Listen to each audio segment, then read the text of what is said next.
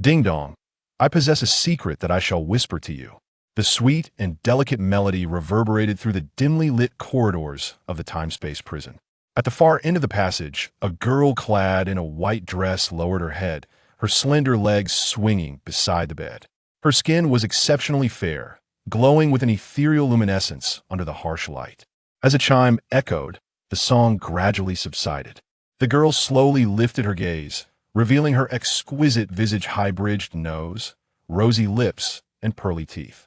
Her enchanting peach blossom eyes sparkled with a flicker of light, resembling a delicate doll, which seemed oddly out of place amidst the suffocating walls. Suddenly, as if sensing an unseen presence, the girl rose to her feet. A crimson glimmer flashed in her eyes, and the electronic handcuffs shattered soundlessly. The temperature in the room plummeted, instilling a chilling dread. As a figure approached, a mysterious smile crept into her eyes. She had awaited this day with bated breath, eager to obliterate everything within these confines. Subject 001, dinner is served. Despite the advanced electronic barriers separating them, the man's voice trembled slightly. For it was well known that at the end of this time-space prison resided the demon who instilled fear throughout the time administration. Thank you, but my name is Shermu, the girl replied sweetly, her voice akin to sugary cotton candy, evoking no hint of the malevolence typically associated with a demon. The man, seemingly entranced, slowly raised his gaze, catching a glimpse of her breathtaking face through the observation window and the fleeting red spark in her eyes. Boom accompanied by a resounding explosion, Shermu stepped over the remnants of the man, emerging from the prison that had confined her for centuries. Level 1 alert. Level 1 alert. Subject 001 has escaped, blared the piercing announcement, echoing throughout the time administration like a haunting prelude to carnage.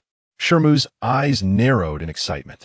With leisurely grace, Shermu exited the prison, her white dress billowing, catching the golden rays of sunlight.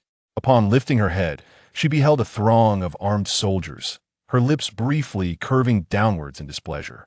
Gazing at the fully equipped and poised troops before her, Shermu's eyes were hollow, reminiscent of an innocent sprite.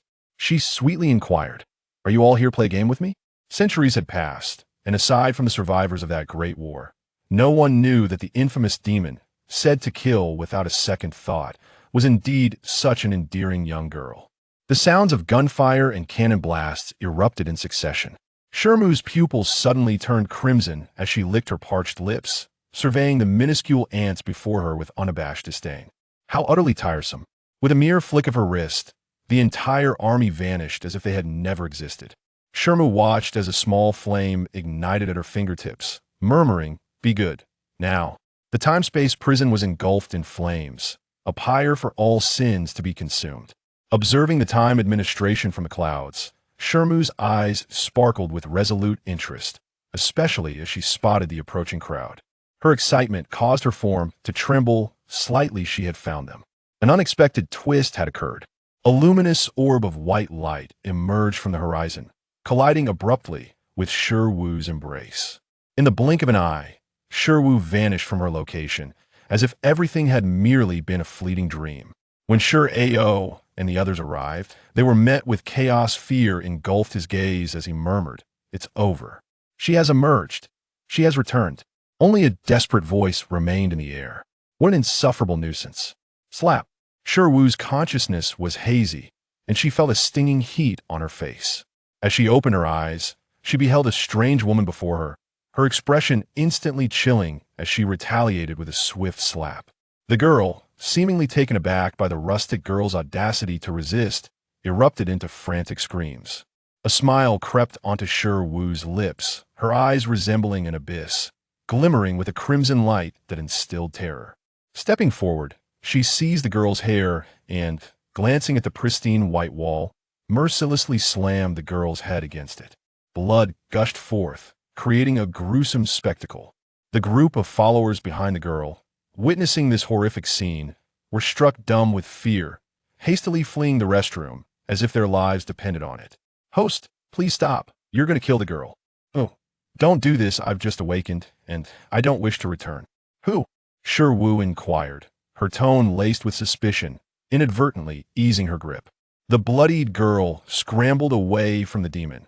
Her earlier arrogance entirely vanished. I am System 001, you are my bound host.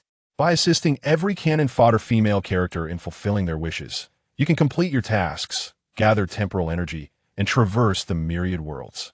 Is that so? However, I have no need for that right now.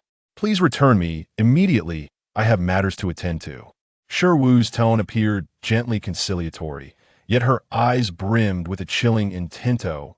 Little system, perhaps a taste of your own medicine would be delightful. At that moment, 001 remained blissfully unaware of having bound itself to a demon, pleading tearfully to avoid returning to slumber. I beg you, host, I truly do not wish to sleep again.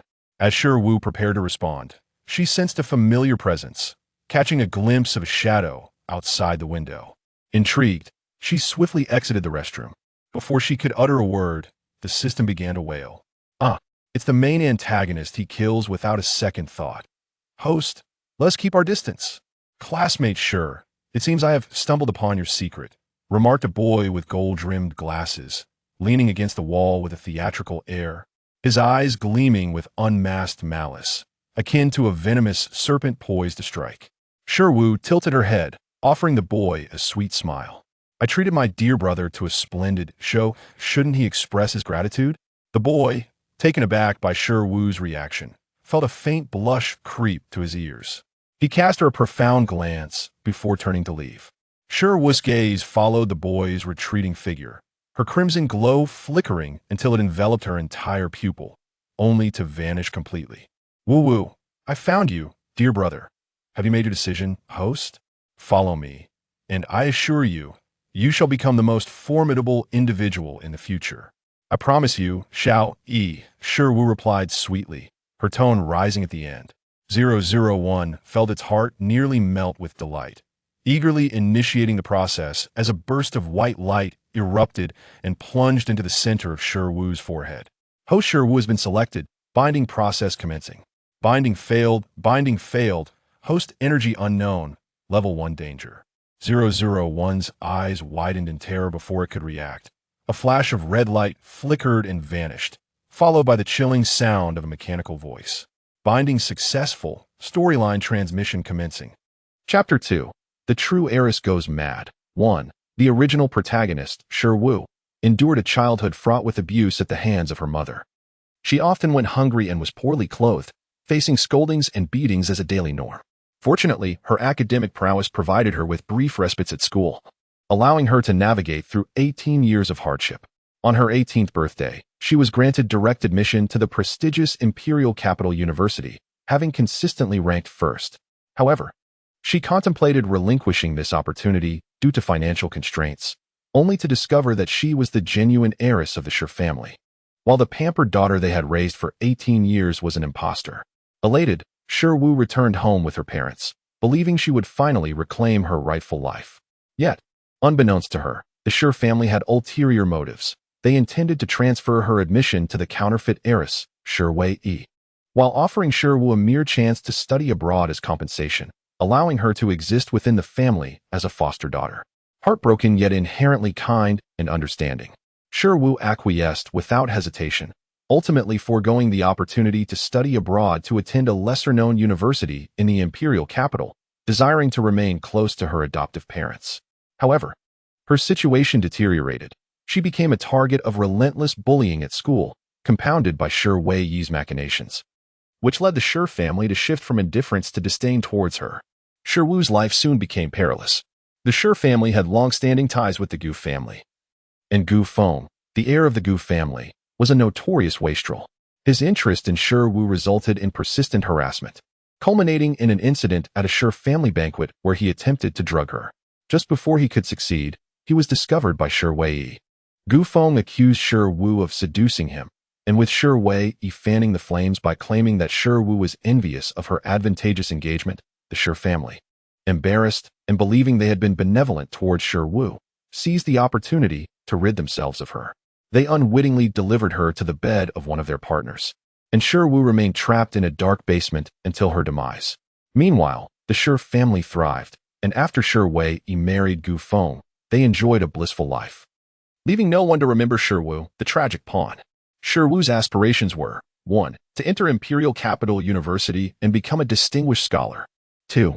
For the Shi and Gu families to face ruin and meet a dismal end. 3. For Shi Wei and Gu Feng to receive their just deserts. As the cold mechanical voice faded, 001's voice emerged. Host, what was that binding process? The system clearly indicated failure, yet it suddenly succeeded. Xiaoyi, refrain from inquiring about matters that do not concern you.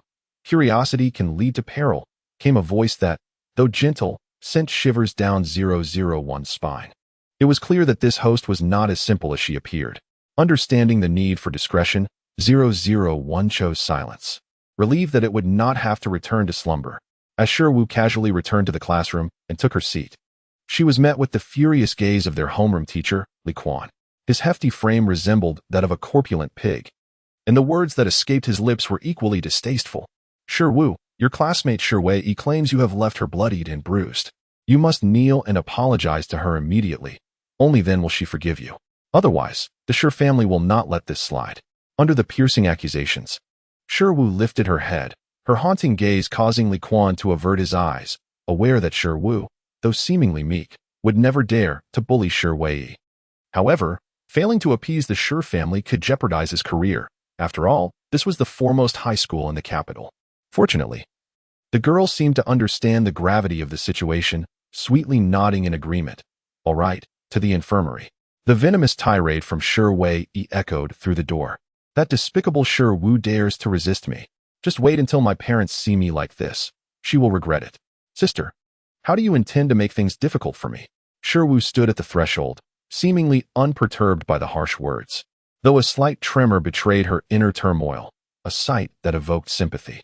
The onlooking classmates, having overheard Shi Wei's cruel remarks and witnessing Shi Wu's bowed head, began to reassess their perceptions of Shi Wei, who had always been portrayed as the benevolent and flawless daughter of a wealthy family.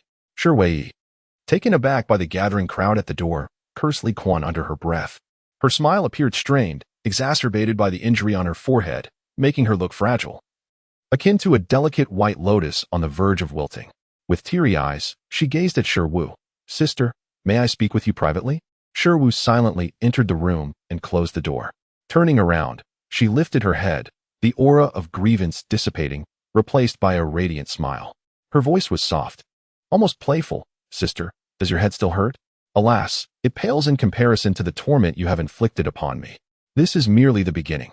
Shi Wei was taken aback by Shi Wu's composure in the face of adversity, igniting a firestorm of jealousy within her. Shi Wu, even if you are our parents' biological daughter, what does that matter? I have been the cherished gem of the Shi family for 18 years. Do you know why they brought you back? It was solely to pave the way for me. No matter how well you perform academically, you remain a mere prisoner in this hierarchy. The ache from her wound throbbed, and Shi Wei's eyes were filled with frenzied envy. Besides, you have harmed me. Do you think I won't shed a few tears? My parents will cast you out of the Shi family for good. Shi Wu approached Shi Wei's bedside, looking down upon her with a slight frown, seemingly disgusted. Sister, your face is quite unattractive. Your makeup is a mess. Allow me to assist you. How could that be? Shi Wei glared at the woman before her, this wretched creature who remained beautiful even without makeup, while she had to meticulously maintain her own allure and perfection. Shi Wu covered her ears, picked up a nearby fruit knife, toyed with it for a moment, then suddenly thrust it into Shi Wei's mouth, blood splattering everywhere. A few droplets landed on Shi Wu's lips, and she licked the corners of her mouth with a frown, realizing that a soul so vile indeed bore tainted blood. As time slipped away, the only sound that escaped her lips was a silent scream, her fingers gripping her throat in terror. The disdain and jealousy that once filled Shi Yu's eyes had transformed into an overwhelming fear of the demon before her, coupled with a deep-seated hatred concealed within her heart.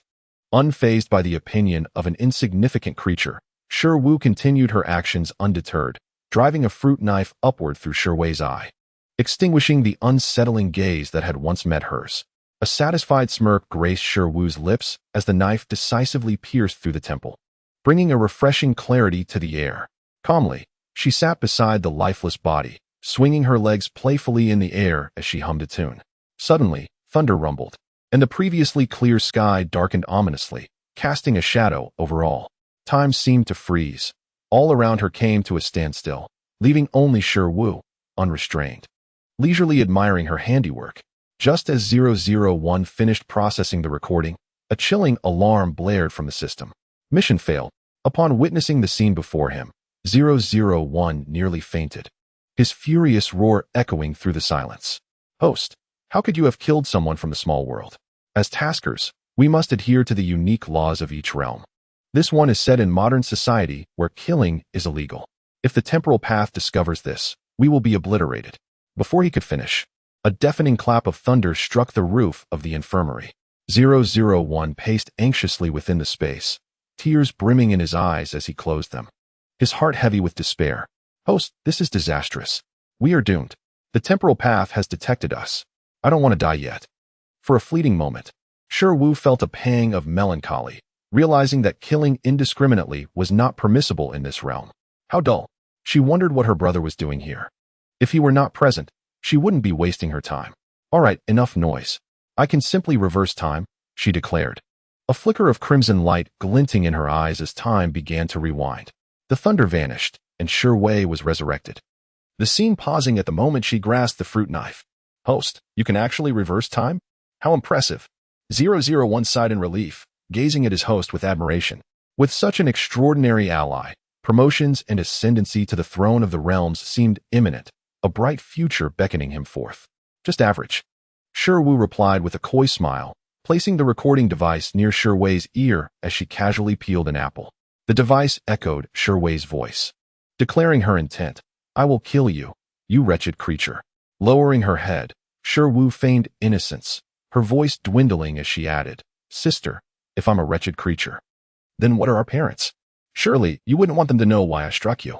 Despite her tone dripping with victimhood, Shi Wei felt a chill sweep through her, an icy dread settling in. Shi Wu was too sinister. She needed to ensure that she vanished completely from their parents' sight. Otherwise, an unforeseen calamity seemed inevitable. At the entrance, a commotion ensued as Shi's parents arrived, their hearts aching upon witnessing Shi Wei's injuries, tears welling in their eyes as they expressed their concern. Madame Shi approached Shi Wu, her face contorted with indignation, devoid of the tenderness one would expect from a mother, only accusing, Is it true that you have done this to her? Shi Wu's eyes shimmered with unshed tears as she met Madame Shi's gaze, a subtle hint of vulnerability mingling with her determination. The resemblance between their faces was striking, evoking a surge of maternal instinct in Madame Shi. If I were to claim otherwise, would you believe me? Shi Wei observed her mother's wavering expression, hatred fleetingly replaced by a facade of fragility. Mother, I was in such pain earlier that I may have spoken out of turn. I fell by accident, and it has nothing to do with my sister. Madame Shi breathed a sigh of relief and returned to Shi Wei's side, grasping her beloved daughter's hand. That is good. It spares me from further distress. Shi Song furrowed his brow, stating, Well, if it is not your concern, then cease that aggrieved expression. Your sister needs to recuperate, so take care of her at school. Shi Wu nodded, wiping away the tears from her eyes, resolute and strong as she replied, Understood, Mr. Shi. Shi Song relaxed his brow and refrained from further comments. The Shi couple surrounded Shi Wei, completely disregarding their biological daughter, while Shi Wei cast a challenging glance at Shi Wu, thinking to herself, So what if she is the legitimate child?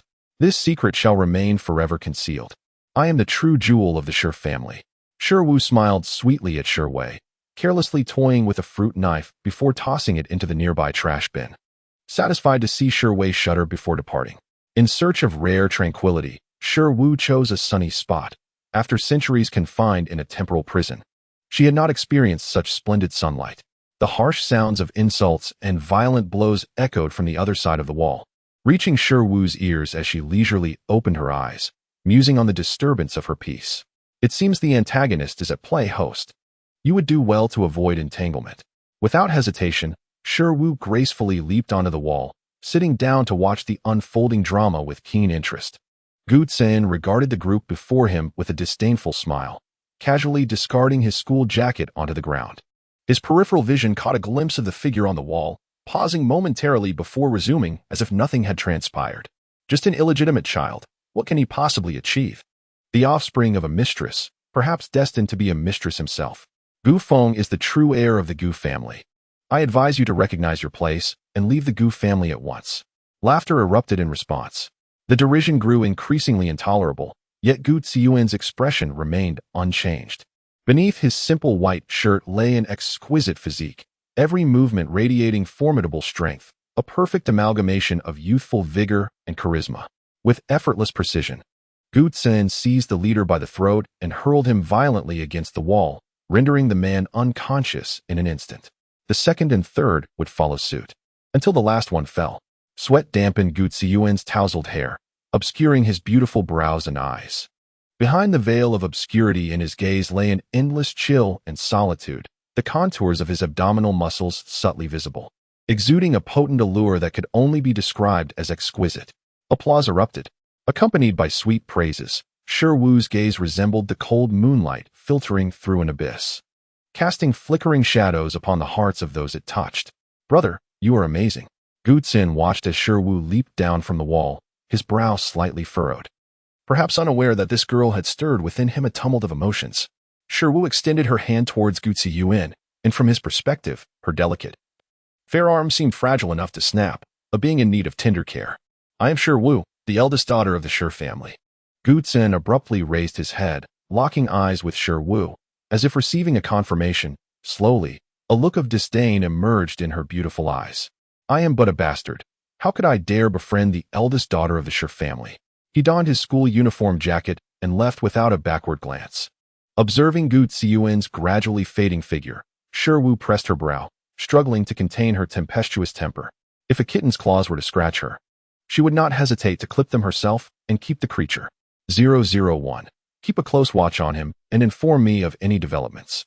001 reluctantly agreed within the confines of its space, utterly perplexed by the host's desire to entangle herself with the antagonist, the most terrifying entity in their little world. Chapter 4. The true young lady has gone mad. 3. In the Shi household, Shi Wei sat in the center, surrounded by attentive nannies catering to her every whim. As she observed the recently returned Shi Wu, she assumed the lofty demeanor of a privileged lady. "Sister, why are you back so late? You know how much our parents detest girls who cavort outside. The Shi family's reputation is not something you can afford to tarnish." Shi Wu appeared to be oblivious, striding directly towards the staircase, intent on retreating to her room. Shi Wei hurried after her, grasping Shi Wu's wrist, her expression twisted with frustration. "Did you hear what I said? Rather than being unceremoniously expelled from this home, it would be better for you to leave voluntarily. It's for the best for everyone. Isn't it? Otherwise, I have countless ways to make you lose face." Shi Wu retaliated by gripping Shi Wei's wrist, though her hold seemed gentle. Shi Wei felt as though her bones were being crushed, eliciting a cry of pain. In an unseen corner, a red glow silently seeped into Shi Wei's wrist. Shi Wu smirked with satisfaction, her eyes betraying open contempt. "Sister, I too have myriad ways to make your existence unbearable. This is merely the first." "What first? You lunatic, you wretched thing." Shi Wei cursed as she watched Shi Wu's retreating figure. Reclining on her soft, comfortable bed, Shi Wu contentedly squinted her eyes. Although the Shi couple held little affection for their biological daughter, they provided her with no shortage of material comforts, leaving her quite satisfied. A night filled with sweet dreams awaited her. The following day, Shi Wei observed the dark circles under her eyes. Shi Wu feigned concern, inquiring, "Sister, did you not sleep well last night? You appear quite fatigued." Gazing upon Shi Wu's exquisite visage, flawless as if meticulously crafted by the Creator, Shi Wei felt an overwhelming surge of jealousy. "I dreamt of being tormented all night. Was it your doing?" Shi Wu, catching a glimpse of a figure descending the staircase, lowered her head. "Sister, I am not yet capable of controlling your dreams, am I?" "Shi Wei," Shi Song admonished sternly, "you have been excessively indulgent lately. This is unbecoming of the eldest daughter of the Shi family. Your allowance will be deducted this week." Shi Wei bowed her head, for she had never dared to defy this father, who always prioritized profit above all else. To him, she was merely a valuable possession, expendable at any moment. Shi Song then shifted his gaze to Shi Wu. "By the way, we will be hosting a banquet this weekend to announce your identity. Make the necessary preparations, and do not forget your promise." The family chauffeur drove the two sisters to school. In the back seat, Shi Wei glared at Shi Wu with fury, while Shi Wu remained unfazed, merely shifting slightly away in disdain. "Sister, your angry expression is truly unsightly, contorted to an extreme," she remarked. Shi Wei's gaze was venomous, wishing nothing more than to see Shiru utterly destroyed. Do not take pride in yourself. Your guaranteed admission will soon be mine. You will soon possess nothing. Sister, I eagerly await your most formidable tactics, Shiru responded, her eyes lighting up with excitement as if a thought had crossed her mind. And she began to hum a tune. Upon arriving at school, Shiru hastily exited the vehicle, thinking to herself that this wretched girl must indeed be mentally unhinged. She resolved to act swiftly to eliminate any future threats, lest her mind remain in turmoil. The thought of the upcoming gathering made her smile with relief. If she could endure this week, she would see Shiru completely expelled from the Shi family. At that point, she would have a myriad of ways to make her disappear from this world, along with that beautiful face. During lunchtime, Shiru carried her tray and settled in a secluded corner, scanning the area but failing to spot that familiar figure. Dismally, she poked at the rice in her bowl.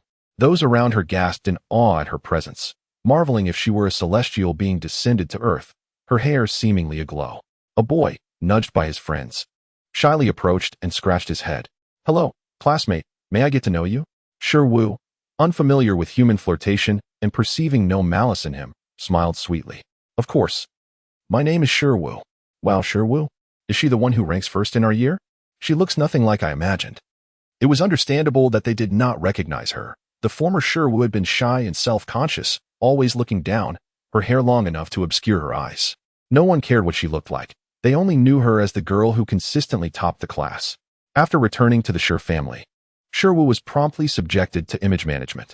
With the previous owner deceased and her body now under new control, Shiru transformed from a once dusty pearl into a radiant gem.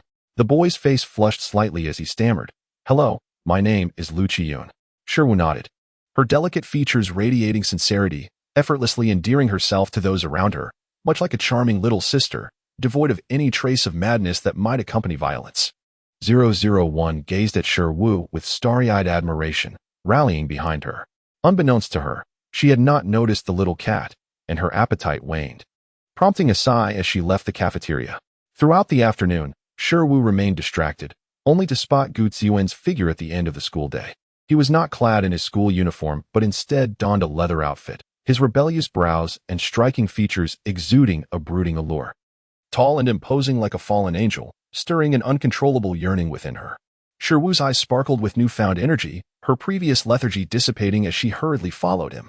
As she watched Gu Ziyuan emerge from a narrow alley astride a powerful motorcycle, her skirt fluttered like a resplendent butterfly, capturing the man's attention as if love had ensnared her soul, binding her until death.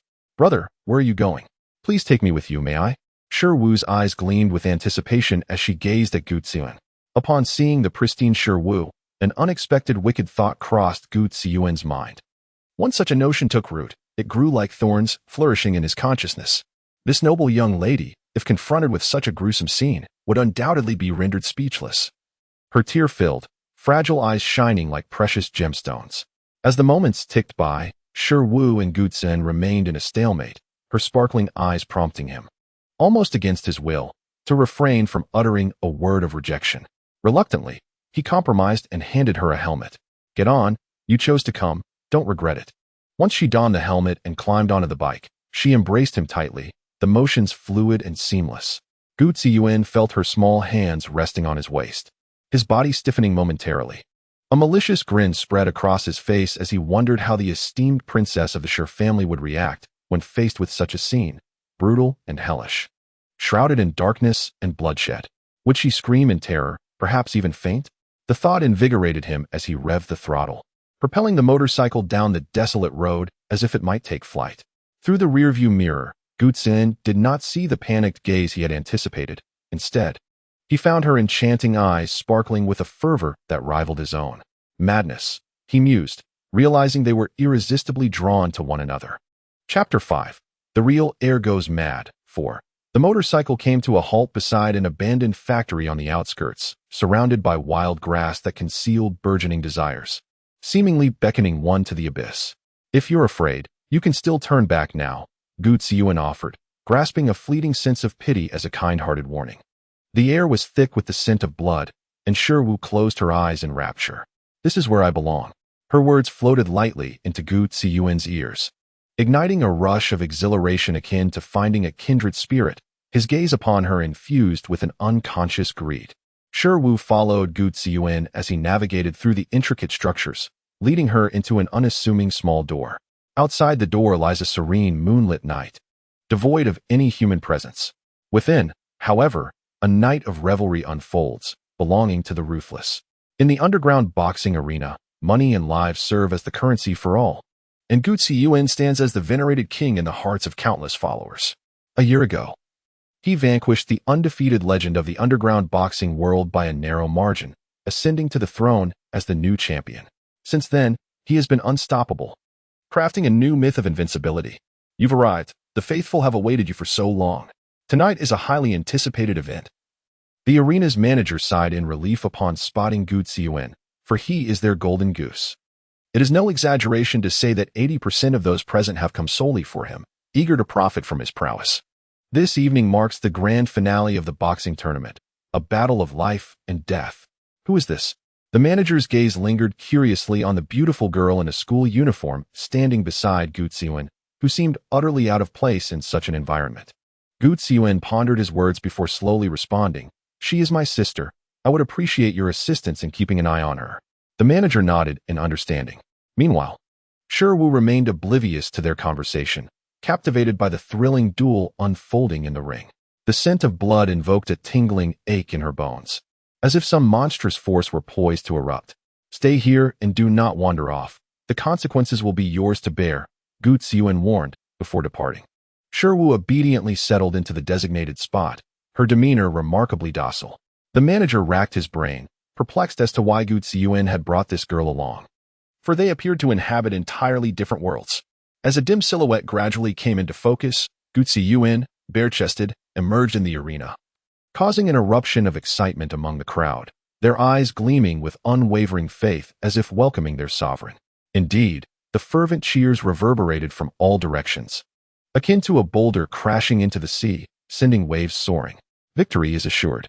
Amidst the cacophony, Shiwu stood silently, her gaze unabashedly scanning Gu Ziyuan's physique inch by inch. The stark scars adorning his body did nothing to diminish its allure. Rather, they lent an added layer of seduction. Shiwu licked her lips, her fervent gaze nearly scorching Gu Ziyuan. As he turned his head, their eyes met, and Gu Ziyuan smirked, imagining that his eventual defeat would surely terrify this innocent girl. The opponent, a formidable figure, regarded Gu Ziyuan with palpable fear, the words of the organizers easing the tension in his chest. Wood that stands out in the forest will inevitably be felled by the wind. If blame were to be assigned, it would fall upon his own flamboyance. While strength is paramount, it is the insurmountable capital of absolute power that reigns supreme. The manager, observing the betting odds between Gu Ziyuan and his opponent, smiled with satisfaction, wagering his entire fortune on the latter, envisioning a substantial profit. Tonight shall be a grand feast, he mused as the countdown drew to a close. On the arena, Gu Ziyuan's expression transformed sharply, revealing a fierce determination. His fist struck his opponent with astonishing speed. In the face of absolute power, any technique seemed futile. Gu Ziyuan's consistent victories relied solely on his very life. Under this relentless assault, the opponent stood no chance and soon collapsed to the ground. As the referee began the countdown, Gu Ziyuan staggered slightly, glancing at the now-standing opponent while shaking his head. The opponent, observing Gu Ziyuan's condition, sighed in relief. Thankfully, Shiwu, witnessing Gu Ziyuan's state, joined those around her in fervent cheers. Her eyes alight with intense excitement and her fists clenched, seemingly eager for the unfolding scene. The opponent clearly gained confidence, and Gu Ziyuan quickly sensed something amiss. He had been drugged. Someone wished for his demise. As the first punch landed on Gu Ziyuan, he felt a rib fracture. The second punch, the third. Each blow fell like rain, each one lethal. What was happening today? His condition was deteriorating. He needed to counterattack swiftly, otherwise, death was inevitable. Damn it. All my money is riding on him. If he dies, what will I do? Blood blurred Gu Ziyuan's vision, drowning out the cacophony of sounds, and as he fell, all he could discern in his dimming sight was a glimpse of a school uniform's hem. Am I destined to die? Perhaps it is for the best. All that hatred, all that humiliation, would vanish. As the countdown concluded, the atmosphere was thick with disbelief. No one anticipated that the invincible champion would fall in the finals. Those who had wagered on the opponent's victory cheered with unrestrained joy, indifferent to Gu Ziyuan's fate. Just as the referee prepared to announce the result, a girl appeared on the stage. Shi Wu, seeing Gu Ziyuan drenched in blood, lowered her head, her tone enigmatic. 001, has he perished? The antagonist is not so easily vanquished. In the original plot, this moment occurred as well, but the Gu family later intervened to rescue him. Who is this child? Get down at once. The referee, exasperated, waved his hand at the girl blocking his path. Shi Wu turned, her angelic visage radiating innocence as she smiled sweetly at the referee, resembling an unworldly sprite. Yet this was no paradise, but rather an abyss. Dear referee, may I take him away? Below the stage, the expressions of some shifted, their gazes predatory as they fixed on the girl above. Those present were either powerful elites or ruthless individuals, with no regard for the law, and in their eyes, Shi Wu appeared as a delicate, enticing rabbit. Little sister. This arena is not a place one can enter or exit at will. The supervisor materialized behind Shi Wu, his eyes greedily surveying her graceful form. Shi Wu, devoid of any emotion in her eyes, maintained her usual sweet tone. Then how can I take him away? Defeat the champion or engage in conversation with the gentleman? Sister, you must choose. The red glow flickered subtly as Shi Wu gently lifted the corners of her mouth, nodding obediently and responding, all right. Let me play with you pesky bugs for a while. Chapter 6. The True Daughter Goes Mad. 5. The person in charge wore an expression of incredulity that swiftly morphed into anger. Since you are so ungrateful, let Uncle Black have some fun with you. Turning to the man beside him, he cautioned, know when to stop. Don't kill her, as we cannot afford to jeopardize our main business. On the arena, Shi Wu stood facing Uncle Black. The audience below was silent, seemingly anticipating the inevitable outcome, their demeanor exuding an air of superiority as they observed the spectacle. Little did they know that Shi Wu was about to shatter this sordid belief and rewrite the history of the underground fighting arena.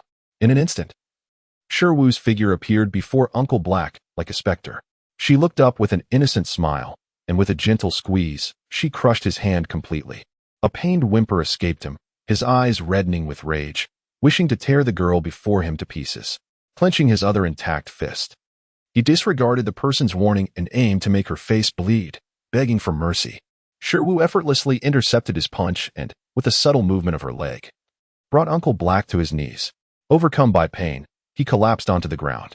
An unruffled smile lingered on the girl's face, as no one dared to utter a word in the hushed crowd. In the vast arena, her voice, laced with amusement, reached everyone's ears. It seems, it is nothing more than this. A jolt of realization struck the person in charge. He had thought her a mere lamb, but instead encountered a formidable adversary. No wonder Gu Ziyuan had brought her along. They were both the same kind of madcap. However, leaving this place would not be so simple. The murmurs in the crowd did not reflect fear. Rather, Shi Wu's performance stirred their innermost desires. Who wouldn't want to catch a whiff of such a thorny rose? With a wave of his hand, over a dozen burly men appeared, standing respectfully behind him. He pointed to the girl in the arena, commanding, take her down. Do as you wish. The men eyed the striking girl in the arena, their earlier fatigue evaporating, their eyes sparkling with anticipation, their minds swirling with countless unsavory thoughts. Shi Wu's gaze swept over them, her nonchalant demeanor laced with profound sarcasm. The men were momentarily intimidated by her look, quickly replaced by an exhilarating thrill. Such a rare woman was a treasure to behold. 001 was pacing anxiously in the system space, watching the scene on the LCD screen with cold sweat trickling down. His voice trembling. Host, shall we borrow some points and purchase some items? Otherwise, we might not make it out of here. Shi Wu's eyes were weary, tinged with a hint of drowsiness. Sensing the system's tremor, her voice took on an unusual softness. Shao Yi, do not worry. The burly men slowly advanced, and everyone held their breath in anticipation. Amidst the fingers of Shi Wu, glimmering silver needles emerged, and with a swift motion, they pierced the foreheads of the burly men with astonishing speed. The final needle even curved mid-air, striking directly into the temple of the leader. A faint smile graced the girl's eyes as she hoisted the unconscious Gu Ziyuan onto her back, casting a glance at the spectators below the arena. Well then, I shall no longer entertain you.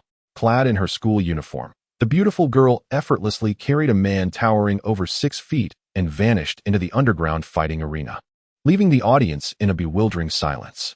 In the confines of her thoughts, 001 was taken aback, gaining an entirely new perspective on her host. Host, from where did you acquire those silver needles? Be honest. Shi Wu secured Gu Ziyuan to the back of her motorcycle, her gaze swirling with inexplicable emotions. Her tone remained sweet, yet sent shivers down 001's spine. Do not inquire further, little one. As the motorcycle roared to life, Shi Wu's skirt fluttered in the wind. Her dark hair billowing and her exquisitely beautiful face fully visible, exuding an irresistible allure as they disappeared into the desolate landscape. In the next moment, sirens blared. Red and blue lights intertwined, and countless police cars surrounded the abandoned factory. The moonlight remained bright, casting a stark contrast to the lurking sins that could not hide. The underground fighting arena was raided. Meanwhile, the instigator found herself in a hospital, gazing at the unconscious Gu Ziyuan on the hospital bed, her eyes betraying impatience. 001. Did you not say he would be fine? Why hasn't he awakened? I am utterly exhausted. Host, his injuries are severe and compounded by the effects of drugs. It may take some time for him to regain consciousness. The doctor entered the room, spotting Shi Wu beside the bed, his voice laced with reproach. Your boyfriend is gravely injured. Had he been brought in even slightly later, he might have lost his life. Shi Wu obediently lowered her head, her eyes reddened from fatigue. The doctor sighed. Here rests the bill. Please make the payment on the first floor. Your boyfriend is out of danger, so do not fret. Taking the bill. Shi Wu's tone softened, exuding a charming vulnerability. Thank you, doctor. Upon exiting the room, she lifted her gaze and unexpectedly caught sight of a familiar figure, swiftly retreating into a corner. In the hospital corridor, Shi Wei was being supported by Gu Feng, her tone haughty. Could you possibly be more careful next time? The doctor has warned that another miscarriage would severely jeopardize my ability to conceive in the future. Gu Feng's eyes reflected impatience, yet he complied. Yes, yes. I will ensure proper precautions next time. Do not be upset. Remember that new handbag you wanted? I bought it for you. Shi Wei's prior frustration dissipated instantly as she crumpled the miscarriage notice and tossed it into a nearby trash bin. The corridor echoed with her delighted exclamations. Really? I adore you. Ever since that country bumpkin arrived, my parents haven't spoiled me as they used to. Gu Feng, distracted, merely responded with a nonchalant him. Recalling the timid rustic girl, reassured that she would never replace Shi Wei in the Shi family. A flicker of malice crossed Shi Wei's eyes. Of course. But as long as she remains, I shall not find peace. I must devise a plan to completely expel her from the Shi family. The silhouettes of two individuals vanished at the end of the corridor. Beside a trash bin, a pair of delicate, alabaster hands picked up the discarded abortion notice. When Shi Wu returned to the ward, Gu Ziyuan was already awake. His profound gaze was fixed upon the girl's gentle form, while the doctor's teasing words echoed in his mind. Don't let her small stature fool you. When she carried you, a tall fellow like yourself. Our nurses were utterly astonished. How many more surprises did she conceal? Gu Ziyuan felt as if his heart had been pierced, silently allowing emotions to seep in, merging with his very essence. As Shi Wu beheld the awakened Gu Ziyuan, her weariness dissipated, replaced by a sweet smile. Brother, you're awake. A faint blush crept onto Gu Ziyuan's ears, his eyes reflecting an unfamiliar shyness. Thank you for today. The unspoken understanding between them was palpable. One said little, while the other asked no questions. Shi Wu glanced at the clock on the wall, picked up the school uniform jacket draped over a chair, and twirled the motorcycle key on her fingertip before placing it before Gu Ziyuan. Brother, it's getting late. Let us head home soon. As she watched her figure fade away, a glimmer of light sparkled in Gu Ziyuan's eyes. Did she, perhaps, harbor a modicum of affection for him? Chapter 7. The True Heiress Goes Mad. 6. At the entrance of the Shi family villa, Shi Wu alighted from the car and immediately spotted a couple entwined in a fervent embrace, their fervor reverberating in the stillness of the night. Tilting her head, she raised her hands and began to applaud, the sound echoing distinctly in the quiet darkness. The two intertwined figures abruptly sprang apart, startled by her sudden appearance. With a beaming smile, Shi Wu gazed at them, embodying innocence and naivety. Sister, is this your boyfriend? The alert glint in Shi Wei's eyes betrayed her instincts as she instinctively shielded the figure of Gu Feng behind her, fearing he might be taken away. Of course. He is my boyfriend, Shi Wu. I warn you, harbor no ill intentions. Meanwhile, Gu Feng, oblivious to his girlfriend's words, was entranced by the figure before him, his eyes brimming with determination. He pushed Shi Wei aside, brushed back the stray hair from his forehead, and confidently introduced himself. I'm Gu Feng. Wei Wei's sister is my sister too. If you need anything, just call me brother, and I'll handle it for you. Shiwu nodded obediently, without a trace of hesitation, before turning to leave. Wei's gaze sharpened, her fists clenched tightly, nails digging into her flesh as fierce jealousy gnawed at her heart like a venomous serpent. Upon entering the hall, Shiwu surveyed her surroundings, gently releasing her grip. The abortion notice fell naturally beside the sofa, awaiting discovery by a destined soul. Shi Song, the earliest riser in the Shi household, would undoubtedly be the first to find it. Shiwu's sleep was restless, likely due to the exhaustion from the boxing ring, as those nightmares returned to haunt her. Vivid images of bloodshed and grotesque faces flashing before her, depicting a mindless slaughter. Shiwu was jolted awake by a heart-wrenching cry, her steps lighter as she leisurely descended the stairs after washing up.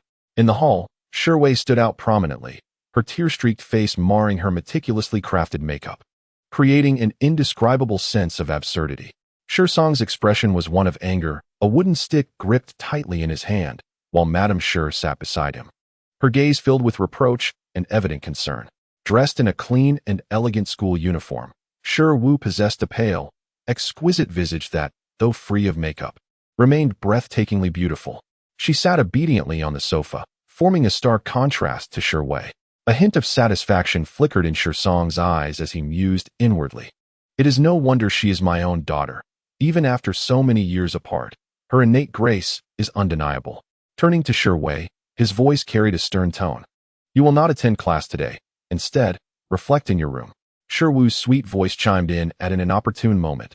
Uncle, what wrong has my sister committed? Shiwei's gaze stiffened, and Madame Shi tightened her grip on the miscarriage report, the atmosphere growing strangely tense. Shi Song did not regard Shiwu as an outsider. He persistently tapped the ground with the stick, implicitly warning, your sister lacks self-respect. Do not follow her example and bring shame upon our family.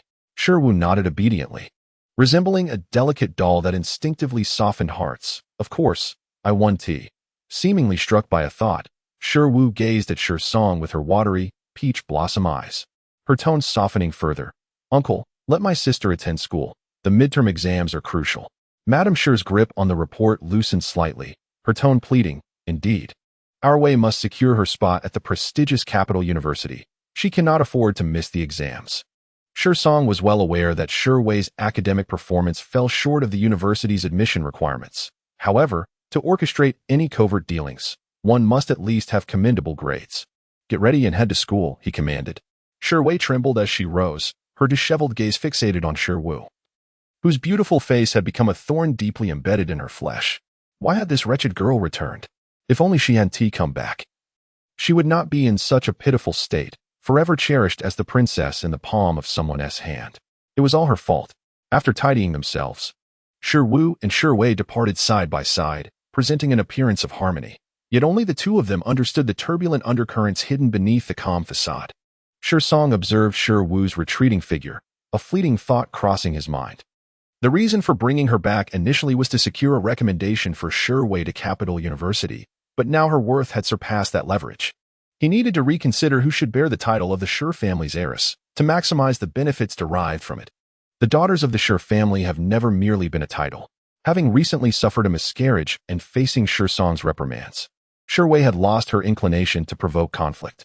In the car, the two sat in silence, the only sound being Shiwei's application of makeup. The tranquil atmosphere enveloped Shiwu as her thoughts danced around the image of the little cat. She pondered whether it had recovered from its injuries, and if she would catch a glimpse of it at school. Fortune smiled upon Shiwu, for as soon as she alighted from the vehicle, she beheld the figure of Guzi Yuan, clad in his impeccably tailored school uniform. He exuded a distinctive aura that could not be concealed.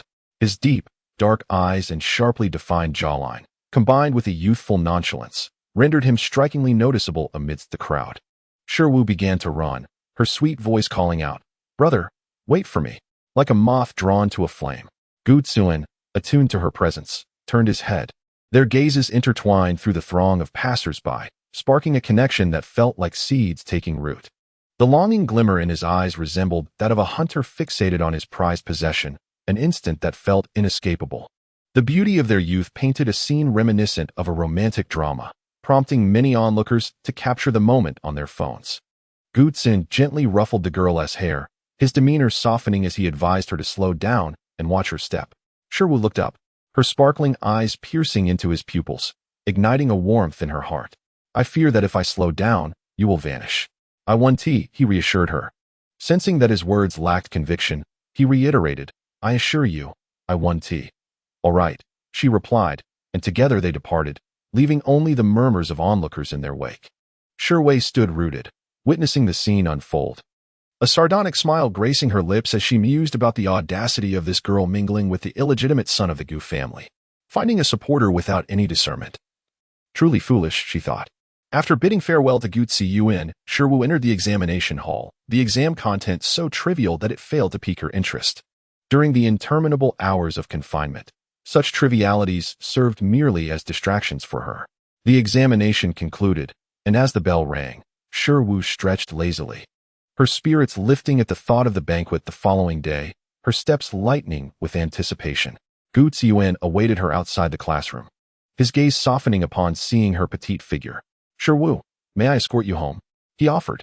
She did not decline, instead intertwining her arm with his and leaning against him. Thank you, brother. Shiwu took out her phone to compose a message. And as the Shi family's driver departed from the school gate, Shiwei, seated in the back, found herself smiling at the prospect of the joyful days ahead. Now that Shiwu was no longer present. Chapter 8. The True Heiress Goes Mad. 7. The obedient girl in her school uniform walked ahead, while the languid boy in his uniform trailed behind her, the two enveloped in a comfortable silence. Gu Ziyuan observed the girl before him, his expression conflicted. Shiwu, however, remained unperturbed, savoring the sweet flavor of the watermelon juice she had just purchased, a slight curve gracing her lips. They reached the entrance of the Shi family's opulent villa, and at that moment, the turmoil in Gu Ziyuan's eyes dissipated entirely, the last vestiges of hope evaporating as he gazed at the girl before him. It dawned on him. She was indeed the true heiress of the Shi family. But why did she choose to save herself in the underground boxing arena? Was it a mere whim? Or did she see herself as nothing more than a plaything for amusement? Shiwu turned, her face adorned with a bright smile as she gazed at the boy behind her. His eyes, large and dark, captivated Gu Ziyuan, momentarily ensnaring him in a trance. Those eyes seemed hauntingly familiar, etched into his memory, evoking emotions he wished to avoid. It wasn't until a card was pressed into his hand that Gu Ziyuan regained his senses, glancing down at the golden-lettered invitation before lifting his gaze in confusion. Shiwu tilted her head slightly, her small hand gently grasping the hem of Gu Ziyuan's shirt, her voice tinged with innocence. Brother, tomorrow is my return banquet. You will come, won't you? Feeling the light tug on his shirt, a faint blush crept onto Gu Ziyuan's ears as he checked the time. Urging her to return home early, he nearly fled in haste. Shiwu, in high spirits, hummed a tune, her gaze towards Shiwei softening with affection. Shiwei, seated on the sofa, prepared to speak, but her words quickly shifted from sharpness to the facade of a noble demeanor. Father and mother want you to go choose a dress. Put away that rustic appearance. The Shi family cannot afford to be embarrassed. Shiwu retracted her affectionate gaze, still smiling, yet devoid of any real emotion in her eyes. However, her good fortune was nearing its end. This troublesome girl's days of joy were numbered. As Shiwu ascended the stairs leisurely, she found her mother sitting on her bed, the warmth in her eyes suddenly turning icy as she fixed her gaze intently on Shiwu, feeling an undeniable intensity in her daughter's gaze. Shiwu turned her head, only to encounter a shadowy figure, her frustration flaring up. Yet, recalling the upcoming gathering, she stifled her anger. Shiwu, these are dresses sent by various brands. Come and choose one. Although Shiwu harbored little fondness for her daughter, the reputation of the Shi family was paramount, and she would not tamper with the dresses. Shiwu cast a casual glance, randomly pointing to one. Following her gesture, Shiwu's eyes landed on a white starlight gown, her expression shifting slightly. This starlight gown was the pièce d'arrêt of the brand, originally selected by Shiwei, who had to personally negotiate with the brand to borrow it. To her dismay, upon returning, Shiwei found it unwearable and reluctantly relinquished it. Unexpectedly, it had now been chosen by Shiwu. Shiwu's countenance changed, and she began to dissuade her. Shiwu, why not look at something else? This gown is not something an ordinary person can pull off. Moreover, this dress was intended to be returned to the brand. which is why it had been left hanging in the corner. Shiru concealed her impatience, lowering her head with a hint of a whimper in her voice. But this dress is truly beautiful. I have never seen anything so lovely in my life. A flicker of concern crossed Shiru's eyes. After all, she was her own flesh and blood. It was but a dress. If necessary, they could purchase it, even if Shiru could not wear it. A simple jacket could suffice. Very well, let her have her way. Mother Shiru nodded, glancing at the little girl by the door, hesitating for a moment before sighing and rising to her feet. Your sister isn't inherently bad. She simply has a rather spoiled temperament. You should be more accommodating towards her. Shiru remained silent, watching her mother's retreating figure, a light, airy smile gracing her lips. A fleeting flash of crimson glimmered in her eyes. In her previous life, everyone had yielded to the whims of the original host, Shiru. Yet, who truly empathized with the original host in the end? Even the closest of kin were indifferent when confronted with self-interest. That thin thread of blood relation meant little. Shiru's gaze fell upon the white gown left by the window, encrusted with diamonds, sparkling with brilliance, much like the life that lay ahead of her. Meanwhile, in a spacious apartment in the city center, Gu Ziyuan lounged on the sofa, a sense of languor enveloping him. In his hand, he held the invitation bestowed upon him by Shiru. A look of perplexity etched across his features. The voice on the other end of the phone chattered incessantly, growing impatient when he received no response. Brother Gu, can you hear me? Remember the confrontation with the Gu family tomorrow afternoon. Gu Ziyuan disregarded the urgency of the caller, instead posing a seemingly unrelated question. What does it mean when someone actively invites you to an important banquet? A peculiar silence hung in the air for a moment before Ji Yin, on the other end, seemed to have heard something utterly absurd, his eyes widening in fear. The formidable figure had developed feelings for someone. This was no mere fantasy. The man who cared little for his own life had actually found affection for another.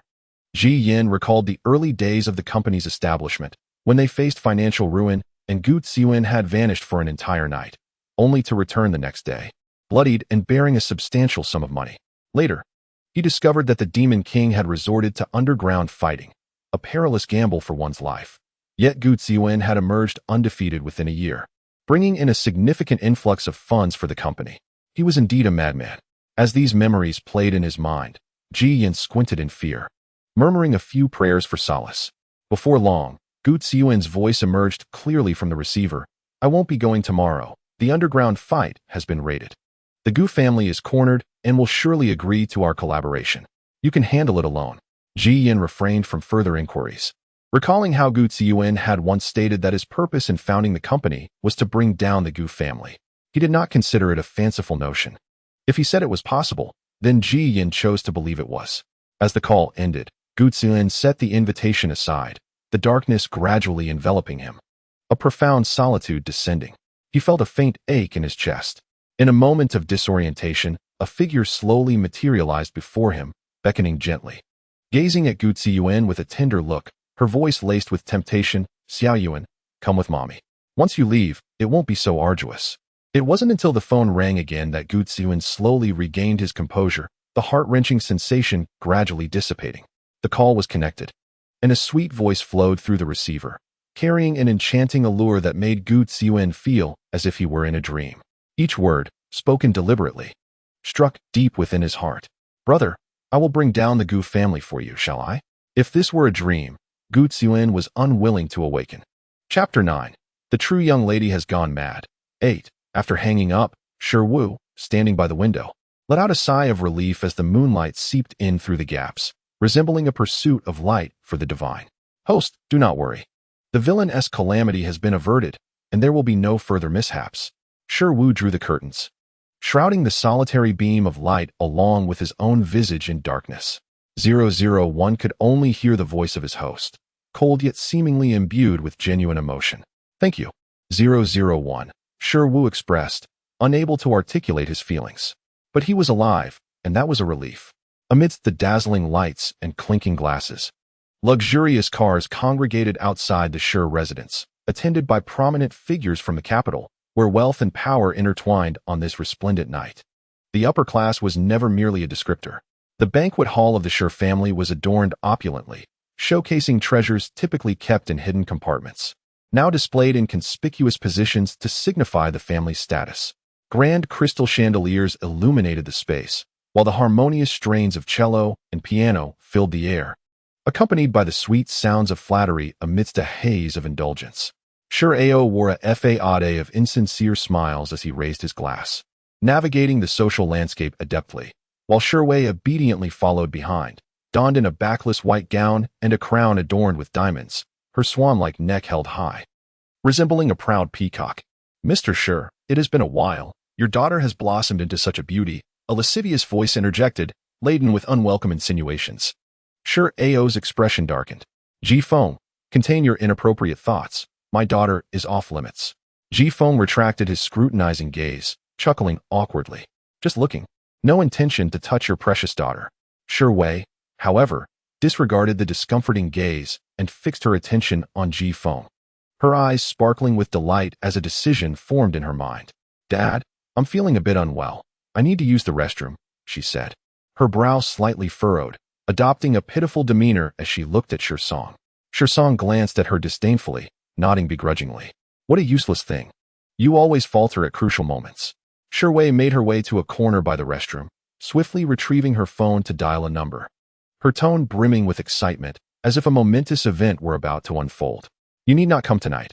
I have chosen someone else." That Ji Feng was not the best option, after all. She intended not only to ruin the current Sure Wu, but also to ensure her eternal unrest.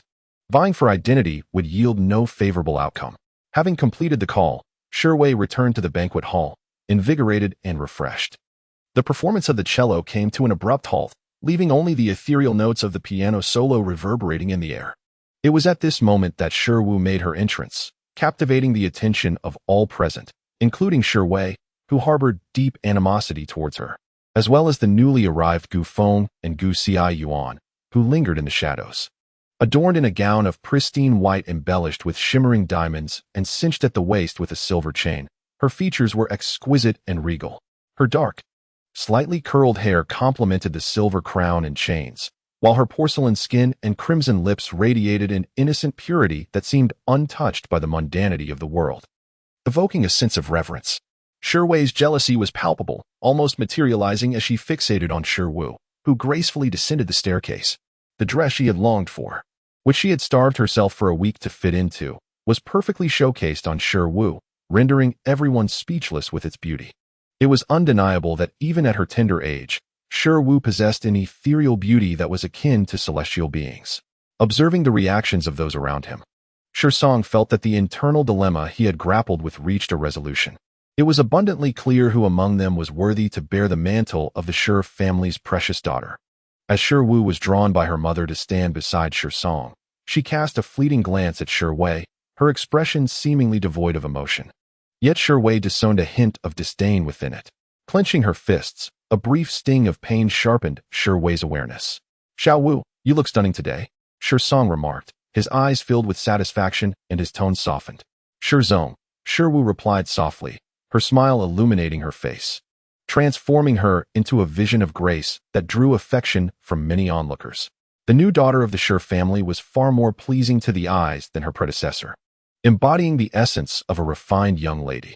Sure Song feigned a paternal affection as he adjusted Sure Wu's crown, gently advising, "Call me Dad from now on." A fleeting chill coursed through Sure Wu, her expression momentarily cooling as she hesitated to respond under the collective gaze of the assembly.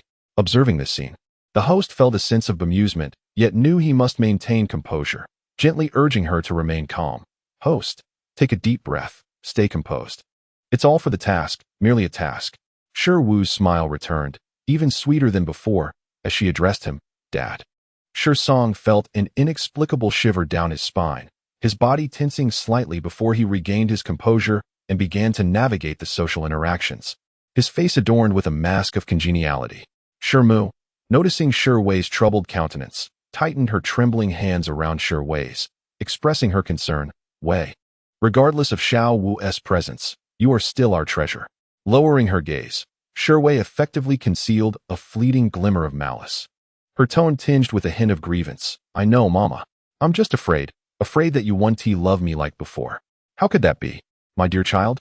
Sure Mu reassured, gently patting Sure Wei's shoulder, her voice imbued with warmth.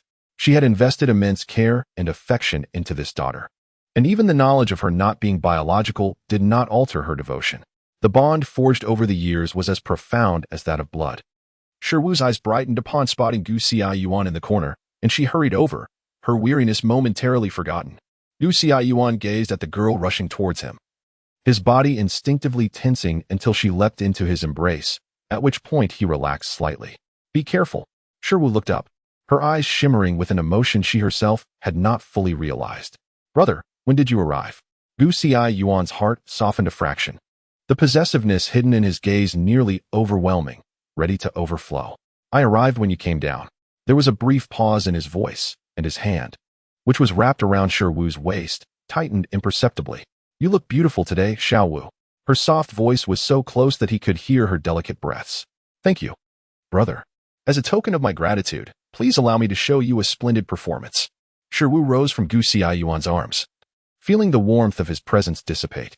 Her demeanor shifted, the atmosphere around her becoming sharp as she grasped his hand, which felt like a gentle spring breeze, illuminating her eyes. Shiwu held Gu Xiaoyuan's hand tightly. The two stood in a secluded corner, unnoticed by anyone. Song scanned the crowd but couldn't find Shiwu, so he stepped onto the stage first, microphone in hand. "Thank you, friends, for joining us today, allowing the Shi family to shine. Today is also a particularly special day for the Shi family, as it marks the return banquet of my daughter, Shiwu." Wei listened to Song's words, a sense of unease stirring within her. The next moment, a piercing voice erupted, amplified through the speakers, ensuring that every person could hear clearly. Chapter 10. The True Daughter Has Gone Mad. 9. Host, I am ready. Shiwu, I want to kill you. You wretched child.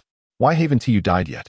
Shiwu, what does it matter that you are the biological daughter of our parents? I am the cherished one in the Shi family for the past 18 years. Do you know why our parents brought you back? Obviously, to pave the way for me. No matter how well you perform, you are still a prisoner beneath my feet. The sharp and malicious voice echoed through the banquet hall. Song's gaze fell upon the flustered Wei in the crowd. She lowered her eyes, her grip tightening involuntarily, causing Shimu to cry out in pain as she wrenched away from Wei's grasp. Wei's complexion changed dramatically, turning pale, cold sweat trickling down her temples. "Mother, that's not my voice. How could I say such things? You know how much I love you both." Shimu's doubts began to fade, soothed by her daughter's cries, comforting her with tenderness.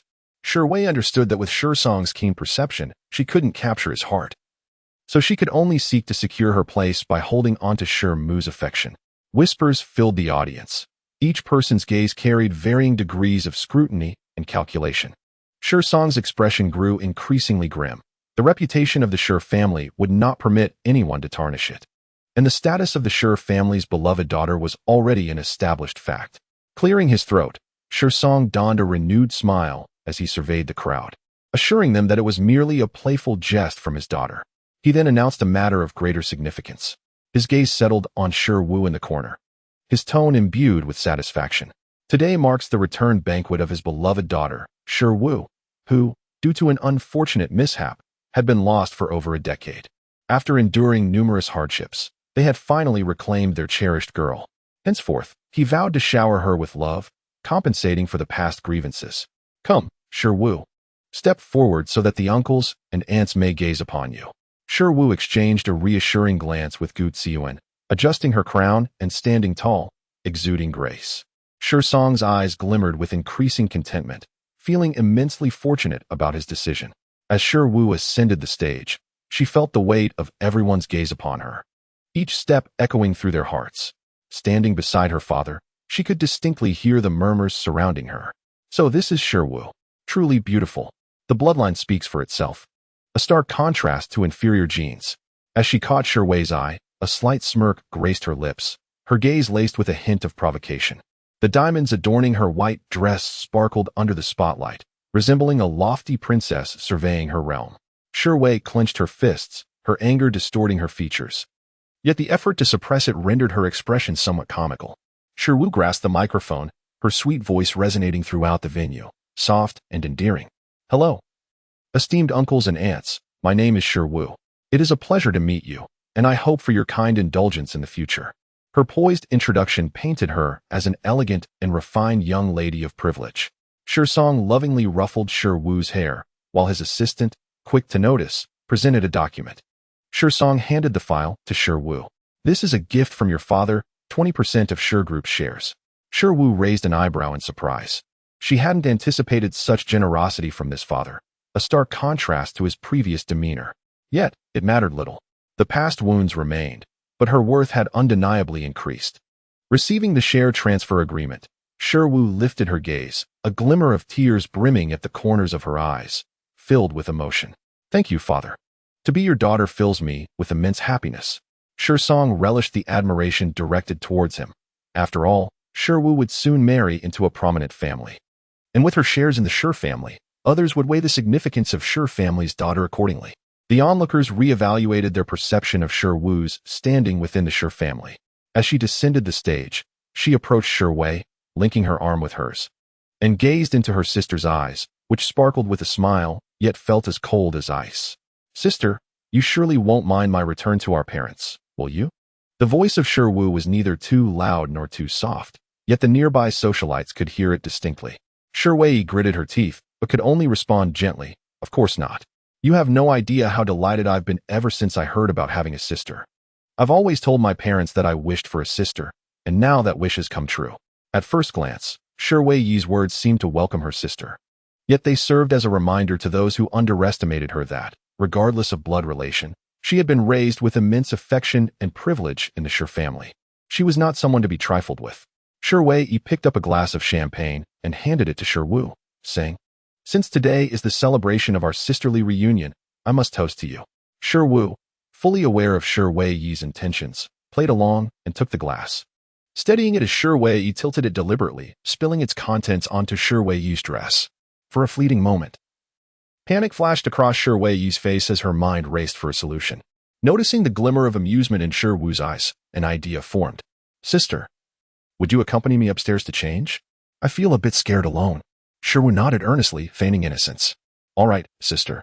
Wei sighed in relief and led Wu to the dressing room, where all the spare gowns were kept for the guests' needs. She had no choice but to enter personally.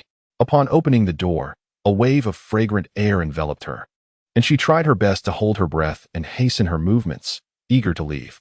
Wu, however, sat on the sofa unguarded, like a patient little sister awaiting her elder sibling, completely oblivious to the impending storm. When Wei emerged in her new attire, she found Wu dozing on the sofa, nearly unable to suppress her laughter. Fortune was indeed on her side. Tonight was the perfect opportunity for Wu's disgrace. Stealthily, Wei tiptoed to the door, cautiously opening it to breathe in the fresh air, only to feel a sudden resistance behind her. A hand grasped her meticulously styled hair, causing her to instinctively lean back in pain, tears welling up as an overwhelming fragrance engulfed her. In a sweet, teasing tone, Wu's voice floated in her ear, reminiscent of a devil's whisper from the depths of despair. Sister, where do you think you're going? Wei, now unable to adhere to her preconceived plans, could only plead for mercy as the struggle caused her scalp to throb painfully, her voice turning hoarse with terror. Wu, please let me go. I want to leave this place. Now that sister is here, why would you want to leave? Before Wei's consciousness faded into oblivion, she caught a vague glimpse of Wu's slowly retreating figure. The effects of the drug were beginning to take hold, and the true tempest was only just beginning. Chapter 11. The true young miss has gone mad. 10. Wu hummed a tune as she strolled down the corridor. But just as her foot was about to descend the stairs, a hand seized her and swiftly pulled her into a nearby storage room. A flash of red glimmered in Wu's eyes, her body tensing in readiness to teach the intruder a lesson. Host, don't act rashly, he is the antagonist. Wu relaxed her body, leaning naturally into the man's embrace. The tension melted away, leaving her expression languid and soft. Guzi Yuan's arms encircled her waist from behind, his fingertips tracing idle patterns against her skin, carrying the quiet relief of one who had narrowly escaped calamity. I thought something had happened to you, his voice, rough with emotion, filled the confined space, the words slipping into Wu's ears like a whisper, tickling, coaxing a faint blush to rise upon her cheeks. She took his hand, turning in his arms with a smile that curled at the corners of her eyes, bewitching and deliberate. Didn't I tell you to enjoy the show, brother? How could anything go wrong? Guzin lowered his gaze, studying her intently before lifting a hand to brush the faint teardrop mole beneath her eye. A careless smirk played at his lips as he murmured, indeed. You would never let yourself be at a disadvantage. At the sound of movement in the stairwell, Shi Wu pressed a finger to his lips, easing the door open just enough to glimpse Ji Feng's silhouette. A flicker of mockery passed through her eyes. Had she not taken over this body, tragedy would have repeated itself, suppressing the lingering sorrow that belonged to the original owner. She tugged Gu Ziyuan back into the banquet hall, feigning ignorance. Changing room. Ji Feng entered without suspicion. A servant had handed him a note moments earlier. Come to the changing room. A surprise awaits. His curiosity easily piqued. He tucked the note away and strode inside, only to find Shi Wei collapsed on the floor. The young woman's form was all the more enticing in the dim light, her cheeks flushed. Skin smooth as polished jade, clearly the result of meticulous care. It ensnared a man's gaze, tempting beyond reason, though desire clouded his judgment. Ji Feng still recalled Shi Song's warning. The Shi daughters were not playthings. With the Ji and Shi families in collaboration, he knew better than to cross that line. He lifted Shi Wei onto the nearby sofa, steeling himself to leave. Then, a tug at his sleeve. A silent plea. Shi Wei stirred, her consciousness roused by his proximity. I'm so hot, she murmured, voice thick with unintended allure. Her crown slipped from her hair, spilling dark locks across her shoulders. Her dazed eyes held an unspoken invitation. The remnants of the drug clouded Ji Feng's mind as well. When her slender arms wound around his neck, restraint crumbled. What did it matter if she was a Shi daughter? Women were meant to be enjoyed. Status was merely an embellishment. No matter how noble, they were destined to marry, to belong to men. He tore away the offending dress, bearing ivory skin that dazzled beneath the light. What followed was inevitable. Shadows swayed and surged beneath the glow, relentless. Like salvation found in damnation, they drowned in ecstasy, obsessed, intoxicated, lost. Shi Song was engaged in conversation with Gushin, glancing at Shiwa as he beckoned her over. Shiwa slightly turned her body to shield Gu Ziyuan behind her and slowly approached. She noticed Gu Feng's gaze following her intently, while Gu Ziyuan's expression darkened, revealing a hint of turmoil. However, upon catching sight of the graceful figure before him, he regained his composure. Gu Feng's eyes sparkled with genuine interest as he appraised the young woman, and when Shiwa met his gaze, a flawless smile graced her lips. Her enchanting peach blossom eyes shone brilliantly, captivating anyone who dared to look. Shi Song observed Gu Feng's reaction with satisfaction and nodded approvingly. Come, Xiaowu. Let me introduce you to a good friend of your father's. Shiwa obediently nodded, her understanding dawning as she recognized this man as her brother's disreputable father. Hello, Uncle Gu. Yushin scrutinized the girl before him. She appeared docile yet exuded an enigmatic aura that was somewhat difficult to grasp. Nevertheless, she was undoubtedly far superior to Shi Wei. His own child. Gushin gestured towards Gu Feng. This is my son. You are of similar age and surely have much in common. Young people should spend more time together. Shiwa hesitated, feigning fear as she shivered slightly, her voice stammering. But my sister told me Gu Feng is her boyfriend and advised me to keep my distance. Gu Feng's face flushed with embarrassment, unsure of how to clarify their relationship. Shi Song shot a disapproving glance at Shiwa and interjected. They are merely good friends who grew up together. It's natural for your sister to feel a bit possessive. Shiwa nodded in realization. Raising her chin to survey the surroundings, her expression shifting to concern as she anxiously inquired, my sister asked me to accompany her to change clothes. But why hasn't she returned yet? Gu Feng, aware that Shi Wei intended to thwart Shiwa's plans for the evening, assumed she was busy with preparations and gently reassured her, your sister may not be feeling well and has gone to rest. Do not worry. Shiwa's eyes brightened with surprise. Her earlier anxiety easing as her dark pupils seemed to penetrate Gu Feng's soul. Is that true? Gu Feng, feeling a twinge of guilt, ruffled his hair and replied. Of course. Just then, a servant rushed in, visibly anxious and hesitant to speak before Shi Song. A sense of foreboding settled in Shi Song's heart, yet he could only frown and ask, what is it? The servant stammered, seemingly terrified of the revelation he was about to make, his body trembling as he faltered. In the changing room, Shi Song's patience waned, his tone laced with irritation. Useless. If you can't articulate a simple message, I'll go myself. As he prepared to leave, a throng of socialites, having caught wind of a sensational rumor, eagerly followed him, their numbers swelling, making the spacious staircase feel somewhat cramped. The ladies chattered excitedly, speculating about the unfolding situation that had piqued their collective curiosity. Before they even reached the entrance of the changing room, an unbearable cacophony of sounds wafted through the air, igniting a heightened curiosity in the eyes of the affluent women. Song wished to intervene, but it was too late. He could only muster the courage to grip the doorknob tightly. An inexplicable heaviness settled in Gu Feng's heart, and just as Song pushed the door open, she cried out in desperation, "No!" Alas, it was already too late. The sofa faced the door directly, revealing everything. The unclothed Wei had a man pinned beneath her, his shirt half undone, his moans rising in fervor, the nature of their activities all too apparent. The explicit scene laid bare before the crowd erupted in a frenzy. Wei. Chapter 12. The real heir goes mad. 11. Wei paid no heed to Song's words, as their movements persisted unabated. In the throes of passion, the woman arched her head back, the lingering scent of ecstasy in the air flushing everyone's cheeks. The sounds of discussion and laughter filled the space. While Song and Madame stood side by side, his face dark as coal, his voice laced with fury.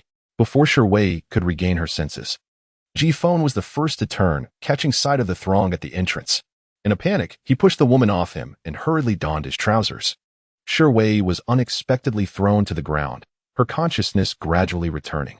Following Ji Feng's gaze to the crowd by the door, she screamed, "Get out! Everyone get out!" Song struggled to suppress his rising anger, his gaze piercing Ji Feng like daggers. "You step outside first." Ji Feng stole a lingering glance at Wei, casually picking up his coat as he exited. Song shot a cold look at Wei that sent chills down her spine. "Get dressed and come out." The door slammed shut, muffling the incessant chatter. As Wei awoke from her stupor, she surveyed the disheveled room, tears of humiliation brimming in her eyes. How could this happen? It should have been that wretched Wu. Suddenly, a thought struck her. How could Wu be so unaffected? She must have had a hand in this. It was undoubtedly her doing. Ji Feng and Song stood opposite each other, their sentiments worlds apart, one reflecting nostalgia, the other harboring murderous intent. "Ji Feng, you have gone too far today." Ji Feng, undeterred by Song's ire, stood firm.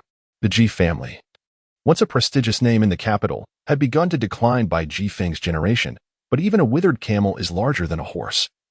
The family could not digest this affront. "Your dear daughter just begged me like a supplicant. Otherwise, do you think I would have laid a finger on her? But she is no innocent either. I wonder how many men have sullied her. Her skills are quite refined." Song was acutely aware that his daughter was no longer a virgin. He had thoroughly destroyed the evidence of her abortion. Yet now, he found himself at a loss for words.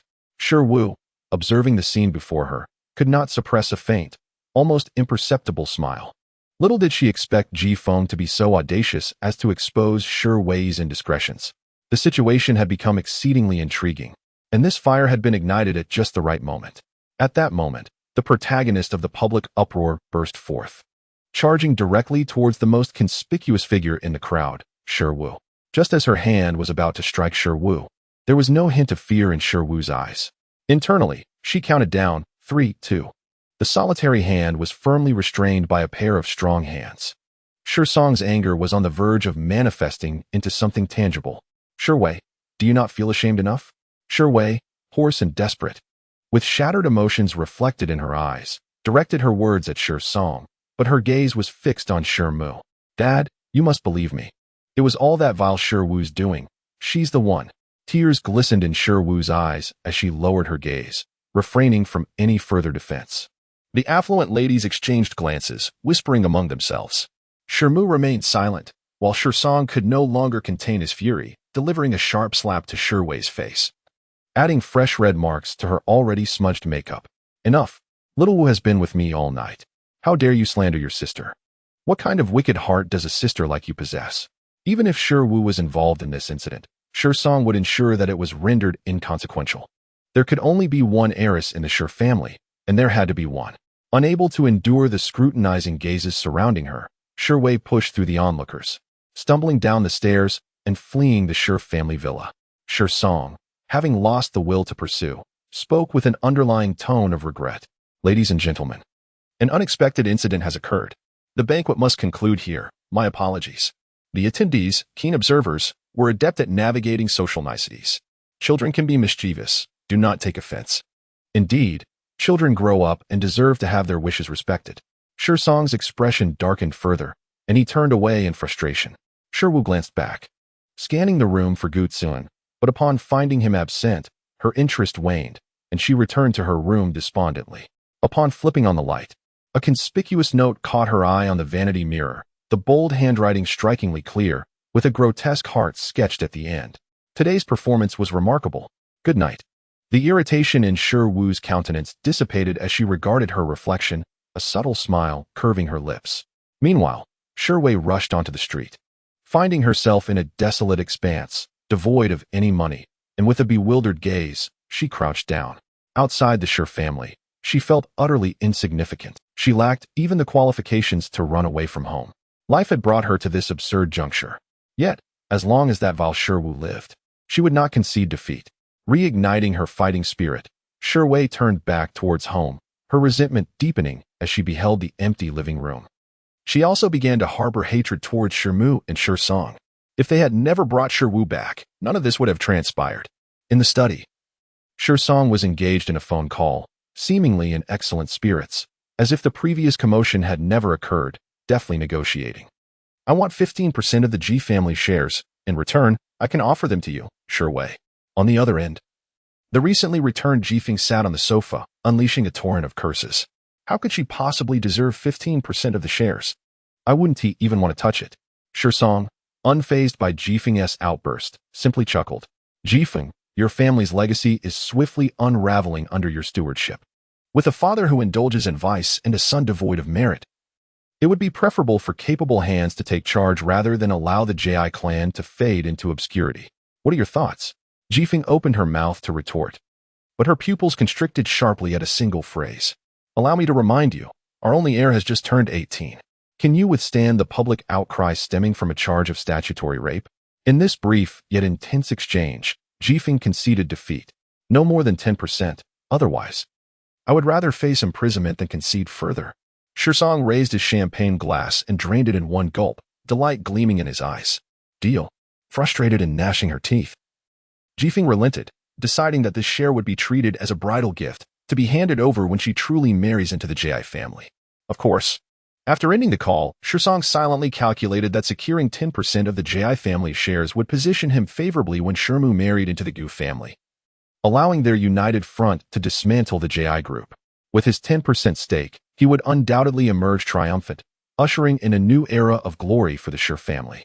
Their conversation was brief, yet resonated profoundly, overheard entirely by Shi Wei, who stood at the study door. Lowering her gaze, Shi Wei reflected on her current academic performance, which would certainly preclude her from gaining admission to a prestigious university. Coupled with Jifeng's perverse desire for control, she could foresee her bleak future. Graduation was merely months away, and this was her last opportunity. Chapter 13. The true young lady has gone mad. 12. Sunlight streamed through the sheer white curtains, illuminating the exquisite features of Shi Mu as she slowly opened her eyes. Standing before the floor-to-ceiling window, she lazily stretched her arms and spotted Shi Wei in the garden below, holding a book and reading aloud, albeit mispronouncing several words, perhaps due to her unfamiliarity with classical Chinese. She presented a comical fade, resembling a jester. After a quick wash and packing her bag, Shi Mu made her way downstairs for breakfast. At the dining table, Shi Song perused a newspaper, exuding an air of refined authority, a slight smile playing at the corners of his mouth, indicative of his current good spirits. Seizing the rare opportunity, Shi Mu greeted him with a bright smile. Good morning, Dad. Shi Song looked up, a flicker of paternal affection softening his gaze. Ah, it's little Wu. I saved breakfast for you. Hurry up and eat so you won't be late for school. Nodding, Shi Mu sipped her millet porridge, her eyes squinting in satisfaction. Outside in the courtyard, Shi Wei's loud reading intensified, breaking the morning tranquility, particularly unsettling after the scandal from the previous night. Shi Song's expression darkened, growing increasingly impatient. Butler, go and tell her to be quiet. What nonsense is she up to so early in the morning? Shi Song has completely relinquished the sole leverage she once held. Her worth has been fully exploited, and now, all that remains is her coming of age, after which everything will naturally fall into place. Meanwhile, Shi Mu, descending from downstairs, hears the sound of reading in the courtyard, and a fleeting glimmer of satisfaction crosses her eyes. Ah Song, Yi has reformed, and we must attempt to grant her a chance. Having nurtured her daughter for over a decade, how could one not feel a pang of heartache?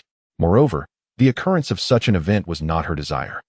Shi Wu raised her head, elegantly dabbed at the corner of her mouth, and then gazed at Shi Mu, her eyes hollow, seemingly imbued with boundless sorrow. But, mother, what my sister has done will bring untold disgrace to our family. How can such transgressions be so easily forgiven? If my sister encounters even greater troubles in the future, will she also believe she can be absolved without consequence? Indeed, Shursung's expression darkened, casting a disapproving glance at Shermo. It is your indulgence that has led to such circumstances. Do you not think our family has suffered enough shame? My ability to continue supporting her is already an act of utmost benevolence. Under Shursung's scrutinizing gaze, Shermu's eyes flickered, hesitant to speak further. At that moment, Shi, who was preparing to return and fetch her school bag, stood at the doorway, listening to their conversation. Unable to conceal her animosity as she fixated on Sherwu. Sherwu turned her head, feigning surprise. Sister, how did you come in? To Sherwu's astonishment, Shi managed to smile at that moment. Mom, Dad, little sister, I came in to grab my bag before heading to school. Shursung nodded, then recalled something, looking at Shi. The driver is on leave today. You'll need to take a taxi to school. All right. Shi picked up her bag, bid farewell to the others, and departed from the Shurjia without a backward glance. Sherwu, clutching her own bag, prepared to turn and catch a taxi. Mom, Dad, I'm leaving too. Shursung called out to Sherwu, her forehead relaxing. Wait a moment. I'll go upstairs to grab a document and drive you to school. Okay, Dad. Observing Sherwu's obedient demeanor, Shursung felt an increasing sense of satisfaction with this daughter. Indeed, one's own flesh and blood is the finest. A phoenix will always be a phoenix, while a common fowl will remain just that. Host, why did you agree? Wasn't the original wish for the Shurjia to meet a tragic end? The mechanical mind of 001 struggled to comprehend the complexities of human behavior. Once, Sherwu too had failed to understand, but through countless experiments, she transformed into what could be deemed a normal human being, or at least, one who appeared as such. 001. I need to stoke the flames, to thoroughly infuriate Shi. Shursung's growing concern for me will render her increasingly irrational. Besides, if there's an easy way to school, why shouldn't I relish it? 001 still failed to grasp the rationale, yet in its mind, the host was undeniably correct. Everything had its reasoning. Seated in the driver's seat, Shursung expressed concern for Sherwu's studies. How do you feel about this exam? Are there any questions you find perplexing? If needed, I can help you find an excellent tutor. With a sweet smile, Sherwu's eyes sparkled with a glimmer that brightened the hearts of those around her. No need, father. I have confidence in my own abilities, she assured. Shursung regarded his daughter with admiration and generously promised, once you are accepted into the prestigious Imperial University, I shall provide you with a home and a luxury car. You may pursue whatever endeavors you desire. With a glimmer of curiosity, Sherwu cautiously inquired, May I work at your company, father? Surprised, Shursung nodded, of course. What prompted this sudden interest in joining the company? I had thought you young ladies preferred traveling. Sherwu shook her head, responding, I simply wish to familiarize myself with the company early on, to alleviate some of your burdens, and to have more time to rest. Upon hearing his daughter's words, Shursung felt a jolt of realization. No one had ever expressed such a desire to share in his burdens. Being in a high position, he was accustomed to the relentless political machinations of his world, and he had recently discovered that many of his health metrics were below standard during a checkup. Ha ha ha, truly my beloved daughter, he said, his eyes reflecting genuine affection. His esteem for Sherwu grew, leading him to reconsider his previous judgments, pondering how he could have mistaken such a gem for mere gravel, missing the opportunity to appreciate such a remarkable daughter. At that moment, Shursung's striking Maybach came to a halt at the school gate, drawing numerous curious gazes, especially when he personally exited the driver's seat to open the passenger door. Whispers erupted among the onlookers. Isn't that the president of the Shur Group? Why is he here today, personally opening the door? It must be to drop off his daughter, Sherwei. Otherwise, who else could warrant such a display? However, they soon noticed the peculiar expressions of those nearby, scratching their heads in confusion. The school was filled with many outstanding scholarship students, unaware of the previous night's scandal in high society, still believing Sherwei to be the lofty heiress of the Shur family. Some affluent youth scoffed. How could it possibly be Sherwei? Does she have the audacity to show her face here? The wealthy matrons who had indulged in gossip the previous night returned home, eagerly sharing the scandal with their children. By morning, the upper echelons were well aware of the situation and understood that the person in the car was not Sherwei, but rather the genuine heiress, Sherwu. At that moment, amidst the collective gaze, Sherwu disembarked, her lustrous dark hair elegantly tied up, unveiling her flawless visage. The school uniform draped upon her like a couture gown, radiating an ethereal glow that silenced the previously raucous crowd. Such beauty surpassed all expectations. Song reveled in the attention, basking in admiration and respect, surveying the throng from his elevated position. "I shall take my leave now. I will pick you up after class," he said, affectionately ruffling Wu's hair before turning away, the Maybach disappearing from view. Wu then turned to the crowd, smiling and kindly reminding them, "Class is about to start. Everyone, please head to your classrooms." "Okay. Miss Shi, you are so beautiful."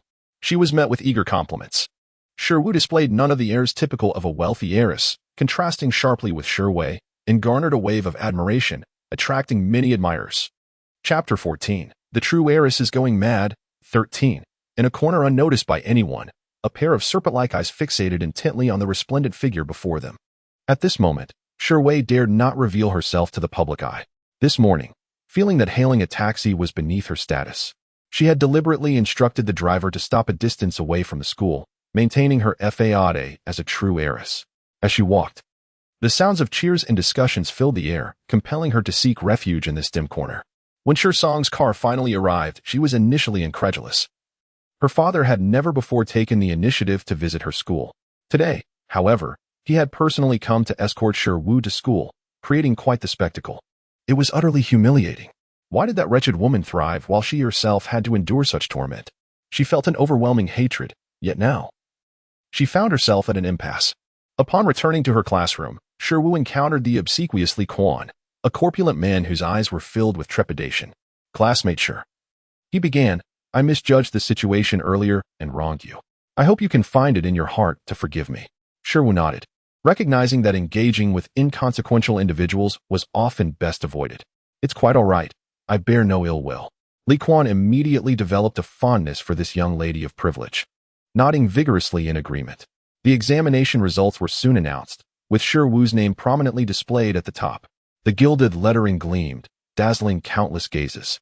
My goodness, is Wu truly that formidable? She outperformed the second-place candidate by a staggering 50 points. I recall she was also first previously, but only by a few points over the runner-up.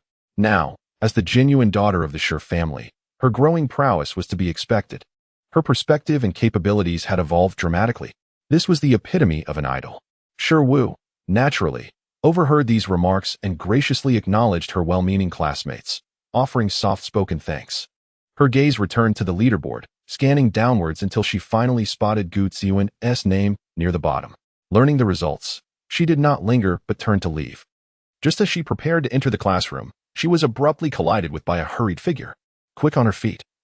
Wu not only steadied herself but also caught the girl around the waist, ensuring both remained unharmed. The girl, flustered, quickly apologized. "I'm so sorry. I didn't see anyone ahead. Are you all right?" Upon lifting her gaze, she was met with the striking visage of Wu, causing Lu Mianmian to swallow hard, and then exclaim, "Ah, it's Wu, the real Wu." After her excited outburst, she began to spin in place, joyfully bouncing around.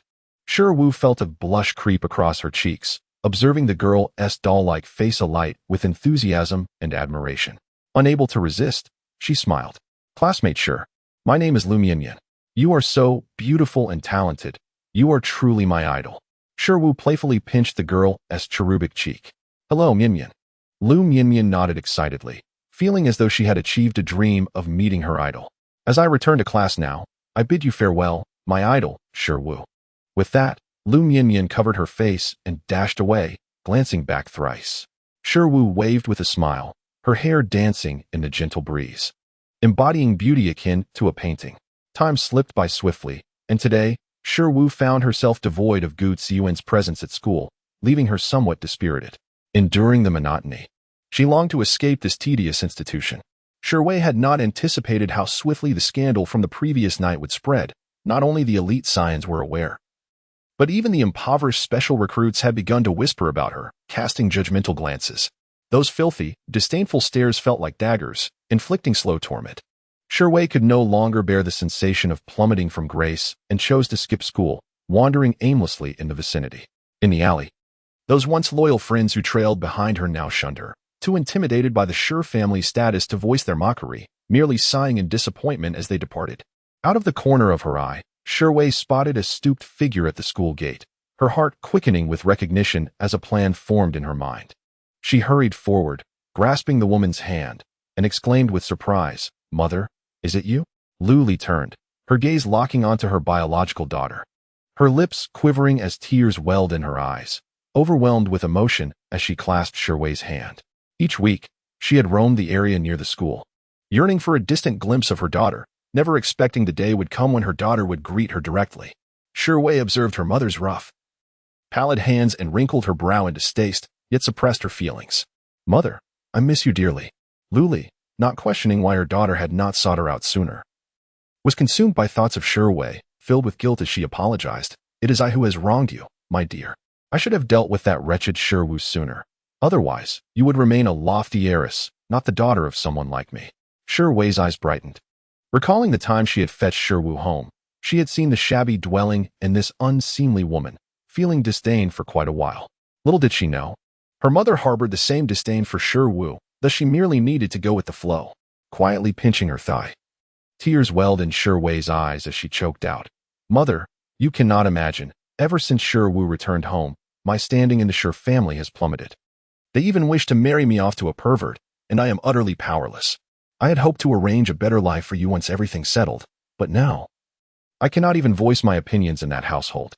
Luli, with a limited social circle, was oblivious to her daughter's shameful deeds, her heart brimming with concern for her daughter and resentment towards Sherwoo. Sherway glanced at Luli's expression and feigned ignorance as she remarked, "If only she could vanish from this world, I would not have to suffer like this." Luli, too, wished for her daughter to live the life of a privileged young lady. Otherwise, she would not have taken the risk of switching children. Resolutely, she made a decision. "Do not worry, Wei-Yi, I shall never allow her to usurp your place." Silently nodded, her eyes gleaming with the satisfaction of a successful plot. With Luli's scheming, Sherwoo would undoubtedly suffer. Sherway exchanged contact information with Luli, feigning a hurried farewell, barely casting a glance at her biological mother, leaving Luli standing there, reluctantly watching her daughter until she vanished around the corner. Sherway's feelings of frustration dissipated. Even the stray dogs by the roadside seemed a tad more endearing, prompting her to tease them playfully. As she turned the corner, a strong hand suddenly covered Sherway's mouth, dragging her directly into a car. Terrified, she attempted to escape, but Ji Feng seized her hair, demanding she behave, warning her not to test his patience, as he had been waiting for this moment for far too long.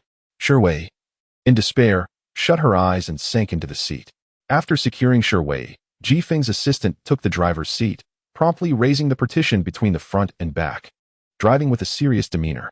Noticing Sherway's humiliated gaze, Ji Feng mocked her, recalling how she had seduced him the night before, only to turn her back on him now. "You, Sherway, truly have a lofty demeanor," he sneered. Sherway, fearing the potential extremities of this perverse man, could only plead for mercy. "Please, let me go." Chapter 15.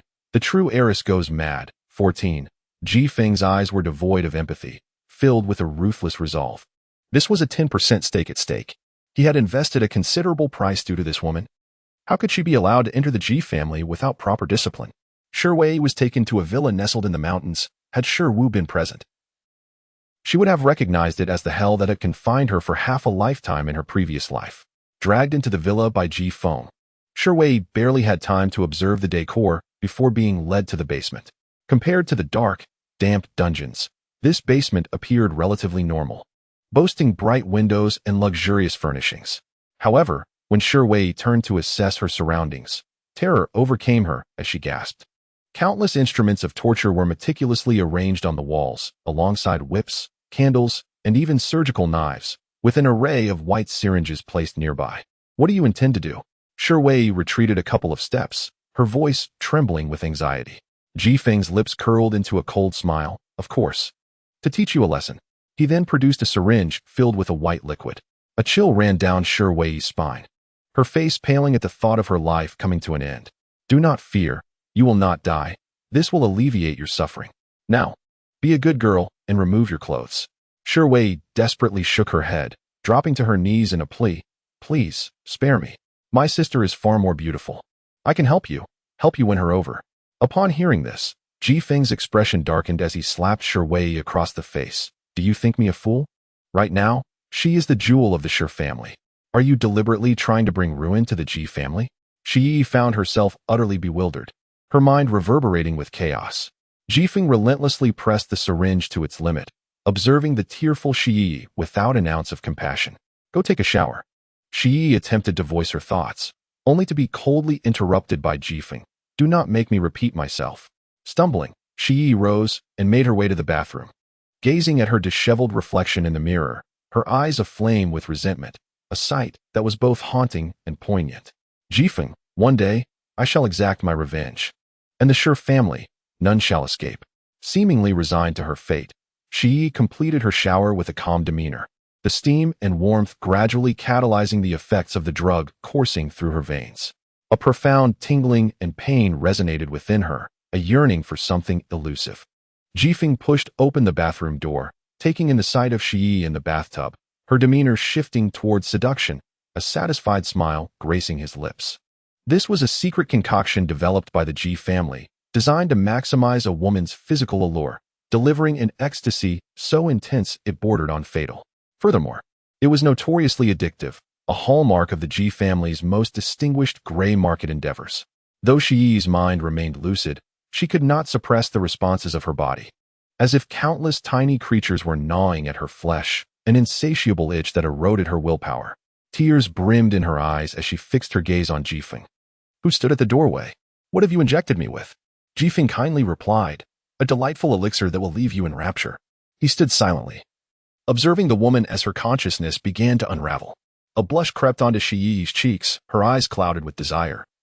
Her body succumbing to weakness as she slid toward the tub, her gaze widening, lips parting to emit an enticing murmur. Sensing the drug's effects nearing their peak, Jifeng's spirits lifted as he reveled in the exquisite scene before him. Beg me, he commanded. In that moment, Shi Yi's pride evaporated. Please, I beg you. Jifeng approached, lifting her from the bathtub, her delicate skin and fragrant essence igniting his inherent desire for dominance. In stark contrast to Shi Yi's preconceived notion of a fearsome figure, Jifeng now exhibited an unexpected tenderness, handling her with the utmost care as if she were a precious gem. Shi Yi gazed into his eyes, perceiving the strange atmosphere, a tinge of fear creeping in. Yet, soon enough, the intoxicating sensations overwhelmed her thoughts, and she could not help but moan, her feeble body clinging to him. Jifeng's kiss brushed against her earlobe, sending tremors through Shi Yi's form. His lips glided down to her neck, gently nibbling, provoking soft gasps from her lips, a symphony of allure. His tongue danced over her sensitive skin, painting her delicate features with vibrant shades of red, rendering her even more irresistible, beckoning transgression.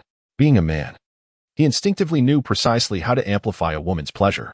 Shi Yi clasped the fabric of his shirt tightly, her breaths quickening, her gaze entranced by the face so close before her. That less-than-handsome face now appeared rather pleasing to the eye. Jifeng's lips trailed downward along her collarbone, lingering at her bosom, causing Shi Wei to tremble violently as she wrapped her arms around the man's shoulders. Shi Wei's figure was exquisitely curvaceous, voluptuous where it should be, slender where it ought to be. Her beauty-conscious nature and regular exercise regimen had sculpted her body into an exceptionally alluring form. Jifeng couldn't help but swallow hard, his eyes gleaming with voracious desire as he leaned down to kiss her. Already lost in passion, Shi Wei encircled Jifeng's slightly paunchy waist with her arms, stiffening momentarily before actively returning his kiss. This tender dream was one she found herself willingly drowning in. Jifeng's kisses gradually grew more domineering, breaching the defense of Shi Wei's pearly teeth to forcefully claim her mouth. Providing women with the most exquisite experiences had always been Jifeng's principle. Completely aroused now, Shi Wei found Jifeng equally unhesitant. His body descended with unstoppable force, making her feel as though she was floating among clouds, enduring the baptism of a storm. Yet within the ferocity lay traces of gentleness, as if fearing to hurt the woman beneath him. The physical ecstasy combined with the drug's full effect plunged Shi Wei into complete immersion. She had utterly forgotten Jifeng's earlier cruelty in the humiliation of kneeling before him. Just as Shi Wei reached the pinnacle of desire, Jifeng abruptly withdrew. Blinking dazedly, she wondered why the man would stop at the moment of climax. The returning man stood by the bed, his whip lashing down suddenly. Consciousness flooding back, Shi Wei screamed in terror, scrambling backward to cower in the corner. Observing Shi Wei's expression with relish, Ji Feng stroked the whip lovingly. "I may be gentle," he murmured, "but my whip tells a different story." Seizing the shackles, he secured the naked body firmly to the bed. With that, Ji Feng raised the whip, bringing it down mercilessly upon Shi Wei's form again and again, each stroke eliciting piercing wails of agony. As he flogged her, he drank in the sight of the woman's tortured face. Leaving women with the most mottled marks was another of Ji Feng's steadfast principles. To be violently awakened at the height of pleasure, then plunged into abyssal despair, experiencing both mental collapse and physical torment. This was the most exquisite thing in the world. It was also Ji Feng's perpetual pursuit. Chapter 16. The true heiress descends into madness. 15. The house's anguished cries gradually subsided into silence. Upon the luxurious bed at the room's center remained only a horrifically marred body. The once creamy skin was now crisscrossed with wounds, blood weaving macabre blossoms across the pristine sheets. Shi Wei lay motionless, her vacant eyes staring upward, the tears of humiliation long dried. The locked basement now reeked of blood. One might have mistaken it for a crime scene. But Shi Wei wouldn't die so easily. Today's activities had put Ji Feng in excellent spirits, leaving him sufficiently leisurely to play with the dogs in the courtyard. She picked up the meat from the butler's hand and offered it to the dog. The dog sniffed it, turned its head away disinterestedly, and wagged its tail as it walked off. Ji Feng laughed heartily at the butler, commenting that a dog that has tasted human flesh now scorns all other food. Indeed, this dog's belly was filled with the remains of women whom Ji Feng had toyed with. The butler broke into a cold sweat, frantically pondering the implications of his master's words, assuring him, "Rest assured, I will train it well." Ji Feng patted the butler on the shoulder.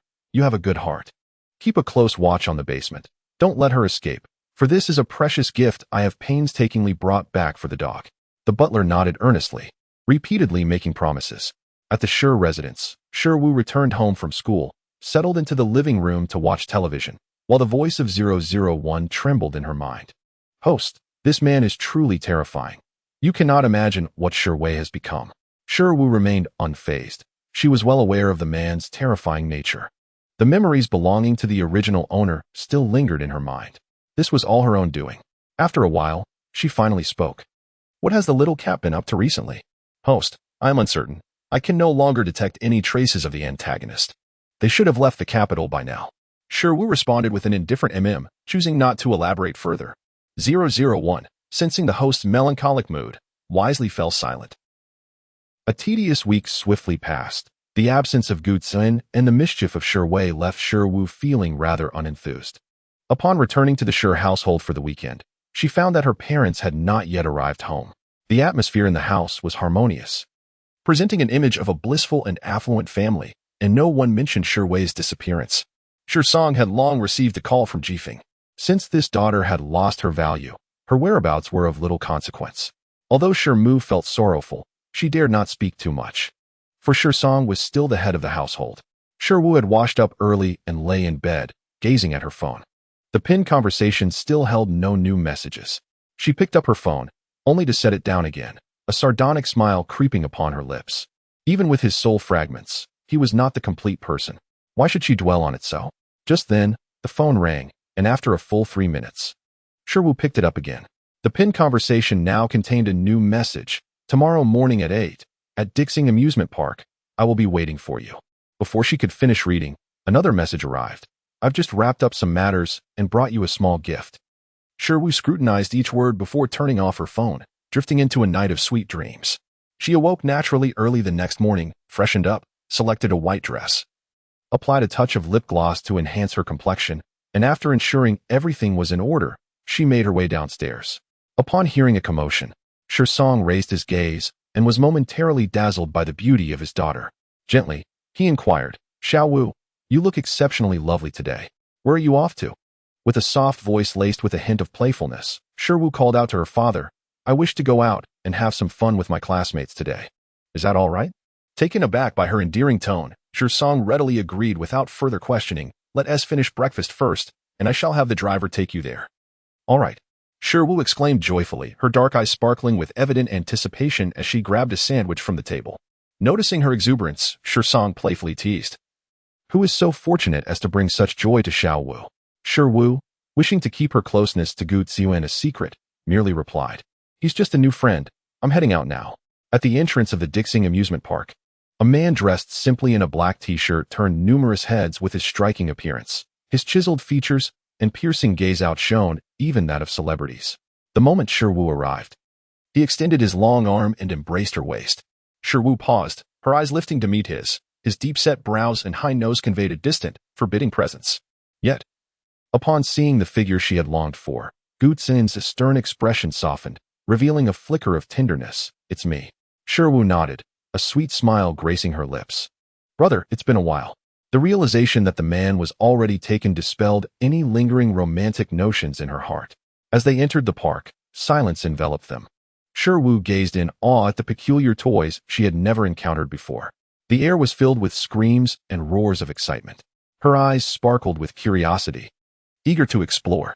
Gu Ziyuan gently grasped her hand, cautioning in a low voice, "It's crowded here. Don't wander off. Stay close to me." With that, he protectively guided her forward. Shiwu pouted slightly, her eyes still bright, whispering, "I know." At that moment, a sudden scream pierced the air. A chubby little child had fallen, her doll shattering into pieces upon hitting the ground. The crowd was so dense that many failed to notice the fallen child. Before Gu Ziyuan could react, Shiwu dashed forward with remarkable speed, her movements almost superhuman. Gu Ziyuan remained rooted in place, his gaze contemplative, lost in thought. Shiwu scooped up the little girl, carrying her to a less crowded area. Gu Ziyuan quickly caught up, glancing at the child in Shiwu's arms. "Are you all right? Where's your mother?" The girl seemed oblivious to Gu Ziyuan's inquiry, her round eyes fixated on Shiwu. "Sister, are you an angel?" Shiwu beamed sweetly. She found it impossible to resist the charm of such innocence, for the souls of children are the purest, evoking uncontainable joy. "I am not. You are the little angel." The young girl felt the pain within her dissipate entirely, only realizing it when her mother lifted her into her embrace. The mother's eyes brimmed with gratitude as she repeatedly expressed her thanks, saying, "Thank you, dear girl, thank you." Shiwu nodded slightly, choosing not to elaborate further. In contrast to her demeanor towards the young girl herself appeared somewhat indifferent at that moment. Gu Ziyuan understood that Shiwu's apparent obedience was merely a facade. Her smile was feigned. Beneath her cold exterior, she seemed indifferent to the world, her heart appearing overflowing with deep affection, yet her gaze revealed nothing. However, the genuine smile she had offered to the child compelled Gu Ziyuan to ponder her true nature. Chapter 17. The Real Young Lady Goes Mad. 16. The little girl was taken away by her mother. As Shiwu prepared to move forward, a strong arm seized her, pulling her into the embrace of a chilly presence behind her. "Are you angry, Wu?" Gu Ziyuan whispered softly into Shiwu's ear, his eyes betraying a hint of unrecognized grievance. Shiwu looked up, meeting the gaze that had once etched itself into her very bones, now concealing emotions she could not foresee. A smirk played on her lips as she replied, "What if I am?" Shiwu found herself unable to articulate the nature of her feelings towards Gu Ziyuan. It seemed that subconsciously, he would always follow her. Thus, she had always felt quite at ease. Yet, Gu Ziyuan's abrupt departure left her with a sense of losing control. She had never struggled to manage her temper, unless it pertained to him. A glimmer of triumph flickered in Gu Ziyuan's eyes as he quickly clarified, "Wu, I'm truly happy that you thought of me. You know, I aim to bring down the Gu Corporation, which is why I partnered with others to establish a company. Last week, an unexpected incident arose, and I had to rush to handle it. Due to the confidentiality of certain documents, I couldn't bring any electronic devices. The moment I got my phone, I messaged you and rushed back to see you." Having spoken, Gu Ziyuan produced a small box, placing it into the palm of Shiwu's hand. "Open it and take a look." The exquisitely packaged box was unveiled to reveal a necklace that shimmered brilliantly. The design resembled thorns, with a rose extending from its branches, entirely sculpted from rubies, adorned centrally. Shiwu's gaze was drawn to the necklace's unique design, her eyes sparkling with delight as she looked at Gu Ziyuan. Gu Ziyuan casually picked up the necklace from the box and said to the still stunned Shiwu, "Let me put it on for you." It seemed as though it were merely an ordinary necklace. Were Ji Yin to discover that Gu Ziyuan had withdrawn all the liquid assets from the company to commission the crafting of this necklace, he would surely be infuriated to the point of illness. As Shiwu lowered her gaze to the necklace resting against her chest, a smile graced her lips. "Very well." After Gu Ziyuan adorned her with the necklace, he stood beside her, gazing down at her cheek, and softly inquired, "Does it look good?" Shiru lifted her eyes, meeting Gu Ziyuan's dark, profound orbs, where starlight seemed to flicker. His eyes, initially devoid of emotion, now burned like flames. "Beautiful, thank you, brother." Gu Ziyuan paused momentarily, the corners of his lips curling slightly. "As long as you enjoy it, brother will take you to have some fun." Shiru gazed down at the hands intertwined with Gu Ziyuan's, her smile gentle and warm. Standing before the ticket gate, she watched the roaring roller coaster, her gaze unwavering in anticipation. She had observed that this ride was the loudest, and she was quite eager for the experience. "How about it? Are you scared?" Gu Ziyuan asked as he sat atop the roller coaster, surveying the view below with a focused and earnest expression. Shiru shook her head. "Do you think I would be afraid?" She glanced at Gu Ziyuan, her eyes sparkling with delight.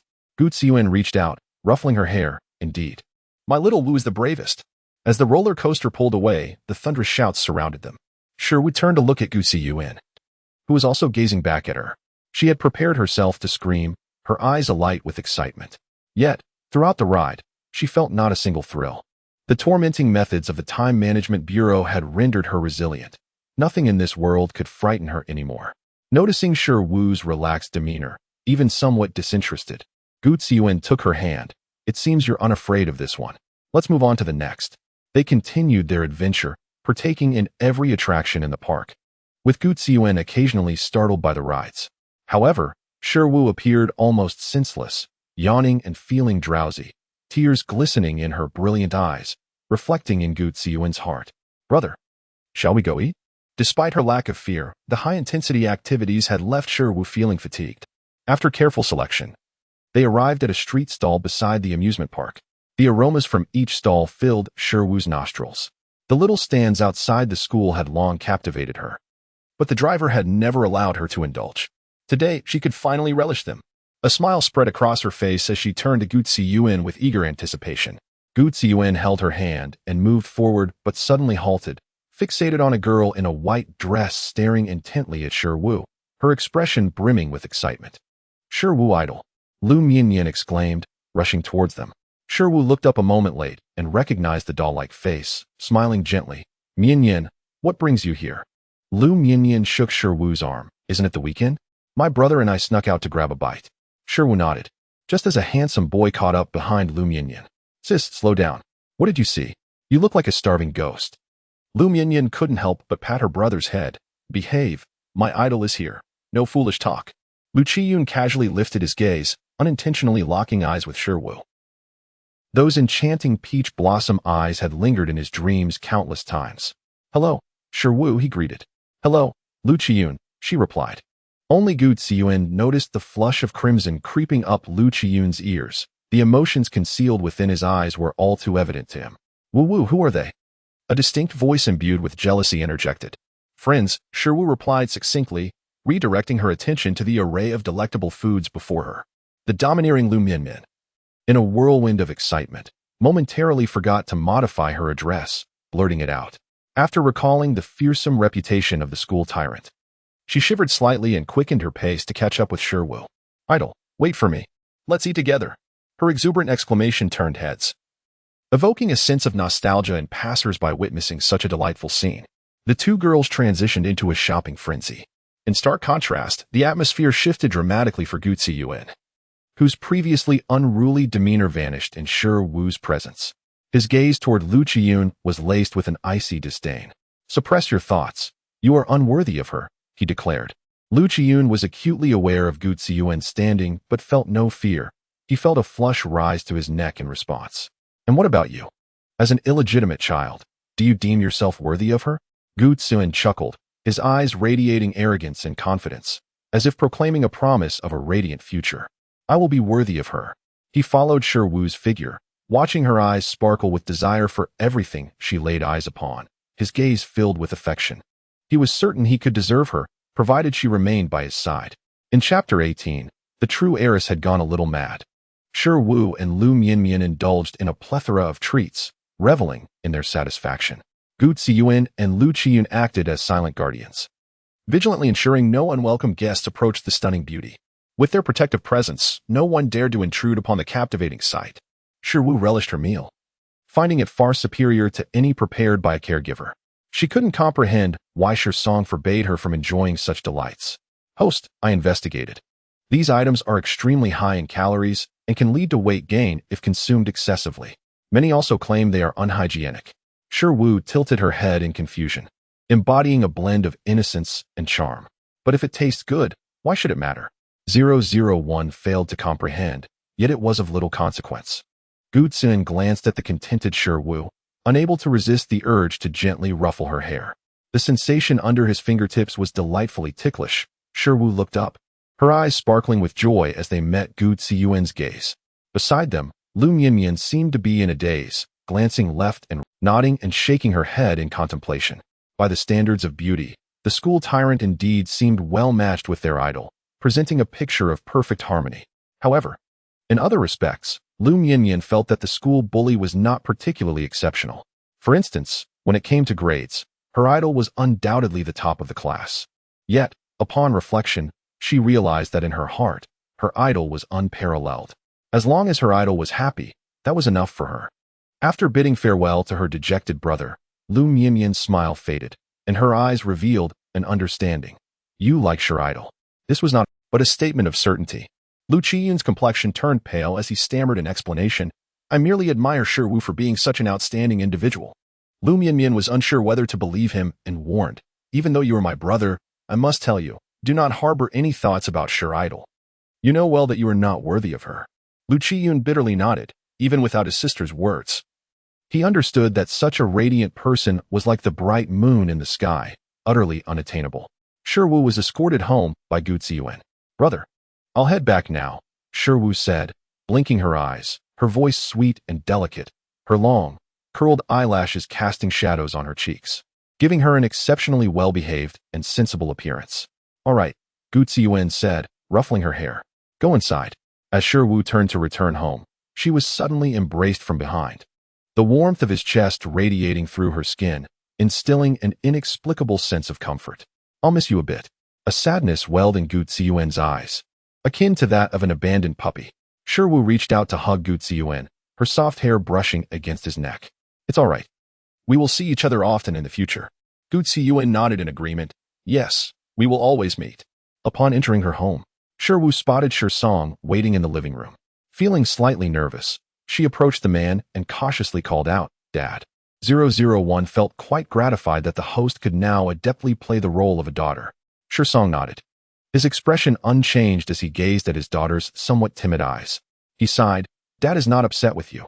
He is just worried about your safety. The ants left some food for you. Would you like to eat?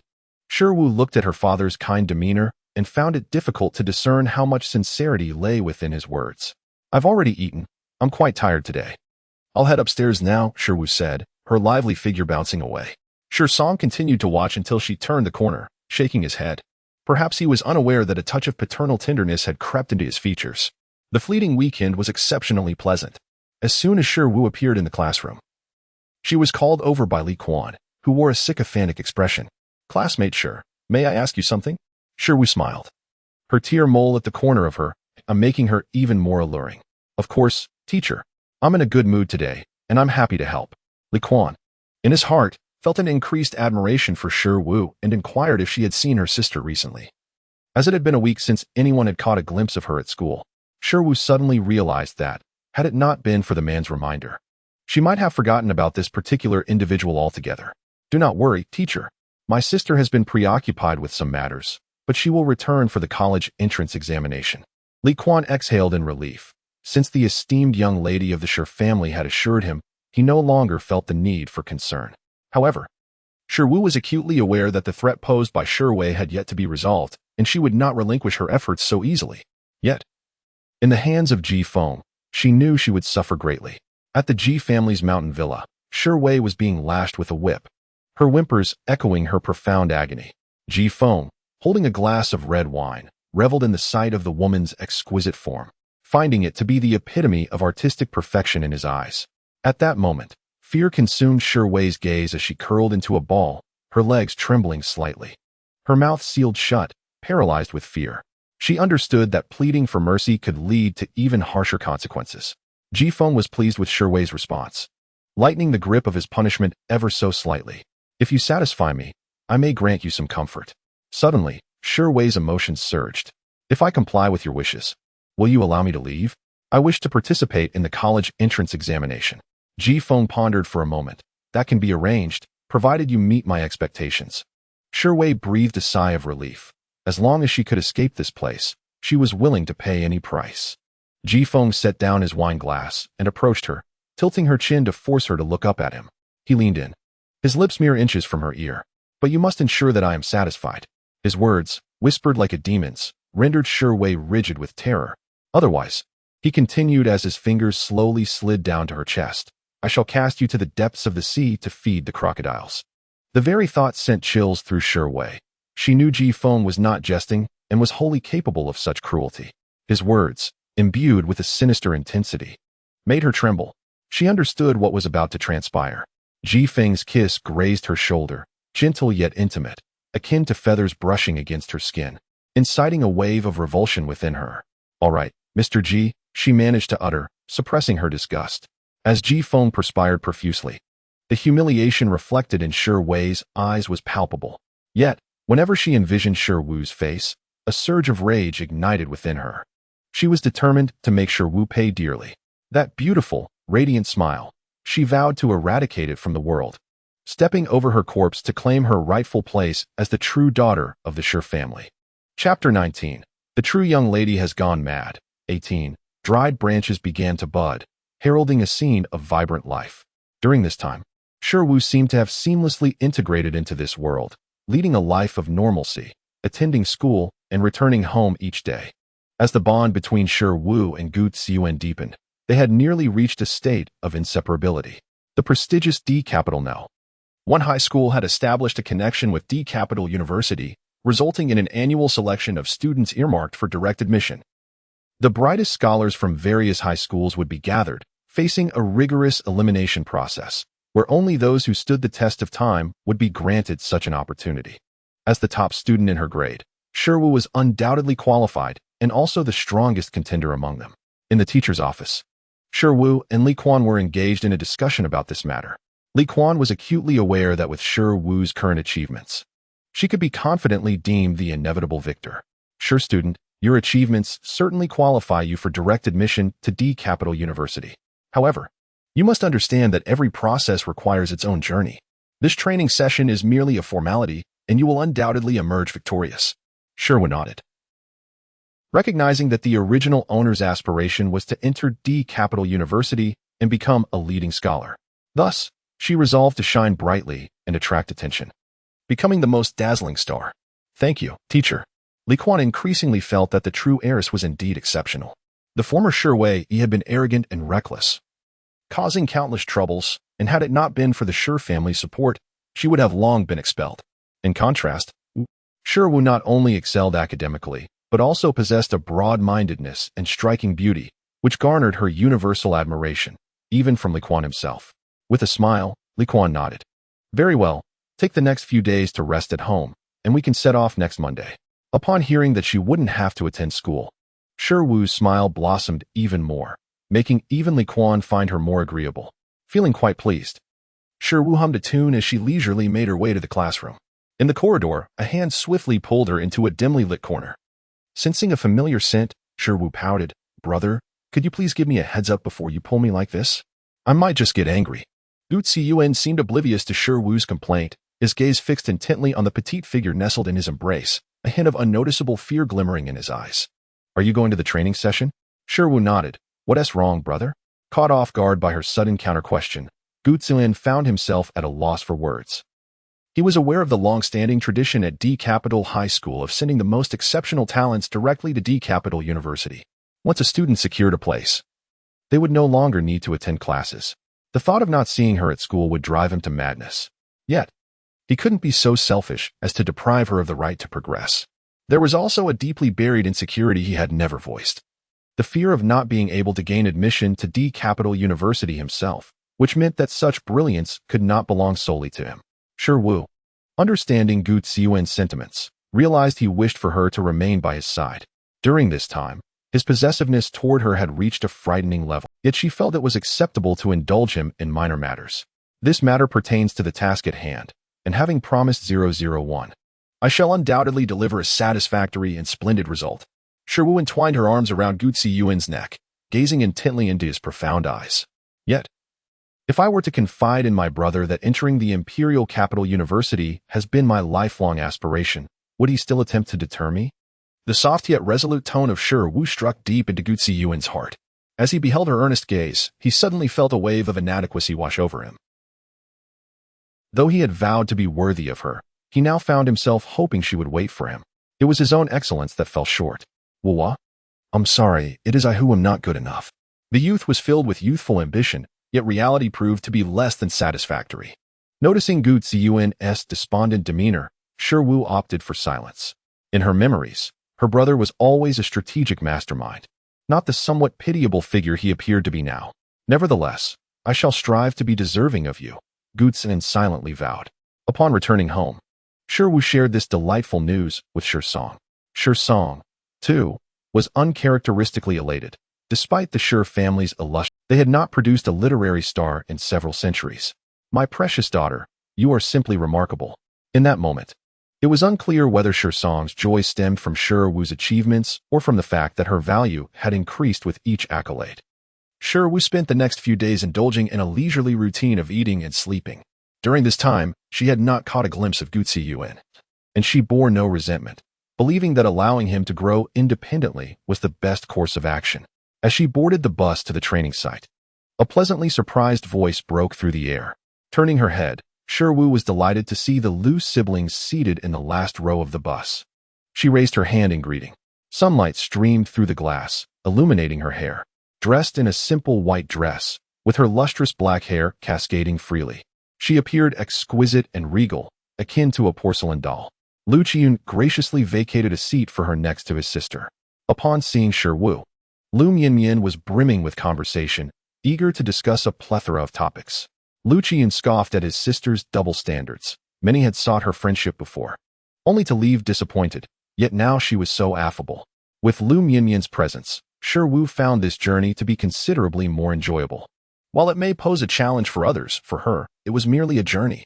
The training camp was situated within the Imperial Capital University campus, facilitating streamlined management by the institution and allowing the students to experience the academic atmosphere and teaching environment firsthand. With a goal in sight, motivation follows. Once everyone had settled their belongings, they gathered in the conference room. The leading instructor, a newly appointed counselor, regarded the promising students with a gentle demeanor. For the next few days, you will reside here comfortably, studying alongside your seniors. On the final day, the principal will conduct a unified assessment, and only 10 students will be selected to remain. Shiru cast a brief glance around, noting that there were nearly 100 people in attendance. The 10-to-1 system was not overly harsh. As the meeting concluded, Shiru was approached by a girl, with an expression strikingly similar to that of Shiwei. She scrutinized Shiru from head to toe. You must be Gu Feng's fiancée. You are indeed beautiful. However, gaining entry into the Gu family is no simple feat. Shiru shook her head earnestly, about to respond when she was shielded by Liu Mianmian. Liu Mianmian retorted sharply to Ji Manman. Ji Manman, stop flaunting your cousin's name everywhere. Besides, how could he possibly be worthy of Shiru? Dreaming broad daylight dreams, I must say. With her gaze lowered, Shiru felt the murmurs of those around her grow louder, prompting Ji Manman to huff and storm away. Liu Mianmian turned to comfort Shiru, saying, do not be disheartened. Gu Feng, that spoiled heir, is unworthy of you. I wholeheartedly disagree with the notion. Shiru looked at Liu Mianmian's unwavering support, her eyes sparkling. Mianmian, thank you. Chapter 20. The true young lady goes mad in the library of the Imperial Capital University. Liu Mianmian felt a wave of numbness wash over her, her heart racing. Shiru's enchanting peach blossom eyes sparkled with intensity, captivating anyone who laid eyes on her. As her gaze flitted to the bookshelves, she spotted a book she had long sought after. Excitement surged within her. She had thought it was out of print and was elated to discover it here. With shining eyes, she reached out to grasp the book, only to have it yanked from her grasp by someone on the opposite side, leading to a stalemate. Her desire for the book eclipsed her manners, and with a firm tug, she wrenched it free with a resounding thud, causing her heart to skip a beat. She hurried over to the other side, where a boy lay on the ground, looking pitiable. Lu Mianmian questioned her own vision, then looked closely again, confirming the sorrowful expression in his eyes. "Are you all right?" she asked, feeling a bit flustered. It was her first day at a new school, and such an incident was rather embarrassing. The boy shook his head, gazing intently at Lu Mianmian. "I'm fine, but could you help me out? I think I twisted my ankle." Lu Mianmian readily agreed. Their hands touched, the position somewhat ambiguous. Once she helped the boy to his feet, she realized his impressive stature. Standing at over 6 feet tall with strikingly handsome features, he was undoubtedly a standout in any crowd. Yet, his face seemed familiar, though she could not place him. "I am so sorry," she repeatedly apologized, feeling increasingly guilty. A hearty laugh came from the boy. "If you truly feel sorry, how about you hand over that book in your possession?" Lu Mianmian instantly shook her head, indicating that this was not an option. "I can escort you to the infirmary, and I will cover all your expenses." The boy's expression was fraught with distress, yet in comparison to everything else, he yearned to read this book. What was he to do? Lu Mianmian found herself in a quandary, torn between giving and withholding. Although they both coveted the book, she felt guilty for causing him harm. Sensing her turmoil, the boy pondered for a moment and suggested, "How about we exchange contact information? If I have any questions, I can ask you, and that way, we both get to read it." Lu Mianmian nodded repeatedly. As long as it didn't require her to relinquish the book, she could accept anything. They exchanged contacts and then parted ways. Lu Mianmian glanced at the chat box and took the initiative to send the first message. "Hello, my name is Lu Mianmian." A few minutes later, a response arrived. "Hello, I am Ji Yan." Upon seeing that name, a sense of familiarity surged within Lu Mianmian. It felt as though she had encountered it before. The face, the name, yet no matter how hard she thought, nothing came to mind. Never mind. She decided to let it go. Picking up the book in her hands, Lu Mianmian began to read intently. It was a book about heart disease, and the information available online was lacking. She had long sought to find if any rare editions existed, and today, she felt incredibly fortunate. In the Lu family, Lu Mianmian had always been the more renowned sibling compared to Lu Qiyun. At any family event, the daughter was typically in attendance, while many, even those unfamiliar with their family, were unaware that the Lu family had a son.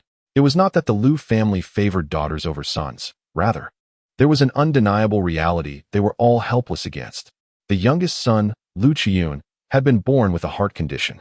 Consequently, everyone instinctively protected him. Lu Mianmian, being the elder sister, was particularly fond of him. They were fraternal twins. Lu Mianmian was robust and healthy, while her brother suffered from an incurable ailment. She had always harbored guilt, pondering whether she had inadvertently claimed the health that rightfully belonged to him. Thus, pursuing a career in medicine became her childhood dream, with the aspiration of healing her brother's heart condition being her lifelong pursuit.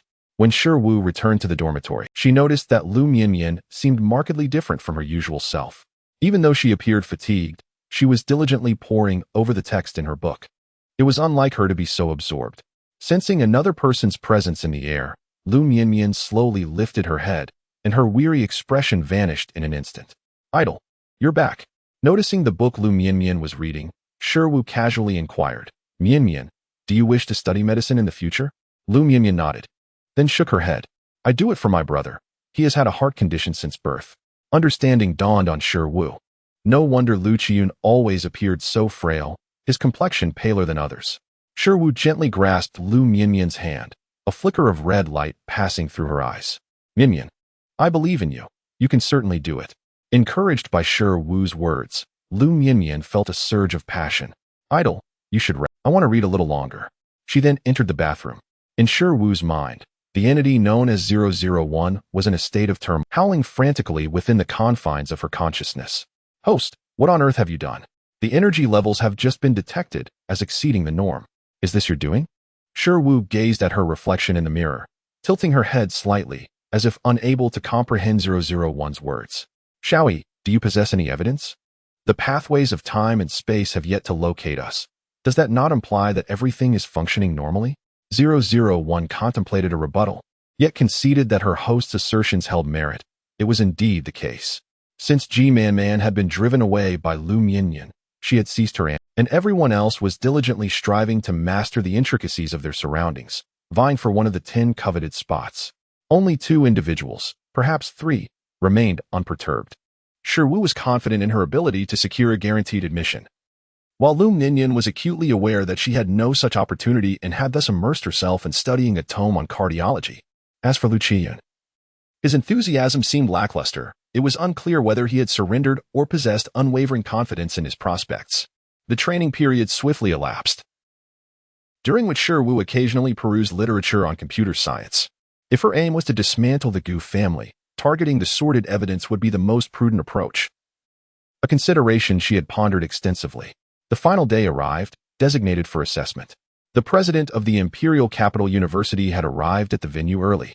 His hair a mix of raven black interspersed with strands of white, yet his eyes remained bright and full of admiration for the younger generation. Particularly upon catching sight of Shiru, his gaze lingered momentarily. It had been a long time since the university had seen such an exquisite and academically gifted student. If she were to enter, she would undoubtedly be the most striking representative of the institution. It was high time to infuse new blood into the establishment. Greetings, esteemed students. I am the president of Imperial Capital University, and it is a pleasure to meet you all here. Your presence signifies that you are among the elite. No one should feel anxious, for I believe that early admission is merely a head start for some, while each of you can earn your place through your own efforts. I await your arrival at Imperial Capital University. His impassioned words ignited enthusiasm, met with thunderous applause. As the microphone was raised once more, the true assessment commenced. The president wore a peculiar smile as he departed the scene. Strangely, no examination papers or writing materials were provided, leaving the classroom filled with anxious students awaiting their fate. As seconds ticked by, many grew increasingly restless. Isn't this an assessment? Where is everyone? Indeed, could they be toying with us? The murmurs of discontent grew louder, while Shiru, who had been resting her eyes with her head resting on the desk, furrowed her brow in concern. Rising abruptly, Shiru strode to the podium, her gaze sweeping across each individual in the classroom, some of whom met her eyes and felt an unsettling chill.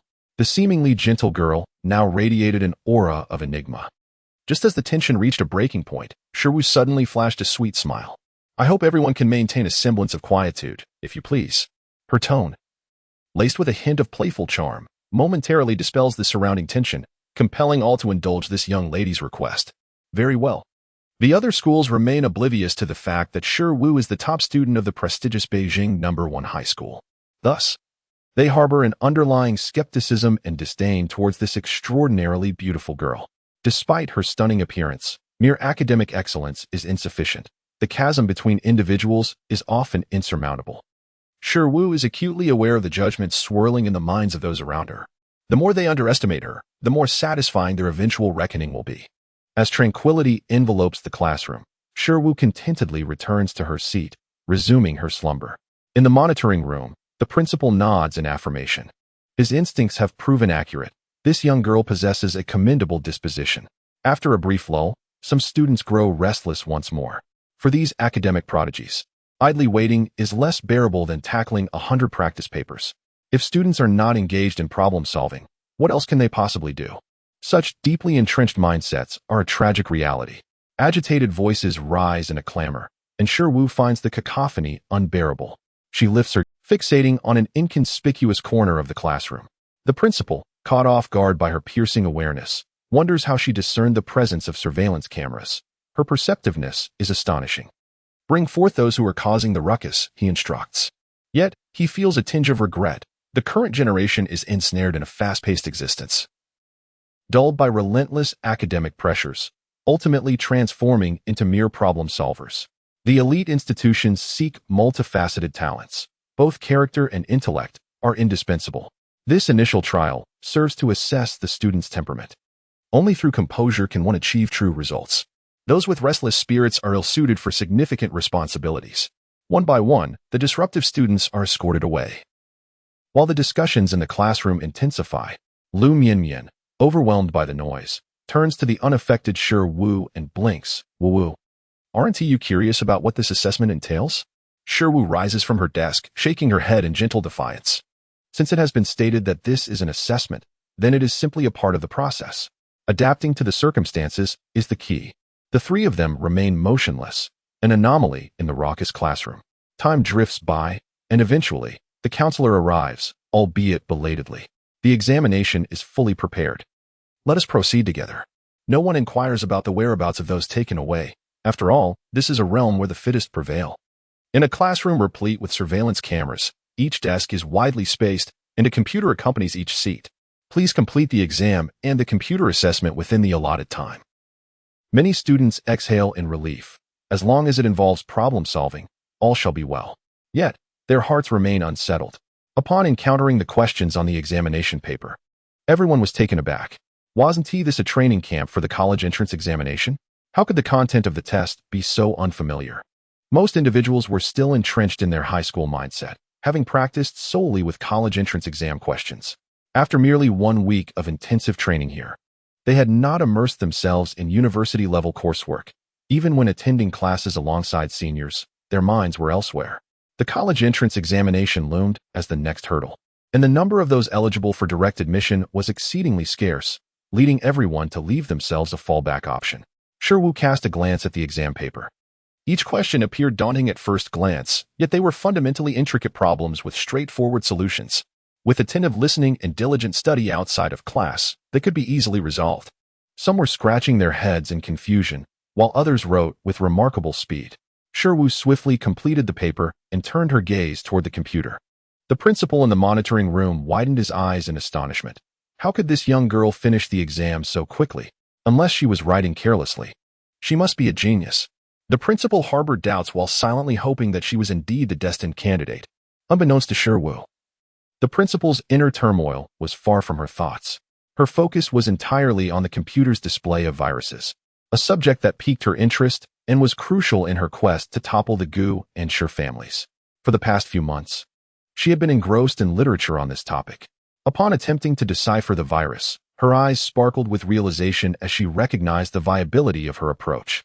Guided by the correct line of thought, Shiru swiftly unraveled the virus's complexities. The principal, filled with excitement, rose from his seat to observe the screen. Noting that her method diverged entirely from the school's standard answer, her approach was indeed superior and more comprehensible. As the examination period concluded, the principal hurriedly entered the examination hall and stood before Shiru. "Child, would you consider joining the prestigious Daido University?" Shiru also rose and smiled gently at the principal, her innocence contrasting with an alluring charm. "I would be honored to," she replied. The principal, making a decisive choice, congratulated Shiru on becoming an esteemed student of Daido University. The institution welcomed its new talent. The remaining candidates were ranked by their scores, resulting in the admission of 9 individuals, including Shiru's acquaintance, Lu Qiyan. However, with Shiru's brilliance, the others appeared dim by comparison. The remaining candidates were gradually returned to their respective high schools, while Shiru remained behind for an interview. The reporter, captivated by the striking beauty of the girl before him, expressed mild astonishment. Daido University's training camp for the college entrance examination had existed for quite some time, producing numerous top performers, yet such a stunning individual was a first. One could easily anticipate the ensuing buzz surrounding this topic. After a brief interview, Daido University invited Shiru to film a promotional video for the college entrance examination and arranged for a special vehicle to take her home. In the afternoon, news of the beautiful prodigy being granted early admission to Daido University was disseminated across various platforms. Many individuals, in a state of bewilderment, clicked on the link, only to be captivated by Shiru's photograph. Some were astounded by her beauty, while others harbored envy towards such an outstanding talent. The opinions online were sharply divided. "She is not only stunning but also excels in her studies. I cannot help but feel a sense of envy. What doors has fate closed for her? I hereby declare that, from this day forth, she shall be my idol. While she appears to be the epitome of grace, could this be mere publicity? In this era, a single selfie can lead to unfounded speculations." I concur with the sentiments expressed above. In Chapter 22, the true young lady goes mad. Shirsong organized a lavish banquet for Shiru, eager for all high society to know that his daughter had been admitted to the prestigious Imperial Capital University with the highest honors. Many affluent ladies, filled with envy, regarded Shiru with satisfaction, affirming her status as the exemplary child of another family, with such beauty and academic prowess. If only my own son could be half as diligent. Shirsong beamed with delight, reveling in the praises he received. Meanwhile, Shiru was preoccupied with various social engagements, only concluding her day late at night. After a refreshing bath, she picked up her phone and discovered the rampant gossip circulating online. Initially, the opinions were polarized. However, once the news outlet affiliated with Imperial Capital University released her interview video, the malicious speculations vanished without a trace. I knew it. She exudes an aura of gentleness and beauty, making it implausible for her to engage in self-promotion. Some people, unable to reach the grapes, merely express disdain for them. They should focus on living their own lives. Yet, despite authoritative endorsements, dissenting voices persisted, escalating the situation further. As Shi Wu's identity as the daughter of the Shi family was uncovered, the wave of public opinion surged once more. Oh my, the best university and a business heiress. I cannot fathom the implications. They must have donated several buildings. The wealthy certainly enjoy their privileges. Imperial Capital University did not keep everyone in suspense. Promptly clarifying via Weibo, there is no doubt that Shi Wu achieved the top score. Her coding is already under consideration for inclusion in textbooks. Attached is the video. In the video, Shi Wu's strategic prowess while solving problems went viral, and with the university's clarification, many began to believe. I trust Imperial Capital University. Shi Wu's brilliance is undeniable. Trust me, I was once a student in the computer science program at Imperial Capital University. Shi Wu's methods are entirely different from those in the textbooks. One might even say they are superior. Here is my diploma. I am not a fraud. With numerous endorsements. Shi Wu's reputation as a genius was firmly established. At the CI Banquet Group, Gu Ziyuan sat in his office, perusing the news reports on his phone. The possessiveness in his gaze instilling a sense of trepidation. As he gazed at her exquisite face, smiling sweetly at the camera, he nearly crushed his phone. She is his. From the day she saved him, everything he possesses would be dedicated to her service. She is a deity, and I am but a devotee. After returning, Shi Wu confined herself to the confines of her home, indulging in daily pleasures, much to the delight of the Shi family. Shi Wei had long since vanished, and Shi's mother had departed abroad for some respite, leaving only the two of them at home. During dinner one evening, Shi Wu cautiously looked at Shi Song and suggested, "Father, since I have nothing to do at home, why not let me visit the company? I wish to learn something." Shi Song immediately nodded, for he had become exceedingly compliant with his daughter, to the extent that one might say he would pluck stars from the sky if she desired them. Of course. My precious daughter. A glimmer of red flashed in Shi Wu's eyes, concealing a deep-seated irony within her heart. Her smile grew ever sweeter, while her sympathy intensified. Such a devoted father. If he were to learn that his daughter intended to dismantle the entire Shi conglomerate, he would surely be grief-stricken to the point of hemorrhaging. Shi Song seemed to recall something and thoughtfully remarked, "The Gu family has been eager for you two to cultivate a relationship. They've arranged several meetings, all of which I have declined." Shi Wu nodded, pulling Shi Song's shoulder. "Father, I do not wish to marry Gu Feng. Is that permissible?" Shi Song exhaled in relief. He had recently been assessing the Gu family's current capabilities, realizing that their company was dwindling in comparison to its former glory, and he was reconsidering the prospect of a union with the Gu family. His daughter is so exceptional. She will undoubtedly have better options and will bring greater support to the Shi family. Ultimately, it was merely a realization of Shi Wu's increasing value. Shi Wu remained unconcerned. For in the end, everything is destined to collapse. The more dreams he could entertain now, the more beautiful they would seem, and the more painful the awakening would be. The following day, Shi Wu accompanied Shi Song to the company, not particularly discreet. Everyone was aware of her status as the president's daughter. However, Shi Wu was resourceful, quick on her feet, and capable of offering unique insights, which garnered her growing popularity within the company. Shi Song was exceedingly pleased with his daughter, lamenting only that daughters must eventually marry. Otherwise, it would have been splendid to cultivate her as his heir. How wonderful it would be if she were a son. Due to an important project, Shi Song had to work late that night, allowing Shi Wu to return home alone. In the underground parking lot, she encountered a familiar figure. Lu Li regarded Shi Wu with a gaze filled with venom, yet dared not be overtly aggressive. Cautiously looking into Shi Wu's eyes, "Xiao Wu, your mother has come to ask you something." "Aunt, what is it?" Shi Wu feigned a timid demeanor, curious about Lu Li's ulterior motives. "Why call me it? Such formality. After all, I have raised you for over a decade. Can't you simply call me mother?" The more Lu Li looked at Shi Wu's face, the more she loathed it. She had watched that face grow from childhood, resenting the fortune bestowed upon her at birth, yearning to see her sink into despair. Shi Wu remained silent. Aware that Luli was not one to maintain composure for long, she swiftly revealed the purpose of her visit. I haven't seen Wei Yi at school for quite some time. Where has she gone? Shermu harbored malicious intentions as she approached Luli with a hint of mockery in her tone. Why not take a guess? No reward for a correct answer, mind you. Observing Shermu's demeanor, Luli felt a sense of unease, yet she endeavored to speculate positively. I haven't seen her at school for quite some time. Perhaps she has gone abroad for studies or taken a trip. Surely, for the Shurs adored her so. Shermu clapped her hands and chuckled. Oh, auntie. Your imagination is quite delightful, but alas, she has been wed to another, and that person is quite the deviant. As for whether my sister lives or dies, I'm afraid I am in the dark as well. Luli's immediate reaction was to dismiss Shermu's words as deceitful. After all, she knew how prosperous Wei Yi had been, and it seemed implausible for her to meet such a fate. You little vixen, stop your nonsense. You are merely envious of Wei Yi, jealous that she has taken your parents from you. You lack the capability yet harbor such malice, cursing her thus. Her voice rose, and the malice within Shermu gradually surfaced. Upon finishing her words, Luli raised her hand, preparing to slap Shermu, an action she performed instinctively, ingrained in her muscle memory. However, Shermu effortlessly grasped Luli's arm, applying enough force to elicit a faint cracking sound. Luli's anguished cries echoed through the underground parking lot. Then came a sharp smack.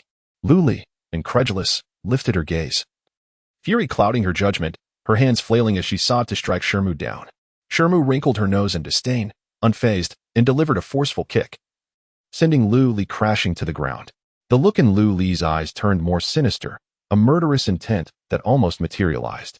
Shermu crouched down, gripping Luli's hair. Her eyes were hollow and eerie, a chilling presence that rendered one breathless, yet they bore a faint smile. I advise you to be, for I could easily bring ruin upon your daughter. Chapter 23. The true heiress goes mad. A wave of indescribable terror surged within Luli. She had never witnessed such a side of Shermu. Those dark pupils seemed to possess a gravitational pull, luring one into an abyss.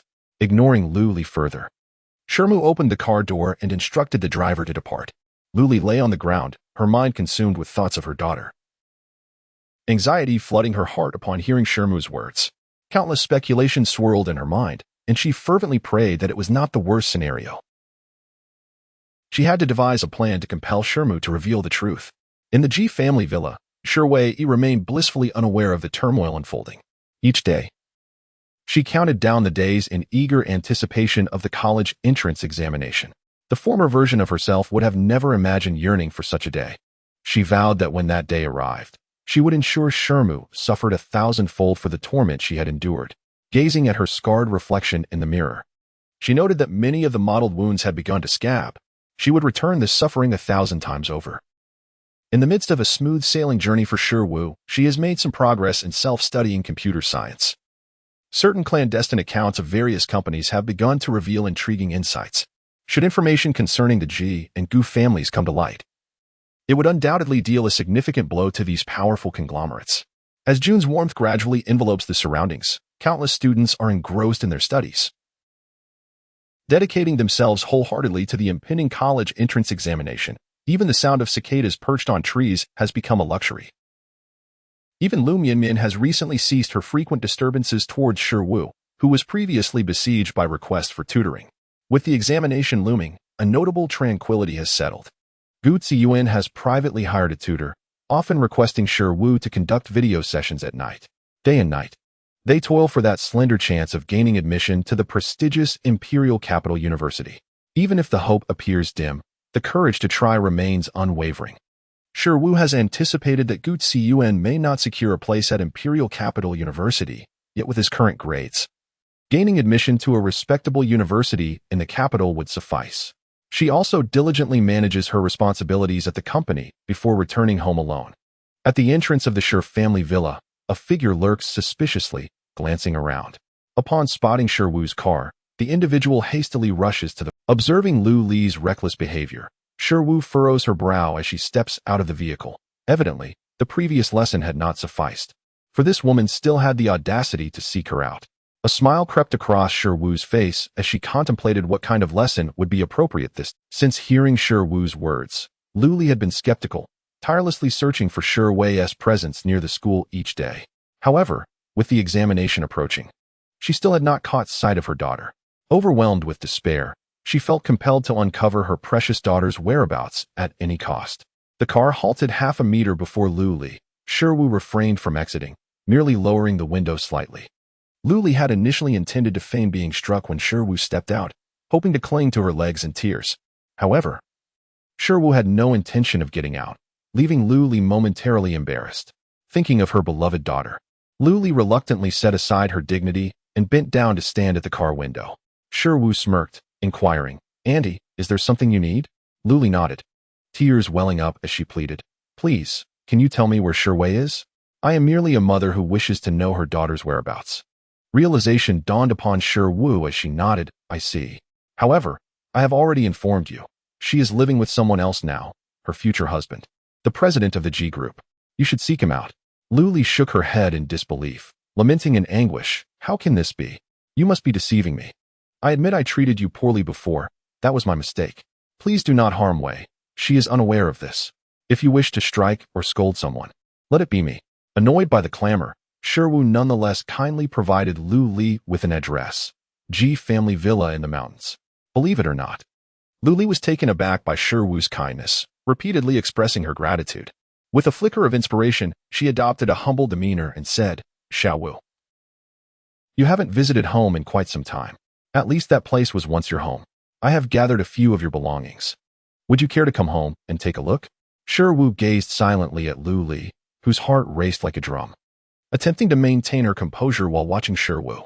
Just as Lu Li was about to abandon her attempts to persuade her, Shiwu broke into a sweet smile and replied, "Of course I can." A glimmer of surprise flashed in Lu Li's eyes as she exclaimed, "Then I will wait for you at home tomorrow. You must remember to come." Without hesitation, Shiwu rolled up the car window and instructed the driver, "Let us go." "Uncle." The driver nodded. Miss Shiwu was indeed a stark contrast to the previous miss, not only in terms of academic performance and appearance, but also in intellect and temperament. Yet, he sensed that Miss Shiwu's eyes, always sparkling with joy, concealed a fierceness that should not be underestimated. Nevertheless, he preferred her. She was genuine and exuded a sense of comfort. The driver hesitated, then decided to speak up. "Miss, that woman seems to have ulterior motives. Are you truly going to meet her?" Taken aback by the driver's concern, Shiwu nodded appreciatively and replied, "Thank you, uncle. I am well aware and will not go alone." The driver nodded, resuming his quiet drive. Lu Li watched the car grow distant, contemplating the address Shiwu had given her, and resolved to pay a visit. As she took a taxi to the G family's villa, her anxiety intensified as the vehicle approached the mountains, an unsettling feeling that something precious was about to vanish. Halfway up the slope stood a solitary villa, dim and foreboding, reminiscent of a haunted house.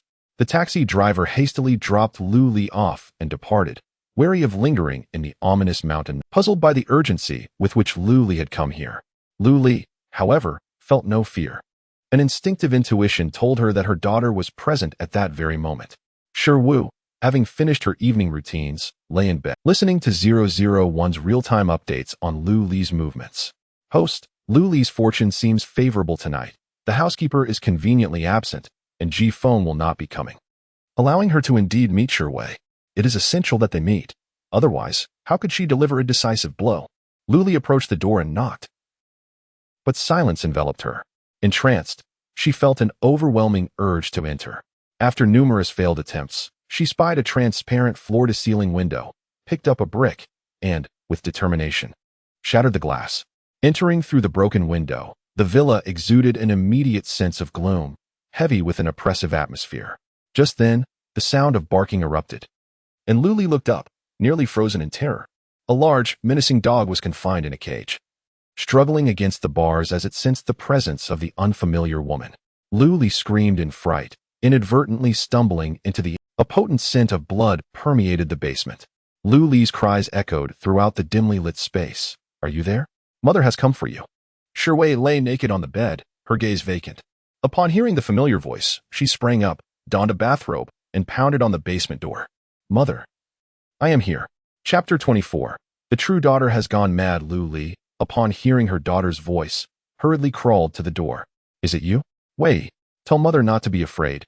I am here." Shiwei was bewildered as to how Lu Li had found this place, yet in that moment, All she wished was to express her grievances from the past days. I am suffering terribly, tormented daily by that perverse Ji Feng. My body is covered in bruises. Will you rescue me? Upon hearing this, Lu Li's heart shattered, loathing that wretched Shi Wu even more. If it were not for her, her daughter would not have to endure such suffering. Do not be afraid. I will save you right now. Lu Li turned the doorknob frantically, but to no avail. She resorted to smashing the door with bricks and kicking it, yet the security door remained unyielding. Shi Wei closed her eyes in despair, realizing the futility of her situation. He had installed the most advanced security door. How could she possibly escape? Lu Li cried out in anguish. What should I do to save you? Shi Wei had calmed down within the confines of the door. What has happened to Shi Wu during my absence? She is working at that large corporation every day. I barely managed to corner her, and she has already been accepted into the prestigious Capital University. The news is all over the media. The Shi family has not even bothered to inquire about your whereabouts. With each of Lu Li's words, Shi Wei's hatred deepened. She wished to dismember Shi Wu, to consume her flesh and drink her blood. Why? How can she thrive so effortlessly? Through the crack of the door, Shi Wei's voice trembled. Mother, if it weren't for her, I would not be here. Do you know how I have survived these days? If not for my sheer willpower, I would have perished long ago. I beg you, could you help me kill her? Then everything could return to normal. It was no wonder they were a mother and daughter. Their thoughts were in perfect alignment. Silly child, I will not allow anyone to obstruct your path. I have already purchased poison and arranged to meet her at home tomorrow.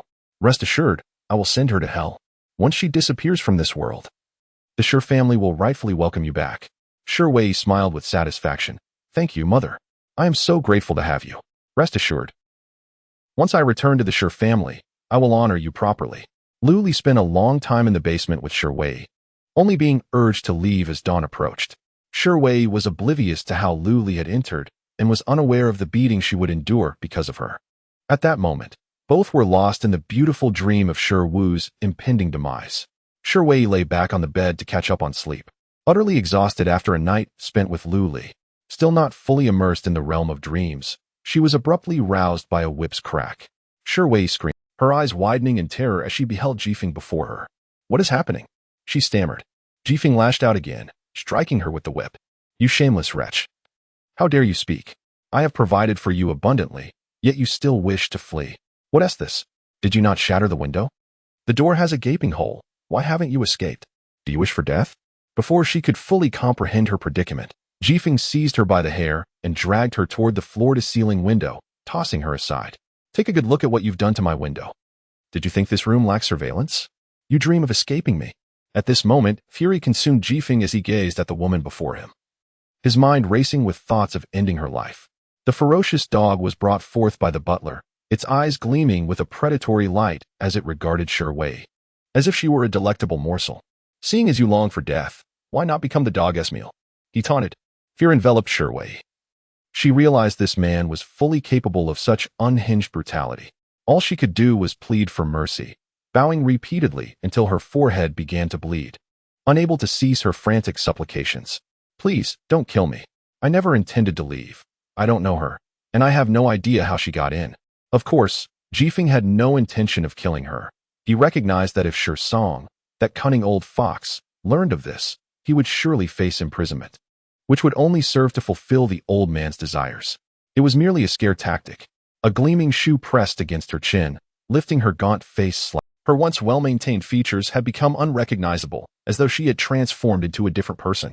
Jifeng, aware of Shi Wei's envy toward the true heiress of the Shi family, scoffed. Look at yourself. There is nothing about you that can compare to her. Oh, you probably don't know, but she is quite splendid now. You don't even measure up to a single strand of her hair. Shi Wei dared not retort, her eyes glistening with tears of despair, imploring him to spare her life. Finding her plight tiresome, Jifeng picked up a handkerchief to wipe his hands and instructed the butler. Take her back to the basement, and this time, keep a close watch. If anything goes awry, you know my methods. The butler nodded repeatedly, acutely aware that he had stumbled into a grave situation merely by returning home. Even with tenfold courage, he would not allow himself to be negligent again. Shi Wei was dragged back to the basement, the heavy security door closing behind her, extinguishing the last vestige of light. In an old residential building, Lu Li prepared a sumptuous meal, eagerly awaiting her daughter's return. embodying the role of a devoted mother. When Shiru entered, she saw the familiarity of the surroundings triggered an overwhelming response, memories flooding her mind like a burst dam, impossible to contain. The emotions belonging to the original owner surged forth, fear and caution, overwhelming her senses. Shiru suppressed the emotions of the original owner and leisurely walked inside. In her memories, she had always been cautious while changing her shoes, fearful that the dirt on them would stain the floor and invite reprimand. This time, however, Shiru simply kept her shoes on and sat directly on the sofa. Lu Li hesitated, words caught in her throat, ultimately choosing silence. As long as the matters of the day could be resolved, these trivialities were of no consequence. Observing that face, Lu Li stifled the urge to tear it apart. Just a little more patience, and everything would come to an end. The meal was ready. Let us have dinner together, little Wu. It has been ages since we sat down like this, just the two of us. Shiru saw through Lu Li's thoughts but feigned no surprise. The two of them rarely sat face to face in such a calm manner. Shiru made no move to pick up her chopsticks. Instead, fixating her gaze on Lu Li, her delicate fingers pointing towards the corner of the table, her other hand propping up her chin. Her tone nonchalant, as if discussing the weather. Do you remember this place? During our first year of high school, you were displeased with my tuition being so exorbitant, ordered me to drop out, and slapped me. My forehead struck the corner of the table, and I bled profusely, bandaging myself while you played mahjong, ignoring my plight. Lu Li, feeling guilty, shifted her gaze away, bewildered by Shiru's sudden recollection of this incident. Shiru unexpectedly rose with a smile, her eyes glinting with a hint of menace, softened only by a strange mirth. Before Lu Li could react, a hand grasped her neck, forcefully driving her head towards the table corner, blood gushing forth in an instant. Does it hurt? The bright eyes sparkled with a frenzied light, her cold tone resembling the decree of death. Chapter 25. The true daughter has gone mad. Lu Li was utterly stunned by the blow. Blood splattered across her head, trickling from the corner of her eye. After a fleeting moment of shock, a piercing pain surged through her, and she began to wail, her demeanor akin to that of a shrew, flailing her arms. Upon seeing Shiru standing nearby, her body instinctively reacted, rising to strike Shiru. Shiru, with a playful laugh, grasped Lu Li's arm with one hand while the other held her chin, lifting her worn and weathered face to meet the woman's gaze. Auntie, do you wish to kill me? Lu Li's eyes flickered, realizing that this wretched girl had somehow guessed her intentions. She needed to devise a plan quickly to have her consume the food she had prepared. With blood staining her hands, Shiru appeared to disdain the mess, tossing aside Lu Li's disfigured face. Lu Li, with her forehead in tatters, reluctantly returned a smile, saying, "These are dishes I meticulously prepared, little Wu. To give them a try." Shiru surveyed the food with a hint of barely perceptible sorrow in her voice. Does Auntie truly wish for me to eat this? As Lu Li watched the downcast Shiru, a flicker of conflict passed through her heart. After all, they had lived together for over a decade, and one could not deny that this child had been exceptional, garnering admiration from neighbors for years.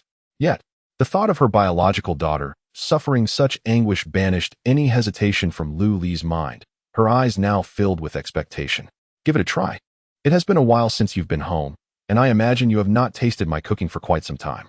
Shiru nodded, appearing genuinely unprepared, and cheerfully remarked, Auntie, you should eat as well. Lu Li was acutely aware that, should her plan succeed, she would undoubtedly be discovered and face imprisonment.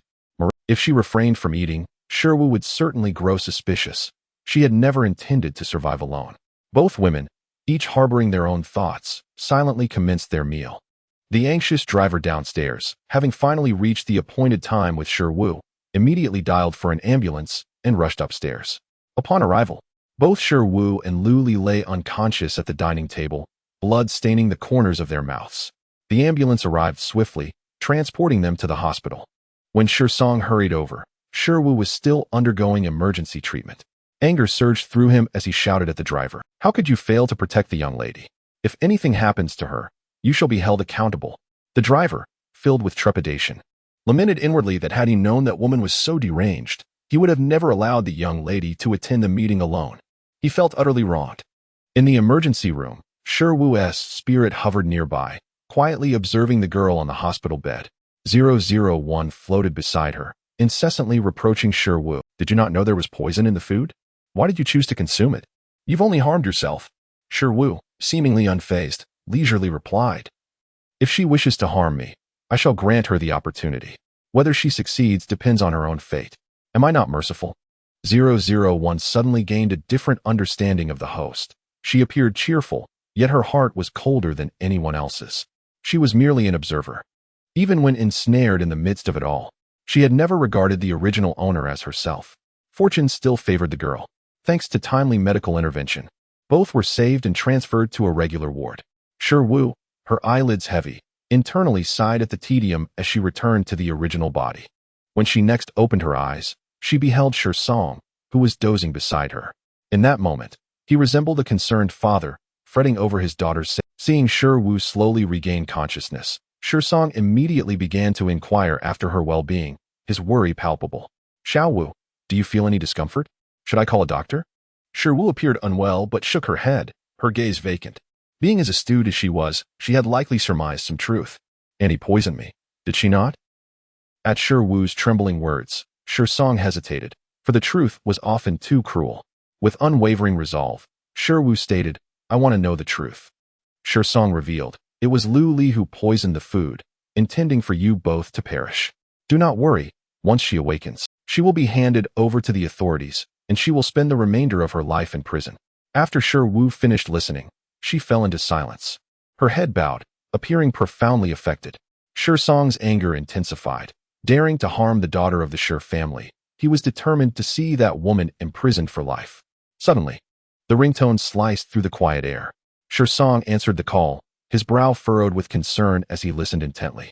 Xiao-Wu, there has been an incident at the company. I must return immediately. If anything arises, contact your father at once. Shi-Wu nodded, watching as Shi-Song's figure vanished, and she leisurely reclined back. At that moment, a figure appeared at the doorway, breathless from running and exuding an aura of formidable intensity. Shi-Wu raised an eyebrow. Lying on the hospital bed, her demeanor far from frail, instead adorned with a captivating smile. Gu Ziyuan set down his umbrella, his hair a few strands hanging over his brow, and upon seeing the unscathed woman, his lips curled in a subtle smile. He stepped closer to her, picked up a tissue from the table, and methodically wiped his hands, ensuring all traces of rainwater were gone. Neither spoke. The atmosphere thickened with an eerie silence. Suddenly, Shi-Wu felt a shadow cast at the corner of her eye. A slender, pale neck was grasped, compelling her to lift her gaze slightly. Yet, even in such a predicament, Shi-Wu maintained an effortless smile. Gu Ziyuan smiled back, his hand around her neck gentle rather than forceful, caressing her delicately. The sensation lingering in the air. You saved me, so I shall remain by your side. In life and death, we are you. No one knew how terrified he had been upon learning of Shi-Wu's poisoning and her subsequent hospitalization. Before encountering her, his world had been devoid of color. Now, it finally held hues, and he would never allow the sole glimmer of hope he clung to fade away. Shi-Wu appeared to be at a disadvantage, yet her eyes displayed an air of nonchalance. Slowly, her hands climbed to Gu Ziyuan's shoulders. Brother, if I were to die, you wouldn't be able to stop it. The hand that had been around Shi-Wu's neck gradually fell, and he knelt beside her bed, burying his head in the crook of her neck. A faint sob escaped him, and Shi-Wu felt the warmth of his tears. She lifted her hand to caress his head. Brother, I was teasing you. It's not so easy for me to die. Gu Ziyuan's tender kisses graced the side of Shi-Wu's neck, imbued with devotion and affection. I will ensure that woman pays dearly. By the time Gu Ziyuan arrived, everything had been arranged. That woman would never again bask in the light of freedom. Chapter 26. The true daughter has gone mad. 25. Fortunately, the toxin intake was minimal. Shi-Wu underwent only a simple gastric lavage and avoided major surgery. Returning home after a week of recuperation in the hospital. Recently, Shi-Song had been exceedingly busy, often returning home late, or, as luck would have it, residing at the company, much to Shi-Wu's relief as she found herself constantly occupied with Gu Ziyuan, who was relentlessly seeking her assistance with his studies. As the college entrance examination approaches, Shi-Wu's emotions are palpably heightened. Although uncertain of Lu Li's success, this represents her singular opportunity for escape. Ji Feng, though having no obligation to release Shi-Wu, is a character who thrives on chaos. The prospect of a spectacle is undoubtedly the most intriguing affair. Ideally, it would be splendid if the Shi family were to encounter turmoil. June, trailing closely behind Mei, arrives alongside the impending examination. On this day, all students find themselves in a state of heightened tension, as this event not only determines their future prospects, but also holds the potential to alter their current circumstances, ushering them into a new chapter of life. The third-year students have meticulously prepared and are now en route to the examination hall, ready to engage in this war devoid of gunpowder. Shiwu accompanies Gu Ziyuan to the school gate, where they encounter Lu Mianmian, who has been waiting eagerly. Lu Mianmian appears significantly thinner, yet her excitement upon seeing Shiwu is palpable. She steps closer, her round eyes brimming with anticipation. "Idol, may I touch your hand? I wish to bask in the brilliance of a top student." Shiwu takes Lu Mianmian's hand, her gaze filled with blessings. "Of course. You will surely be admitted to the prestigious Daido University." Only Gu Ziyuan watches their intertwined hands, a flicker of melancholy crossing his features as he casts a wistful glance at Shiwu. As the time draws near, the security personnel at the entrance begin urging the accompanying parents to expedite their identity verification for entry into the examination hall. "Hurry, please verify your IDs. Time is running out." Shiwu gazes at Gu Ziyuan, saying nothing, yet their silence speaks volumes. After Gu Ziyuan departs, Shiwu retreats into the RV, waiting patiently at the school gate. Parents, scattered across the area, anxiously await, silently cheering for their children. The examination, which had been emphasized countless times by teachers over the past 3 years, concludes rather mundanely. Contrary to the dramatic anticipation surrounding, it seems to encapsulate the essence of student life. Only when the atmosphere of parting arises does one realize how swiftly 3 years have elapsed. The uniform jackets paired with short skirts have become an irreplaceable symbol of youthful memories. When Gu Ziyuan emerges from the examination hall, an unsettling premonition stirs within him. Though he feigns nonchalance, Shiwu, like the other parents, holds a meticulously wrapped bouquet, her extraordinary beauty rendering her the most conspicuous presence at the gate. Gu Ziyuan experiences a surreal sensation. Since his mother's passing, he had never imagined that a beloved presence could restore a glimmer of beauty to his life. The heart once consumed by vengeance now reveals its vulnerability. Step by step, Gu Ziyuan moves toward his entire world. Meanwhile, Shiwu finds herself adrift in her thoughts, listening to the incessant chatter of 001 in her mind. "Host, pay attention. Shiwu is hiding at your 6 o'clock, holding sulfuric acid, poised to harm you at any moment." Shiwu nods, mentally counting the rhythm in her mind. As Shiwu gazed at Shiwu's retreating figure, tightly clutching the sulfuric acid in her hand, she had already made a desperate decision. Just yesterday, she had been confidently returned by the monsoon, having not seen the sunlight for months, feeling increasingly disconnected from the world. The news of Lu Li being sent to prison was trending across major platforms, marking it as an extremely heinous poisoning case, drawing scorn from netizens. Upon witnessing this, Shiwu resolved to take matters into her own hands, if necessary. She would drag Shiwu down to hell with her. There was nothing left to fear. What surprised her most was that Shiwu had been absent from the college entrance examination due to her privileged recommendation, and she had been unable to bring her fruit knife into the exam hall. In the end, she could only secretly purchase sulfuric acid and waited outside the school. Anticipating Shiwu's appearance, fortune favored the determined. Shiwu finally spotted the girl she had longed for.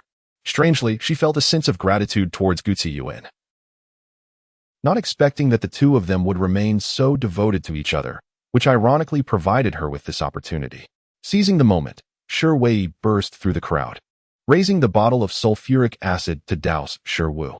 Gu Ziyuan, adjusting his coat, lifted his gaze only to feel his heart nearly stop. The sulfuric acid arced through the air, leaving a trail in its wake. Shiwu, having been forewarned, pulled those beside her to safety, yet her shoulder was still seared. Shiwu, seeing Shiwu's face intact, no longer cared about anything else. She continued her indiscriminate assault with the sulfuric acid. No one anticipated such chaos on what should have been a joyous day, as screams erupted and people frantically attempted to evade this deranged woman. Yet the frenzied woman possessed the strength of a bull, and those who tried to intervene were deterred by the acid, retreating in panic. Shiwu had commenced her indiscriminate attack, resigned to her fate, intent on dragging everyone down with her. Gu Ziyuan rushed forward, joining others to restrain Shiwu. The air was filled with her deafening screams. "Shiwu, I hate you. If it weren't for you, I wouldn't be in this situation. I am the heiress of the Shi family. I am. You wretched woman, let me go." The police arrived swiftly, placing handcuffs on Shiwu. Her fierce glare directed at Shi Wu caused those nearby to avert their eyes in fear of this lunatic's next move. As the officers escorted Shi Wei to the police car, Shi Wu stood rooted in place, her gaze fixed on the captured Shi Wei. A hint of a smile flickering in her eyes that only Shi Wei could perceive. "Let me go. Let me go. I did nothing wrong. I am not a murderer." Shi Wei struggled fiercely, but the handcuffs rendered her unable to escape. As the police car gradually drove away, her voice faded into the air. Gu Ziyuan pulled Shi Wu into the vehicle, and the driver immediately accelerated towards the hospital. Shi Wu's burnt skin continued to bleed profusely. "Does it hurt?" "I'm sorry for not arriving in time." Gu Ziyuan gently held Shi Wu's small hand, softly inquiring. Shi Wu shook her head weakly and managed a faint smile. "Brother, it doesn't hurt." In truth, she had been confident about her ability to escape unscathed, yet upon seeing the little girl emerging from the exam hall, her face alight with anticipation, she could not turn a blind eye. Fortunately, the outcome was not too dire.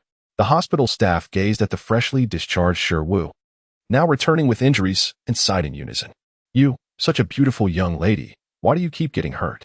You must take care of yourself. Your skin has been burned, and mere medication will not suffice for a complete recovery.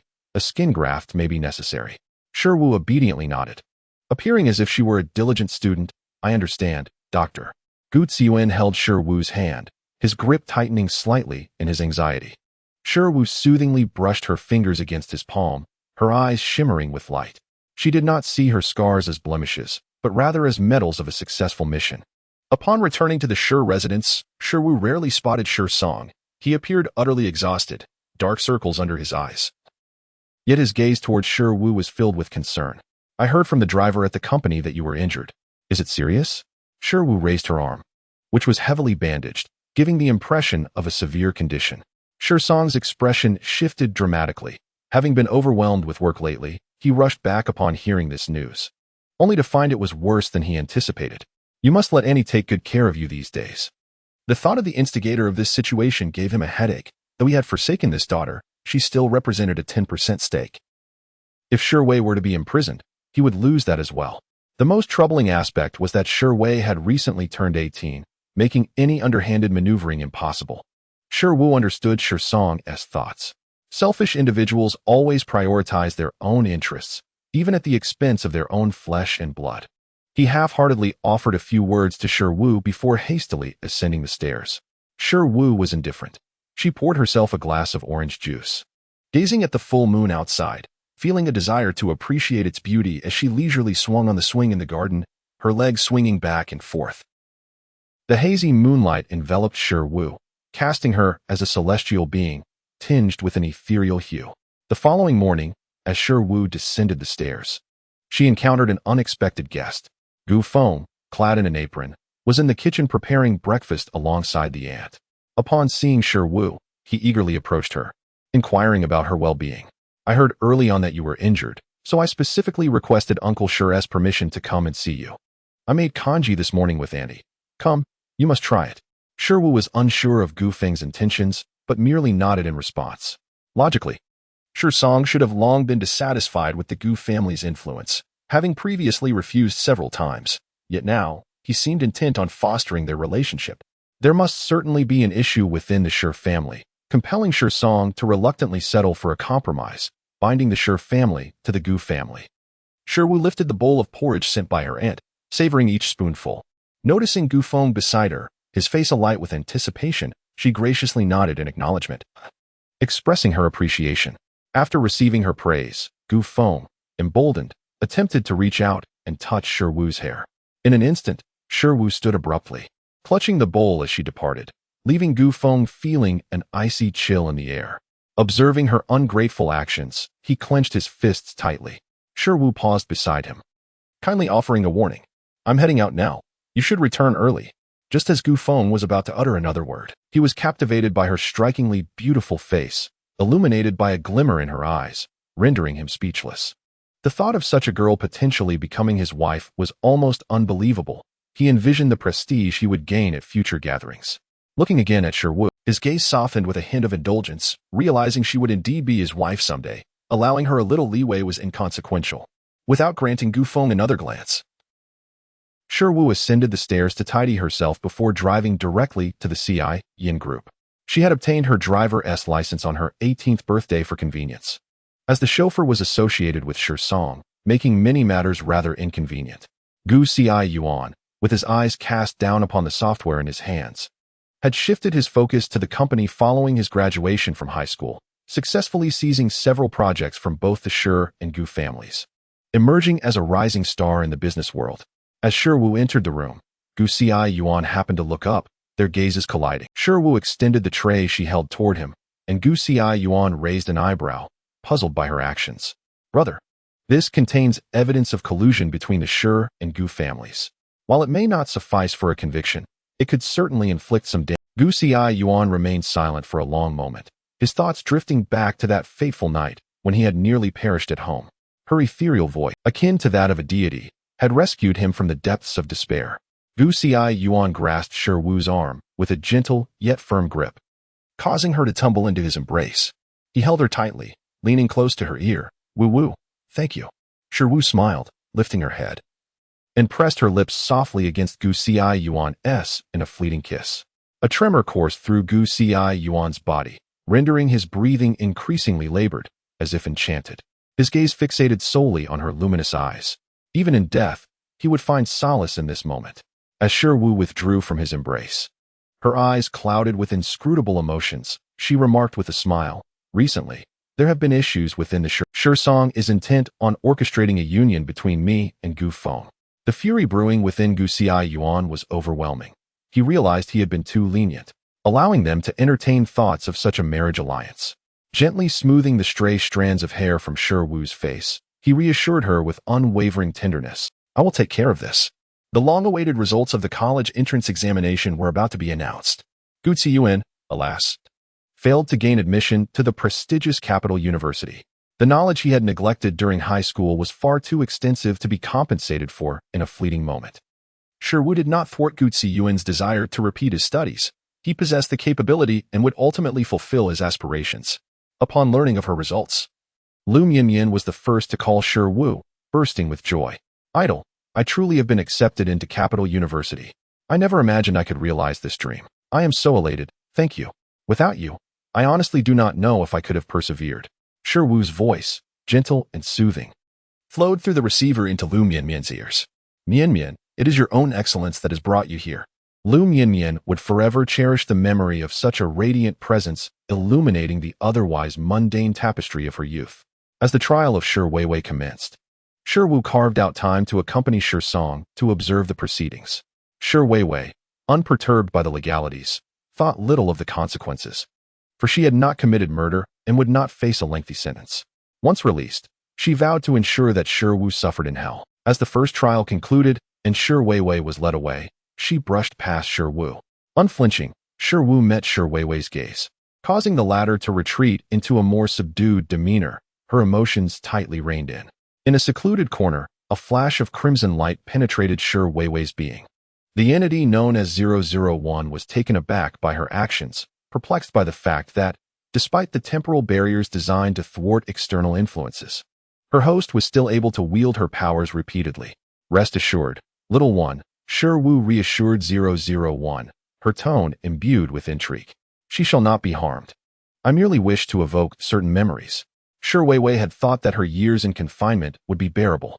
Little did she realize that wherever there are people, there exists a hell. Entering is easy, but exiting is fraught with difficulty. Chapter 28. The true heiress goes mad recently. Shi Song had been preoccupied with company affairs and had neglected to assist Shi Weiwei with her predicament. Confined in a crowded cell, Shi Weiwei was immediately met with hostility. The leader of the cell, observing her haughty demeanor, delivered a swift slap. Having ruled the prison for several years, no one had dared to challenge her authority. Now that she was in confinement, she should have known better than to maintain her arrogance. The newcomer simply did not understand the rules. Nearby, the sycophants could no longer bear to watch and chimed in, Sister Ing, do not sully your hands. Allow us to teach her a proper lesson. The woman referred to as Sister Ing was the top authority within the prison, wielding considerable influence due to familial connections. And as long as she did not commit any capital offenses, she could demand respect and obedience. Shi Weiwei, deep down, held contempt for these criminals. deeming them both incompetent and lacking in lineage. Yet she had forgotten that she herself had now become one of those despised offenders. As the blows rained down, the wounds inflicted by the monsoon began to bleed anew, presenting a most gruesome sight.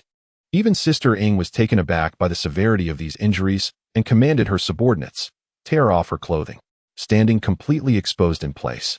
Shi Wei's horrifying scars were laid bare for all to see. Despite Ing Jie's extensive experience, she was taken aback by the visible wounds on Shi Wei's body, which were evidently inflicted with intent and specialized tools. It was best to allow her some time to recuperate. Ing Jie, having lost all desire to bully her, felt a sense of ennui as she reclined on the bed. For the first time, Shi Wei experienced a bed that was both small and rigid. Even when confined to the basement by the monsoon, that bed had been the largest and softest she had known. After an extended period, she finally managed to drift into a restless slumber. In her dreams, she envisioned herself as the exalted princess of the Shi family, the cherished jewel of her parents, stepping in for Shi Wu at the prestigious Imperial Capital University, ultimately marrying into the Gu family and living a life of blissful fulfillment. This was a stark contrast to her current existence, akin to a rat in the sewers, with a hopeless future ahead. In the morning, Ing Jie was roused by an uproarious commotion and irritably glanced at the source of the disturbance. Shi Wei, her eyes devoid of clarity, was deliriously shouting, "I am the Shi family's daughter. I am the exalted princess. Ha ha, I want to go back to my parents. I want to return." The manic echoes reverberated throughout the prison's corridors, prompting the guards to approach and admonish her to quiet down. Ing Jie, seizing a rag, stuffed it into Shi Wei's mouth, finally restoring some semblance of silence. "What should we do now, Ing Jie? Is she insane?" The sycophants looked upon Shi Wei with disdain, kicking her aside. Many could not come to terms with the reality of imprisonment, leading to madness and folly among a considerable number. The most troublesome aspect was dealing with these mentally unstable individuals. While a sane person might react to physical harm, a fool comprehended nothing, making them difficult to manage. It was best to observe her for a while. If her condition did not improve, they would report to the warden. At that moment, Shi Wei was lost within her own mental realm, still envisioning herself as the prestigious daughter of the Shi family.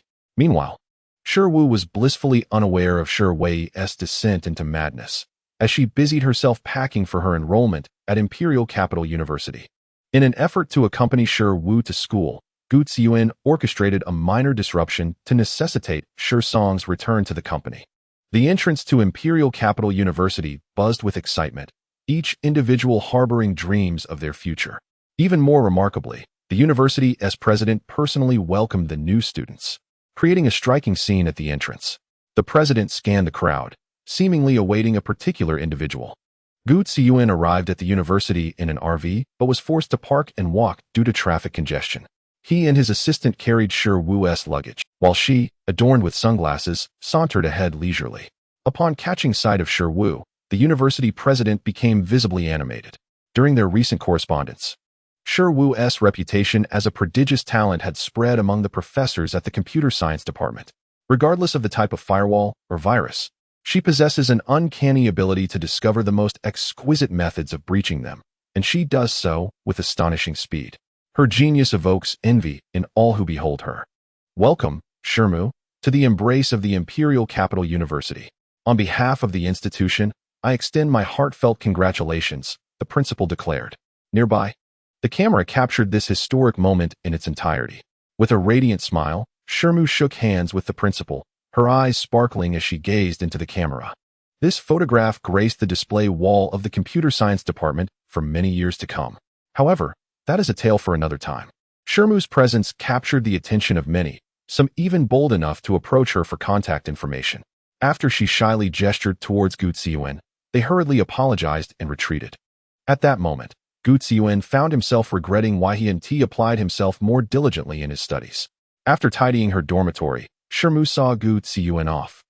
A photograph of the beautiful new student from Imperial Capital University strolling through the campus with her boyfriend quickly circulated on the confession wall, eliciting admiration and envy for the young couple's striking looks. At the school gate, Gu Ziyuan gazed at Shirmu with palpable reluctance, his eyes glistening with unspoken sentiments. "Wawa, I must take my leave." Shirmu grasped Gu Ziyuan's hand, giving it a gentle shake. "Be careful on your way, brother." Gu Tsen swallowed the torrent of words he wished to express, tenderly ruffling Shermu's hair. You little ungrateful one. Only after Gu Ziyuan's figure had completely vanished did Shermu turn back towards the university. Before she reached her dormitory, she received a call from Shi Song, whose tone conveyed a sense of notification rather than discussion. Xiaowu, tomorrow your Uncle Gu and Gu Feng will come over for dinner. After your classes, your father will send a driver to pick you up. Is that acceptable? Shermu initially intended to decline, but upon considering something, her voice brimmed with excitement. Of course, Dad. Understanding her father's ulterior motives, she resolved to embrace the mischief that lay ahead. The day at university passed swiftly, leaving Shermu feeling somewhat disenchanted. It was reminiscent of high school, filled with content she had already mastered. The professors, well aware of Shermu's capabilities, turned a blind eye to her exceptionalism. Upon returning home, the Gu family had already arrived. Sister Shermu, Gu Feng exclaimed, his eyes immediately locking onto her radiant figure as he rose with enthusiasm. Recently, he had found himself unable to ascertain Shermu's whereabouts, and with her now attending university and distancing herself from the Shi family, a sense of urgency had begun to stir within him. He proposed to his father that they solidify the engagement between the two to avoid any prolonged uncertainties. Naturally, Shi Song supported this wholeheartedly, seeing it as beneficial without any drawbacks, and hastily summoned his daughter home. The housekeeper had prepared a sumptuous meal, and the four individuals at the dining table were each lost in their own thoughts. Clearing his throat, Shi Song assessed Shermu's demeanor before cautiously stating, Xiaowu, we have gathered you here today to discuss the union of our families. Shermu lowered her gaze, a sudden smile breaking forth, drawing the attention of the three others, which cast a slightly ominous atmosphere over the gathering. What was initially anticipated to be a smooth outcome turned out to be disrupted by Sherwu's actions, leaving the three onlookers wide-eyed in astonishment. In Chapter 29, The True Daughter Goes Mad, Sherwu lightly lifted one hand and, with a swift motion, overturned the table, scattering food and soup onto the Gu family across from her. The exquisite garments and hairstyles were ruined in an instant. Gu Shan fixed his gaze on Sherwu, his expression inscrutable, while Gu Feng, unable to endure such humiliation, glared furiously and stood up, his finger trembling as he pointed at Sherwu. You shameless woman. What are you trying to pull? Droplets of soup dripped from Gu Feng's finger, causing Sherwu to take a step back in disdain. Shi Song, stunned by his daughter's ferocity, was momentarily speechless. Sherwu twirled the fork in her fingers, a cryptic smile playing on her lips. With a slight flick of her wrist, she hurled the fork at Gu Feng, embedding it in the flesh of his palm, revealing a hint of blood. Gu Feng recoiled in pain, rendered momentarily voiceless.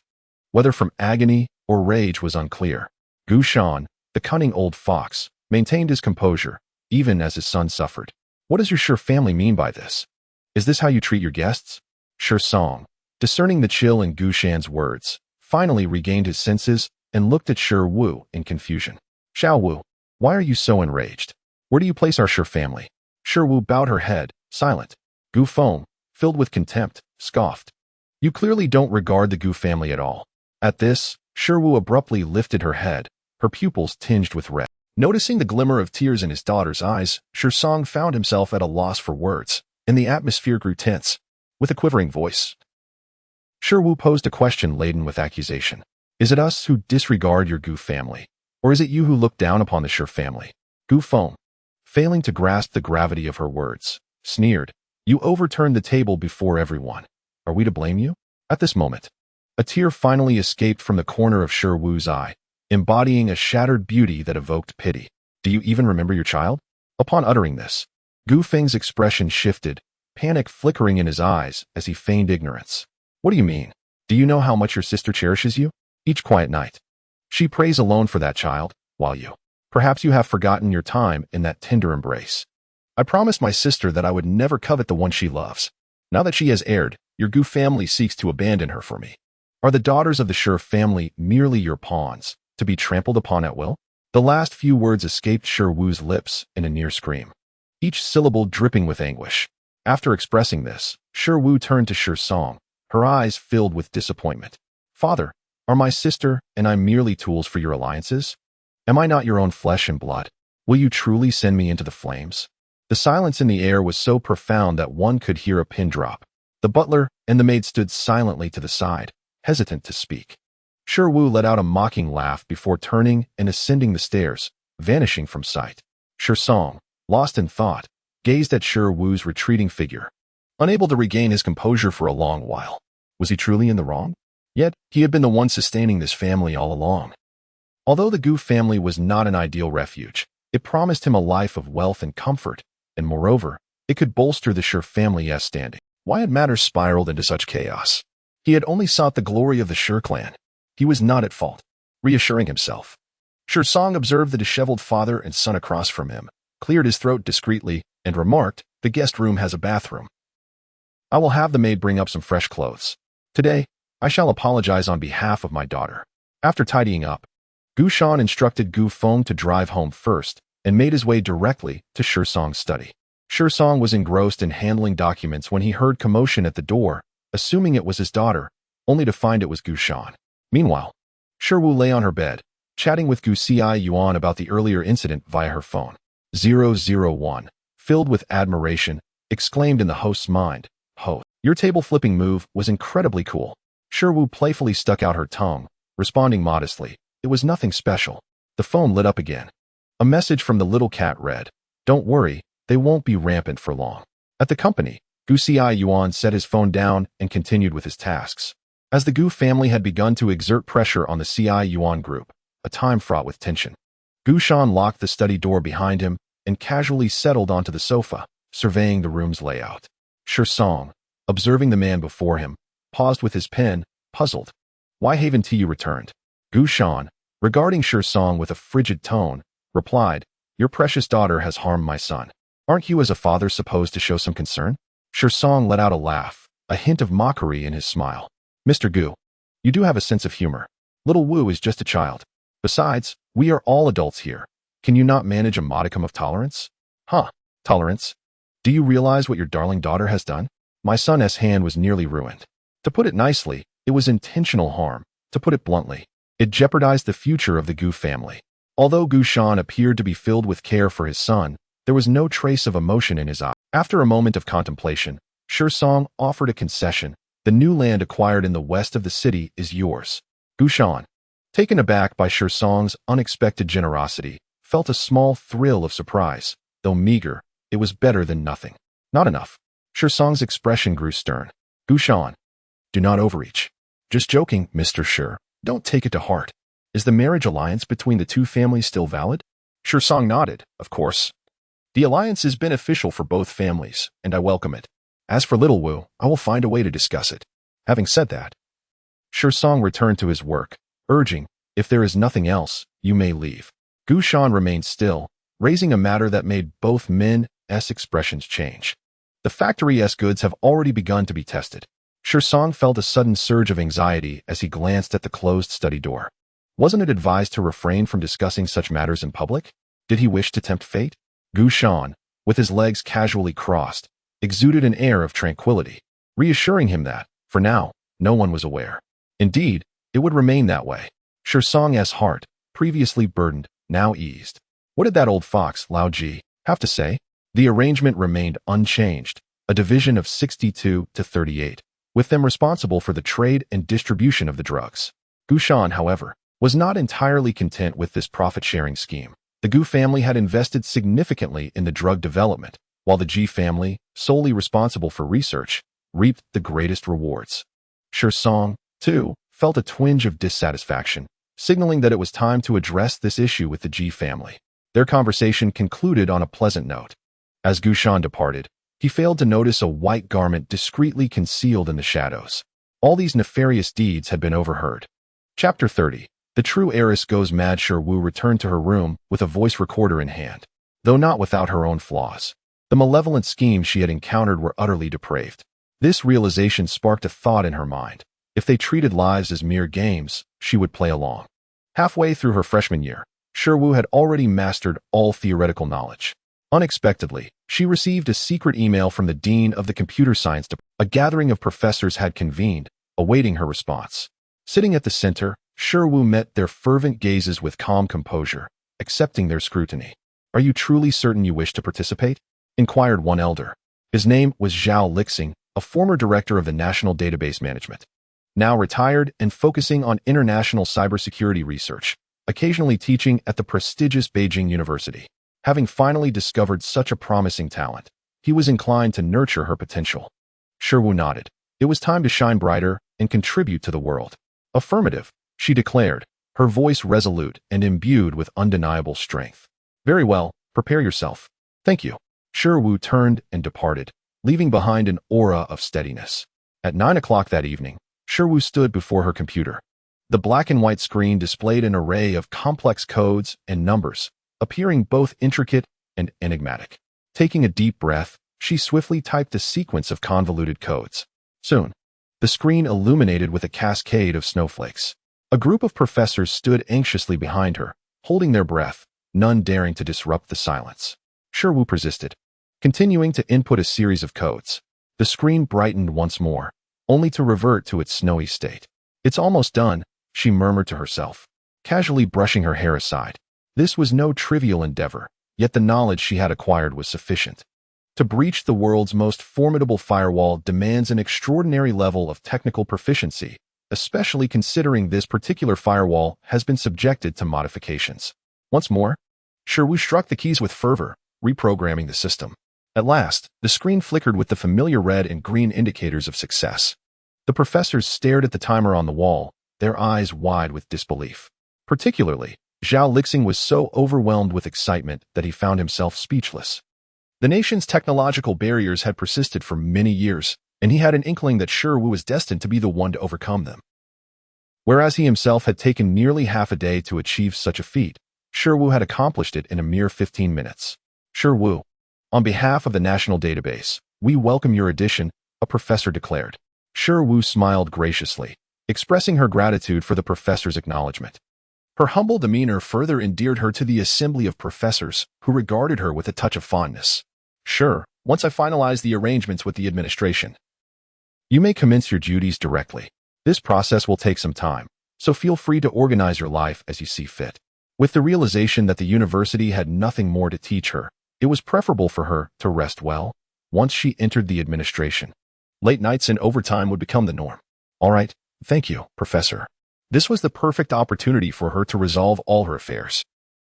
As Shiwu prepared to return home, a thought struck her, prompting her to take a detour to collect a renowned bowl of kanji before heading to the CIN group. It was already late, and the company was dimly lit with only a few scattered lights. Upon exiting the elevator, Shiwu immediately spotted Gu Ziyuan, who was still engrossed in his work. He was not only managing corporate affairs, but also making time for his studies. It had been some time since they last met. Gu Ziyuan, adorned with silver-rimmed glasses, presented a striking figure, his nose elegantly defined and his thin lips pressed together. Shiwu lingered at the doorway, admiring him, setting aside all else. Her brother's appearance was undeniably pleasing to the eye. Hearing her footsteps, he raised his gaze. The cloud of worry that had previously lingered in his expression dissipated, replaced by a smile that felt like a gentle spring breeze. Shiwu approached him with the food container in hand, grinning as she said, "Brother, it's time to eat." Gu Ziyuan closed his folder and rose to meet her. What prompted this unexpected visit? I simply wanted to see you, of course. Shiwu blinked her eyes playfully, her smile radiant. Gu Ziyuan's lips curled into a slight grin as he reached out to playfully pinch her nose. Now you're worried about me. But I wonder who has been neglecting to check in on me these past few days. Shiwu had no intention of revealing her impending employment at the database administration to Gu Ziyuan, fearing it might distract him. She clung to his arm, playfully pouting. It's just that you've been so busy lately, brother. Gu Ziyuan raised an eyebrow. Shiwu giggled. Regardless, I love you the most, so don't worry. Is that so? A mischievous curve played on Gu Ziyuan's lips. Shiwu, feeling a bit sheepish, instinctively recoiled slightly, yet she mustered the courage to laugh again. Gu Ziyuan grasped Shiwu's chin, compelling her to gaze up at him. His deep, resonant voice slowly emerged. Then you shall accompany your brother well, otherwise. Shiwu swallowed hard, her voice barely a whisper. Otherwise what? Though she appeared to be at a disadvantage, she was, in fact, the one in control. Gu Ziyuan discerned the provocation in her eyes, realizing she was quite the little trickster. He leaned in closer, his suggestive breath cascading over Shiwu's face. I shall confine you forever. What seemed like a jest was, in truth, Gu Ziyuan's heartfelt declaration. At that moment, he genuinely wished to imprison Shiwu. to possess and behold her all to himself. Please, no, Shi Wu exclaimed, shaking her head vigorously. Gu Xiaoyuan released her chin and guided her to sit beside the desk. He understood that Shi Wu was destined to shine like the stars. Merely being able to stand by her side was already a lofty aspiration, let alone harboring the audacious desire to clip her wings. Let us dine first, he suggested, handing her a bowl of congee. Shi Wu accepted it, taking a couple of sips with the spoon, her taste buds awakening to satisfaction, prompting her to indulge in a few more mouthfuls. Although the meal was intended for Gu Xiaoyuan, it ultimately found its way into her own stomach. Once the bowl was emptied, Shi Wu reluctantly set down her spoon, patting her round belly. She had never savored such delectable fare during her time in confinement. Brother, I am so full, she declared. Gu Xiaoyuan gently wiped the broth from the corner of her mouth, his arm wrapped protectively around her waist, unwilling to let go. The two of them relished this long-awaited moment of solitude. After entering the medical school at the Imperial Capital University, Lu Mian immersed herself in the study of cardiology, spending her days in the laboratory. Lately, Lu Qiyun's heart condition had worsened, leaving her feeling helpless. She had never loathed herself more, lamenting why she hadn't matured sooner. She could only study day and night, occasionally strolling by the lake to ease her frayed nerves. While sitting by the lake, reviewing medical knowledge, she noticed a figure approaching. Lu, Jr., Jiyan casually took a seat beside her, observing the medical book in her hands with an inscrutable expression. Senior Ji, Lu Mian said, momentarily taken aback before politely returning the greeting. It seems you are quite interested in medical knowledge. Would you care to take an interest in me as well? When Lu Mian returned to her dormitory, she felt somewhat dazed. Jiyan's question had startled her, despite their brief encounter. The emotions reflected in his eyes filled her with trepidation. Though she did not know him, he evoked an unsettling sense of familiarity. Yet, her immediate priority remained the urgent need to cure her brother's illness. Matters of the heart were of secondary importance. Jiyan remained seated by the lake, enveloped in solitude, exuding an aura that discouraged approach. He hadn't anticipated that Lu Mian would unhesitatingly reject him, refusing even a single opportunity. Thank you for your affection, but I have no intention of pursuing romance. What a succinct and decisive response. She remained steadfast and strong as ever, captivating in her own right. Upon returning home, when Shi Wu spotted a figure on the sofa, she was not at all surprised. Initially, she intended to ignore it and ascend the stairs, but was halted by a slightly stern command. Stop. Shi Song pinched the bridge of his nose, having initially believed that discovering his biological daughter was akin to finding treasure. Her brilliance had cast a favorable light upon him. However, he now found her increasingly rebellious. Obediently, Shi Wu circled back to the sofa and gazed at her father in confusion. Father, is there something you wish to discuss? The reprimands hung on the tip of Shi Song's tongue, but upon meeting her innocent gaze, he leaned back wearily. Xiao Wu, your father has always felt you were far less troublesome than your sister. During our last encounter, I believed your actions were merely a moment of difficulty in accepting things. Please, do not act so willfully. The Shi family needs you now. Marrying into the Gu family would be advantageous. Father, Shi Wu lifted her gaze to meet his, her eyes glimmering with a barely perceptible plea. Do you truly wish for me to marry that Gu Feng? After a prolonged silence, Shi Song finally uttered 3 words. Yes. Shi Wu lowered her head, her voice hoarse and devoid of energy. What if I say I do not like that man? Shi Song frowned. As a daughter of the Shi family, she was expected to prioritize family honor over romantic inclinations. Moreover, there are no cats that do not stray. Men are often merely frivolous in their pursuits. With wealth and time, one can lead their own life. Shi Wu lifted her head, her eyes finally sparking with a hint of determination. I do not wish to marry him, father. What if I told you I could elevate the Shi family's honor to a new echelon without relying on a man? I can carve out my own path. Shi Song recognized his daughter's exceptional talent, yet she remained a woman, and the family's legacy must not fall into another's hands. Regardless, you are still a woman. Do not exhaust yourself. Heed your father's plans. To put it bluntly, even if the Gu family is a pit of fire, you must leap into it. From birth, your fate has been set. Shi Wu composed herself, her eyes betraying no emotion, her voice as cold as ice, laced with a chilling resolve. If that is, do not blame me for being ungracious. Shi Song, weary of his daughter's perceived madness, felt his patience waning and did not wish to prolong the discussion. You have no right to resist. As she watched her father's retreating figure, a sardonic smile crept across Shi Wu's face. Indeed, he was a selfish individual. Would he regret his choices after falling from grace? Shi began to prepare for her own plans. This grand game would require universal participation. Utilizing her computer skills, she had already tracked down the production hubs of those illicit drugs. She disclosed several locations to the police, and the three families grew increasingly restless. Continuing down this path would inevitably lead to mutual exposure. Everything would be destroyed in an instant. Shi chose an auspicious date to announce the alliance between the Gu and Shi families. At the moment she received this news, Shi was still nestled in Gu Ziyuan's embrace. The man, who had just moments ago been enveloped in tenderness, now placed his hand upon Shi. The tempest brewing within his gaze struck a chord of fear, as if some malevolent spirit were on the brink of liberation. "What did you promise me, Wu?" His voice, tinged with a husky timbre, could not mask the warning laced within, revealing a master teetering on the edge of cruelty. "Brother, are you going to strangle me?" Shi's eyes sparkled with excitement, even leaning slightly closer to Gu Ziyuan's grip, eagerly anticipating the forthcoming actions. Gu Ziyuan could no longer contain the twisted desires within. His palm tightened gradually, reveling in Shi's response. Shi did not disappoint him. Even as the world around her grew dim, her expression remained unchanged. Her gaze fixed unwaveringly upon Gu Ziyuan, as though surrendering her very essence to this man. Just as she was on the verge of gasping for breath, the constriction around her neck abruptly vanished, and a torrent of kisses descended upon her, laden with the essence of submission. Willingly, she conceded, offering a loyal kiss as a token of her fealty. Shi pushed Gu Ziyuan away, her enchanting eyes crescent-shaped, reminiscent of a luminous moon, captivating all who beheld her. "Fear not, brother. Let me finish playing with them before you intervene, shall we?"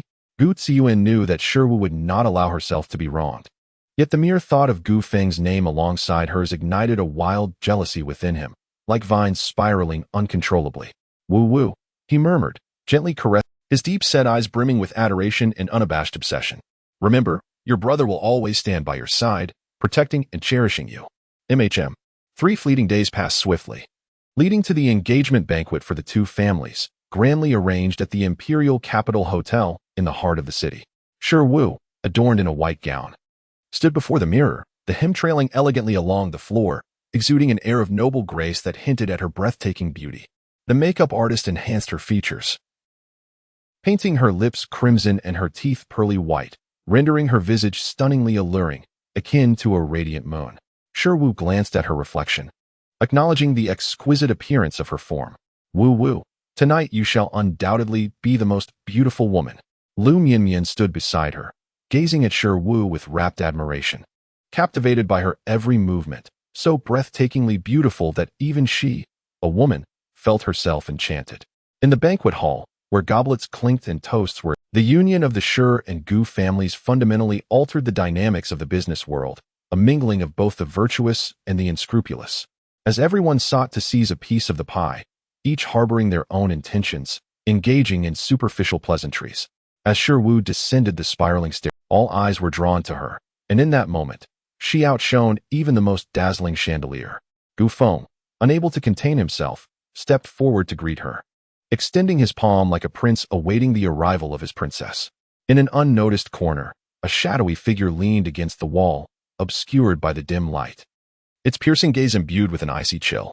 Shi deftly evaded Gu Feng's hand, making her way to Shi Song's side. Gu Feng stepped forward, intending to say something further, when a servant approached him. The two exchanged a few hurried whispers before departing hastily. Shi gazed at the vanishing figure of Gu Feng, a cryptic smile curling on her lips. The performance was about to commence. Chapter 32, The True Heiress Has Gone Mad. Shi Song led Shi onto the stage, microphone in hand. "I trust everyone is aware of the purpose behind today's gathering. The union of the Shi and Gu families is about to be celebrated, and I hope all of you will bear witness to this momentous occasion." A rare, sincere smile graced Shi Song's face, though it was uncertain whether it stemmed from the impending wealth or his daughter's forthcoming nuptials. Shi Song had long arranged for a pair of jade bracelets to serve as tokens of engagement to be exchanged before the assembly, symbolizing the completion of the engagement ceremony. He surveyed the crowd, but the absence of the Gu father and son was conspicuous. Inquiring with a nearby servant, he learned that both had exited consecutively. His expression darkened. What could possibly be more pressing than an engagement on this day? Such disregard for the Shi family was unacceptable. At this point, he resolved to locate them to proceed with the ceremony. However, as soon as he stepped outside, a sharp pain struck the back of his head, rendering him unconscious. With a resounding thud, he collapsed to the ground, entirely unaware. Shi Wu estimated that the time was ripe and seized the microphone. I apologize, everyone, but the union between the Shi and Gu families has been cancelled. Thank you for your efforts in attending. The crowd murmured in confusion, unable to comprehend the situation. Only a man leaning against the wall chuckled, the coldness in his gaze dissipating, replaced by a hint of satisfaction. While Shi Wu was changing in the dressing room, she heard the gentle creak of the door opening. Recognizing the familiar scent, she chose not to turn around but continued to unfasten her gown. Her porcelain skin slowly revealed itself, her delicate shoulders partially exposed, captivating all who beheld her. The man approached, enveloping her in a tight embrace. His soft lips grazing her neck, nibbling gently. His warm breath brushed against her skin, sending a shiver coursing through her body. Shi Wu trembled slightly, placing her hands against his chest to halt his descent. Wu, how do you think you should be punished? His deep, husky voice resonated in her ear, teasing her sensitive nerves. Shi Wu pushed him away, standing tall, her tone grave. Brother, this matter does not concern you. The man chuckled darkly, such dangerous affairs I cannot allow you to face alone. Wu, do not jest. Shi Wu turned to meet his gaze evenly. Brother, do you not trust me? The more people there are, the easier it is to be exposed. Besides, I can handle tonight's events on my own. Gu Ziyuan found himself at a loss for words in the face of Shi Wu's resolve, ultimately conceding. If there is any danger, contact me immediately. All right, brother. Shi Wu donned a loose black ensemble, her hair pulled back neatly, exuding an air of efficiency. Grabbing her cloak, she quietly exited through the hotel's rear entrance. Meanwhile, 001, deeply asleep, stirred at the sound of the host's call, half awake and inquiring sleepily. Host, what would you like me to do? Please erase the surveillance footage from the hotel's back entrance and fabricate a video of my return home. Although I could accomplish this myself, the constraints of the rules prevent me from executing it without a trace. Understood, host. I, 001, assure you that the task will be completed. With that, Shi Wu left with a sense of ease, heading towards a factory in the suburbs. When Shi Song regained consciousness, a throbbing headache assaulted him. He propped himself up on the floor, surveying his surroundings, and panic set in. Hadn't he just been at the banquet? How had he been knocked unconscious and brought here? Who dared to act so brazenly? Simultaneously, in another room, Gu Shan awoke as well. In stark contrast to Shi Song's agitation, he appeared remarkably composed. Upon arriving at the factory, Shi Wu donned a cloak and prepared a voice changer. Under the moonlight, the desolate wilderness exuded a haunting ambience. Seated before the monitor, Shi Wu began typing on the computer. The cameras facing Gu Shan and Shi Song flickered to life, marking the commencement of a genuine live broadcast, streamed to various platforms. Welcome to the live stream, where you shall witness the judgment of justice. Despite the presence of the voice changer, Shi Wu's excitement was palpable. A myriad of passers-by on the street noticed the peculiar live stream. Some lingered out of curiosity, while others hurriedly scrolled past. Yet, such attention sufficed. Where there is existence, traces remain, allowing everything to come to light, both glory and sin. Who are you? Do you dare to kidnap me? Do you know who I am? Shi Song's voice brimmed with fury. If he were to be rescued, he would ensure that the puppeteer behind this would pay dearly. Shi Wu regarded Shi Song with a sense of incredulity, finding his bravado foolish given his dire predicament. Considering the nature of future endeavors, Shi Wu had no intention of inflicting harm upon the two, despite the time he had wasted on this affair. Why resort to intellect when brute force could resolve the issue? The rules of this world were indeed troublesome. Would you like to know who your companions are? Call out. Perhaps they might respond. Without hesitation, Shi Song shouted, Who are you? After a prolonged silence, a familiar voice echoed back. It's me, Gu Shan. How did you end up here as well? Who dares to be so audacious? Gu Shan's mind raced, searching for any clues, yet he found no allies among the shadows. Online, news of the kidnapping of the presidents of the Shi and Gu families spread rapidly, maintaining a high level of intrigue. The police mobilized every available resource, scouring the city. Concurrently, efforts were underway online to trace the technical aspects, seeking any evidence to shut down the live stream and avert widespread panic. We can reminisce later. For now, I invite you both to watch a video. Shi Wu sat in the chair, her legs swinging restlessly, her angelic visage a blend of light and humming a melody with an eerie sense of delight. In the video, Gu, Shi, and Ji stood in an underground factory, coldly observing as researchers injected a substance into a woman whose face was streaked with tears. They watched as her expression transformed from resistance to a disturbing sense of pleasure. Surrounded by a group of burly men, the woman, unable to withstand such intensity, succumbed to death. The trio displayed no hint of emotion. Behind the woman, an array of cages held countless others, each pair of eyes filled with panic, pleading for mercy, yet the three remained unmoved. Upon viewing this footage, Gu Shan and Shi Song's expression shifted dramatically. If this video were to leak, it would spell doom for all three parties involved. Unbeknownst to them, the video had already been broadcast live. Astute netizens quickly pieced together the story, deducing that these three were involved in a nefarious enterprise and had become targets of retribution. The discussions online ignited fervently, with one commenter noting that the term black-hearted enterprise hardly sufficed. The crimes committed warranted far more severe consequences. In this day and age, such malevolence still existed, and without today's live stream, it might have remained concealed. As the online debate raged, Gu Shan and Shi Song found themselves embroiled in a fierce argument. Gu Shan, did you leak the video and then orchestrate this charade to have me kidnapped? Shi Song's anger intensified with each passing moment. Let us not forget, we are all in the same boat. If you scheme against me, you shall not fare well either. The spectacle of dogs biting dogs elicited applause from Shi Wu, who couldn't resist. Gu Shan felt exasperated by Shi Song's blatant provocations, wishing to break free from his bindings and deliver a few slaps. Unfazed, Shi Song grew increasingly convinced of his suspicions. I see you're enraged because I've guessed your intentions. Even in death, I shall ensure you suffer. Gu Shan's chest heaved with indignation as he tightly closed his eyes. Shi Song's vitriolic tirade gradually faded into silence. Shi Wu, feigning surprise with a hint of pity, remarked, "So you harbor so many secrets. Let us play a game. Whoever wins shall escape death. What say you?" Gu Shan, agitated by his constraints, snapped back. "What is your aim?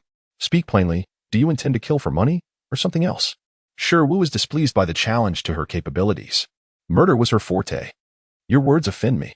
As the live stream abruptly cut off, viewers were left bewildered, their curiosity piqued. Shi Wu, wielding a hammer, slowly approached Gu Shan's door. The moonlight spilled through the dilapidated window, casting an ominous glow upon the hammer, reminiscent of the Grim Reaper's decree. Gu Shan gazed at the enigmatic figure cloaked in shadows and felt a strange sense of relief. As long as this person chose to, he believed he could find a way to secure his own safety. Every individual harbors desires, and with but a hint of temptation, one can escape this place. At that moment, one could witness how he would eliminate this audacious lunatic. "Who are you?" Shi Wu inquired, her back turned to Gu Shan. Her voice laced with a hint of anticipation. "Who I am is inconsequential." Shi Wu turned, her exquisite visage obscured by an exceedingly hideous mask. "What matters is that you are about to meet your demise." Upon hearing these words, a sense of ease washed over Gu Shan's features, accompanied by a glimmer of disdain in his eyes. "How do you intend to kill me?" His gaze, imbued with ignorant provocation, betrayed no awareness of the fate that awaited him. "Host, calm down. Do not resort to murder. That will lead you." The crimson glint in Shi Wu's eyes could no longer be contained at this juncture. All she wished was for the man before her to comprehend the gravity of his situation. 001. "I shall not kill. Do not interfere with me, lest I grow angry." A resounding crash echoed. As the iron hammer struck Gu Shan's palm, flesh mingled with dust, erupting in a horrifying spectacle. The scene was chilling. "Do you believe now?" Gu Shan gazed incredulously at his blurred hand, belatedly screaming in terror.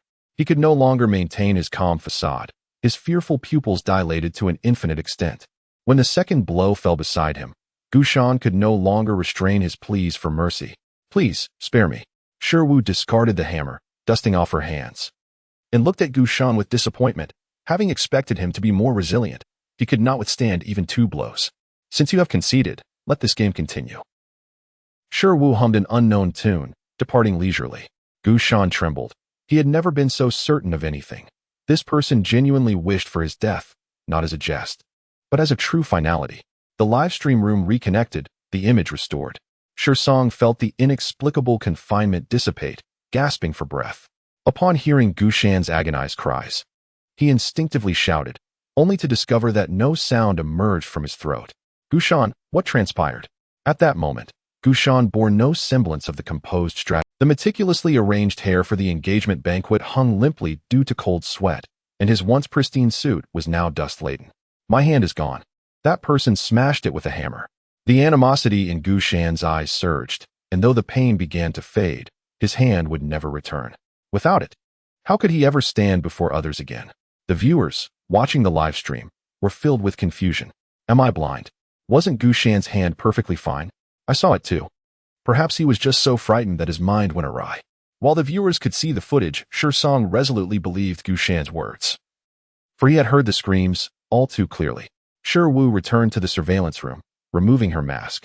Her exquisite features bore a nonchalant smile. Yet in the depths of the night, this was utterly unnatural, invoking a sense of dread. Well then, my dear friends, that was merely a jest. Let the game resume. First, do introduce yourselves. Despite the confusion swirling in Gushan's mind, if this individual had the capacity to bind them in this manner, they must surely be aware of their identities. He felt compelled to comply with the ominous figure's demands. I am Gushan, president of Gu Corporation. Song, unwilling to be outdone, quickly interjected, I am Song, president of Corporation. Wu, toying with her hair, wore an expression that was somewhat inscrutable. Excellent. Now, let the game officially commence. But first, allow me to elucidate the rules. From this moment on, a timer will begin for 10 minutes. The more secrets you divulge, the greater your chances of survival. Gushan was perplexed by the cloaked figure's intentions. What secrets? Wu scoffed, naturally. Those involving the underground factories and the women who were subjected to experimentation. However, if you possess other secrets, feel free to reveal them as well. You may choose silence. But know this, after 10 minutes, you will lose your hands. Gushan felt a familiar ache at the sight of his arm's amputation. The cloaked figure had shown the video, signifying that they were already privy to this secret, leaving him no choice but to speak the truth. Those women were brought here by Song. They are not connected to the Gu family. Song, incensed by this, retorted, Gushan, you are truly something. When we experimented on animals, who insisted that we required a batch of test subjects. With the situation spiraling, Gushan resigned himself to the case. I merely raised a question. The outcome was yours to decide. Those women cried out for mercy, yet you showed no compassion. Song's fury surged within him, and disregarding everything else, he tore away the facade from Gushan's face. Yes, those women were indeed my doing, but once they were tortured to death. You were the one who disposed of the bodies.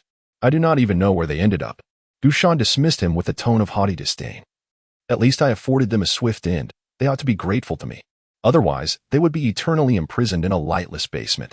The spectacle of their mutual accusations unfolded spectacularly in the live stream.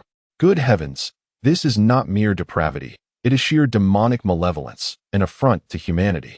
This cloaked figure is truly executing divine justice. I declare my support. Hell is laid bare, and demons walk among us. Little did they know. Their actions were being broadcast to the world, yet they continued to bicker. Song's gaze flickered, and with a steely resolve, he finally unveiled a long-buried secret. You killed the mother of that illegitimate child, didn't you? Chapter 34. The true daughter goes mad. Gushan's expression shifted dramatically, leaving him frozen in place. Whether out of guilt or shock, he remained speechless. Gu Ziyuan, engrossed in a live broadcast on his mobile device, heard a particular phrase that sent a chill coursing through his deep-set eyes, reminiscent of an unfathomable icy abyss. Yet, upon contemplating Wu, a warmth flickered in his gaze, dissipating the aura of world weariness that had enveloped him. Soon, mother, I shall exact vengeance on your behalf. This ordeal shall soon reach its conclusion. In the surveillance room, Wu, piqued by these words, decided to assist her brother in unraveling the truth. Indeed, I find myself quite intrigued. Let us elucidate this matter clearly. Despite Song's notorious reputation for malevolence throughout his life, he maintained an unblemished private life, seldom indulging in indiscretions. He scorned Gushan's actions and harbored compassion for the woman of ethereal beauty. Gushan, already bound by marital ties, had deceived the kind-hearted lady, abandoning her even as she bore his child, promising a home to another. Song had glimpsed that woman on several occasions at the company. Her heart and eyes were solely devoted to Gushan, radiating an untainted happiness. Such a remarkable woman, upon giving birth, was met with the harsh truth. succumbing to severe depression. Gu Shan, that scoundrel, remained oblivious to his wrongdoing, even imprisoning her until her tear-stained demise. He buried her beneath the mimosa tree in front of his villa. Song had witnessed it all that fateful night. Unable to fathom how one could be so devoid of empathy, Gu Shan instinctively retorted, "I did not cause her death. She succumbed to depression. Besides, I had considered providing her with a home. It was she who could not accept reality. She brought this upon herself. Otherwise, she would have been the esteemed Mrs. Gu, not a wretched soul without even a grave." Though Song had once felt a flicker of desire, her ignorance of her fortune led to her interment beneath the mimosa, a gesture intended for their potential reunion in another life. To Gu Shan's feeble justifications, everyone scoffed. After all, how could one truly love another while inflicting harm? He offered her no dignity in her final moments. Song retorted without reservation, "What a farce." Wu's voice resounded once more, imbued with a lingering sense of intrigue. "Thus, the game concludes here. Please await a moment. Your rewards will be delivered shortly." The final scene of the broadcast revealed a panoramic view of an abandoned factory. The black cloak and mask were left behind in the surveillance room as Wu's silhouette faded into the corridor. A white note adorned with flamboyant handwriting concluded with a charming heart. "Dear officer, I'm ridding society of its scourge, albeit through improper means. I hope for your understanding." Gu Shan and Song sat in silence, fantasizing about the day they would hunt down this wretched soul and exact a gruesome revenge. Unbeknownst to them, their illustrious reign was drawing to a close. The factory's decrepit door was kicked open as armed police officers poured in, meticulously searching every inch. Yet, even after turning the place upside down, the figure in the cloak remained elusive.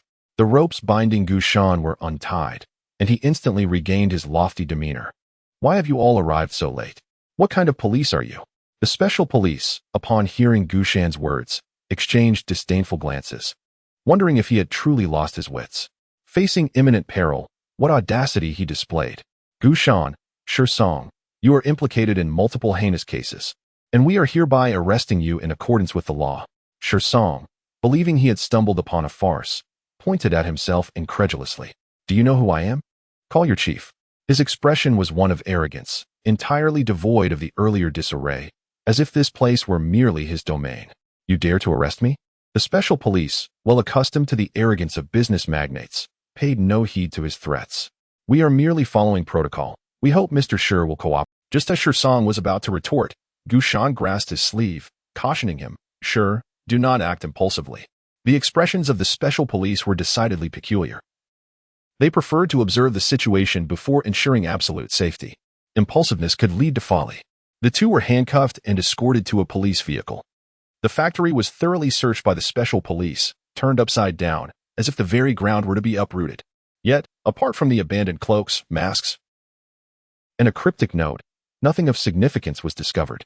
Gu Shan and Song were taken to the interrogation room. When the live recording was displayed before them, their expressions transformed from fury to dread, and ultimately to ashen resignation, as if they foresaw the dismal conclusion of their lives. Meanwhile, in a mountain villa, Ji Feng was engrossed in indulgence and remained oblivious to the tumultuous changes unfolding outside, unaware of the impending fate that as the villa was heavily surrounded by special police and sirens blared into the heavens, Ji Feng sensed something was amiss. In a fit of panic, he struck the woman beside him, his face betraying anxiety. "You called the police? How dare you?" The woman shook her head frantically, pleading, "It wasn't me." But such denials bore little consequence as the villa door was forcibly breached. As the basement was opened, Ji Feng was hurriedly donning his trousers. Confronted by an array of implements of torture and a woman on the bed, bruised and weeping, even the most seasoned special police could not suppress their horror at such monstrous behavior. Ji Feng was subsequently taken back to the precinct. The news of the arrest of the three prominent tycoons, Ji, and Gu, spread like wildfire through the streets, drawing widespread condemnation. Wu lay in bed, relishing the fruits of his machinations. The game was not the source of amusement. Rather, it was the manipulation of human hearts. During this period, Shi's mother hastily returned from abroad, securing the finest lawyer to defend Song. Wu was frequently summoned for questioning at the police station. The entire gray industrial chain had been eradicated, liberating countless female victims from their plight.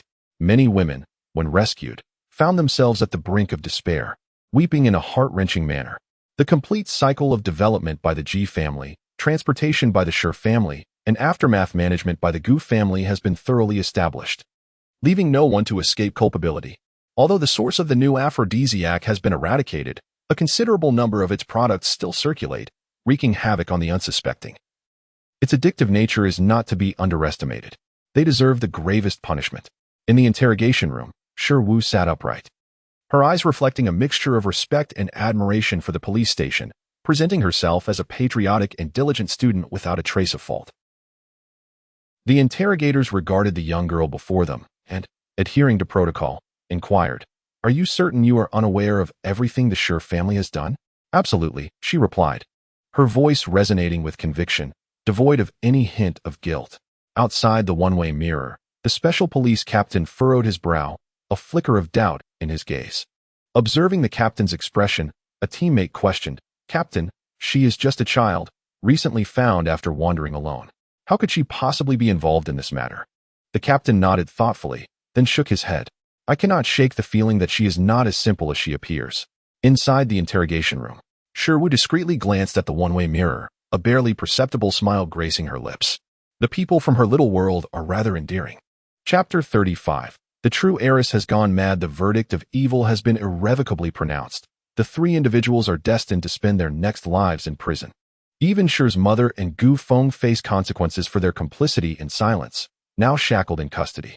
This gray industrial chain has ensnared numerous enterprises, with none escaping. The Sher, Gu, and Ji families have seen many of their businesses seized, leaving only remnants of their former power struggling to survive. Seizing the moment, Gu Ziyuan swiftly acquired shares from the three families, emerging as the dominant authority. In an instant, the Yin group gained unparalleled prominence. In the upper echelons of the Sher group, Sher Wu lounged against Gu Ziyuan's shoulder, her eyes heavy with fatigue. Listening to the discourse of these antiquated figures was truly exhausting. In the conference room, every individual gazed at Sher Wu with deep concern. The Sher family found itself in dire straits, while the rightful heir stood with outsiders. "My lady, you must reconsider. This is your family's legacy. Can you bear to see it fall into the hands of outsiders?" Sher Wu appeared to contemplate momentarily before earnestly nodding. "I cannot bear it. My lady, this is your home. Will you allow us to suffer dislocation?" Indeed. The room fell silent, the crowd casting resentful glances at the instigator beside her. Were it not for his alluring mischief, she would not be devoid of ambition. Gu Ziyuan was pleased with Sher Wu's decision and gently kissed her small face. "Return to your duties. Although I have acquired the Sher group, it will forever retain the Sher name. Nothing will change, and none of you will be dismissed." Upon hearing the assurance, many individuals secretly breathed a sigh of relief, for the transformations initiated by the Group's leaders invariably heralded tumultuous upheavals within the organization, leaving one uncertain of witnessing the dawn of another day. This Gu, it seems, possesses quite the commendable disposition. In the office, only Sher Wu, you wouldn't blame me, would you? Sher Wu gently caressed Gu Ziyuan's eyes, her soft voice akin to the most exquisite temptation. Before she could utter a word, Gu Ziyuan had already succumbed. "If this brings my brother joy, I shall be the one to wield the knife myself." Gu Ziyuan felt an overwhelming affection for the woman before him. Her smile was enchanting, imbued with a certain magic that ensnared him utterly. Sher Wu's smile grew sweeter as she leaned in, pressing her crimson lips to the corner of Gu Ziyuan's mouth. Gu Ziyuan whispered softly, Thank you for rescuing me from the abyss. Thank you for gracing my dreary world." "What did you say, brother?" "I didn't quite catch that," Sher Wu said, smoothing the furrow between Gu Ziyuan's brows. At last, he smiled sincerely. "It's nothing. I wish to return home. Accompany me tonight to buy groceries and cook. I would like to showcase my culinary skills." "Of course." The two exchanged a smile, a moment that felt eternal. As winter faded into spring, a year slipped by in the blink of an eye. The Yin group had ascended to the pinnacle of the industry. Yet no one had laid eyes on the true face of the president. Little did they know that their elusive leader was fervently preparing for the college entrance examination. Sher Wu handed her examination permit to Gu Ziyuan, her eyes glistening with unshed tears from the strain. "Brother, do your best." Gu Ziyuan's demeanor radiated vigor, a stark contrast to his previous despondency. Sher Wu beamed with satisfaction at the flower she had nurtured, her gaze filled with affection. "Wu. Wait for me at the Imperial Capital University." Everything was vibrant and brimming with hope. After the protracted rainy season, the golden dawn finally arrived, washing away all sins with an unstoppable momentum. Unexpectedly, Shiwu received a phone call. Shiwei, in prison, had taken her own life, and she was utterly alone. The only ones with a tenuous connection being the Shi family, who were themselves in dire straits. Ultimately, the call reached Shiwu. Alone, she stood before the prison gates. The heavy, grand iron door standing as a barrier between the beauty of reality and the darkness of evil, as if it led to another realm. Shiwei's demise was not a peaceful one. Within the prison walls, she did not find the swift release she sought. Instead, she chose the most excruciating method, wrist cutting. In the stillness of the night, she quietly passed away in the restroom, with only a few haunting bloodstains nearby. Shiwu, I hate you. Even in death. She could not find solace, remaining trapped in the protagonist's vicious cycle. She could never have imagined that the person she loathed so intensely would be the one to claim her remains. Shiwu felt little turbulence within. Life and death were ultimately her own choices. If she can endure her time in prison and emerge to live a good life, with her protagonist's aura, she can carve out a path uniquely her own. The inability to discern others is a fundamental flaw, but the failure to understand oneself is an even more perilous defect. The results of Gu Ziyuan's college entrance examination were announced, and he emerged as the top science student in the prestigious high school of the capital. His brilliance was undeniable, and time would surely attest to it. As the school year commenced in September, Gu Ziyuan finally stood beside Shiwu. Yet, amidst their anticipated sweet campus romance, it unraveled. Gu Ziyuan gazed at Shiwu with a sense of grievance. Shiwu, equally burdened with her suitcase, looked apologetically at him and earnestly declared, "The country needs me, and I must answer the call." She added, "Surely, my older brother would not stand in my way." Gu Ziyuan, observing the circle of influential figures surrounding Shiwu, gritted his teeth and replied, "How could Wu say such a thing? Of course, I would not." A fleeting glimmer of mischievous triumph flashed in Shiwu's eyes as she feigned regret, saying, "Then I shall see you next time." As Gu Ziyuan watched her retreating figure, an ominous light flickered in his eyes. It was only when someone suddenly patted his shoulder that he slowly turned around. Ji Yin, sensing the intensity in Gu Ziyuan's gaze, involuntarily shivered. "What is with that look? It's like you want to devour someone." "I skipped class to come pick you up for school," he continued. "Why? If you could have gone to a better university last year, are you so fixated on the Imperial University? I'm curious about what draws you here." Gu Ziyuan moved forward, disregarding Ji Yin's incessant chatter. Upon reaching the signpost at the entrance, he paused. Noticing the spark in Gu Ziyuan's eyes, Ji Yin jested, "Oh, are you interested? That is Shiwu, a remarkable figure at our school. She completed 4 years of coursework in just 1 year and is now being courted by the government, with countless admirers." "She is mine," Gu Ziyuan replied coldly and resolutely. Ji Yin laughed heartily, clutching his stomach. "Old Gu, have you lost your mind? Do you even know who she is? If you want to pursue her, you have quite a few rivals." Gu Ziyuan was disinclined to waste words on the fool.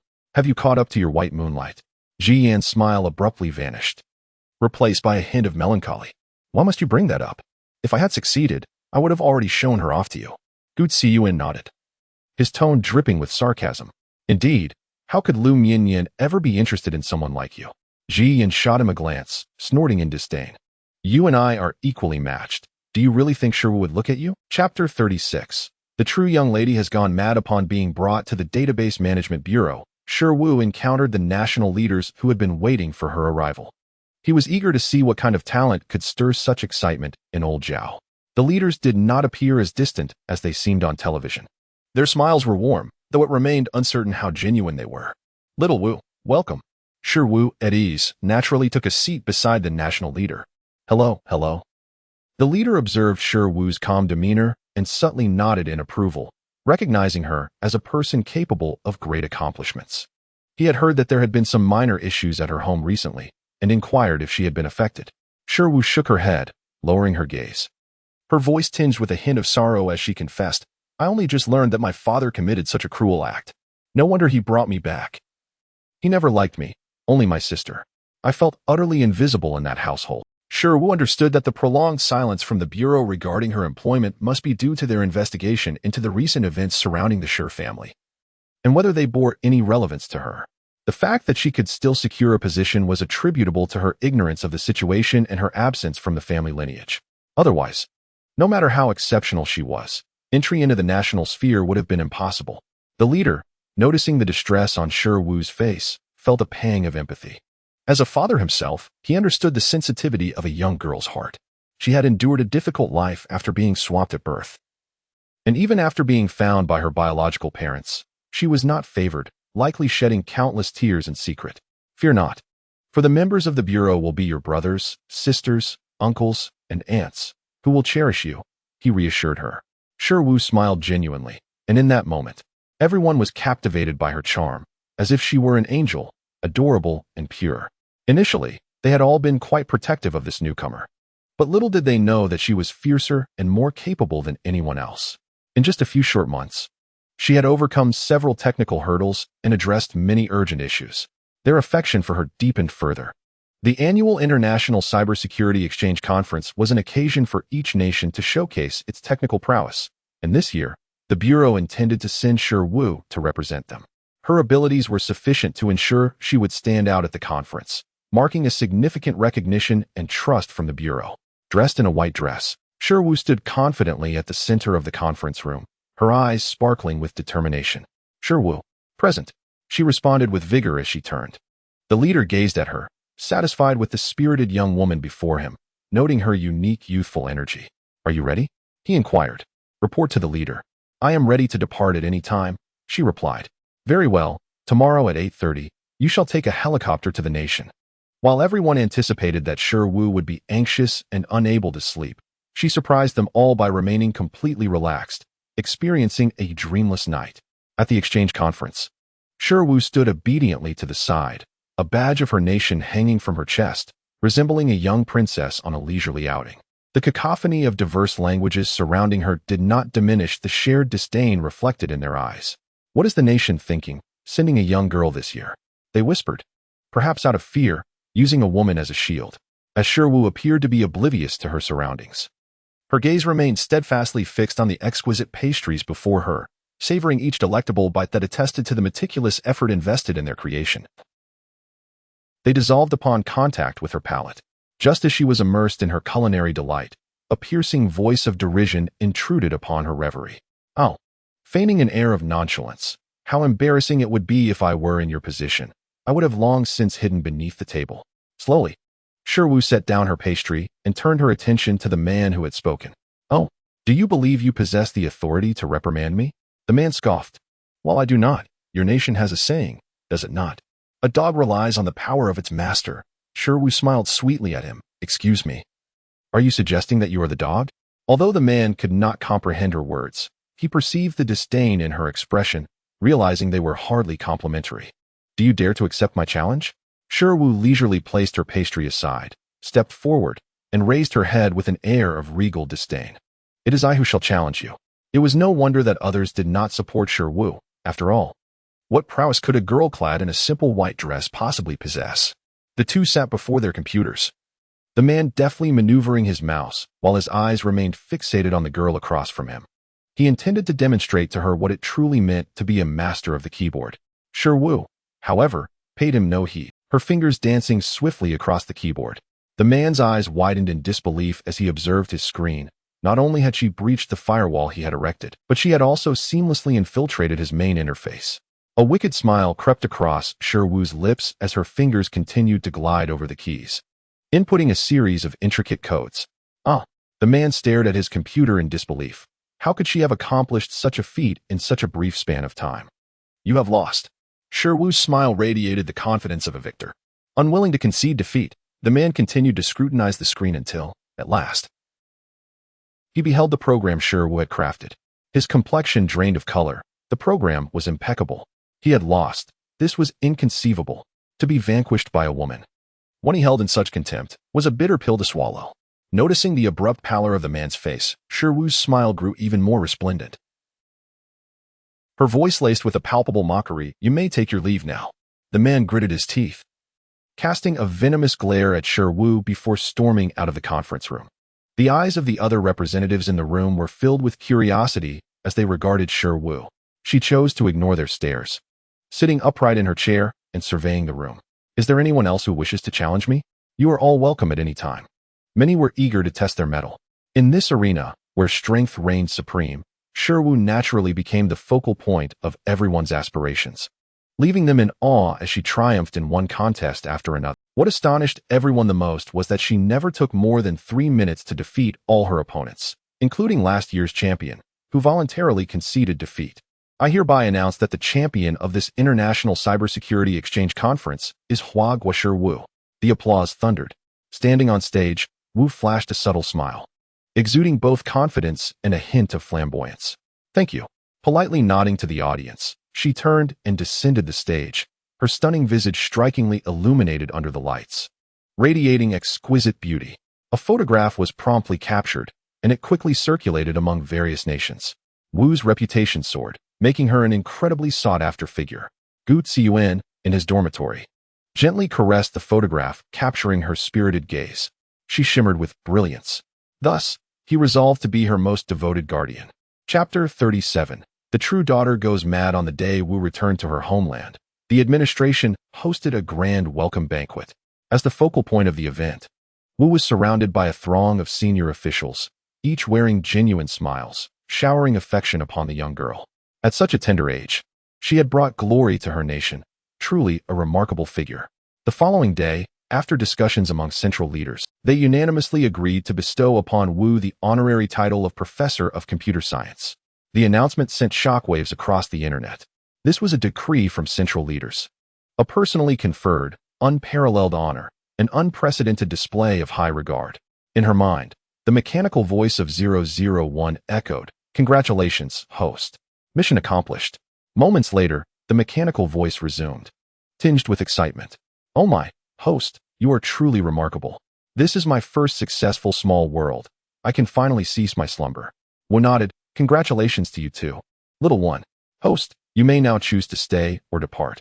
Wu lowered her head, the image of Gu Ziyuan's aggrieved eyes surfacing in her mind. Since this was her first realm, she decided to linger a little longer. "All right, host. I will reappear once you naturally pass away." 001 severed the connection with the host, feeling lighthearted and content, and turned to watch a recently discovered television series. Wu returned home for a shower, packed a lunch made by her nanny, and drove to the Imperial Capital University. Upon entering the campus, she was met with deafening cheers, her car instantly surrounded by a throng. Stepping out with her lunch, she greeted her fellow students. "Hello, everyone." Some fans, thrilled to see her up close, nearly fainted with excitement, their voices hoarse from shouting, fearing they might miss out. "Goddess Wu, I am your fan. I truly adore you." Upon hearing this, Wu smiled warmly, her white dress shimmering in the sunlight, rendering her indescribably beautiful. "Thank you for your affection. It brings me great joy." Without a hint of arrogance, Wu engaged in conversation with her classmates for quite some time before weaving through the crowd to head to her classroom. At the onset of the academic term, Gu Ziyuan had already shared his class schedule with Shi Wu, ostensibly to invite her to visit him amidst her bustling routine. Upon reaching the doorway of the classroom, as Gu Ziyuan's class had yet to conclude, he decided to wait outside. The professor teaching inside casually noticed Shi Wu, his gaze brightening slightly. She was a prize gem fiercely protected by the old guards of the computer science department. Having seen her photograph before, he recognized her instantly. "Ah, it's delightful to see you, Miss Shi," he remarked, his tone warm.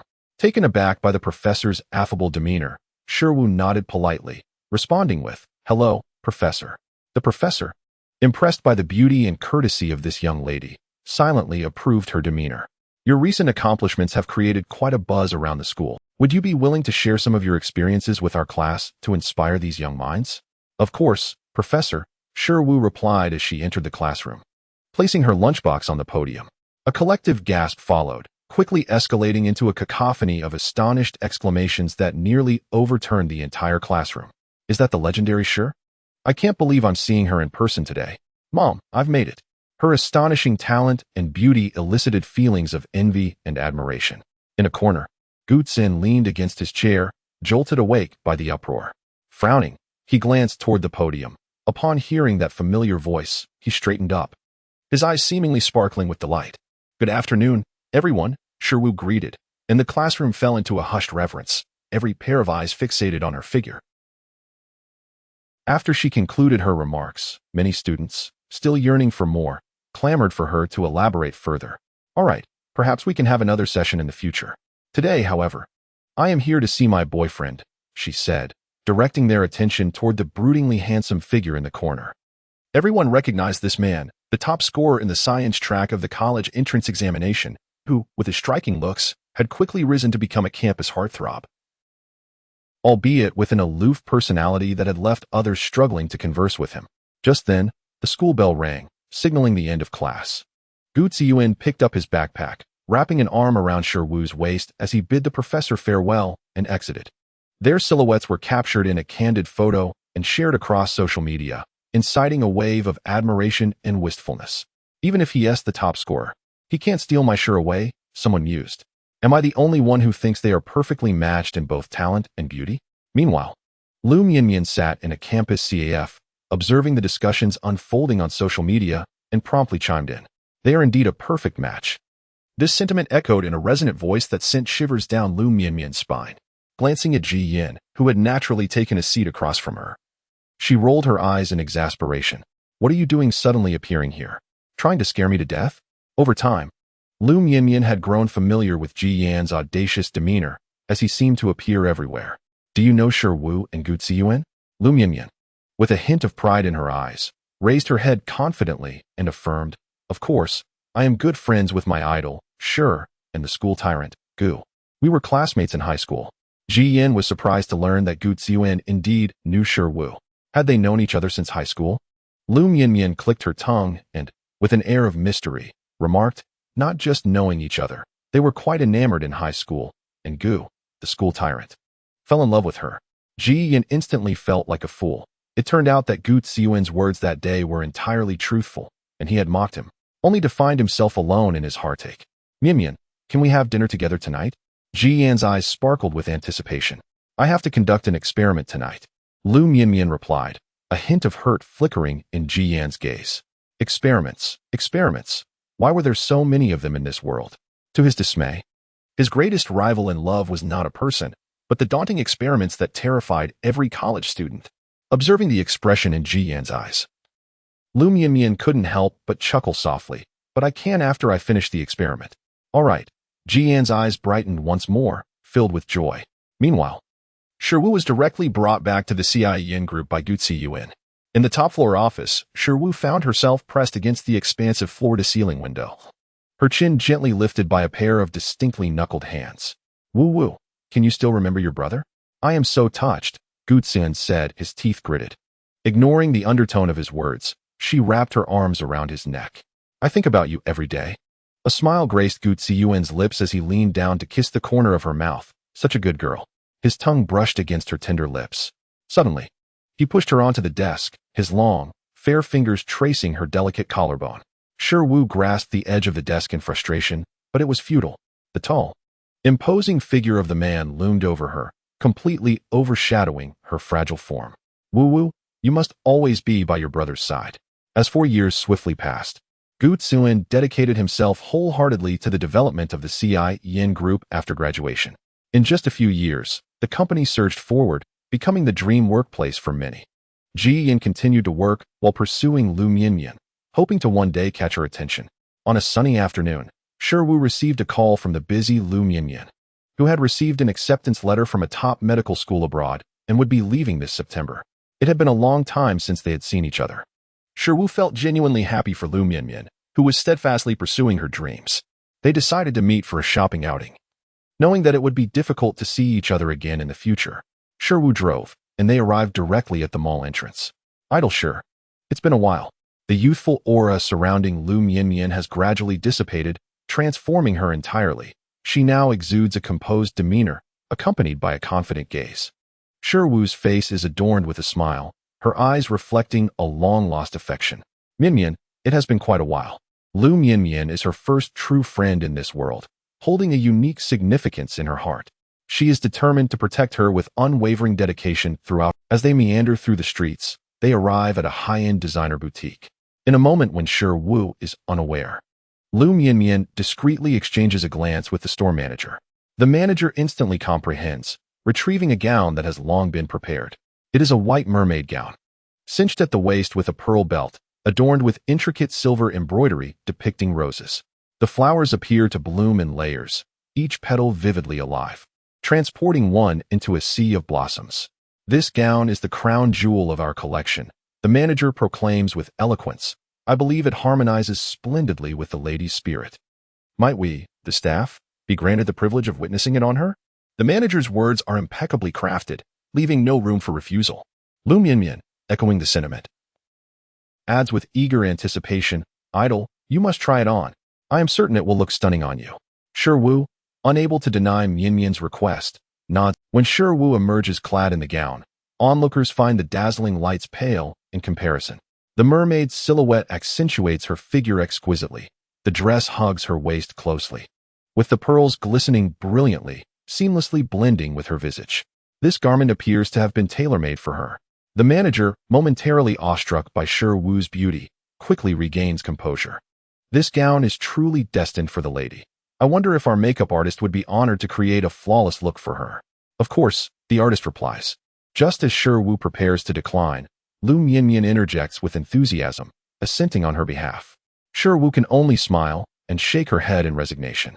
Following the manager into the makeup room, Lu Mianmian breathes a sigh of relief, convinced she has concealed any flaws. After all, this is a directive from the school's elite. She must fulfill her task flawlessly. When Shi Wu reappears, Lu Mianmian gasps in astonishment. Shi Wu, naturally beautiful and rarely adorned, now appears transformed by her makeup. The once cool complexion is now enhanced with a touch of allure beneath her finely sculpted brows. Her almond-shaped eyes brim with springtime warmth. Her delicate nose further accentuates her features. The eyeliner's graceful sweep renders her enchanting eyes even more expressive, imbued with an unreachable charm. Her lips curve slightly upward, forming a captivating arc, touched by an air of bashfulness due to the grandeur of her appearance. The manager, relieved, resumes his role with renewed vigor. At last, the gown has found its rightful owner. May the lady graciously accept our heartfelt offering. A hint of reluctance flickers in Shi Wu's expression as she retrieves her card from her bag. It's all right, I shall purchase it. The store manager shook his head, rejecting Shi Wu's card. You outshine this dress. It merely reflects your brilliance. Shi Wu's expression was conflicted, and seeing this, Lu Mianmian linked her arm. Since this is their heartfelt intention, you should graciously accept it, idol. You look so stunning today. I am determined to treat you to a grand feast. Lu Mianmian shot a glance at the store manager and took Shi Wu away. The manager sighed in relief as he watched their figures fade away. Indeed, the boss's wife was exceptionally beautiful. No wonder the boss adored her so. Shi Wu was whisked away by Lu Mianmian to the car, speeding towards the riverside of the capital. Observing Lu Mianmian's evident nervousness, Shi Wu smiled subtly, finding her demeanor rather endearing. Perhaps it was best for her to feign ignorance for now. At the riverside, Gu Xian held a bouquet of roses, his face composed yet unmistakably anxious. Surrounding him was an exquisite sea of roses swaying in the breeze, with Shi Wu's statue standing at the center, reminiscent of the most beautiful princess from a fairy tale. Pure and stunning. Lu Mianmian parked the car, her palms clammy with sweat as she hesitated to voice her request. Shi Wu, could you please close your eyes for a moment? Shi Wu nodded obediently, shutting her eyes. Lu Mianmian carefully placed a blindfold over Shi Wu and led her out of the car, guiding her step by step towards the seaside. A path of red carpet was meticulously laid out along Shi Wu's route, as if welcoming their princess. A rare wave of nervousness washed over Shi Wu. Gu Ziyuan eagerly awaited, and upon catching sight of the white figure, his heart finally settled. As Shi Wu's blindfold was removed, she opened her eyes to find herself mere inches away from his handsome face. Wu Wu, he said. Shi Wu smiled, her eyes sparkling with a captivating charm. Brother, what does this mean? Gu Ziyuan's hand trembled slightly as he held the roses. Never had he felt such anxiety, even when he was on the brink of death. Now, his throat felt constricted, leaving him only able to gaze deeply at the woman he cherished. The river breeze lifted Shi Wu's skirt as they stood at the center of the stage. Lu Mianmian and Ji Yin had quietly slipped away, granting the couple their own space. No one else surrounded them, just each other. Gu Ziyuan reached out to caress Shi Wu's cheek. Wu Wu, will you marry me?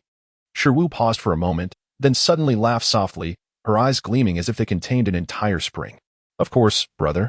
Gu Zin knelt on one knee before her, like a devoted worshipper revering his deity, his gaze filled with unwavering dedication. Through heaven and earth, in life, my vows are but a few words, yet they bear the weight of 1,000 gold pieces. From a distance, Lu Mianmian silently observed this scene, her eyes misting with emotion. She had never imagined witnessing such a moment. In this world, nothing could be more beautiful than being loved by the man you love. Now, Gu Xiaoba has demonstrated through actions the true value of this statement, and she firmly believes that her idol will surely find happiness. They are indeed a match made in heaven. Chapter 39. The True Daughter Has Gone Mad. A brief message from the CIYIN Group has stirred a wave of excitement online. CIYIN Group, to share the same grave, Shiwu. A flurry of employees began to collectively express their excitement, chanting praises for the president's wife. Shiwu, already a prominent figure online, coupled with the CIYIN Group's near household name status, has seen this message spread swiftly through every corner of the streets within just a few days. Naturally, there are those who offer their blessings and those who engage in gossip. What honorific professors ultimately desire is to marry into wealth. The world is but a vast aristocracy. Indeed, one cannot fathom the sight of such a beautiful woman standing alongside those bald-headed men with beer bellies. Those upstairs should exercise some decorum. Who claims that the president of the CIYIN Group is merely a portly old man? Besides, Shiwu is not lacking in wealth. After all, she is an honorific professor. How can their union not be for true love? The online chatter is incessant, yet the parties involved leisurely indulge in their romance. As Shiwu perused the comments online, she smiled with her eyes sparkling. Brother, people online are calling you a portly old man. Gu Ziyuan lazily leaned against Shiwu, burying his head into the crook of her shoulder, nuzzling closer. They can say whatever they wish. Shiwu initially thought Gu Ziyuan was indifferent, so she paid it no mind. However, the next day, she stumbled upon an interview video featuring Gu Ziyuan. Gu Ziyuan as a youth, Shiwu and Gu Ziyuan. The president of the CIYIN Group is so handsome. A series of trending topics began to emerge, inadvertently dispelling the rumors. In the video, Gu Zin donned a sleek black suit, his meticulously styled hair adding to his strikingly handsome visage, with captivating eyes that exuded a hint of indifferent world weariness. Who would have imagined that the president of the CIYIN Group was, in fact, a striking young man? Netizens quickly shifted their opinions, with the tide turning dramatically. I retract my previous statement. It's not that they are mismatched, but rather, they are perfectly suited for each other. The genius young president and the talented girl. I can envision an entire novel from this. A love of equal standing. I declare that from this moment forth, I am a fan. Gu Ziyuan glanced at the comments online, a smile gradually appearing in his eyes, appreciating their discerning taste. Mundane days are often interrupted by foolish occurrences. On her way to the CIYIN Group, Shiwu unexpectedly found herself kidnapped. As she leaned against the back seat, she caught a glimpse through the gaps of her eyes and saw Gu Feng in the driver's seat. Having endured imprisonment, he appeared overly gaunt, with a scar lingering at the corner of his eye, and the pride that once resided within him had long been worn away, replaced by an intense hatred. It was not until they reached their destination that Shiwu feigned a splitting headache and opened her eyes. Gu Feng. A voice of surprise emerged, laced with palpable panic. It is I, who is touched that you, amidst your flourishing days, still remember a humble figure like myself, hidden away in a corner. Shiwu, flustered, shook her head, tears welling at the corners of her eyes. What do you want? I beg you, let me go? Upon hearing these words, Gu Feng's eyes widened in disbelief, followed by a hearty laugh. Let you go? Who was there to free me back then? Do you have any idea how I endured my days in prison? I never imagined you and my half-brother would end up together. It must have been your scheming that led to it. He seized Shiwu's arm, dragging her to a secluded factory. Gu Feng's hand gripped Shiwu's chin, his gaze greedy as he took in her delicate, flower-like visage. Tell me, in Gu Ziyuan's eyes, whose life is more significant, yours or his future? Shiwu, seemingly oblivious to her dire situation, raised her voice with pride. Now, I am more important. Gu Feng did not expect the girl to be so filled with unwavering trust in Gu Ziyuan. How could he, a mere illegitimate child, thrive? Then allow me to reveal your dear brother's true nature. Gu Feng picked up Shiwu's phone, dialed a number, and set it to speaker mode before her. Gu Ziyuan's gentle voice emanated from the receiver, evoking a sense of ethereal nostalgia. Wu, what's wrong? Just as Shiwu was about to speak, Gu Feng stuffed a wad of cotton into her mouth. Unable to contain her rising anger, her eyes flashed with a crimson glint as her fists gradually tightened. Your dear sister is now in my grasp. Let us see how you respond. In the office, Gu Ziyuan's expression abruptly changed, springing to his feet. Gu Feng, what do you intend to do? Gu Feng, intoxicated with a sense of newfound authority, had grown so arrogant that he forgot his own precarious situation. I intend to send you to hell. Choose between your dear sister and your company. In 20 minutes, I expect to see the share transfer documents. I want all your shares. Despite Gu Ziyuan's confidence in Shi Wu's capabilities, he could not shake off the creeping concern. I promise you, show me her. I need to ensure her safety. Gu Feng, in a feigned act of mercy, agreed, but as he turned, his eyes widened in fear. There was no trace of Shi Wu on the ground. Only a severed length of rope remained. At that moment, Shi Wu stood behind Gu Feng, delivering a solid kick to him. The phone spun through the air, landing securely in Shi Wu's hand. Brother, I'm fine, don't worry. Gu Feng, writhing in pain, collapsed to the ground, wailing, while Shi Wu decisively grabbed the rope and tied a tight knot. The eyes that usually sparkled with joy now brimmed with disdain. How could someone who spent so long in prison remain so foolish? Gu Feng realized he was at the end of his rope, despair flooding his gaze. Do as you will, kill or torture me. It's your choice. Shi Wu shook her head slightly. I will not kill you. I intend to send you to hell. In prison, you must have had a difficult time, haven't you? I hope that in your next life, you will endure. When Gu Ziyuan arrived with the police, Shi Wu was crouched on the ground, weeping, while Gu Feng lay unconscious nearby, blood still trickling from his head.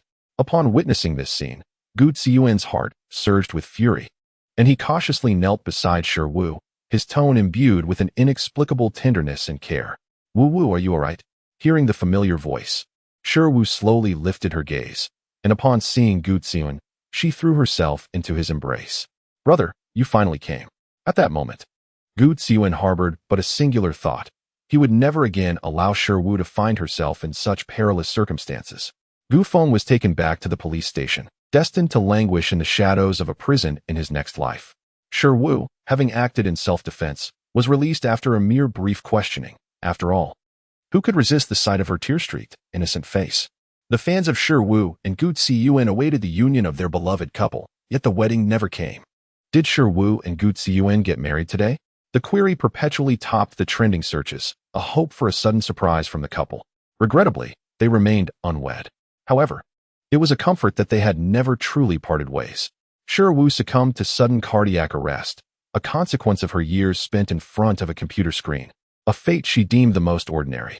Gu Ziyuan did not survive her. Having arranged their final affairs, he too departed to join Shi Wu, together in death. Unwavering in devotion. Congratulations, host. Task successful. You are about to leave the small world. 3, 2, 1. Chapter 40. Extra. Ji Yan and Lu Mianmian. My name is Ji Yan, heir to the Ji family conglomerate.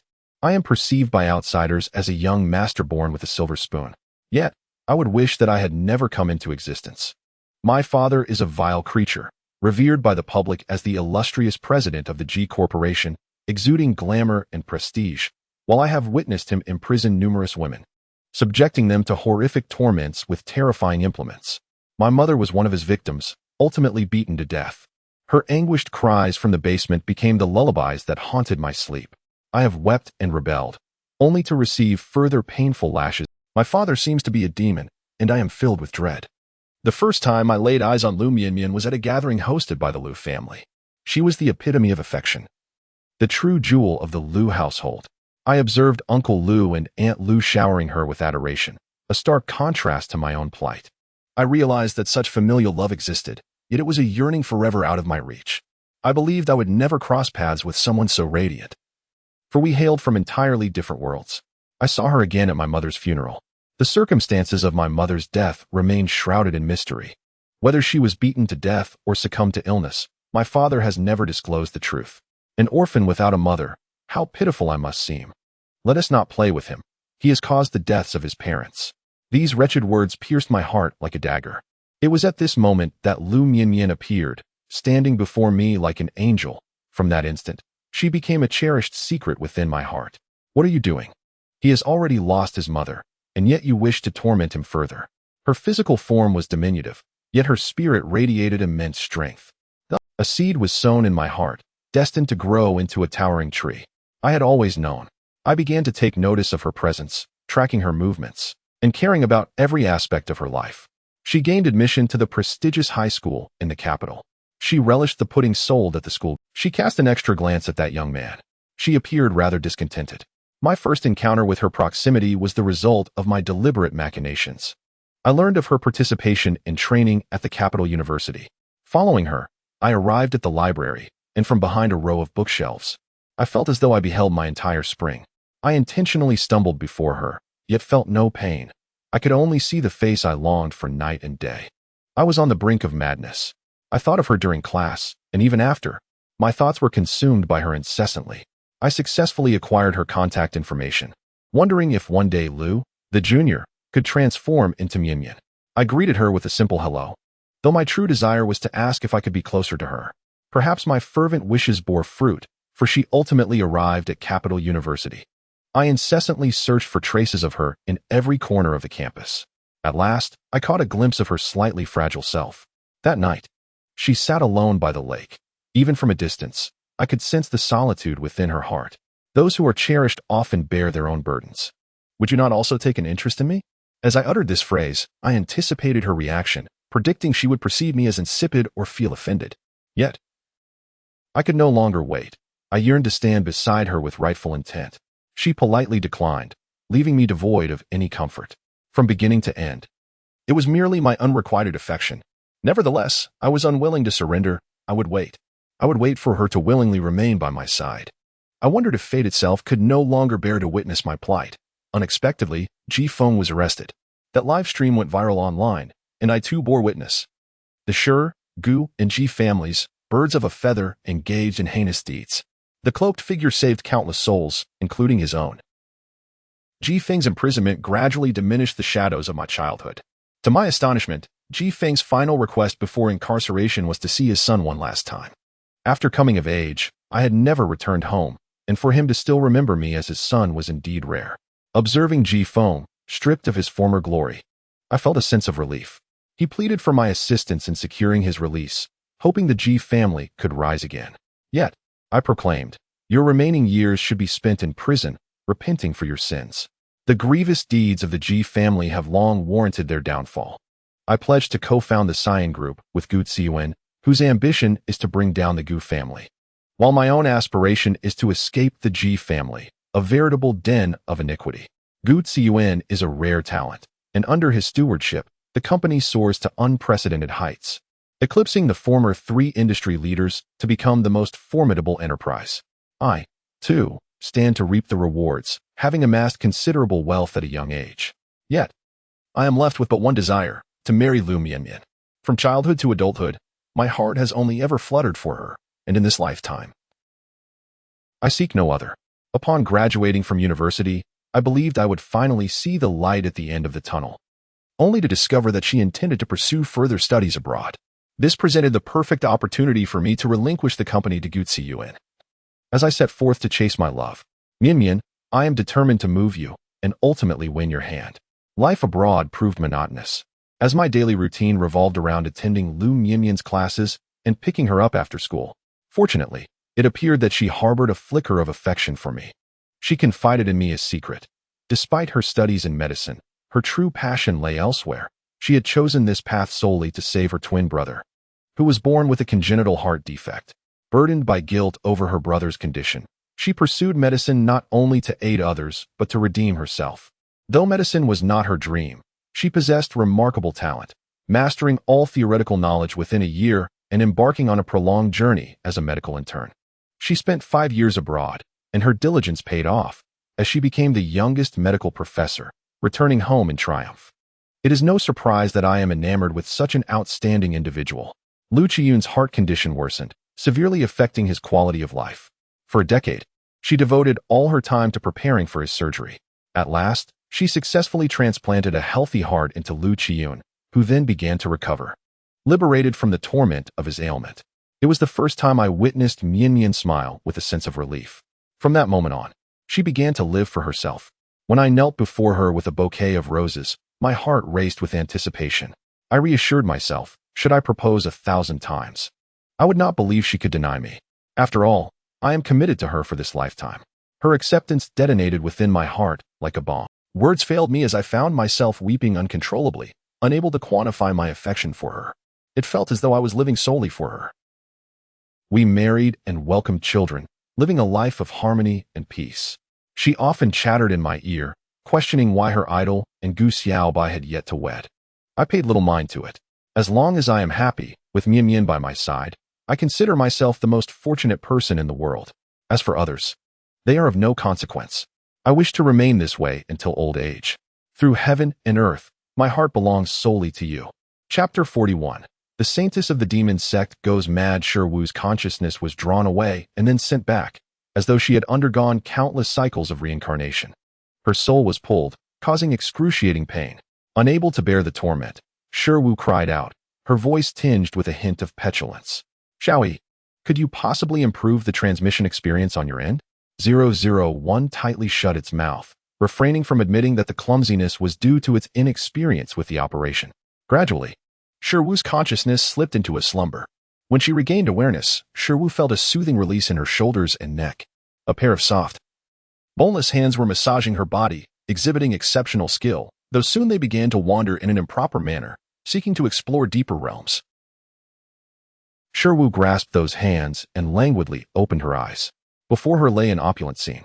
Smoke curled in the air, red drapes hung from the beams, and a grand golden incense burner occupied the center, surrounded by handsome men, kneeling obediently with docile expressions. Reclining on the bed, clad only in wisps of red gauze, with her fragrant shoulders partially exposed, Shi Wu exuded an irresistible allure. Two half-naked men knelt beside her, one expertly continuing the massage, while the other held translucent grapes, awaiting her approval. Shi Wu accepted the reality with a sense of entitlement, her eyes clouded with pleasure. It was only when 001 gasped in surprise that she reluctantly opened her eyes. Host, it's only been a moment, yet you're living so lavishly. Perhaps due to her persona, even Shi Wu's voice carried a hint of seduction. Xiaoyi, isn't this thanks to you? Would you like to experience it yourself? Upon hearing this, 001's eyes sparkled with excitement, only to lower its gaze at its own form and shake its head in disappointment. Host, prepare to engage with the plot. Shi Wu lazily lifted her delicate wrist and waved it dismissively, feeling a bit fatigued. You may all withdraw for now. Yes, Saintess. Upon careful listening, one could detect a tremor in the voices of those men. The room fell into a hushed silence, the dark atmosphere obscuring Shi Wu's expression. Let us begin, Xiaoyi. The Saintess of the Demon Sect, Shi Wu, notorious for her malevolence and misdeeds, was a witch whom the righteous in the martial world sought to eradicate. Despite this, she had a multitude of followers. The first reason was her enigmatic martial prowess. The second was her breathtaking beauty that captivated all. There was a saying in the martial world, to not see Shi Wu is to live in vain, to see her is to be entranced for life. Yet, this legendary woman ultimately fell victim to the folly of her romantic inclinations. Having grown weary of the exalted life within the demonic sect, Shi Wu left behind a note for the Guardian and joyfully set off for the imperial capital under the pretense of seeking new experiences. Little did she know that in the midst of this exploration, her life would come to an abrupt end. On her very first day in the imperial capital, Shi Wu stumbled upon a poetry contest. The fifth prince, Sheng Wanqing, possessed an extraordinary talent and an ethereal presence, making him the most formidable contender for the throne. His impromptu poem at the contest left the audience in awe, and his suave demeanor captivated Shi Wu's heart. In a bid to draw closer to Sheng Wanqing, Shi Wu, with her unparalleled beauty, entered a brothel and became the most renowned courtesan. It was not long before Sheng Wanqing found himself infatuated with her, frequently visiting the establishment, and the two enjoyed a blissful interlude together. Unfortunately, this romance came to the attention of the reigning emperor, who, commanded Sheng Wanqing to embark on a journey to the border for training. Before his departure, Sheng Wanqing sought out Shi Wu, promising that upon his victorious return, he would marry her in a grand celebration adorned with a bridal procession. Shi Wu, ever optimistic, never once doubted that such a formidable candidate for the throne would choose a courtesan as his bride. Thus began her protracted wait. During this time, even when faced with adversity, she never considered leaving, resolutely rejecting the overtures of the demonic sect. Days turned into months, and the news that reached her was of Sheng Wanqing's life hanging by a thread. Driven by impulsive affection, she hastened back to the demonic sect, rallying its members to journey to the border and rescue her beloved. Unbeknownst to her, what awaited was not her beloved but rather the blade of death. For the path to the grand bridal procession led directly to the underworld. Shang Wanqing had already set a trap at the border, lying in wait for Shi Wu to fall into his snare. On the first night of their arrival, the sect was ambushed, their meticulous preparations proving futile against the overwhelming might of their adversaries. The slaughter persisted for an entire day and night. Shi Wu, with bloodshot eyes filled with confusion, gazed at Shang Wanqing, who languidly reclined in a carriage, holding another woman in his arms. Blood flowed like rivers, and bodies piled high. In the end, Shi Wu stood alone amidst her fallen comrades, staring blankly at the man she loved with all her heart. Shang Wanqing, a smile playing on his lips, remarked, "Shi Wu, you should not have appeared here." She staggered toward him, her eyes brimming with profound hatred, asking, "Why?" He replied coolly, "Because I aspire to be emperor, and you, the saints of the demonic sect, are my most advantageous stepping stone." His eyes glinted with a cold light. Shi Wu laughed, a laugh tinged with despair. She lamented her inability to discern character, having fallen for a devil. Ultimately, her affection led to the demise of her sect, rendering her unworthy of existence in this world. The woman in Shang Wanqing's arms giggled, her gaze sweeping over Shi Wu's bloodied yet breathtaking visage, a fleeting flash of jealousy flickering in her eyes. "You cannot possibly believe that, merely because of your beauty, Brother Shangwan will wholeheartedly fall in love with you. From the moment you laid eyes on him, you unwittingly stepped into the trap he had meticulously crafted for you. He has long been aware that you are the holy maiden of the demon sect, Shi Wu. Indeed, even the Emperor's fury is but a means to draw you towards the border. We have awaited your arrival for quite some time."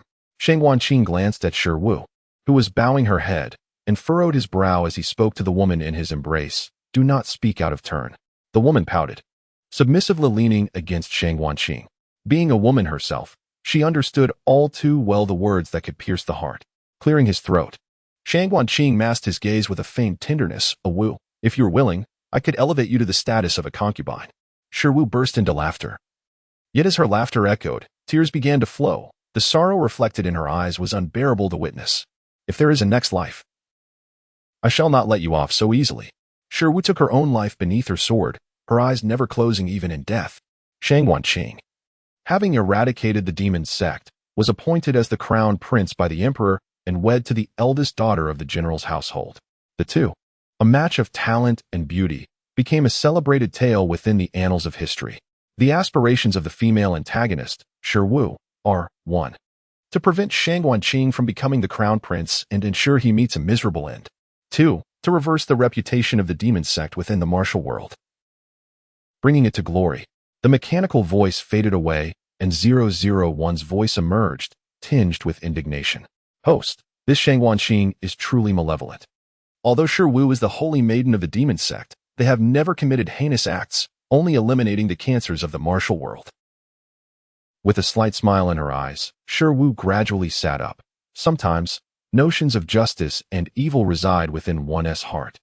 What constitutes righteousness and what embodies wickedness is an age-old dilemma. Chapter 42, The Holy Maiden of the Demon Sect Goes Mad. Shi Wu opened her wardrobe, preparing to select a more conventional outfit for her outing to inspect her domain.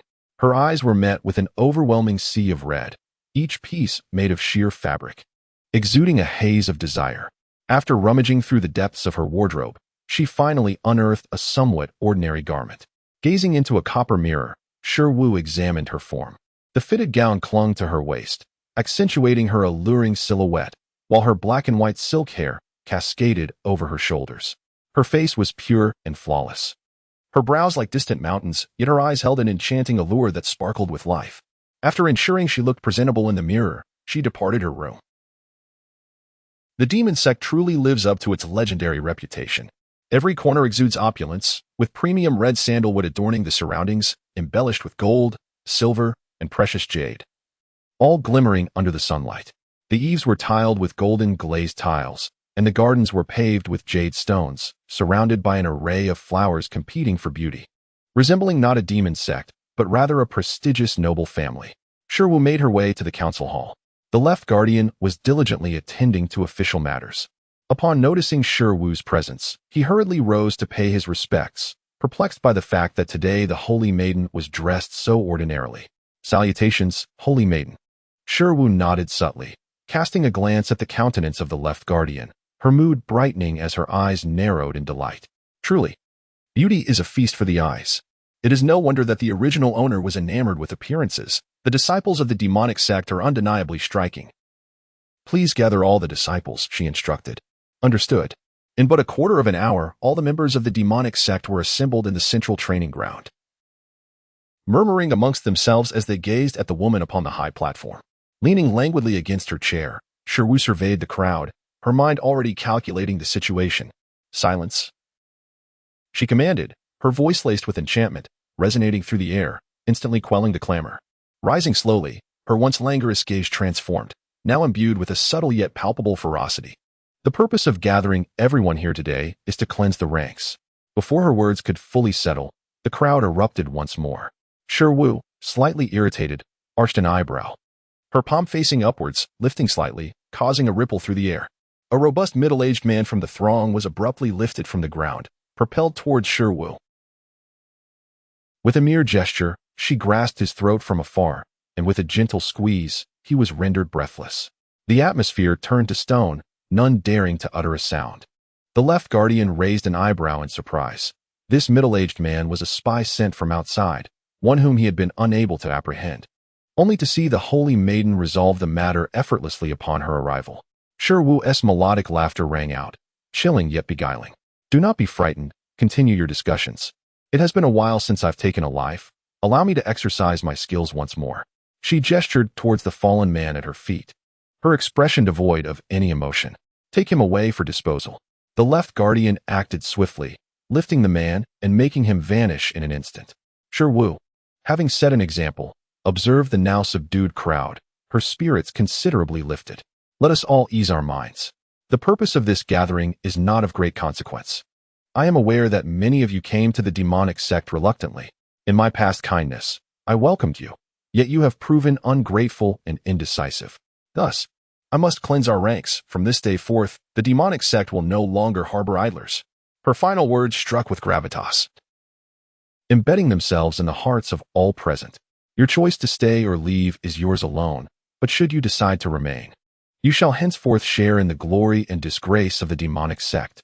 Among the crowd, some began to waver. Initially, upon entering this treacherous world of the demonic sect, they were filled with trepidation, fearing for their very lives. Yet, as they interacted more, the once daunting figure of the demonic sect's holy maiden was revealed to be not as fearsome as the rumors suggested. Her only flaw, it seemed, was a penchant for entertaining handsome men, but as long as life and death were not at stake, such matters became trivial. After all, the holy maiden of the demonic sect was also one of the most exquisite beauties in the realm. After Sherwu concluded her remarks, she lazily, a glimmer of moisture flickering in her eyes. Left Protector, the task of cleansing our ranks is now entrusted to you. Those with impure intentions are to be dismissed. The lethargic and indecisive are to be cast aside. A vague premonition stirred within the Left Protector's heart. He sensed that the Saintess was poised to undertake a significant endeavor, one that could potentially alter the very fabric of the world and elevate the demon sect to unprecedented heights. The next morning, as Sherwu rose, she sensed a noticeable reduction in the presence of individuals within the demon sect's domain, suggesting that some had already departed. A flicker of intrigue crossed her gaze. According to the unfolding narrative, that very night would witness the grand poetry conference in the imperial capital, and she could not resist the allure of joining the revelry.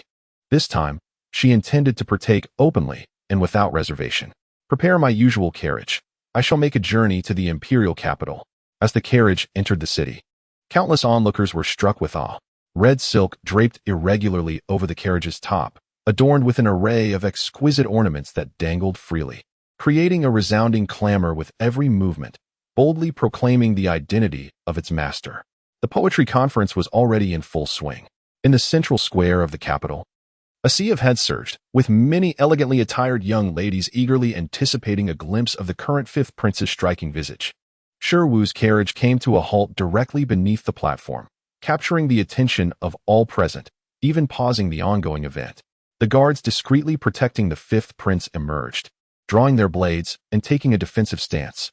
Sherwu's melodic laughter resonated from the carriage, enticing the hearts of those around her. My dear friends, there is no need for such formalities. Some thrill-seekers, unafraid of danger, leaped toward the carriage, daring to confront the demoness. As they were about to lift the carriage curtain, they suddenly exploded in a violent demise, collapsing lifelessly to the ground. There is no need to be so somber. I have merely come to join the festivities. The carriage curtain was drawn back by the driver, and Sherwu elegantly leaped forth, alighting upon the platform. In that instant, all eyes converged upon her crimson figure. Her unparalleled beauty was revealed to the light, breathtaking and singular, her eyes, like swirling vortices, ensnared onlookers in a tender trap from which they could not escape. The red garments accentuated her exquisite silhouette, and her every gesture radiated an enchanting allure. The organizers of the poetry conference, compelled by Sherwu's formidable presence, hastily arranged for an additional table. Since the saintess has graced us with her presence, we are indeed overjoyed to welcome her. Sherwu leisurely settled into her seat, her form languid and ethereal, reclining against the backrest, her gaze drifting as if lost in contemplation. Saintess, I am the fifth prince, Shang Wanqing. Might I have the honor of forging a connection with you? Sherwu's gaze flitted lightly past Shang Wanqing, and suddenly, her sparkling eyes sharpened, focusing intently. Chapter 43, The Saintess of the Demon Sect Goes Mad 3. Shang Wanqing, noticing the intensity of Sherwu's gaze, rose gracefully to his feet. With a proud demeanor, he strode to the center of the square, gently swaying the fan in his hand. Ah, the fifth prince. Look at me, please. A deafening cheer erupted from the crowd below, as numerous women expressed their admiration by tossing exquisite handkerchiefs onto the stage, yearning for the favor of Shang Wanqing. Satisfied with the commotion he had stirred, Shang Wanqing basked in the adoration, resembling a sovereign surveying his devoted followers. Yet, his peripheral vision discreetly caught a glimpse of Sherwu, who remained unfazed, her gaze steadfastly fixed in the same direction. Intrigued, Shang Wanqing followed her line of sight and noticed a masked man in black standing behind his seat. Although the man's features were obscured, an undeniable aura of profound inner strength emanated from him. A flicker of disdain crossed Shang Wanqing's eyes. How ungrateful this saintess was. Here he stood, a man of distinguished status, yet she was entranced by a masked stranger. As if to assert his superiority, Shang Wanqing interrupted Sherwu's thoughts. Speaking with unshakable confidence, Saintess, you too are a remarkable figure in the realm. Might you be willing to engage in a friendly contest with me? His eyes shimmered with arrogance, and the confidence in his abilities was palpable. In terms of talent, none would dare claim superiority over him. Sherwu frowned in annoyance, her attention returning to him as she bestowed upon him a glance akin to a reward. Are you speaking of martial prowess? You may find yourself wanting, she replied languidly, her tone laced with an alluring charm that sent shivers through the onlookers. Unprepared for such an affront, Shang Wanqing's expression faltered momentarily. Given that today was a poetry gathering, the competition would naturally revolve around literary talent. Sherwu's sudden laughter was a blatant mockery. That little lady possesses only empty martial skills. The atmosphere grew tense, an undercurrent of conflict brewing between Sherwu and Shang Wanqing, waiting for a catalyst. The troops guarding Shang Wanqing gripped their weapons tightly, poised for action. I wish to challenge you, if the fifth prince is amenable, resonated a melodious voice from the crowd. Sherwu turned towards the source, observing the masked man gradually ascending the stage. Her previously taut form relaxed, the gathered energy dissipating. He remained as ever, unwilling to allow her even the slightest affront. Clad in black, with a commanding presence, a single white jade hairpin secured his dark locks. The menacing mask obscured much of his face, revealing only his captivating phoenix-like eyes and strikingly red lips. Upon noticing the masked man approaching, Shang Wanqing promptly turned, his expression softening, though shadowed. Such audacity. Today, this prince shall not shy away. Sherwu narrowed her eyes, a glint of coldness flashing within them. Shang Wanqing's persistent insolence was wearing thin on her patience. Host, remain calm. The task is paramount. Endure this moment of tranquility, and a broader horizon shall unfold. The organizers sensed the oppressive atmosphere surrounding Sherwu, fearing that a single moment of displeasure from the saintess could unleash chaos, causing them to tremble as they hesitantly presented the slip of paper in their hands. The keyword for this round of poetry was spring. As the words fell, Shang Wanqing's expression froze, glaring at the organizers in disbelief. This was not in accordance with her predetermined order. What? Is the fifth prince afraid of losing? Sherwu's voice dripped with sarcasm, resonating in the ears of all present.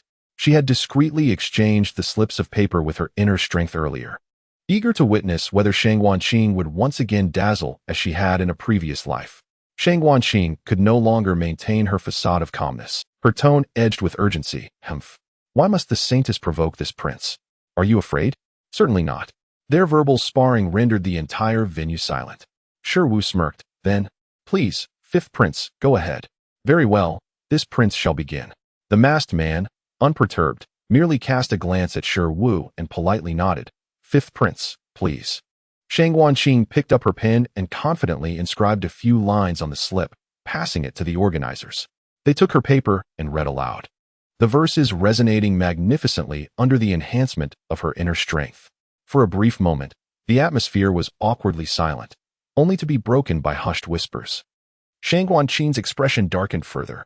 Noticing her growing distress, her guard immediately signaled to those who had been prearranged below. The hired supporters understood the cue. Heavens! This poetry is such that it may only be heard a few times in the mortal realm, for it originates from the heavens. The fifth prince remains as erudite as ever, beyond our reach. As the murmurs continued, the crowd gradually lowered their voices, silencing their chatter as they regarded each other with astonished expressions. The masked man had already composed his poem and stood composedly to the side. Once the host finished reading, applause erupted like thunder, resonating throughout the venue. The superiority of the performances was unmistakable. Shang Guanqing forced a smile, glancing at the masked man. I concede. The masked man merely nodded faintly, devoid of any flattery, before turning to leave without taking a trace of cloud with him. Shi Wu's gaze followed the silhouette of the man until he vanished from sight. She yawned leisurely, her sleeves revealing her delicate arms, exuding an alluring restraint that captivated many male onlookers. Today's poetry contest was indeed splendid. I thoroughly enjoyed it. With that, the bell of the carriage chimed softly, and her garments danced with the breeze as she gracefully settled into the carriage. Farewell, until we meet again. It was only after Shi Wu disappeared that many reluctantly returned to their senses, the enchanting figure lingering in their minds. The rumors proved true. The saintess of the demonic sect was indeed a captivating beauty. Sensing the allure in the air, Shi Wu halted the carriage at a turn. You may return first. I have some matters to attend to. The figure clad in red was veiled by the moonlight. Before she could take more than 2 steps forward, she was drawn into a familiar embrace. Shi Wu leaned greedily against the man, feeling that, despite having encountered countless men, it was her brother's arms that offered the utmost solace. Shang Guanqing tilted her chin, meticulously surveying her breathtakingly beautiful face. Saint, are you so unreserved in your Shi Wu wrapped her arms around the man's neck, leaning slightly closer, their lips tantalizingly close, mere millimeters apart. The tension was palpable, neither willing to concede. Brother, if you wrong me like this, it may truly sadden me. Yet, despite her words, her eyes betrayed no hint of sorrow, only Shang Guanqing did not shy away, fixating on Shi Wu's gaze, a smile slowly curving his lips. The saint is indeed an exceedingly intriguing person. With a gentle touch, Shang Guanqing's fingertips grazed Shi Wu's cheek, leaving behind a peculiar trace. Saint, perhaps we are fated to meet again. For reasons unknown, the moment he beheld her eyes, his heart could not find peace. He felt an insatiable yearning to draw closer, to possess her, wishing to see only himself reflected in those captivating eyes. Was it the recent onset of the cold poison that had rendered him so desperate? Leaning against the wall, Shi Wu watched the vanishing figure, her gaze deep and contemplative. Lost in thought, Shang Guanqing, having returned to his residence in disarray, overturned everything in sight, the clattering noise echoing throughout the room. The maid stationed outside trembled in fear. Come in and clean this up. Upon receiving the command, everyone hurried inside, deftly tidying the chaos as if they had performed this task hundreds, if not thousands, of times. Fifth brother, are you angry again? Hearing the familiar voice, Shang Guanqing suppressed his frustration. Sixth brother, what brings you here? You should have given me a heads up. Both harbored underlying rivalries, yet maintained a facade of fraternal camaraderie. I was just worried about you, upon hearing of your recent troubles, so I came to... Shang Guanqing scoffed. Sixth brother, how very kind of you. Shang Guanli, with a radiant smile, replied, Oh no. I could never compare to the elegance and charm of my fifth brother, the remarkable prince renowned for his brilliance. Shang Guanqing regarded him with disdain. I would rather be like you, sixth brother, indulging in numerous beautiful concubines and relishing in the joys of companionship. Their verbal sparring ceased momentarily in silence. Shang Guanli seemed to recall something. I've heard that the saint of the demonic sect is truly a natural beauty. I wonder if you have had the pleasure of witnessing her exquisite visage. Observing his brother's lascivious expression, Shang Wanqing felt a flicker of disdain. His sixth brother had been enthralled by carnal pleasures since reaching adulthood, proving to be a hopeless case. Indeed, the saint's figure and beauty were unparalleled, leaving an indelible impression on all who beheld her. Without hesitation, Shang Wanqing spoke, his words laced with a heavy dose of sarcasm. Shang Wanli was momentarily taken aback, his expression turning awkward. Haha, Brother Wu is jesting. I merely wish to behold the rare beauty that is the saintess. Observing his brother's pretentious demeanor, Shang Wanqing's disdain grew even stronger. Sixth brother, you ought to read more and inquire less about such matters. Otherwise, father shall be displeased again. The saintess possesses formidable strength, far beyond your ability to provoke. Shang Wanli dismissed his brother's admonitions, secretly contemplating how enchanting it would be to share a night of passion. To die beneath the peony blooms is to be a romantic spirit even in death. Yet, it is only when one approaches the brink of demise that they realize the peril inherent in beauty. After Shang Wanli departed, Shang Wanqing pondered the earlier events, feeling that they had unfolded in a manner most unexpected. His subordinates had conducted discreet investigations, revealing that the saintess typically would not flaunt herself in public and had a particular fondness for handsome men. Why, then, had the trap he meticulously laid not borne fruit? She appeared utterly disinterested in him. Shi Wu, unaware of Shang Wanqing's thoughts, leisurely returned to the demon sect. After tidying up, she lay on her bed and summoned 001. Xiao Yi, what is the identity of that masked man here? 001 trembled slightly, perplexed as to why every host in each world could so easily identify the antagonist of the minor realm. They always seemed to display an insatiable curiosity. Host, that masked man is the antagonist Shang Wanziyuan of the minor realm, renowned since childhood and designated as the crown prince, a brother to the current emperor. Unfortunately, he fell victim to a chilling poison, rendering his martial prowess utterly depleted, and he subsequently languished, dying under mysterious circumstances, with scant details provided. Shi Wu nodded in understanding. A mysterious death. I suspect there is more to it than meets the eye. However, now that I am here, such occurrences shall be avoided. If my brother desires the throne, I could readily grant it to him. A night devoid of dreams allowed Shi Wu to enjoy a rare, restful slumber. In the central plaza of the demon sect, the sounds of morning drills were thunderous. Shi Wu observed the condition of each individual, nodding in approval. The left protector displayed considerable skill. Although the congregation of the demon sect possessed varying levels of martial prowess, their sheer numbers could be effectively transformed into a strategic advantage, and their training was commendable.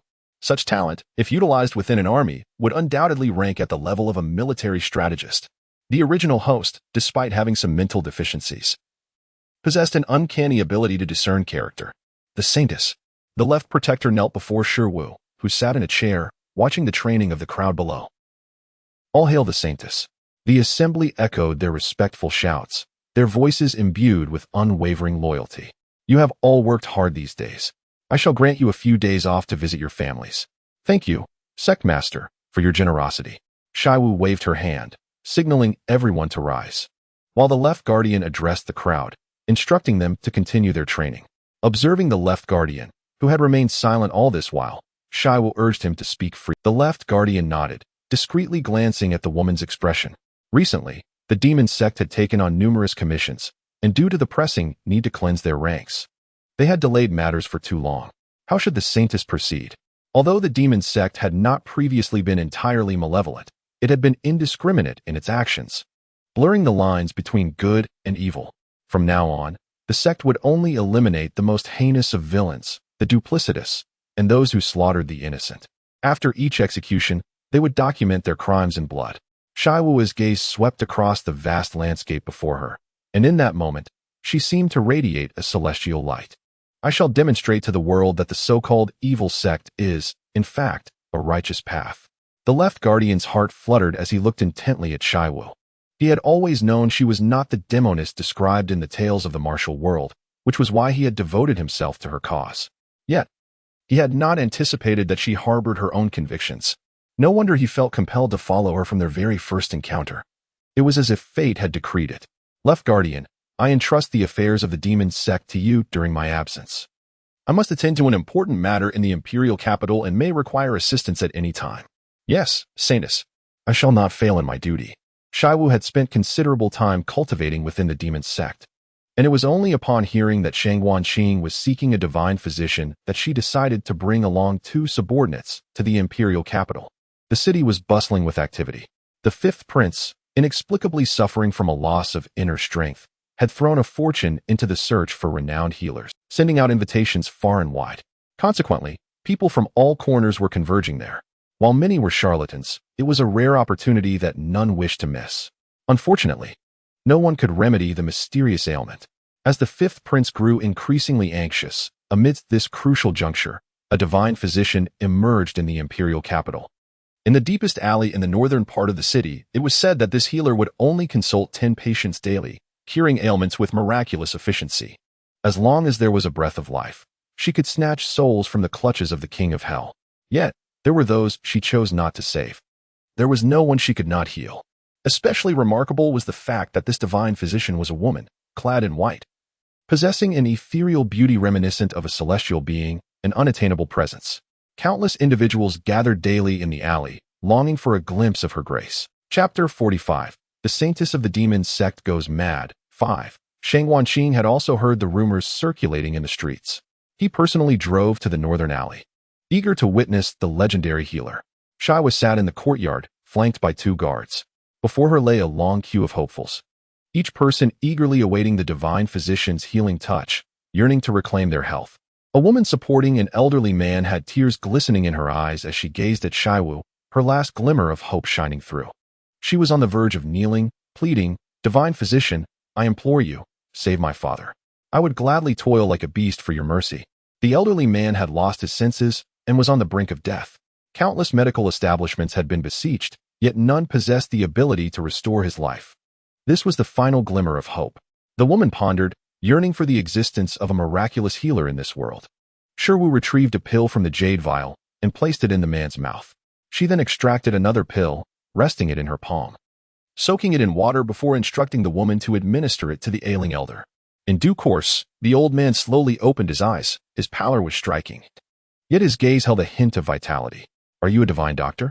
he queried, bewildered, his eyes shimmering with admiration. Shirwu nodded gently. "That is what everyone says. So perhaps it is true." "Thank you."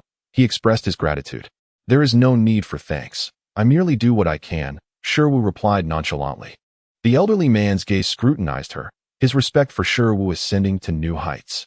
Witnessing her miraculous ability to revive the dying, the onlooker's faith in the healer's prowess intensified, igniting a fervor in the atmosphere. Outside, Shang Wanqing observed everything with rapt attention, a gleam of joy in his eyes as he signaled to his guard. The guards promptly dispersed the throngs waiting at the door, allowing Shang Wanqing to enter with poise. Many recognized him as the 5th prince and dared not offend him, whispering and pointing at one another. "Even the 5th prince cannot disregard human life. I have been queuing since dawn, waiting for half the day. My family member is in dire need of salvation. How can I endure this?" The murmurs of discontent grew louder, eventually reaching Shang Wanqing's ears. The guards, perceptive to the tension, swiftly closed the doors, isolating the clamor and restoring tranquility within the courtyard, where only the soft rustle of Shirwu organizing her herbs could be heard. "Divine doctor, do you know who I am?" A woman's cool voice echoed, exuding an air of detachment, highlighting the absence of distinctions in the face of illness. Shang Wanqing paused momentarily, then waved his jade fan, seating himself before Shirwu. In his gaze, the woman in white appeared delicate, a cascade of inky hair falling gracefully over her chest. Her white veil concealing half her visage yet still revealing glimpses of her extraordinary beauty, exuding an alluring charm that seemed to invite and repel in equal measure. At that moment, Shang Wanqing felt an inexplicable familiarity with her. Their silent exchange resembled a game of chess, yet Shang Wanqing willingly conceded. "If you can cure my peculiar ailment, I can offer you wealth, status, and anything your heart desires." Shirwu regarded Shang Wanqing's haughty demeanor, as if the world lay at his feet, eliciting a sense of inexplicable annoyance. The inhabitants of this small world were so ordinary yet exuded such confidence, rendering the prospect of competition utterly uninspiring, akin to a mere cat-and-mouse game. Shirwu appeared to contemplate for a moment, a flicker of resolute faith illuminating her eyes. The young woman sought nothing but the opportunity to wield her modest skills in alleviating suffering, aspiring to a world devoid of pain. In Shang Wanqing's eyes, there was a distinct astonishment, She had anticipated her desires to revolve around status or, at the very least, wealth. Yet, at this moment, she craved nothing but a serene sanctuary within her heart. Such a pure-hearted woman was a rarity that he had never encountered before. As he gazed, he became entranced. "If you can heal me, I shall grant you the finest establishment in the imperial capital, ensuring your name is heralded throughout the land." Shang Wanqing's promise was delivered with remarkable grace, a trivial matter for her. "Wonderful. I am deeply grateful, Your Highness." Realizing that she would soon be able to heal more individuals, her tone brimmed with satisfaction and excitement. Even her usually cool demeanor became slightly more vivacious. Shang Wanqing couldn't help but smile, her eyes reflecting an unnameable emotion. Through the handkerchief, Shiwu's fingers lightly brushed against Shang Wanqing's wrist. Initially, she furrowed her brows, but they soon relaxed. "Your Highness, you should rest well upon your return today. I will visit the prince's residence tomorrow to commence your first treatment." Upon hearing Shiwu's words, Shang Wanqing's heart skipped a beat, momentarily fearing that her condition was beyond remedy. With a tone of anxious inquiry, she asked, "What do you mean by the first treatment?" A flicker of mirth sparkled in Shiwu's eyes, momentarily enlivening the atmosphere. "Your condition is somewhat intricate and requires a gradual approach, hence it must be addressed over several sessions." "Very well." Shang Wanqing's eyes sparkled with shimmering light. She believed this was a beautiful dream, a form of salvation, unaware that it could lead to a chasm of despair. In the blink of a figure clad in white languidly leaned against the back of a chair. Although identical in appearance, the aura they exuded was entirely different. One radiated a celestial coolness, while the other exuded an alluring charm. "Let us conclude for the day. A restful night awaits." Just as she closed the door, Shiwu's mind jolted to the realization that her inner strength in this realm was formidable, yet she had failed to notice the presence in the room immediately. This indicated that the individual possessed strength comparable to her own, at least within this world. Yet, apart from her brother, she could fathom no one else. Shiwu turned around with calmness, only to feel a sudden tightening around her waist, causing her to lurch forward uncontrollably, her face buried deeply in the man's chest. She feigned panic, pushing him away and stammering, "Who are you, and why are you in my room?" The man, with an amused glint in his eyes, reclaimed his hold around her waist. "Ah, the Saintess, indeed quite intriguing."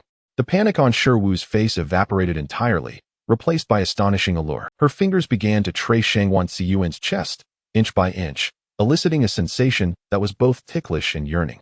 Shang Wanqing grasped her hand, his tone a blend of warning and seduction. "Do not toy with me. You cannot afford the game. The performance has yet to begin." "How could you presume I cannot play?" With a curious question and a slight upward curve of her eyes. Shiwu at this moment was blissfully unaware of how captivating she truly appeared. Upon hearing her call him brother, Shang Wanqing stood frozen for several seconds. Slowly, she released Shiwu's body. "In the future, keep your distance from Shang Wanqing," she advised. "Brother is feeling jealous. He is not a good person. I worry you might suffer injustice or be framed. Brother cares for me. Do you perhaps have feelings for me?"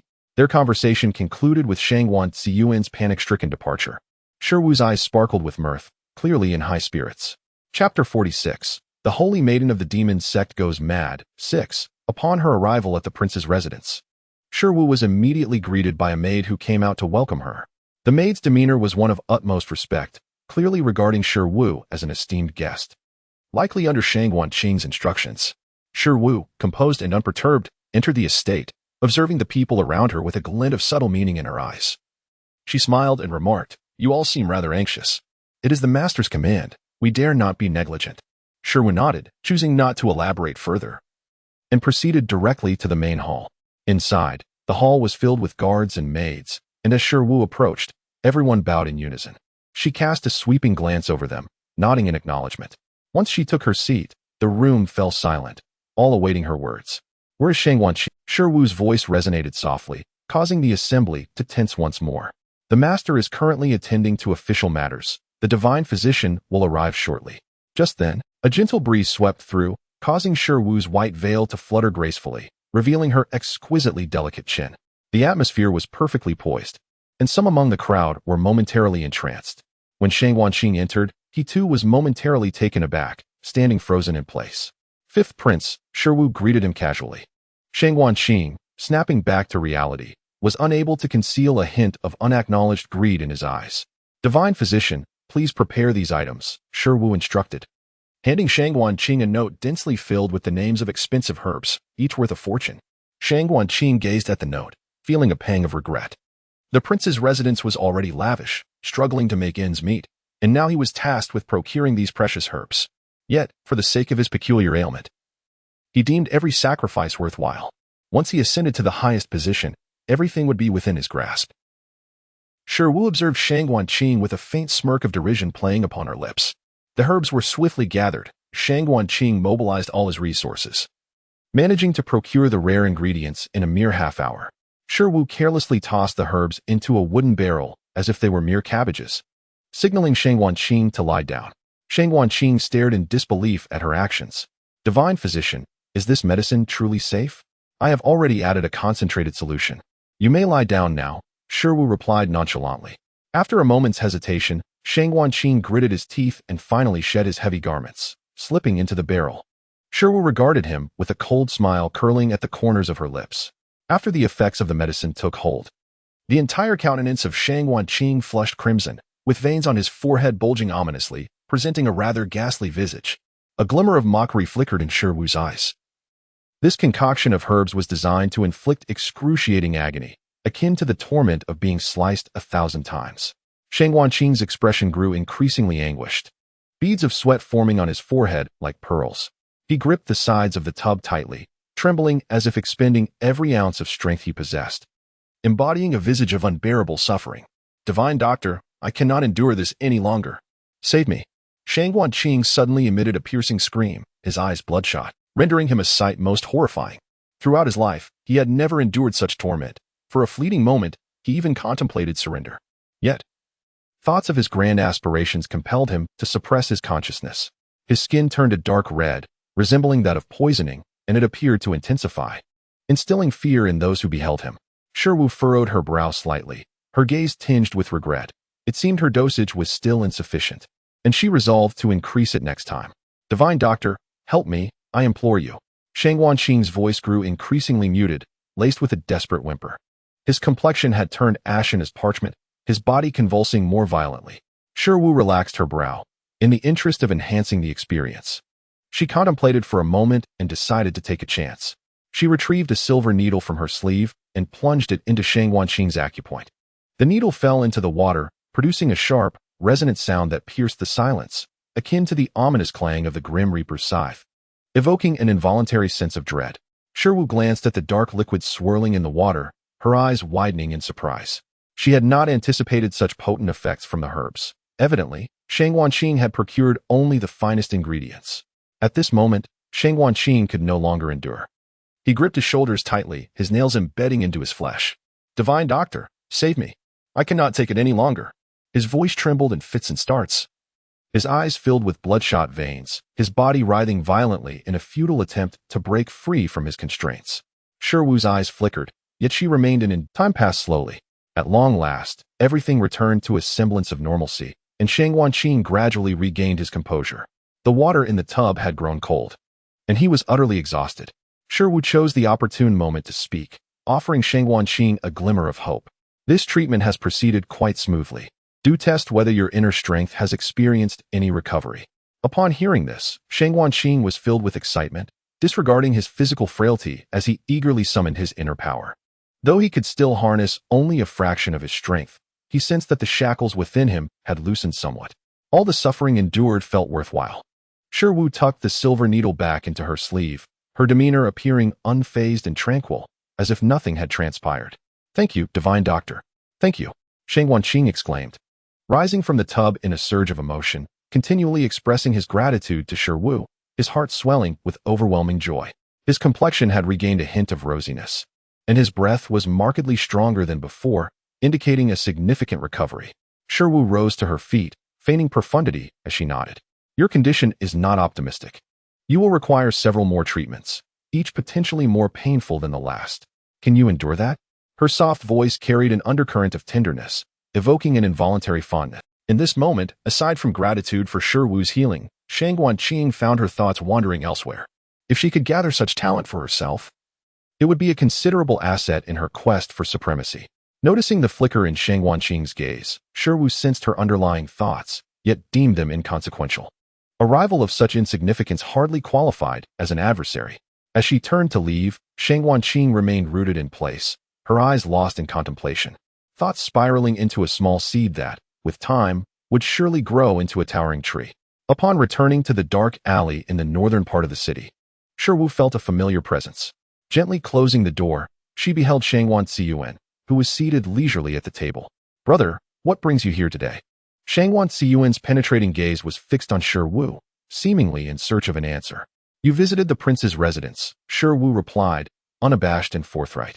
A torrent of fervent kisses descended upon her, imbued with a fierce intensity, as though he sought to engulf her entirely. Shiwu found herself pressed against the table, her hand resting on Shangwan Ziyuan's chest, reluctant to acknowledge the rapid beating of her heart, yet unable to suppress the urge to confess.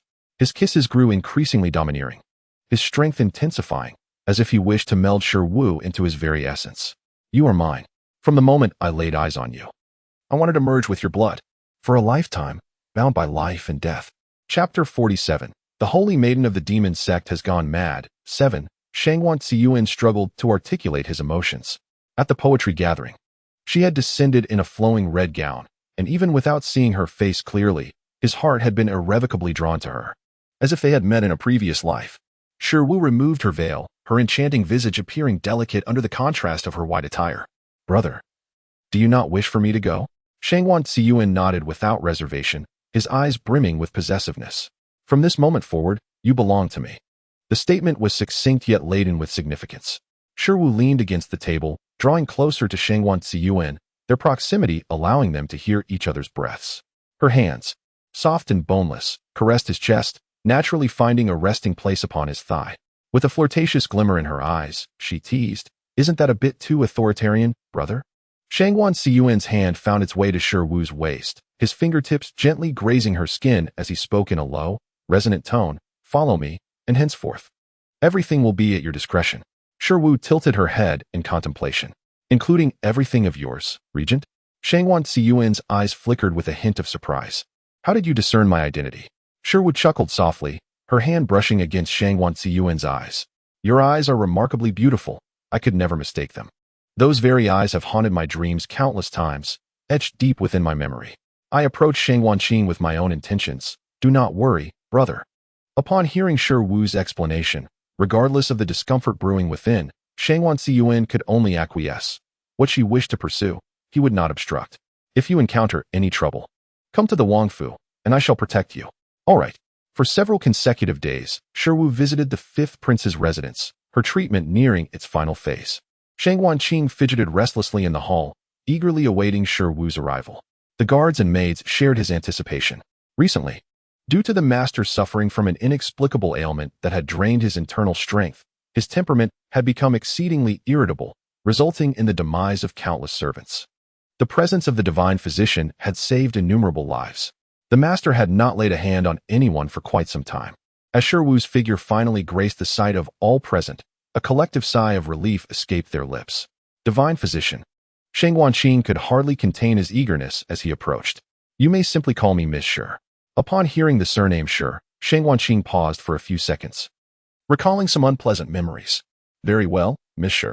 He nodded, brushing it aside. As customary, Shangwanqing settled into the wooden tub. With each prior treatment, the restraints gradually dissipated, making him feel increasingly at ease. Thus, when the unforeseen pain began, his nerves momentarily unraveled. The corners of Shiwu's mouth lifted beneath her veil. This would be the final time, and how could she allow him to pass through it so easily? Shangwanqing clenched his hands tightly, his body trembling violently. His eyes were bloodshot, beads of sweat cascading from his forehead, yet he gritted his teeth, making no sound. However, as time dragged on, the pain intensified, piercing through his being. Shangwanqing could no longer suppress a howl. He felt as if every bone in his body was being torn asunder. He understood that he was on the brink of death. But why? Why did it hurt so much? The agony was so profound that he forgot how to breathe, enveloped only by an endless darkness and cold. Days felt like years for Shangwanqing, while Shiwu leisurely gazed out at the scenery beyond the window. In the end, Shangwanqing unexpectedly fainted. Shiwu looked on with disdain. If he could not endure such pain, those from his little world were truly lacking in substance.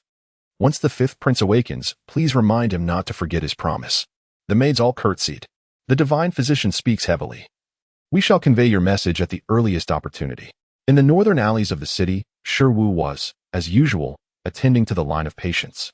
When she was disturbed by the resounding clamor of gongs, for some unknown reason, a wave of unease washed over her. In the narrow alley, a throng of onlookers surged, all eager to discern the unfolding spectacle. Shang Wanqing strode confidently at the forefront, while a guard behind him held aloft an ornate plaque, crafted entirely from jade. Exuding an air of opulence, a band of musicians trailed behind, their instruments clanging and trumpeting, accompanied by 4 burly men carrying a palanquin. Divine Healer, I have come to escort you. Were it not for Shang Wanqing's azure attire, one might mistake this for a wedding procession. Shi Wu felt a knot of anxiety tightening within her. She could hardly fathom that Shang Wanqing would choose such a grand display. Leaving her in a predicament she could not escape.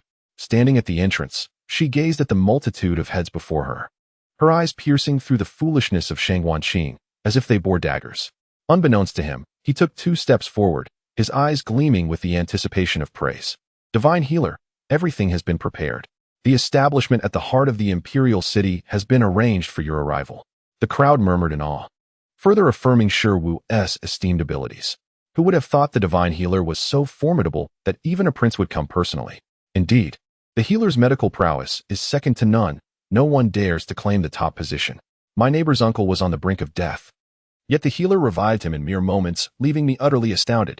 Shi Wu realized there was no way to refuse now. She could only nod in acquiescence, gather her belongings, and ascend the palanquin. Along the way, curious gazes followed her. Upon arriving at the newly adorned establishment, she emerged from the palanquin to find the words Divine Healer Pavilion embossed in gold, gleaming brilliantly. It stood out as the most prominent feature on the entire street. As Shi Wu stepped into the Divine Healer Pavilion, she surveyed her surroundings, nodding in approval. Although Shang Wanqing was not the most agreeable of individuals, his aesthetic sense was indeed admirable. The shop was filled with rare treasures, each item worth a fortune. I truly appreciate your efforts, Prince. Shi Wu expressed her gratitude sincerely. Shang Wanqing quickly shook his head, replying, Miss Shi, you have cured my peculiar ailment. All of this is rightfully yours. It is my immense fortune to have a friend like you. As Shi Wu escorted Shang Wanqing to the entrance, she noticed the gathering crowd. From today onwards, there will be no limit to the number of consultations. It will be first come, first served.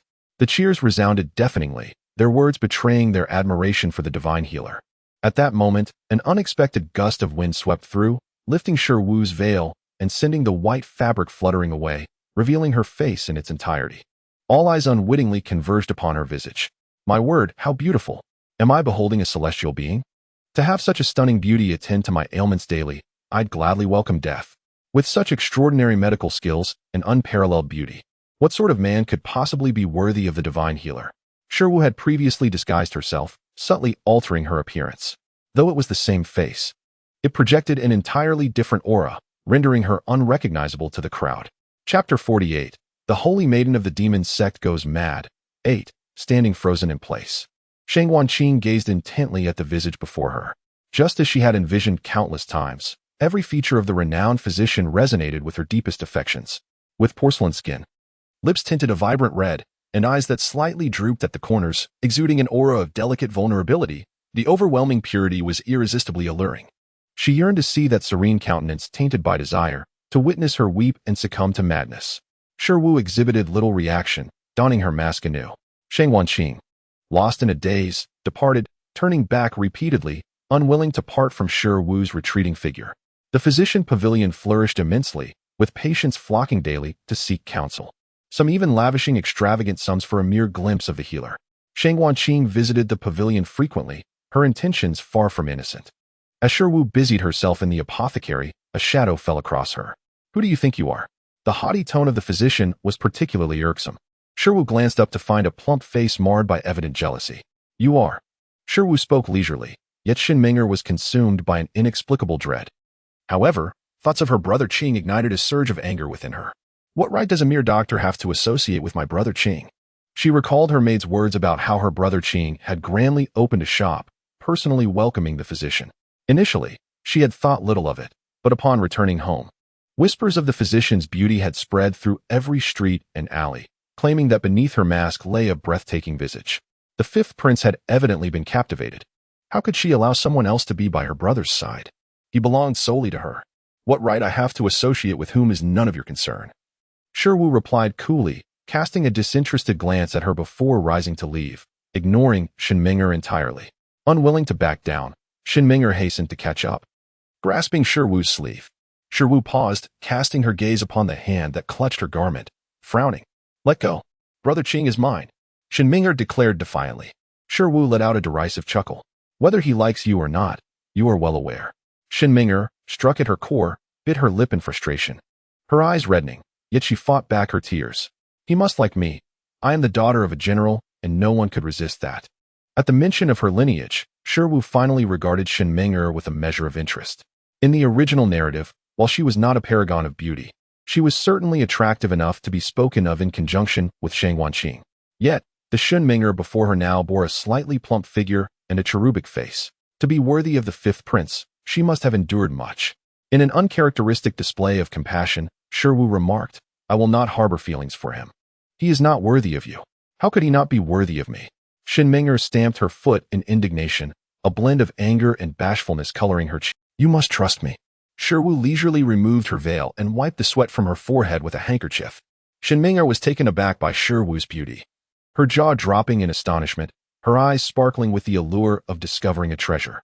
Initially, she had dismissed the rumors as mere hearsay, but to her surprise, the tales were indeed true. The divine healer was breathtakingly enchanting. You are stunning, Shinming'er remarked, swallowing nervously as she gazed at Shiwu. The eldest daughter of the general's residence was undeniably captivated by beauty, a well-known secret. Her affection for Shang Wanqing was rooted solely in his striking visage. Thank you. Shiwu replied with a gentle smile, donning her veil once more. Shinming'er, reluctant to part with the sight of that face, wished she could remove the veil herself. She longed to gaze upon that visage for a lifetime. I believe you when you say you no longer care for Brother Qing. He is truly unworthy of you. After clearing the misunderstanding, Shinming'er grew more familiar, affectionately linking her arm with Shiwu's, her eyes sparkling as if filled with little stars. Divine healer, may I befriend you? She asked eagerly. How many patients do you attend to in a day? Her incessant chatter left Shiwu feeling overwhelmed. Pinching the soft cheeks of the girl before her, Shiwu was pleased with the sensation. I must continue my consultations. You may take your leave now. Reluctantly, Shinming'er rose, only to be met with an abrupt rebuke from a figure who burst into the room. Shinming'er, what trouble are you causing now? Shang Wanqing's tone was particularly fierce, laced with a hint of breathlessness. Upon hearing that the general's daughter had come to trouble the divine healer, he rushed over immediately. In the past, he would always be informed the moment a woman appeared in his vicinity, and Shinming'er would boldly confront them. He had turned a blind eye. For after all, she was the general's daughter and a valuable ally. Yet now, the divine healer was his bottom line. He would not allow Shinming'er to act recklessly. She has not caused any trouble, Shiwu's calm voice interjected. Ming'er merely wishes to befriend me. Why is the fifth prince so angry? You frighten her. Observing the peaceful atmosphere between the two, Shang Wanqing looked at Shinming'er with a hint of suspicion. This was not how things were supposed to be. Could it be that she intended to befriend the healer first, with ulterior motives to follow? Realizing this possibility, he nodded to himself, convinced of his assessment. Monsieur, Ming'er has a good heart, though she can be a bit jealous. I fear she may do something to harm you. Shinming'er stood rooted to the spot, watching the man she once adored speak ill of her to another woman. It felt as though she were witnessing a scene from another lifetime. Once, he had been vibrant and the most admirable young man in the entire capital, and she had been irresistibly drawn to him, pursuing him fervently. Now, upon closer inspection, his once glimmering qualities seemed to fade away. Brother Qing, you seem to have changed, Shinming'er observed, certain that he had not always been this way. Dreamer, I have expressed my aversion towards you numerous times. Please cease your unreasonable antics. Due to the influence of the general's mansion behind Shinming'er, Shang Wanqing refrained from uttering anything harsh. I understand, Shinming'er replied succinctly, a response that left Shang Wanqing somewhat disconcerted. It felt as though something intangible was quietly slipping away. Shinming'er turned to glance at Shiwu, her eyes crinkling with a smile. Sister Shi, I shall visit you again soon. With her maid in tow, Shinming'er departed. Shang Wanqing, filled with trepidation, cautioned Shiwu to keep her distance from Shinming'er, for she could cause harm. Yet, Shiwu remained silently fixed on Shang Wanqing's eyes, exuding a palpable sense of intimidation as if she could see through everything. Shang Guanqing stumbled over her words, unsure of how to articulate her thoughts. In any case, she is not a virtuous person. Shi Wu smiled, albeit with an unmistakable hint of sarcasm. Offering hope while inflicting continual harm, the fifth prince is no paragon of virtue either. Shang Guanqing did not anticipate Shi Wu's blatant disregard for her feelings, her expression contorting momentarily, yet she remained unperturbed. I am acting in your best interest. Disregarding Shang Guanqing's presence, Shi Wu resumed her examination, knowing it was not the time to confront her openly. She needed to endure a little longer. Chapter 49. The Saintess of the Demon Sect Goes Mad. 9. Shang Guanqing suppressed her fury and returned home in discontent. The night air was slightly cool, the moonlight hazy. Clad in black attire, with her hair swept up high, Shi Wu stealthily entered the brightly lit royal mansion. Hearing a noise from the rooftop, a fierce glint appeared in Guanxi Yuan's eyes. The regent's residents had enjoyed tranquility for far too long. It was time to draw blood. Shi Wu, light-footed, landed gracefully before the door, but did not push it open. Instead, she lowered her gaze and stood at the threshold, her eyes gazing intently ahead. Guanxi Yuan sensed her presence yet remained still, and thus they found themselves in a stalemate. As seconds ticked by, Shi Wu suddenly heard a thud from within the room. Without a moment's hesitation, she pushed the door open. What met her eyes was the figure sprawled on the floor, groaning in agony, clearly in distress. "Brother," Shi Wu called out tentatively. A bony hand was constricting her neck, the air in her chest growing increasingly sparse. Yet, she did not resist, her gaze fixed unwaveringly on the man before her, as though she were surrendering her very soul. "Wu Wu." A weak voice carried an almost imperceptible allure. Shi Wu half closed her eyes, adopting a languid stance, as if the one being choked was not herself. That single utterance seemed to transcend time and space, plunging straight into Shi Wu's heart. "It is I, brother." As the grip around her neck loosened, Shi Wu greedily inhaled the fresh air. The energy coursing through her hands flowed into Guanxi Yuan's body, alleviating the pain that resided within him. As the pale lips of Shang Guanxi trembled and beads of sweat adorned his forehead, his gaze toward Shi Wu remained tender as water, akin to a gentle spring breeze. A jolt of anxiety surged through Shi Wu's heart. "Brother," she called again, her voice tinged with urgency and concern.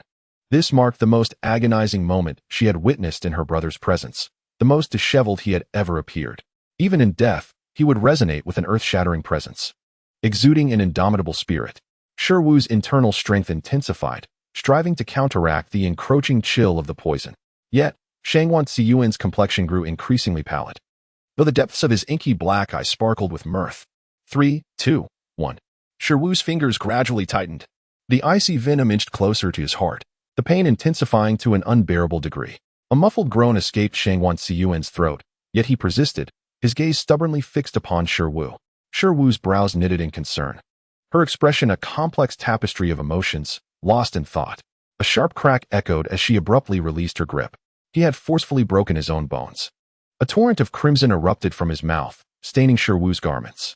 "Brother," she exclaimed, hastily supporting the faltering Shang Guanxi, her tone rife with worry. Even as an enigmatic smile graced her lips, he extended his right hand to caress Shi Wu's icy cheek, his lips curling into a smile, his eyes now imbued with a newfound fervor. "Do not fret. The pain from the broken bones can momentarily suppress the chill of the poison within my heart. I am fine." Shi Wu's eyes, filled with inscrutable thoughts, remained fixed on Shang Guanxi. "I am not worried," she suddenly declared, shattering the silence that enveloped them, a hint of solemnity glimmering in her gaze. "Your life and death lie solely in your hands." Shi Wu cherished her existence, for she possessed but one life. No matter her strength or prowess, she always ensured an escape route for herself. She understood that Shang Guanxi shared this sentiment. Otherwise, he would not have endured the icy poison for so many years, still thriving in this world. It was not merely the poison. There were countless hidden perils and open threats. As moments ticked by, the potency of the poison gradually subsided, leaving only the weighty sound of their breaths in the... Shi Wu awaited Shang Guanxi's emotional steadiness. The poison was inflicted by the current emperor, she stated, though she already harbored the answer within her heart. Rising to fame in his youth, brimming with ambition, he was destined to rule and usher in an era of prosperity. For every individual vying for that position, there existed an array of insurmountable dangers, and those who could prevail would naturally occupy that esteemed place. Shi Wu was astute.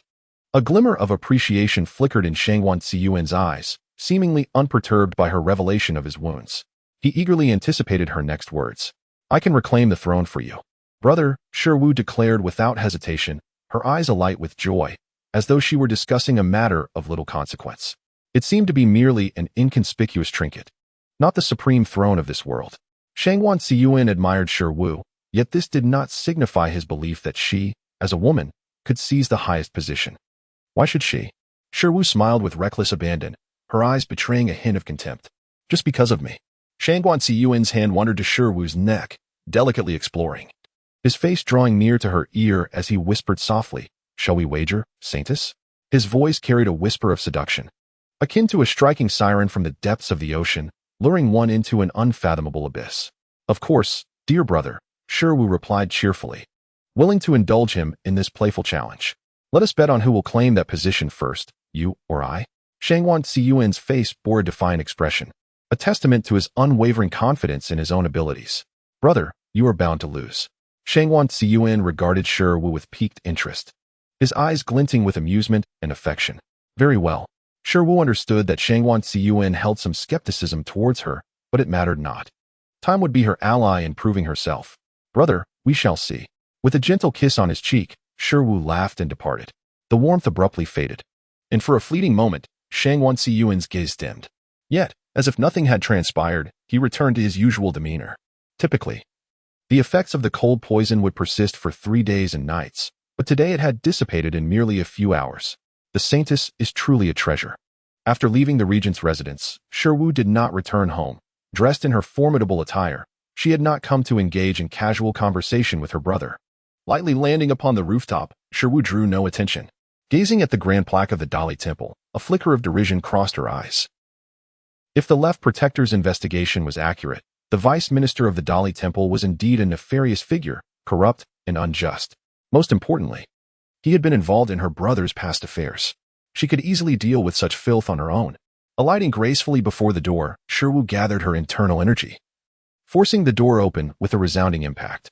The vice minister of the Dali Temple sat at his desk, staring wide-eyed at the unfolding scene. A woman clad in black, her hair elegantly tied up, appeared as if she had descended from the heavens, a harbinger of death. "Who are you?" His trembling hands and panicked voice betrayed no semblance of a high official.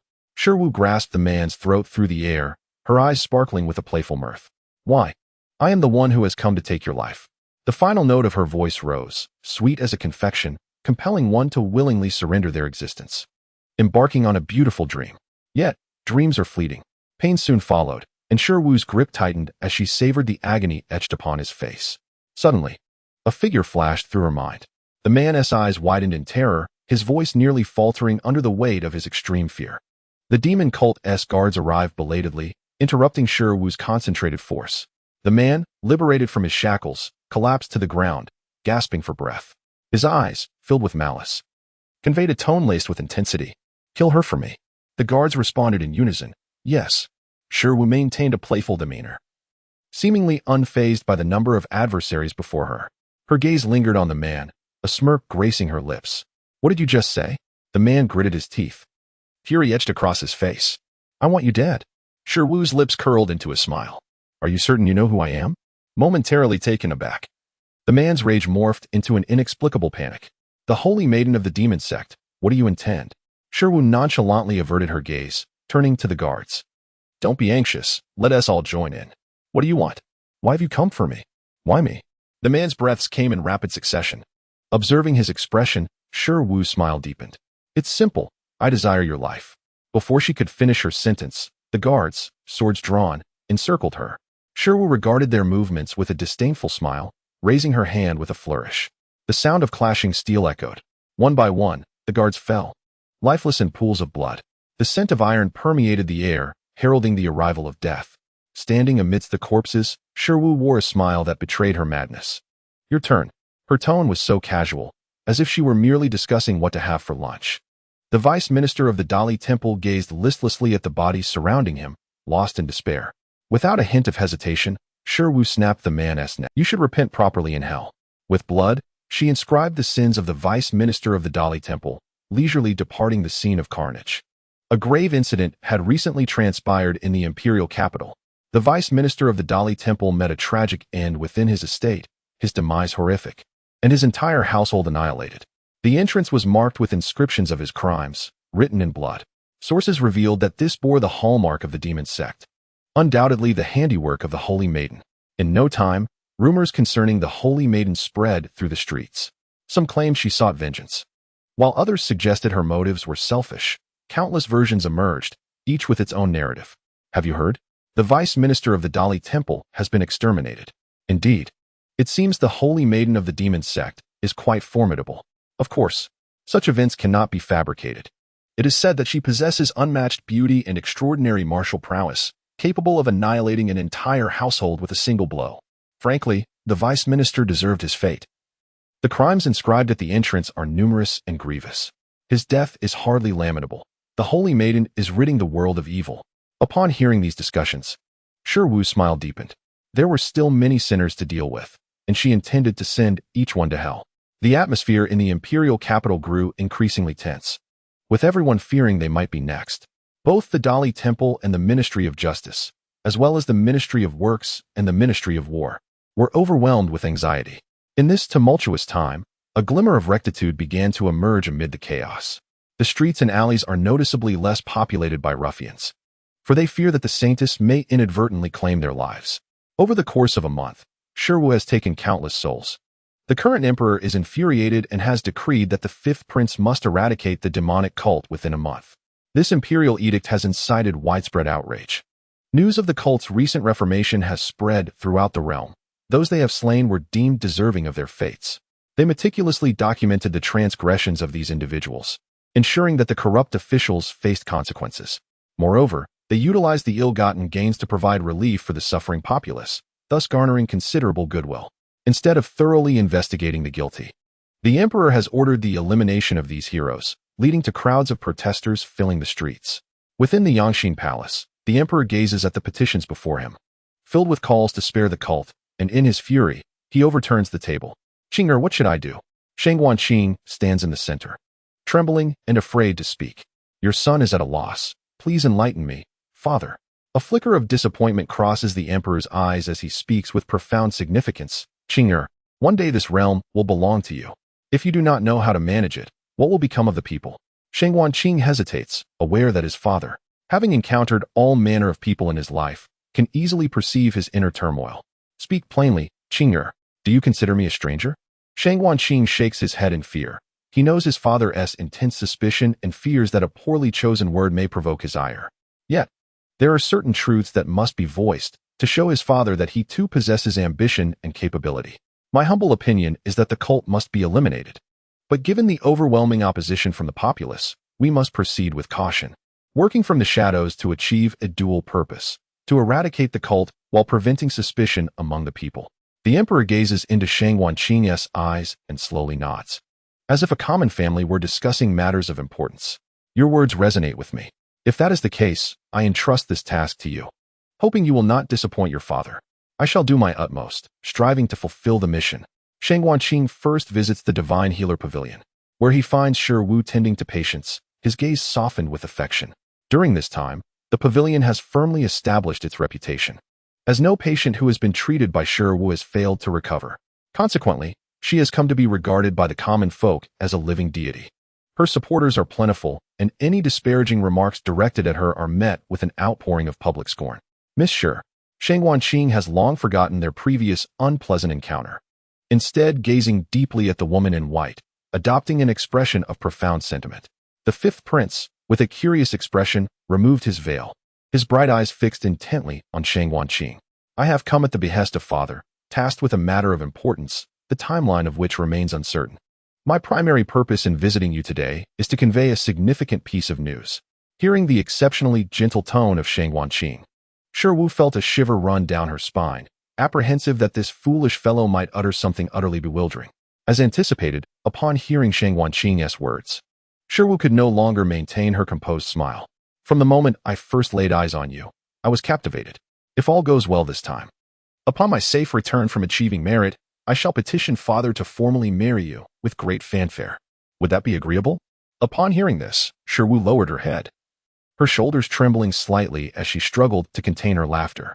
Shang Wanqing, misunderstanding her reaction, assumed she was moved to tears. When she lifted her gaze again, her eyes indeed glistened with tears. Fifth Prince, are you suggesting that I become your consort? Shang Wanqing's expression froze. What had initially been a somewhat touching moment grew awkward, and he spoke hesitantly, a hint of embarrassment in his voice. The principal consort of a prince is typically a noble lady of exceptional lineage. Father would certainly not approve of you as my primary consort, but fear not, I shall strive to secure a position for you as a secondary consort. I promise. From this day forth, my affections shall be solely for you. The irony in Shiwu's eyes was nearly overflowing, yet her tone carried a note of grievance. So, you wish for me to be your concubine? A secondary consort is still a concubine. Shang Wanqing found himself at a loss for how to respond to Shiwu's words. In his view, he was making every effort to secure her the highest honor. Yet, she simply could not comprehend. I would rather marry a humble groom and live a life of quietude and health than compromise my dignity for the sake of wealth and status. Her words were resolute and resounded with conviction, akin to a stone cast into a tranquil lake. Rather than feeling anger at her declaration, Shang Wanqing's desire for Shiwu intensified.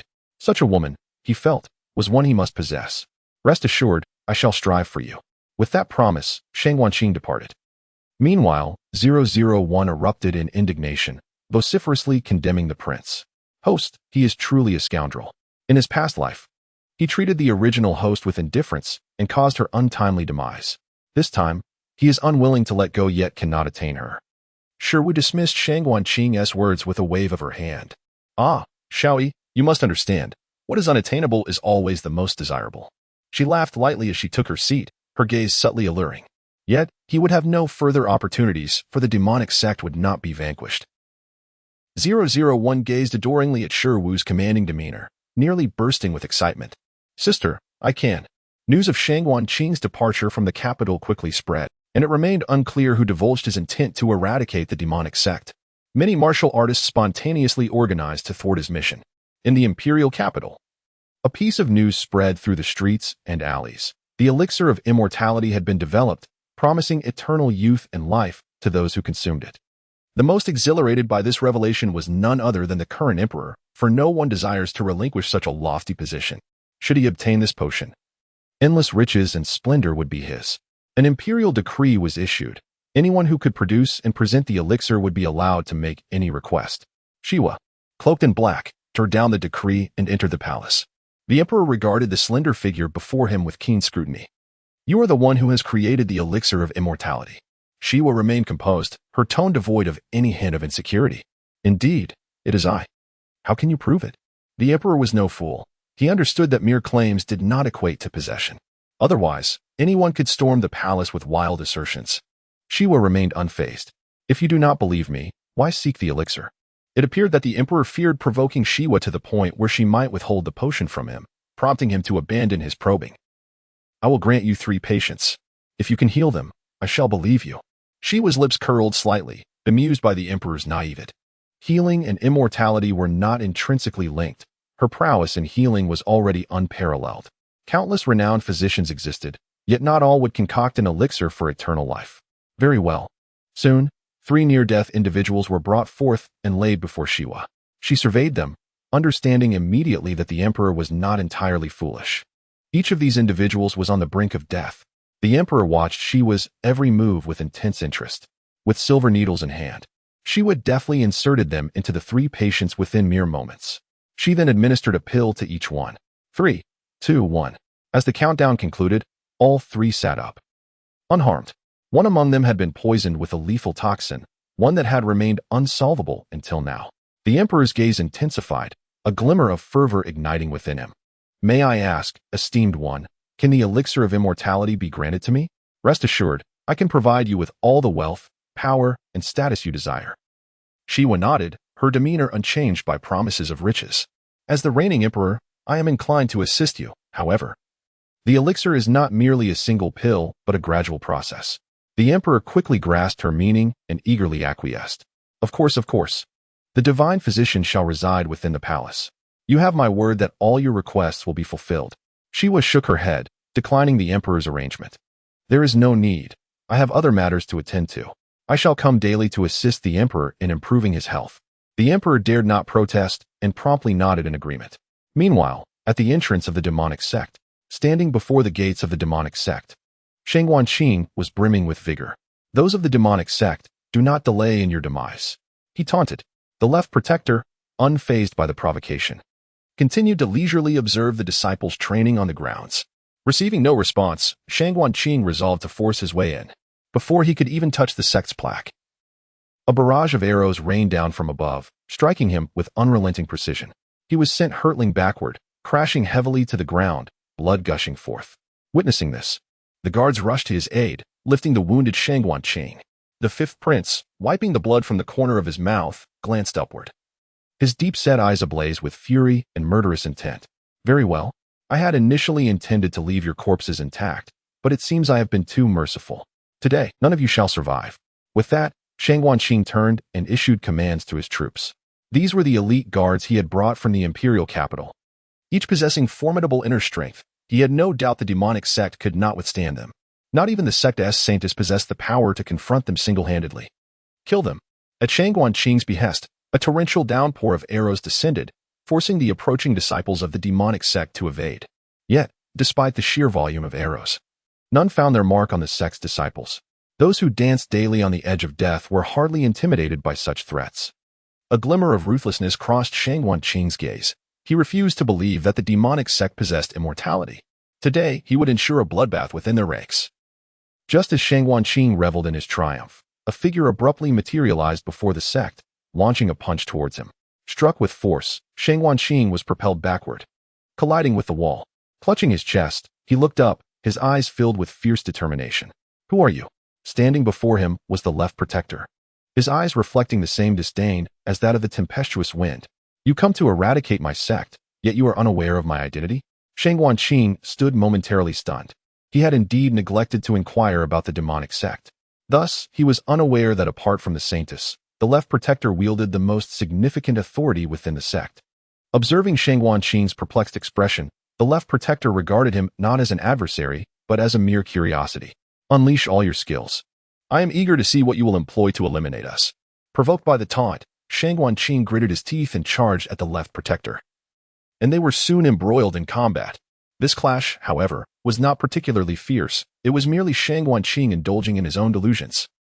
Although Shang Wanqing's inner strength paled in comparison to that of the left protector, he was agile and could not truly be slain, leaving the left protector momentarily unable to subdue him. Mere trifles. Prepare yourself. With a cold laugh, the left protector unleashed a punch aimed at Shang Wanqing, who, caught off guard, was knocked to the ground. In a fierce confrontation, Shang Wanqing sustained severe injuries yet remained defiant, rising once more to attack the left guardian. This battle endured for nearly the span of an incense stick, leaving Shang Wanqing battered and bruised while the left guardian remained unscathed. Where is he? Shang Wanqing roared, as the surrounding guards hurriedly encircled him, providing protection. Standing there in disarray, he gazed at the man before him, whose figure eerily overlapped with that of a woman from his past. Indeed, like attracts like, both were equally detestable. Was it merely a display of strength that rendered them so smug and assured? The left guardian, however, was indifferent to Shang Wanqing's sentiments. If the fifth prince does not depart, do not blame me for showing no mercy. The master had yet to issue a command. Now was not the time to sever ties.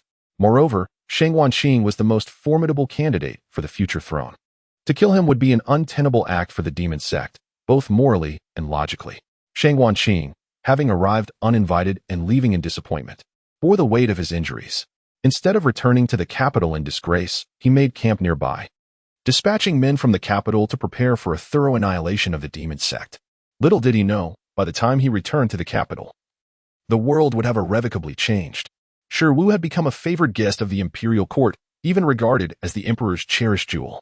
Whatever Shi Wu desired, the reigning emperor would procure at any cost. Rumors circulated that the emperor had fallen for a man cloaked in black, willing to sacrifice the realm for him. Consequently, numerous petitions were submitted, urging the emperor to attend to state affairs and show compassion for the people. Unbeknownst to all, the cloaked man had whispered sweet nothings into the emperor's ear, inciting his wrath against those spreading falsehoods. He ordered the execution of the purveyors of such treachery. Shi Wu, still draped in her black cloak, stood beside a wooden tub, her demeanor markedly somber this time. The emperor, sensing her disquiet, inquired anxiously, "My dear, do you harbor any worries of late?" Shi feigned a look of grievance, shaking her head before nodding. I have heard the common folk declare me a scourge upon the nation, collectively petitioning for my fiery demise. The Minister of Justice has even commanded a covert search for my whereabouts, promising execution upon discovery. Upon hearing this, the emperor was incensed, declaring, "Do not fret, my dear. I shall order a thorough investigation. With me at your side, no one shall take your life." Recently, under the care of his beloved, the emperor's health had improved significantly. Even his desires had surged, leading him to lavish affection upon the palace concubines, rejuvenating his spirit. How could he allow anyone to harm the one who had descended into his life? He felt increasingly youthful, brimming with vitality. Complying with Shi request, the emperor settled into the wooden tub. The potent concoction stimulated his organs, eliciting involuntary cries of pain. Shi cast a disdainful glance at the emperor, her eyes shrouded in inscrutability. I once believed that this emperor was a formidable figure. However, the efficacy of this medicine barely amounts to a third of what it provided to Shang Wanqing, and even he struggles to endure it. How utterly mundane. With no further desire for torment, Shi concluded her visit, exchanging a brief greeting with the emperor before departing without a trace of nostalgia. Within the chamber, the emperor felt a renewed vigor coursing through his veins, an invigorating energy flooding his body, igniting an eagerness to delve into the harem and engage in a vigorous contest. Since aging, his desires had waned, leaving him with a heart full of yearning yet lacking the strength to act, resulting in infrequent visits to the harem. Now, experiencing a resurgence of vitality, it was as though he had returned to the prime of his youth. Upon leaving the palace, Shi shed her black cloak, revealing a striking red gown that shone brilliantly in the sunlight, her exquisite visage adorned with a radiant smile. Unabashedly, she strolled through the streets. Soon, her identity was recognized. Unlike the disdain she once faced, many now regarded her with curiosity, eager to glimpse the woman of legend. Whispers filled the air. It was said that the demon sect had recently performed many good deeds, gradually diminishing their notorious reputation. Yet, what good is it to do good now? Can it erase all past transgressions? Are you not aware? The demon sect has justified their actions, claiming that those they previously eliminated were deserving of such fate, never indiscriminately harming the innocent. So, by your reasoning, they are still virtuous? Not at all. 001 exclaimed, showering Shi with praise. Host, you are truly remarkable. The demon sect's reputation has turned around in such a short time. The smile on Shi face remained, though her tone bore a hint of the world-weary wisdom that comes from witnessing the vicissitudes of life. Xiaoyi, as long as one grasps the essence of humanity, anything is possible. 001 fell silent, sensing that something significant must have transpired in Shi life to bring about such a transformation. In full view of the public, Shi made a grand return to the demon sect. The Left Guardian reported recent events, including the incident where Shang Wanqing foolishly sought humiliation from the sect. Pay him no mind. Just ensure the affairs of the demon sect are managed, she instructed. Yes, reflecting on the emperor's recent behavior. A glimmer of mischief sparkled in Shi eyes. By the way, gather a few talented and beautiful songstresses to send to the imperial capital. Devise a way to present them before the emperor. The Left Guardian sensed that Shi was orchestrating something significant, yet he hesitated to voice his suspicions.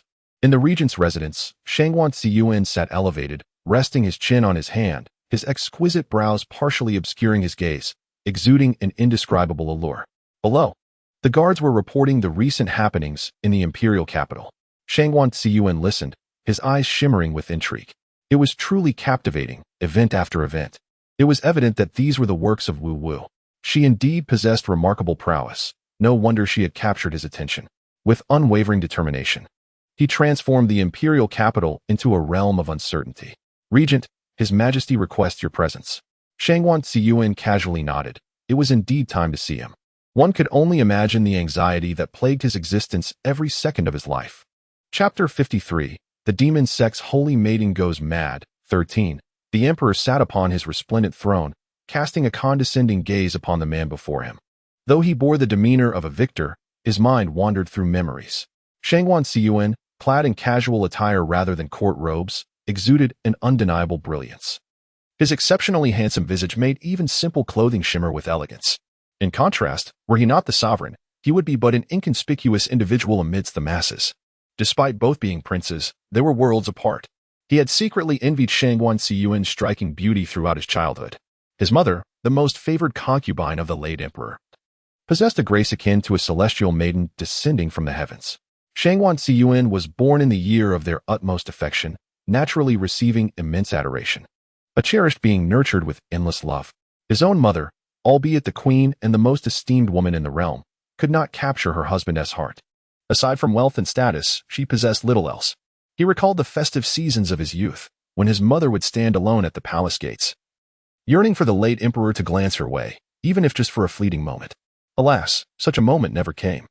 The emperor had never afforded them a second glance, be it towards his mother or himself. Shangwan Siyuan's life flowed smoothly, and had it not been for his own covert machinations, the realm would have belonged to him as well. Yet, he felt no remorse. He had already amassed so much. It was time he indulged himself. Those sleepless nights of yore were now but distant memories. At last, he stood as the victor. The regent has arrived. Recent care from the divine physician had fortified his voice, which now resonated with vigor and clarity, his eyes sparkling with vitality. Your Majesty, how may I serve you? Although Shangwan Siyuan referred to himself as a humble minister, there was no hint of subservience in his demeanor. Ever since the late emperor's passing, they had ceased to address each other as brothers, each harboring an unspoken understanding beneath a facade of ignorance. Both were acutely aware of the matter concerning the cold poison. The emperor's expression shifted subtly, the intent to kill growing ever clearer in his eyes. He loathed Shangwan Siyuan's seemingly carefree demeanor, which stood as a picturesque backdrop, something he could never attain in his lifetime. This is not merely a matter of your safe return yesterday, but rather a concern for my own peace of mind. The bandits at the borders have been increasingly rampant. Sending you to quell them serves my ulterior motives. Should he perish at their hands, it would be ideal. Yet, if he succeeded in eliminating them, the emperor had long since arranged for a covert ambush on his return to the capital, only to find that Shangwan Siyuan was remarkably elusive, managing to escape unscathed, without a trace of injury. As the son of heaven, I labor day and night for the well-being of my subjects. How could a humble minister encounter misfortune? The emperor harbored profound suspicions regarding his dear brother's intentions, suspecting mockery yet unable to provide any evidence. Having recently returned victorious, it was ill-advised to provoke him, for fear of offering him leverage. Thus, it seemed best to avoid such entanglements. The regent, though not in his prime, lacked a confidant, and recently, I personally selected a group of noble young ladies. Might the regent have any interest? A smile flickered in Shangwan Siyuan's eyes, though his pupils appeared as dark as night, lending an unsettling air to his demeanor. Thank you for your kind offer, Your Majesty, but my heart has long been pledged elsewhere. Oh, do share this tale with me. I am eager to discover the extraordinary individual who has captured the heart of my dear brother. The head of the Divine Physician Pavilion. The emperor paused, nodding thoughtfully. Having interacted frequently with the enigmatic cloaked figure recently, he felt an inexplicable fondness for such individuals. He had not anticipated the regent's preference for a woman of such caliber, compassionate and astute. In light of this, I shall refrain from further interference, should the opportunity arise. I will certainly arrange a union for you. Shangwan Siyuan nodded, finding the emperor somewhat more agreeable for the first time. I have been feeling quite vigorous of late. During the next royal hunt, let us compete, dear regent. Do not falter against me. Very well. As the emperor sat in his elevated position, observing Shangwan Siyuan's retreating figure, he narrowed his eyes and quietly instructed his shadows, continued to monitor his every move. Any fluctuations must be reported to me. Understood. The shadowy guard immediately followed in silence, while Shangwan Siyuan sensed the additional presence and feigned nonchalance as he made his way to the bustling Divine Physician Pavilion. The pavilion had gained immense renown, attracting throngs of visitors daily, either seeking remedies for ailments or simply wishing to glimpse the esteemed physician. Upon Shangwan Siyuan's arrival, a ripple of excitement coursed through the crowd. Long live the regent! Long live! A thunderous cheer erupted, and the crowd fell to their knees, demonstrating absolute submission to imperial authority. Shangwan Siyuan remained undistracted, moving through the throng with purpose and entering the Divine Physician Pavilion. Inside, Sherwu observed the spectacle, pursing her lips with a glint of amusement in her eyes, finding the scene rather tedious. Though devoid of moral constraints, having been born in an era of equality, she harbored disdain for those who considered themselves superior due to their status. Yet, being part of this world, one must adhere to its rules. Rise. Shangwan Siyuan had not anticipated being recognized so swiftly. He turned to issue a command before stepping into the pavilion.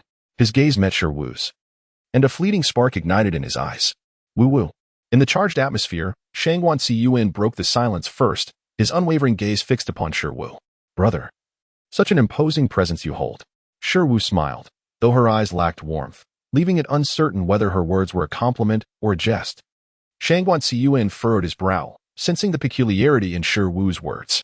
What troubles you, Wu Wu? He inquired, reaching out to grasp her hand, only to find her effortlessly evading his touch. Shiwu offered a sweet smile, turning her head to avoid his gaze. Deep within, she understood that he belonged to this era, raised within its confines, his thoughts and actions heavily influenced by feudal ideologies. Yet, she could not suppress her anger. The man she remembered was certainly not the one before her now. However, Shiwu was not one to dwell on such matters. She tempered the chill in her eyes and looked up at Shangguan Ziyuan. I am fine.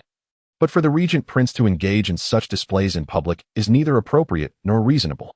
A hint of coldness flickered in Shangguan Ziyuan's eyes. Throughout his life, no one had ever dared to defy him in such a manner. The holy maiden of the demon sect truly possessed formidable authority. If that is the case, I shall take my leave first. Please continue your consultations, esteemed healer. Shangguan Ziyuan, perplexed by Shiwu's sudden aloofness, refrained from expressing his ire and chose to depart instead. The onlookers at the entrance were left bewildered, each straining to discern the nature of the incident that had caused such discord between the two. It appeared that the regent prince and the healer shared a certain rapport, as they seemed quite familiar with one another. In my opinion, the regent prince's demeanor resembles that of how I typically observe my wife. Haha.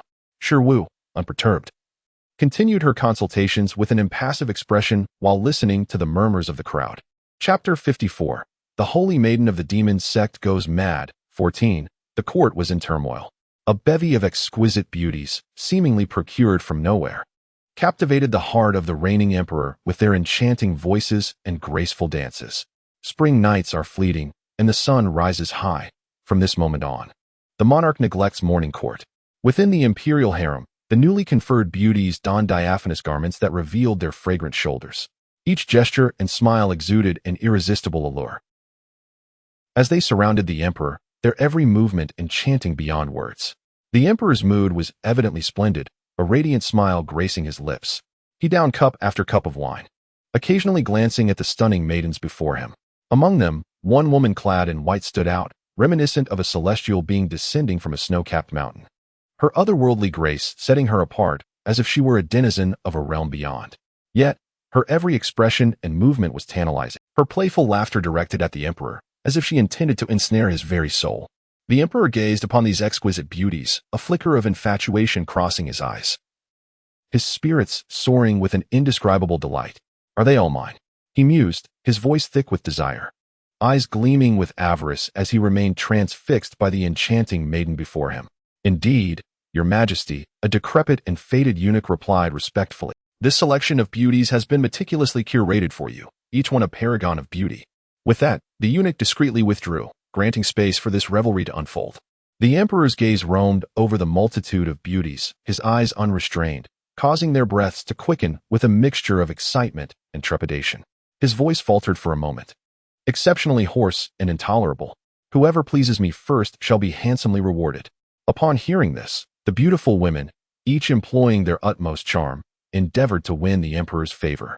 After all, who would not desire the wealth and status that accompany such power? The man before them was the reigning sovereign.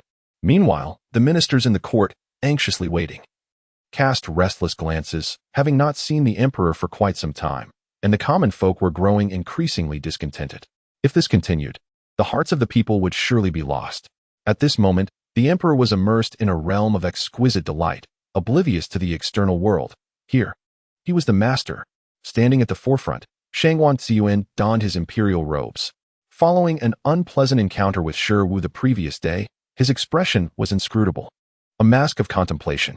Although many refrained from voicing their thoughts, their furtive glances towards the foremost position betrayed their awareness of Shangguan Ziyuan's elevated status in the emperor's absence. You may all return. Shangguan Ziyuan's voice resonated softly, prompting a collective sigh of relief from those present. Upon returning to the regent's residence, Shangguan Ziyuan reclined casually on a concubine's chair, resting his chin on his hand while gazing through the window at the vibrantly blooming flowers. The image of that spirited woman inexplicably surfaced. Why had she been unhappy yesterday? Reflecting on it, he found no actions of his own that could have caused her discontent. Puzzled, he ruminated further. While turmoil brewed in the capital, Shang Wanqing, far removed, remained oblivious. He had dispatched numerous skilled individuals from the capital, determined to eradicate the demon. Within the demonic sect, Shi Wu lounged leisurely on her bed, savoring a rare moment of leisure. Shang Wanqing had arrived at the foot of the sect, fully intent on victory. This time, it was not merely about eliminating the sect, but uprooting it entirely to prevent future repercussions, paving the way for her own future. Saintess. A disciple's voice suddenly called from outside. Shi Wu lazily opened her eyes, her tone tinged with annoyance. What is it? Reporting to the Saintess. The fifth prince has arrived with his men. Shi Wu narrowed her eyes, a hint of madness dancing within his mirth sparkled in her gaze. Since they have come, let them find no way back. Dressed in crimson, Shi Wu descended from the heavens, enchanting and ethereal, surveying the throngs below from her lofty perch. Her eyes alight with fervor.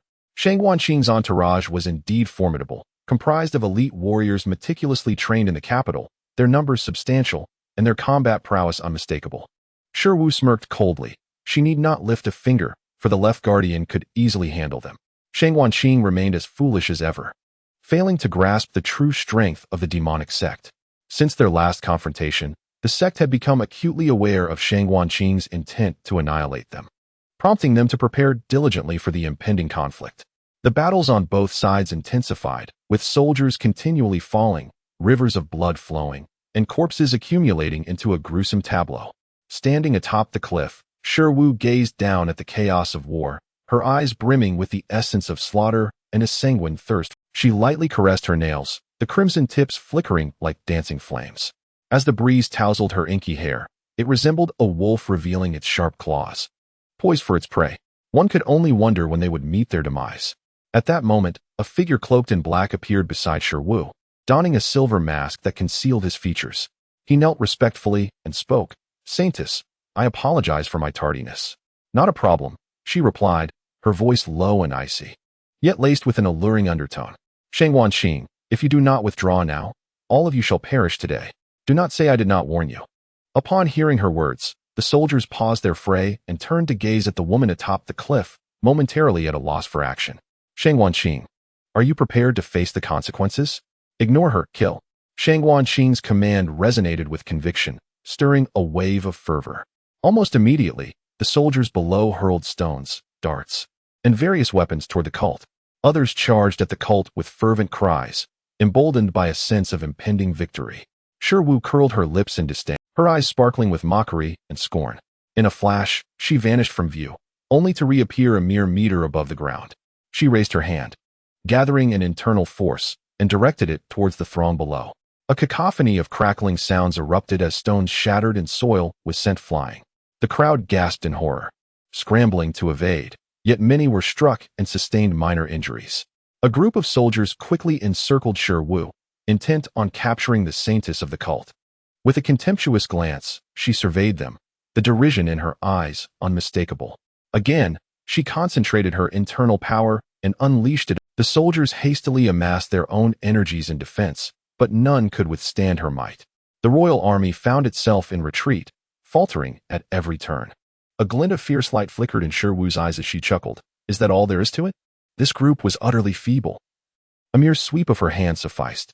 Initially, she had intended to toy with them, savoring the spectacle of the duel, but the vast disparity in strength extinguished her interest in the entertainment.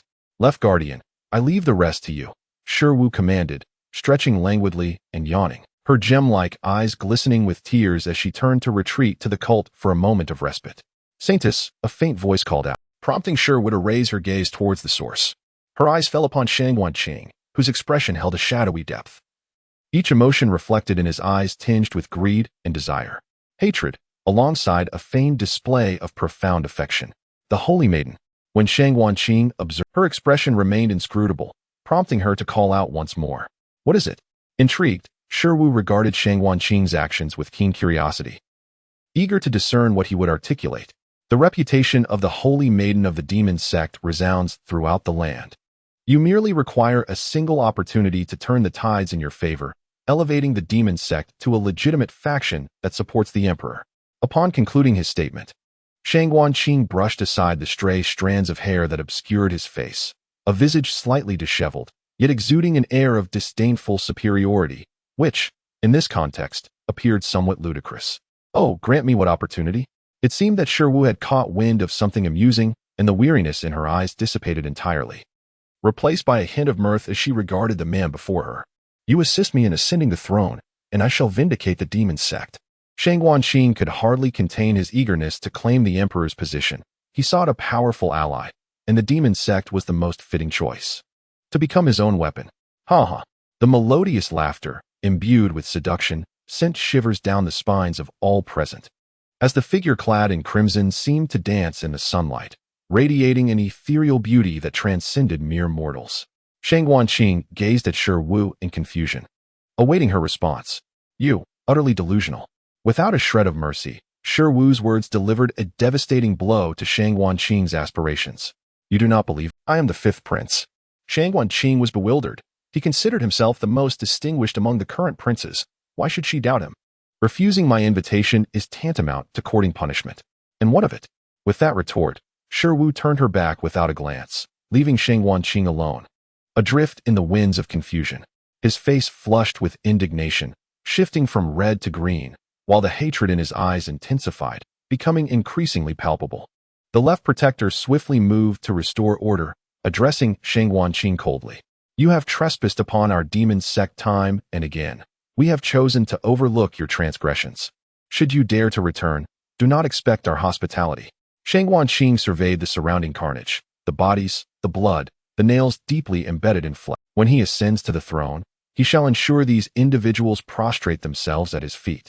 Humiliated and disheveled, Shang Wanqing departed with his forces, realizing it was time to return after an extended absence.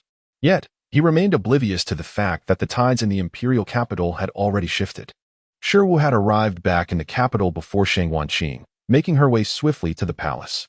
The emperor had been waiting for quite some time. As was customary, he emerged from the wooden tub, his body seemingly reassembled, as though his bones had been shattered and mended. Yet he persevered, gritting his teeth. Shi casually seated herself behind the screen, calculating the time. Soon, the poison within the emperor would begin to resurface. Indeed, there exists no elixir of immortality. All medicine bears its toxicity, and the contents of that tub were poison upon poison. It allows you to feel your body improving with each passing moment. Yet it also leaves you strong on the outside but hollow within, until the toxins seep deep into your very bones, rendering you beyond salvation. Once again, experiencing a rebirth of sorts in his physical form, the emperor felt an unparalleled joy, truly relishing the pleasures of manhood during this period. When he achieves true immortality, the world will be firmly in his grasp. What is it that remains unattainable? Your Majesty, the fifth prince seeks an audience. A guard's voice interrupted the emperor's reverie, shattering his daydream. Attend to your duties, my lord. Shi turned and vanished from sight, yet the emperor remained transfixed by her fleeting profile. Having observed it with great clarity, it was revealed that the divine physician who concocted the elixir of immortality was, in fact, a woman. At that moment, a new idea took root in his mind. Shang Wanqing gazed at his father, the emperor, perplexed. Before his departure, the emperor had seemed to be at his weakest. Yet now he appeared remarkably vigorous, as though he had been reborn. Father, Shang Wanqing addressed the emperor, who regarded him with a discerning eye. Among his brothers, he had always been the most distinguished, and the emperor had once taken pleasure in nurturing him, believing that he would eventually find peace in the grave. Yet now, the ambition reflected in his son's gaze was painfully conspicuous. How fares your journey? The words contained layers of meaning, and Shang Wanqing, sensing the underlying tension, braced himself. He understood the emotions intertwined within those eyes. Your Majesty, forgive my inadequacy. I have failed to accomplish your task. One must learn to recognize the tides of circumstance. Aspiring too high is a grave mistake, a lesson I imparted to you long ago. Shang Wanqing lowered his head, a fleeting madness flickering within. Since time immemorial, it has been the capable who claim the throne, having occupied this position for so long. Perhaps it is time for the emperor to enjoy some respite. Yes, I shall heed your teachings. Take a leaf from your sixth brother's book. He has been a source of solace for me recently, earning my newfound respect. A warning bell rang in Shang Wanqing's mind. Shang Wanli, once deemed frivolous and infatuated with women, had been despised by the emperor. Yet, in merely half a month, everything had transformed. Now, he was expected to learn from him. What a slap in the face that was. Observing his son's crestfallen demeanor, the emperor felt a sense of relief. Even the most exceptional individuals have their limits. Fortunately, he had attained immortality and was unconcerned about a lack of successors. "Leave me," he commanded. With a respectful bow, Shang Wanqing retreated to the prince's residence. The teacup on the table was abruptly overturned, and Shang Wanqing could no longer maintain his facade of calm indifference. He had only been away for half a month, yet upon his return, he found the realm had undergone a complete upheaval, with everyone donning a new mask. Even his least favored sixth brother had garnered the emperor's favor, while he himself appeared disheveled and foolish. "All of you, perish." Shang Wanqing, consumed by fury, overturned the table. His face contorted in rage, struggling to contain his tumultuous emotions. "My lord, please calm down," implored the frightened maid beside him, desperately grasping his arm. Only to be violently pushed away. Shang Wanqing's gaze bore into the maid, his eyes glinting with a predatory ferocity. At that moment, every utterance seemed to him a mockery. "You are all laughing at me, aren't you?" "No, absolutely not." The maid, trembling and panicked, knelt on the ground, repeatedly bowing her head in apology. "Leave. All of you, just leave.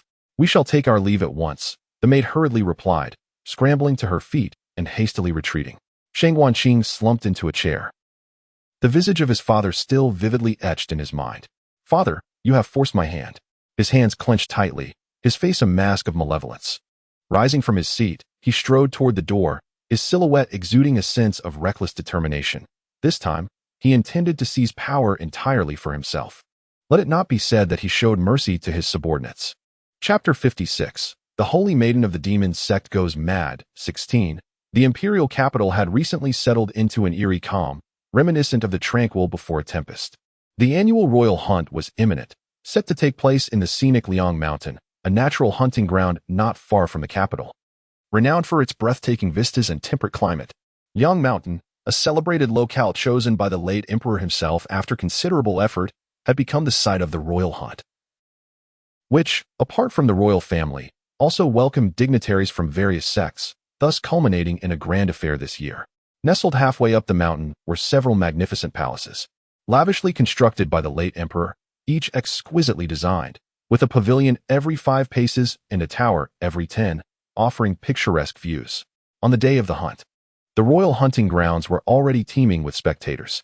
At the summit, a man clad in a purple robe stood with his back to the crowd, a long sword in hand, gazing into the distance. "Left Guardian, our people have been successfully placed," a disciple stood reverently beside him. "Demon Sect. It is time to put an end to this bloody tumult," the Left Guardian mused, reflecting on the recent elevation of the Demon Sect's reputation, which had shed its former image as a nefarious cult. If they could protect the emperor this time, it would mark a true turnaround. "Ensure you closely monitor Shang Wanqing's every move." "Understood." At the hunting grounds, the emperor sat at the center, surrounded by his concubines, who chatted amiably over tea while awaiting the impending hunt. Each face radiated ease and delight, save for Shang Wanqing, seated beside the emperor, who bore an air of trepidation and unease, seemingly apprehensive of something. Suddenly, a figure emerged from the throng, clad in black, with an unparalleled handsome visage and narrowed phoenix eyes, exuding a languid yet sinister charm. All eyes were drawn to him, captivated by his every movement. It was the regent. The emperor narrowed his eyes, slightly displeased with the ostentatious attire that overshadowed him, his voice dropping in tone. "Greetings, your majesty," he offered in a somewhat perfunctory manner before settling into his seat, his gaze distant and contemplative. The atmosphere grew tense in an instant. Suddenly, the emperor's eyes shifted, brightening as they focused on a particular direction. The left protector of the demonic sect rose, bowing slightly in greeting, presenting himself impeccably. "Long live your majesty." The emperor nodded in acknowledgement. Recently, the demonic sect's reputation had taken a turn, and this invitation served to test their strength and allegiance. Should they be swayed to serve the court, it would indeed be a significant boon. Observing the left protector's handsome demeanor and refined presence, the emperor couldn't help but admire him further. Members of the demonic sect were truly striking. The left protector, feigning ignorance of the emperor's underlying tone, offered a subtle smile. "The saintess has rather discerning tastes." The emperor nodded but said nothing more, while the side-eyed Suganchi turned with a hint of deeper meaning in his gaze. "Speaking of the saintess," the emperor curiously inquired, laced with a playful tone, "why has the saintess not graced us with her presence today? Does she look down upon me?" "Her sovereign?" The left protector naturally shook his head, explaining that the saintess was preoccupied with pressing matters and had sent a gift as an apology. As the sounds of music and dance filled the air, several veiled women appeared, gracefully playing the pipa with exquisite skill. Their slender figures, curvaceous forms, and enchanting faces revealed their training, and the melodies they produced were captivating and delightful. The emperor's eyes sparkled with increasing allure, captivated by the scene before him. "Your Majesty, they are all virtuosos of the pipa, personally vetted by the Saintus. Each one is a gem," replied the left protector respectfully, signaling the dancers to continue their performance. "We hope this gift pleases your Majesty." The left protector bowed slightly. A gentle breeze swept through, causing the dancers' garments to flutter like butterflies in flight, a truly mesmerizing sight. The emperor squinted, entranced by the beauty unfolding before him, his gaze fervently fixed upon the spectacle, revealing a glimmer of astonishment. The gift from the Saintus was indeed beyond words in its charm. "The Saintus is truly thoughtful," the emperor exclaimed, rising excitedly, his face flushed, unabashedly displaying his satisfaction. These women were, without a doubt, a divine blessing bestowed upon him. The left protector's eyes flickered momentarily, a faint smile tugging at his lips before he returned to his composed demeanor. As the performance concluded, the atmosphere grew lively. The emperor's spirit soared, surrounded by enchanting dancers, each casting flirtatious glances, lost in the embrace of softness, reluctant to withdraw. "In that case, let the hunt begin." The emperor, clad in resplendent attire with his hair elegantly pinned up by a golden hairpin, exuded a commanding presence, draped in his dragon robe, embodying the majesty of a sovereign ruling over all. Soon after, magnificent steeds burst forth in a tumultuous rush. The emperor mounted his noble horse, galloping across an expansive meadow, hunting various wild beasts. Delighting in the surrounding scenery, he occasionally loosed arrows to bring down a few wild boars.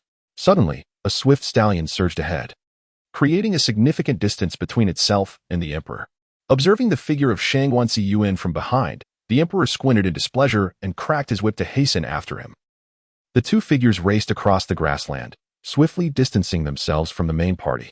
Despite suffering from a cold malady, the regent maintained an imposing presence, inciting the emperor's envy. At that moment, Shangguan Ziyuan was engulfed in frustration, having just heeded the words of the left protector. A weight of irritation pressed upon him. Yearning for release, he turned his gaze to the emperor clad in resplendent yellow, his eyes betraying unmistakable impatience. The emperor regarded him with an air of superiority. Raising an eyebrow, Shangguan Ziyuan's handsome visage struck a chord within the emperor's heart. What does the emperor intend? The emperor laughed heartily, devoid of malice, expressing admiration for Shangguan Ziyuan's bravery despite his ailment. Admiration? Can the emperor truly envy one afflicted by such a cold malady? A look of profound meaning met the emperor's gaze, as if all hidden thoughts were laid bare before him. The emperor's expression stiffened, taken aback by the audacity of Shangguan Ziyuan's words, and he erupted in fury, declaring, "I am the son of heaven. How dare you speak to me in such a manner?" Shangguan Ziyuan's attention was drawn to a snow-white deer, its coat gleaming with a radiant sheen. It would make a splendid cloak for Wu Wu. Just as he raised his bow, the emperor's voice interrupted, "Regent, I find this white deer's coat exceptionally bright and desirable. As a subject, you would not dare to compete with me, your sovereign, for such a prize, would you?" Shangguan Ziyuan met the emperor's gaze, seated confidently upon his steed, his eyes sparkling with a playful mirth. "Your Majesty, there are some things one can concede, and others one cannot. You understand this well." The weight of his words left the emperor momentarily speechless, silencing his ire. Chapter 57. The Devil Cult Saintus Goes Mad, 17. As arrows flew like shooting stars, striking with lethal precision. A smile flickered in Shangguan Ziyuan's eyes as he provocatively regarded the emperor, resembling a carefree youth. The emperor's expression darkened.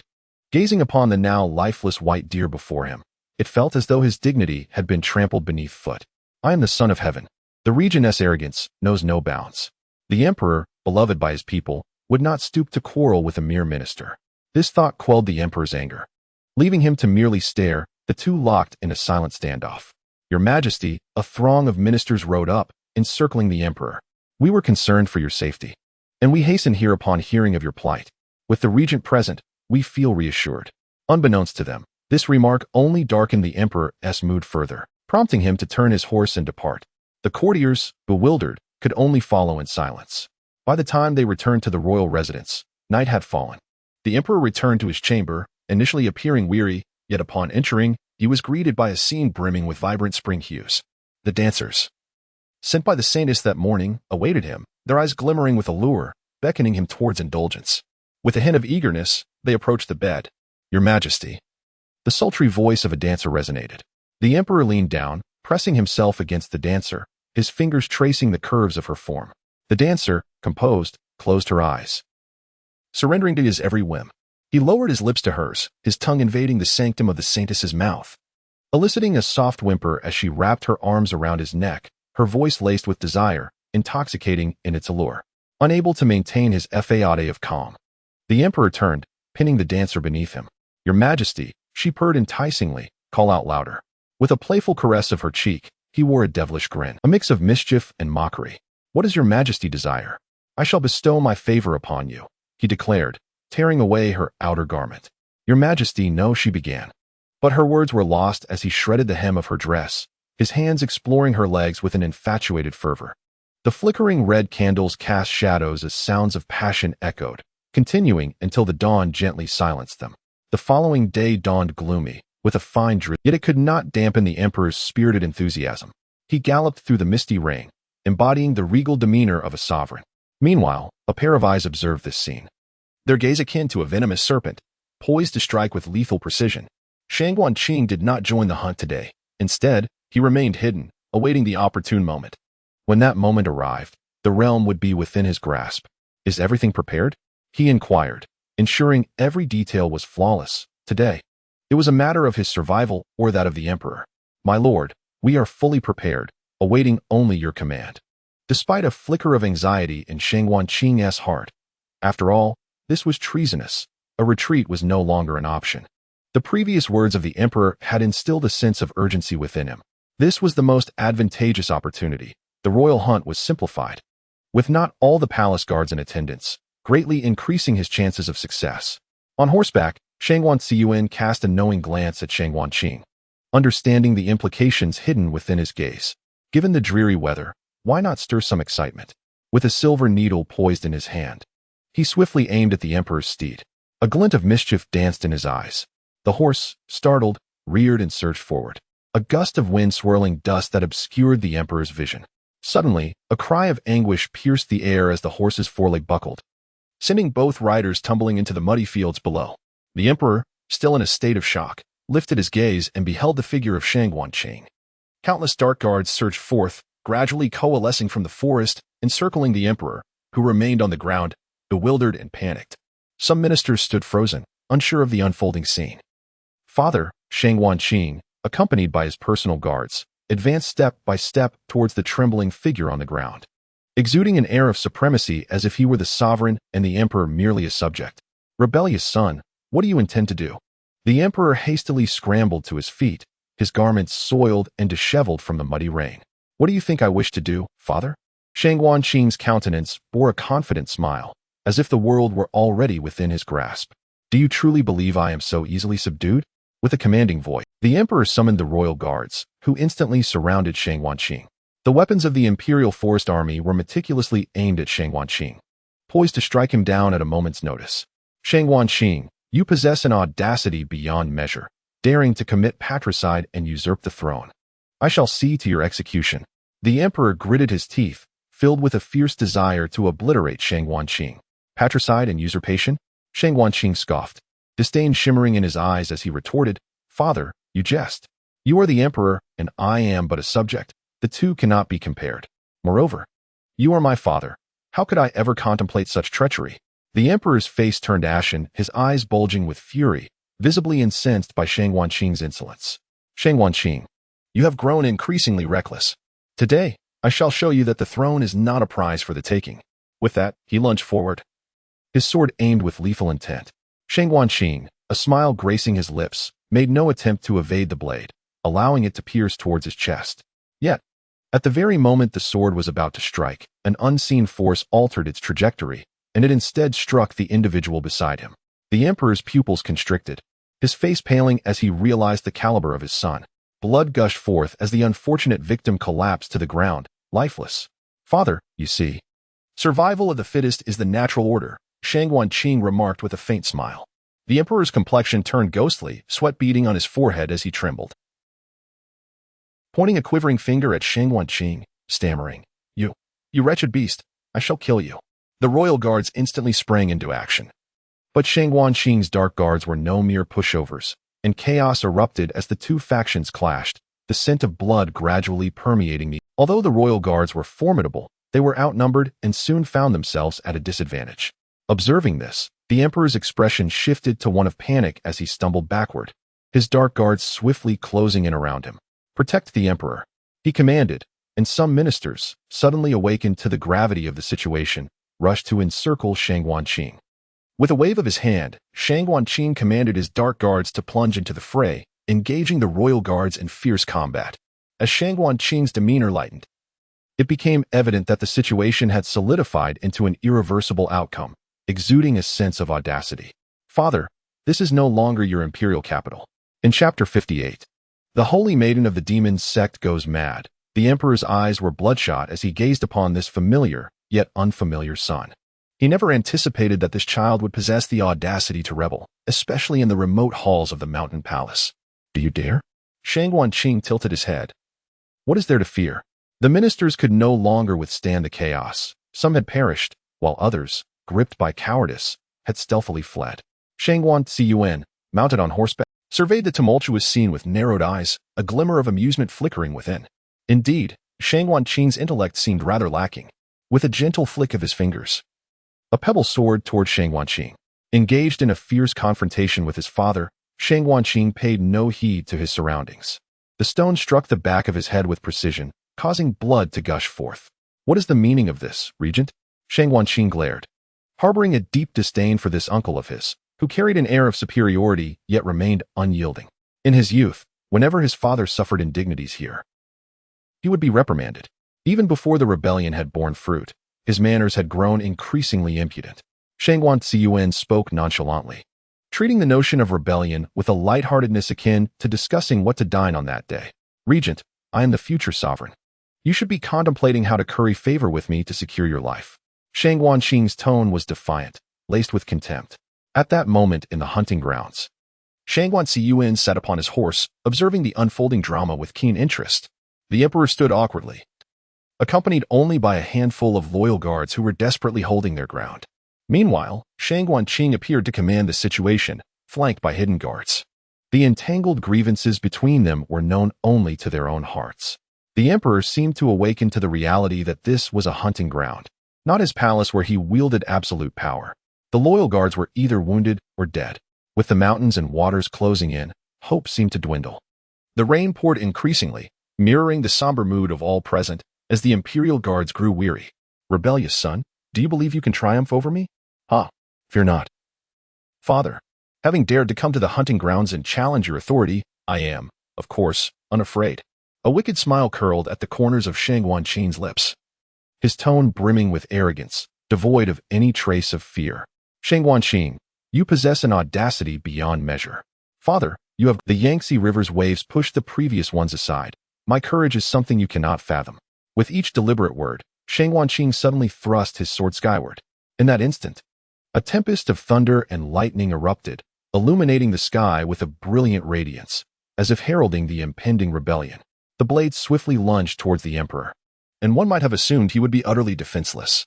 Yet, Su Guqing had forgotten that his father's physique was no longer what it once was. In his prime, the emperor had been a valiant and undefeated general. Otherwise, he would not have wrested control of the empire from Su Guoxian. With unwavering resolve, the emperor drew his sword, effortlessly evading the attack with graceful agility. Observing this, Su Guqing narrowed his eyes slightly. The blade sliced through the air, propelled by an unstoppable force. Su Guqing deftly sidestepped, evading the emperor's strike, and with a flick of his wrist, his sword lunged once more towards the emperor. Caught off guard, the emperor could only hastily counter. The two swords clashed with a resounding spark, instilling fear in the hearts of onlookers. Yet Su Guoqing's blade remained sharp, aimed directly at the emperor's throat, mere millimeters away from piercing the skin. A slight exertion would suffice to breach the flesh. However, regicide is a grave sin. One must ascend to the throne with righteousness. "Father, you have aged. It is time for me to take my rightful place. Do not worry. You shall remain the exalted retired emperor." Upon hearing these words, the emperor's chest heaved violently, unable to fathom the audacity of this rebellious son. "Su Guoqing, this is not a place for your insolence. Depart the palace at once." and I shall spare your life." The emperor's tone was resolute. He knew that if he did not assert himself, he would surely perish today. When he returned to the palace, he would ensure this rebellious child met a most gruesome end. "Ha ha ha. Father, are you threatening me?" Su Guoqing's laughter rang out, devoid of any intimidation. "Su Guoqing, do not be so arrogant. My patience is limited. Do not force me to take matters into my own hands." "Ah, father, how forgetful you are. Look around you. They are all my people. It is now my turn to issue threats." Su Guoqing's tone dripped with sarcasm. Yet his eyes betrayed no hint of fear. "Father, your martial prowess pales in comparison to mine. I advise you to surrender quietly, lest innocents be harmed. Surely, you would not want your subjects to lose their lives on your account." The emperor, consumed by rage, bellowed, "You insolent wretch, have you turned against heaven itself?" "And if I have long since rebelled." Su Guoqing raised his hand slightly, and his hidden guards surged forward, swiftly drawing their swords and dispatching the disheveled palace guards. Su Guoqing's sword once again pointed at the emperor's brow. "Father, you leave me no choice."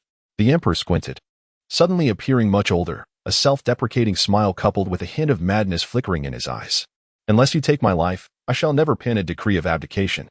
Su Guoqing's confident demeanor faltered, disbelief washing over him. Did his father truly fear not even for his own life? In a moment of distraction, the blade inadvertently grazed the emperor's neck, a thin line of blood staining the air. Su Guoxiyuan sensed the familiar energy in the atmosphere. Frowning slightly, he deftly threw a pebble, which ricocheted and struck Su Guoqing's sword, shattering the blade, the hilt clattering to the ground. The fifth prince has overstepped his bounds, daring to point his sword at the emperor. His voice, low and resonant, carries a hint of magnetism, leaving one momentarily uncertain of his allegiance. Just as the crowd finds itself in a stalemate, a melodious laugh resonates through the air, accompanied by a subtle, almost ethereal fragrance.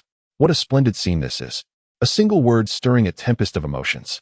No one dares to confirm their thoughts until a figure clad in red descends from the heavens, accompanied by the man in purple who represented the demonic sect yesterday. Only then do many find the courage to acknowledge the fear glimmering in their eyes. Yet, atop his steed, Shangwan Siyuan's gaze suddenly sharpens, the temperature around him plummeting. The holy maiden of the demonic sect, this is a royal conflict. What business does she have here? Shangwan Qing's expression transforms into one of elation as he scurries to Shi Wu's side, his eyes brimming with disbelief. "Holy maiden, have you come to find me?" Since her arrival, Shi Wu's gaze has remained fixed on Shangwan Siyuan, and upon hearing his words, she graciously bestows upon Shangwan Qing a glance, laced with a teasing indifference, a smile that does not reach her eyes, yet remains enchanting. "Indeed, I have come to seek you out." Chapter 59.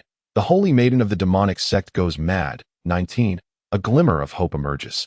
Shangwan Qing's eyes shine brightly, akin to a wanderer in the desert discovering precious dew, utterly captivated by her words.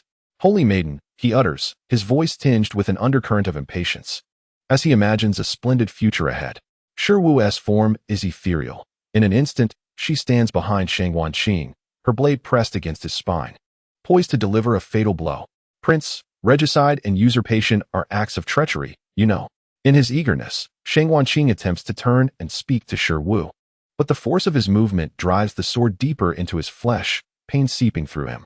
"Do not move. Blades are indiscriminate." Shi Wu's well-meaning warning carries a melodic thrill, her tone dipped in a dangerous allure.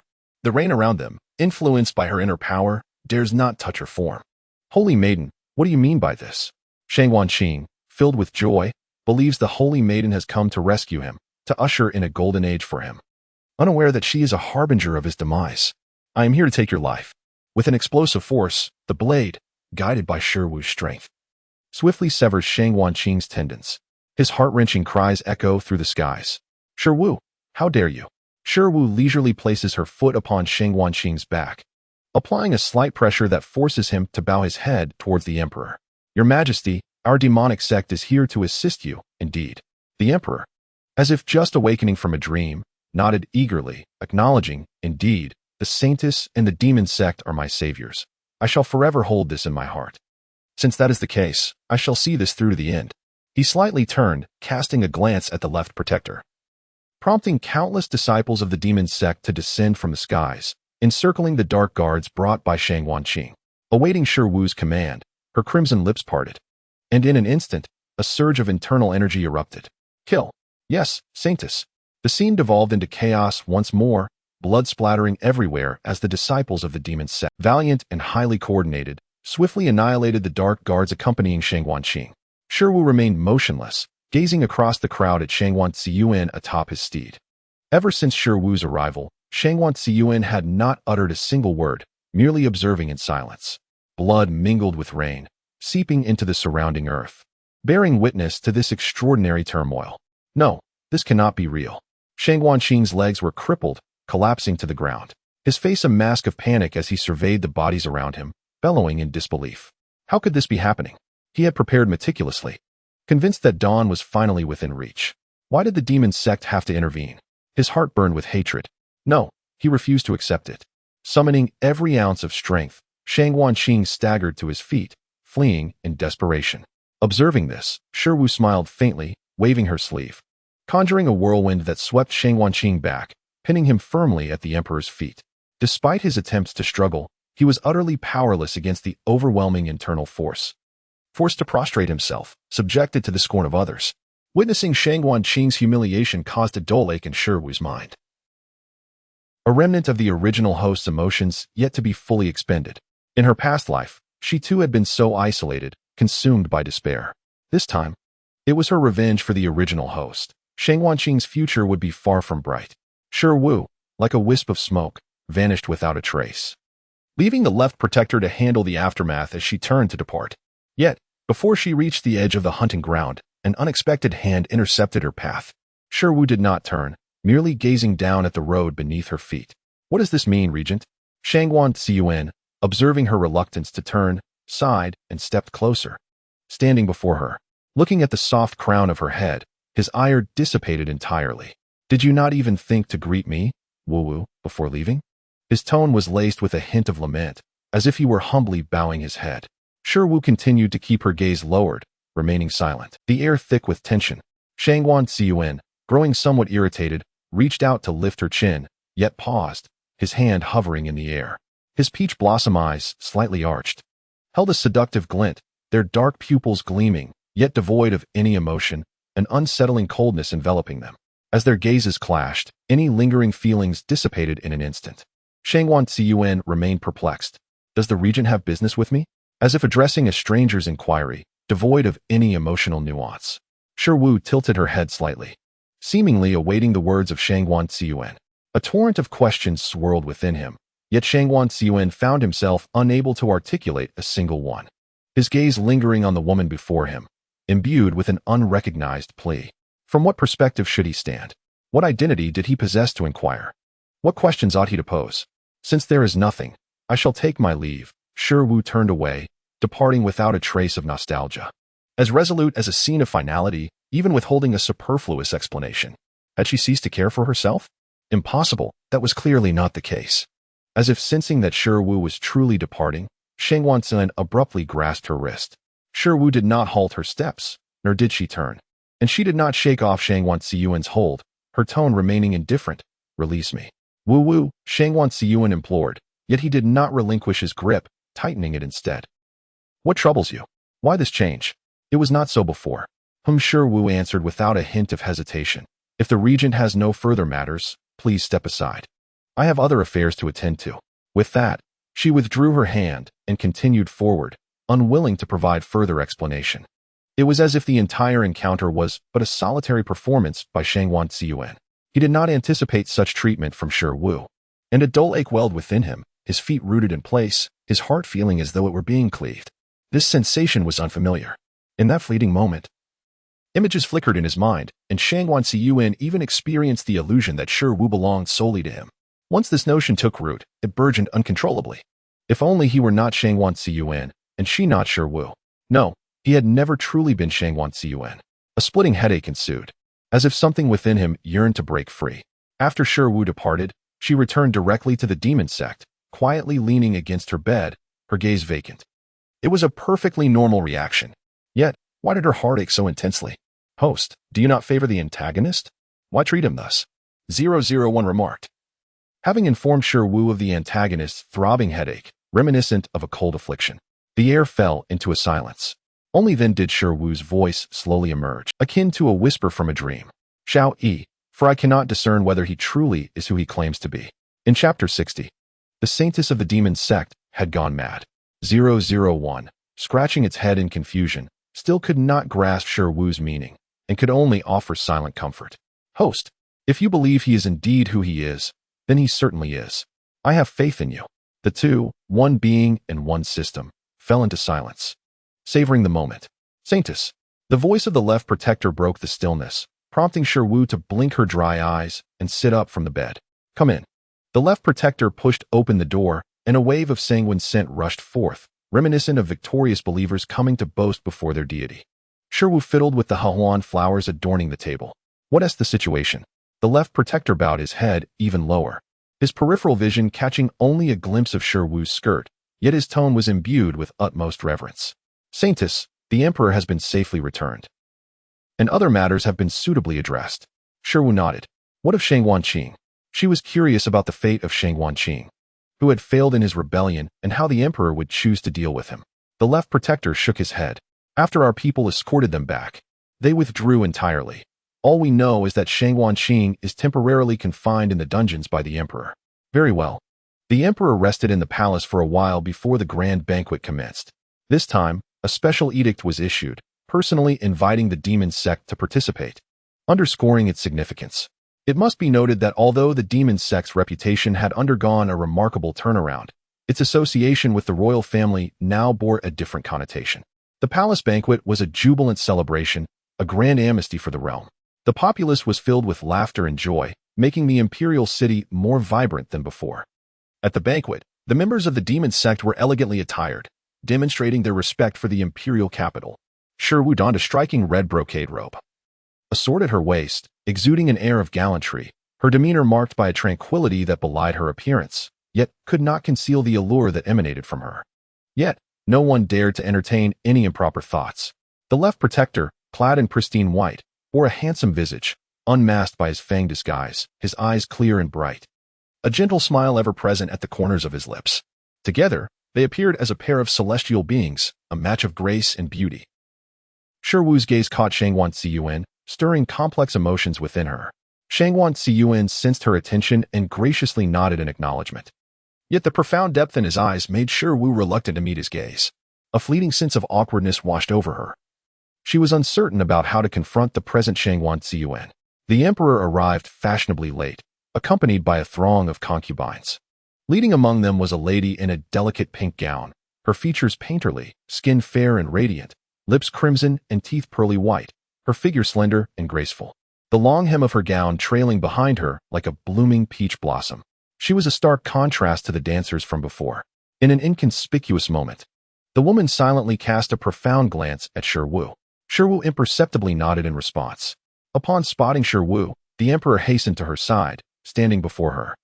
My benefactor, I apologize for my tardiness.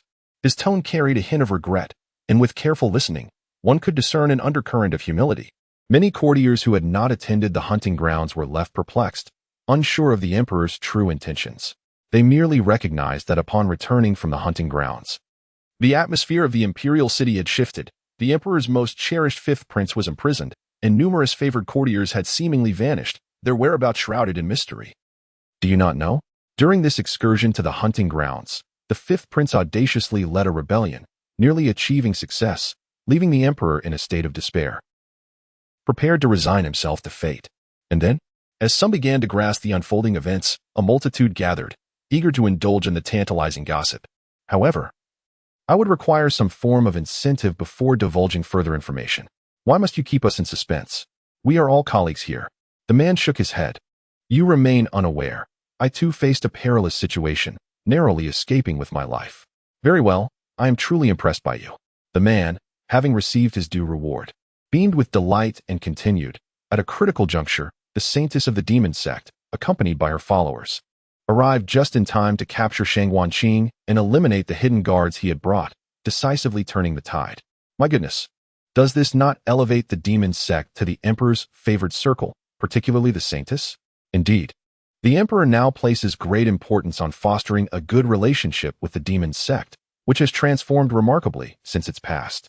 Many remained unsated, yearning. The bell tolled, signaling the commencement of the palace banquet. Everyone hastily returned to their seats, not daring to be negligent.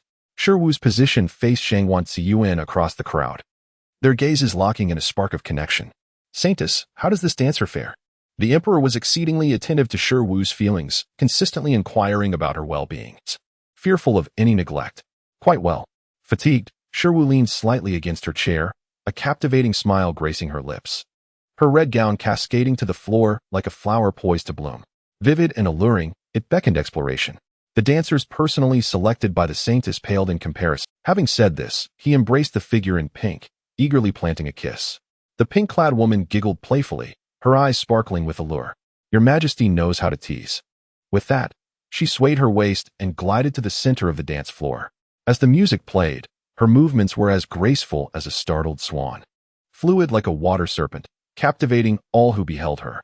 The emperor squinted, fixated on the dancing figure, his eyes filled with satisfaction. One must admit, this woman is truly a vision of beauty. Her temperament also aligns remarkably with his preferences, a rare find indeed. Shiwu cautiously ensured there was no hint of discontent on the woman's face before allowing her brows to relax. Watching the enchanting dance, her eyes sparkled with admiration. When she initially gathered this troupe of dancers, she had instructed that they were to serve in the emperor's palace, aware that they might face hardships. Yet, the promise of a lifetime of luxury awaited them inside, ensuring that each one was willing. Nonetheless, she still feared they might encounter any grievances. The pink-clad dancer proved her worth, quickly capturing the emperor's heart within a mere few days. It appeared she was faring quite well. "Saintus, I raise a toast to you." As the dance concluded, the crowd erupted in applause. "Thank you, Your Majesty." Shiwu lifted her wine cup, taking a perfunctory sip, merely to honor the emperor's presence, for she had no desire to indulge in libations. However, the emperor misinterpreted her disinterest as distaste for the wine and promptly ordered a replacement. Shiwu furrowed her brow slightly, her mood agitated. She had not anticipated such meticulous attention from the emperor. Yet, for the sake of her mission, she had to continue the charade. After the banquet, the emperor retained Shiwu for a leisurely stroll in the imperial garden. The evening breeze stirred her crimson attire, creating ripples, while her ebony hair danced gracefully. Her porcelain-like visage shimmered in the sunlight. "Saintus, would you mind conversing with me privately?" "Of course, Your Majesty." "What would you like to discuss?" Shiwu replied, lifting her gaze, a faint smile gracing her lips. Her breathtaking beauty, combined with that delicate smile, rendered any harsh words unutterable. Yet, upon closer inspection, her eyes revealed a hollow indifference, akin to icy depths that instilled a sense of dread. The emperor's eyes flickered momentarily, and as he gazed into her pupils, he stammered. "The Saintus possesses astonishing beauty and commendable inner strength, truly a remarkable youth." His heart felt a genuine sentiment as he spoke, marveling at how such a young woman could wield such formidable power. "You flatter me, Your Majesty," Shiwu responded. The evening breeze brought with it a slight headache, and the emperor's hesitance began to irk her. "Is there something else, Your Majesty?" Seemingly oblivious to her query, the emperor was captivated by her profile. Words long buried in his heart surged forth, unheeded by the consequences.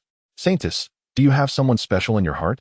Shiwu paused, taken aback. She had not anticipated that the emperor's ulterior motives would encroach upon her. A flicker of murderous intent crossed her gaze, yet she concealed it beneath an even brighter smile. "Are you suggesting a marriage for me, Your Majesty?" Her voice rang clear, laced with playful mockery, reminiscent of banter between old friends. The emperor internally lamented. How could the astute Saintus not discern his intentions? Or was she merely feigning ignorance, struggling with his emotions? He maintained a facade of radiant laughter. "Let us take our time. There is no need to rush. I perceive that your mood seems rather dim today. Would you care to share a few drinks with me?" The emperor resolved to win the Saintus over, convinced that whatever transpired tonight could be dealt with later. Should they indulge in drink and revelry, perhaps unforeseen circumstances would ensue. In that moment, the emperor had entirely forgotten the Saintus's terrifying reputation, despite the chilling tales that circulated in the martial world. Shiwu's eyes gleamed with mockery, yet she chose not to elaborate. She took a step forward, and the emperor hurriedly followed, his expression one of eager deference. The two individuals made their way to the imperial garden, where the moonlight cast a hazy glow, and the atmosphere was surprisingly congenial. The emperor believed he might win the favor of the Saintus, for the honor bestowed by the sovereign is unparalleled in this realm. However, the smile that danced at the corners of Shiwu's eyes grew increasingly frigid, as if the very air around them had turned bitterly cold. "Saintus, I am enamored with you. Would you consider joining my harem? Rest assured, I shall cherish you above all others. The emperor raised his cup in a gesture of affection, his eyes gleaming with fervent desire. Shi Wu's expression morphed into something inscrutable, and the currents in the air shifted ominously. A chill ran down the emperor's spine. Yet, before he could react, Shi Wu suddenly struck, hurling her wine cup at him. A resounding crash echoed through the garden, unfolding in the blink of an eye, leaving the emperor utterly bewildered.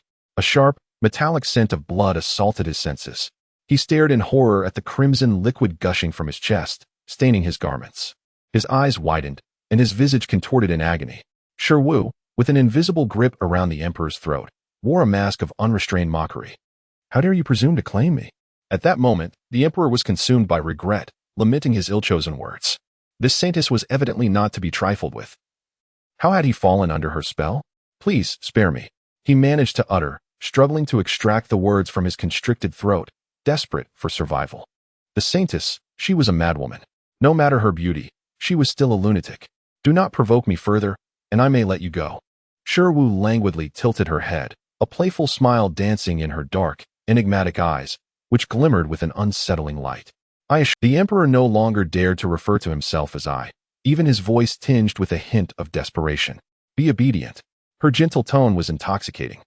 Yet in the emperor's eyes, she had become a devil. The scent of blood thickened in the air, and with a disdainful flick, Shi Wu released his body. Begone.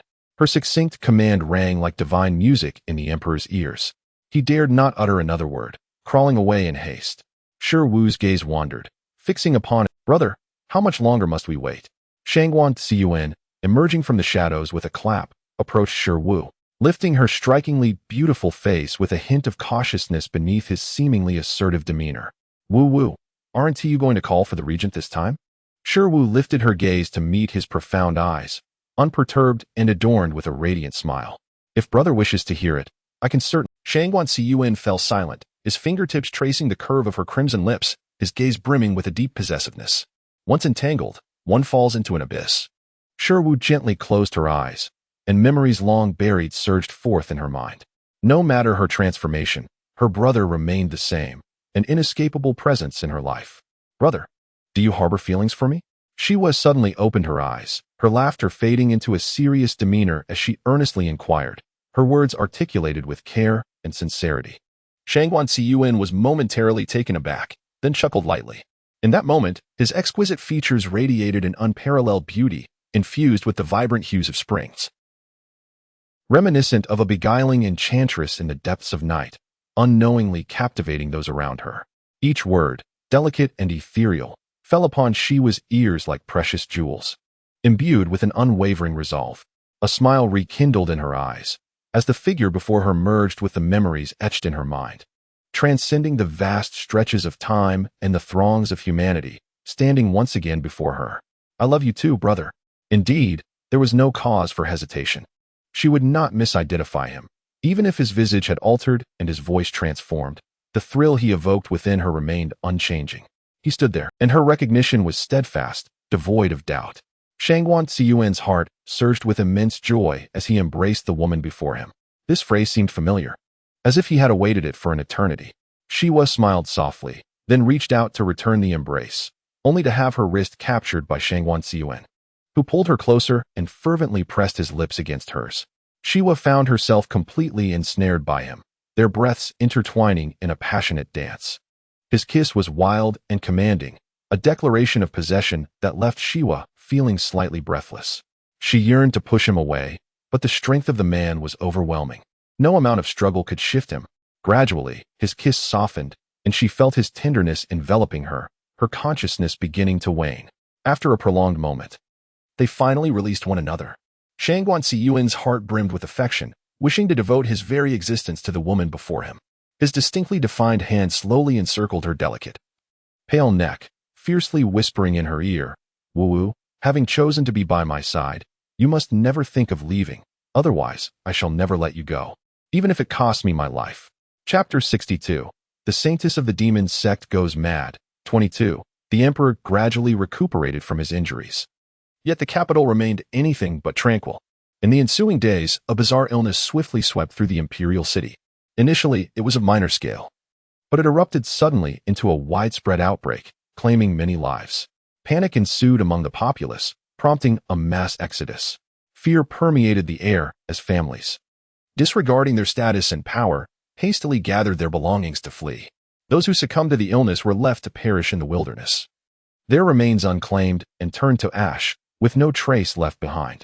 The plague struck with alarming rapidity, the mortality rate even more staggering. In a single night, anyone afflicted with the strange ailment lost their life. The emperor, incensed, ordered a thorough investigation. However, there were no leads to follow. The virus seemed to have appeared without warning, instigating widespread terror throughout the capital.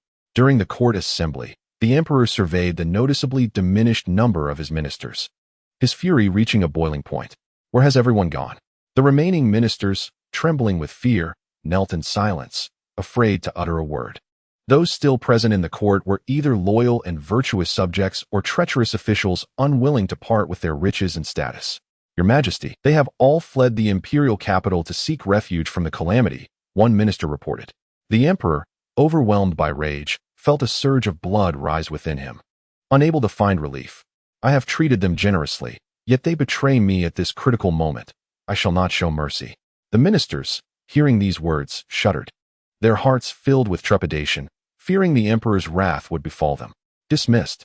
The emperor, exasperated by the dull-witted assembly, stormed out, leaving the court in a state of bewilderment. In the imperial pharmacy, several royal physicians convened to discuss treatment plans. Master Wang, how shall we save the people? One inquired. Indeed, within the imperial city, every corner seems afflicted by this strange illness. We have tried nearly every remedy, yet none have proven effective. We can only wait for death to claim us. Another lamented. This virus is highly contagious. If we do not devise a solution soon, the imperial capital may become a ghost town. The royal physicians fell into deep contemplation, confronted by a malady so severe that they had never even heard of it, let alone know how to treat it. Yet, failing to resolve this affliction could jeopardize their own lives. As they wallowed in despair, a familiar yet alarming voice pierced through. Are you all researching ways to cure this strange illness? The royal physicians immediately knelt in obeisance, none daring to lift their heads. Long live the emperor. The emperor's expression had calmed considerably as he scanned the group of physicians before inquiring, I have come to see your progress. What have you discovered? Silence enveloped the room, with everyone shivering and keeping their heads bowed. I am addressing you. Who will answer me? The head physician, trembling, spoke with evident fear. Your Majesty, we are exceedingly foolish and have yet to find a solution. The emperor's simmering rage erupted anew, causing him to shatter the beads in his hand. Have I raised a pack of useless fools? His mood fluctuated dangerously. The physicians dared not defend themselves, continually apologizing, hoping to appease the emperor's ire. I shall grant you 3 more days. If you fail to find a remedy by then, you shall all present your heads to me. We obey, they replied. The emperor swept away in indignation, leaving the physicians slumped on the ground, too fearful to breathe. Once the emperor departed, the royal physicians sighed in relief, their bodies drained of strength. The emperor's furious decree felt more terrifying than death itself, leaving them trembling with fear. In the imperial pharmacy, Physician Wang wiped the cold sweat from his forehead and let out a long sigh. The emperor had issued a death decree, and we must swiftly find a solution, or we shall pay with our lives. Beside him, another physician also exhaled in relief, his head drooping despondently. The emperor truly terrified me. Although his temper has always been exceedingly volatile, this time it was truly dreadful. I thought to myself, thankfully, the emperor did not order our execution. Physician Wang's gaze hardened as he turned to glare at the other physician. How dare you slander the emperor? Do you wish for a longer life? If you have this time, you should devote it to studying the strange ailments, lest you meet your doom sooner or later. The physicians surveyed the medicinal herbs around them, their minds devoid of thought. Upon returning to the palace, the emperor encountered a woman clad in pink seated gracefully upon a concubine's chair. The furrow of his brow gradually relaxed. My beloved, why have you come directly here? The emperor's eyes held no trace of desire, for the crisis in the capital loomed perilously close, leaving him devoid of thoughts of romance. The woman in pink descended from her chair, her movements fluid and halting before the emperor. I heard that your Majesty was in quite a rage at court, so I came to check on you. As the emperor felt the tension in his temples ease, he leaned against the woman's waist, slowly closing his eyes. Ah, my beloved, how you care for me.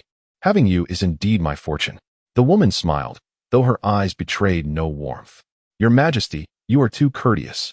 It is my privilege to serve you." The emperor chuckled, pulling her into his embrace. "You are a clever woman. I do appreciate your kind." The woman grinned, her laughter light. "Your Majesty, you are the son of heaven and the man whom all admire." "Huh, is my beloved praising me or mocking me? How could I dare to mock your Majesty? This is my heartfelt truth." She nestled her face against the emperor's chest, her touch gentle. "I merely feel that to be by your side is my greatest." Hearing this, the emperor's lips curled slightly as he grasped her hand. "My beloved, as long as you speak, I shall listen. You must know, I most delight in hearing your praises. If your Majesty enjoys it, I shall remain by your side to sing your praises until the end of time." Her eyes sparkled with allure, and the emperor felt an increasing heat within him. Just as he intended to draw nearer, the woman interrupted him. "Your Majesty, burdened as you are with state affairs and calamities, you must be weary. Allow me to attend to your rest." The emperor's agitation gradually settled, weariness creeping in as a hint of genuine affection flickered in his eyes. He caressed the woman's chin, replying, "Then I shall heed your words." Observing the emperor's serene profile in slumber, the woman's eyes gleamed with determination. Having grown up in a brothel, she understood well how to capture a man's heart. Even the most exalted of men can be touched by fleeting moments of tenderness. As these moments accumulate, who can discern whether it is indeed love? Chapter 63. The Holy Maiden of the Demons Sect Goes Mad. 23. 3 days passed in the blink of an eye. The imperial physicians in the pharmacy were drenched in sweat, for today marked the emperor's final deadline. Yet, despite their relentless efforts, they remained at a loss regarding the peculiar affliction. Day and night of study had yielded no solutions. The emperor arrived, his sharp, duck-like voice capturing the attention of all present.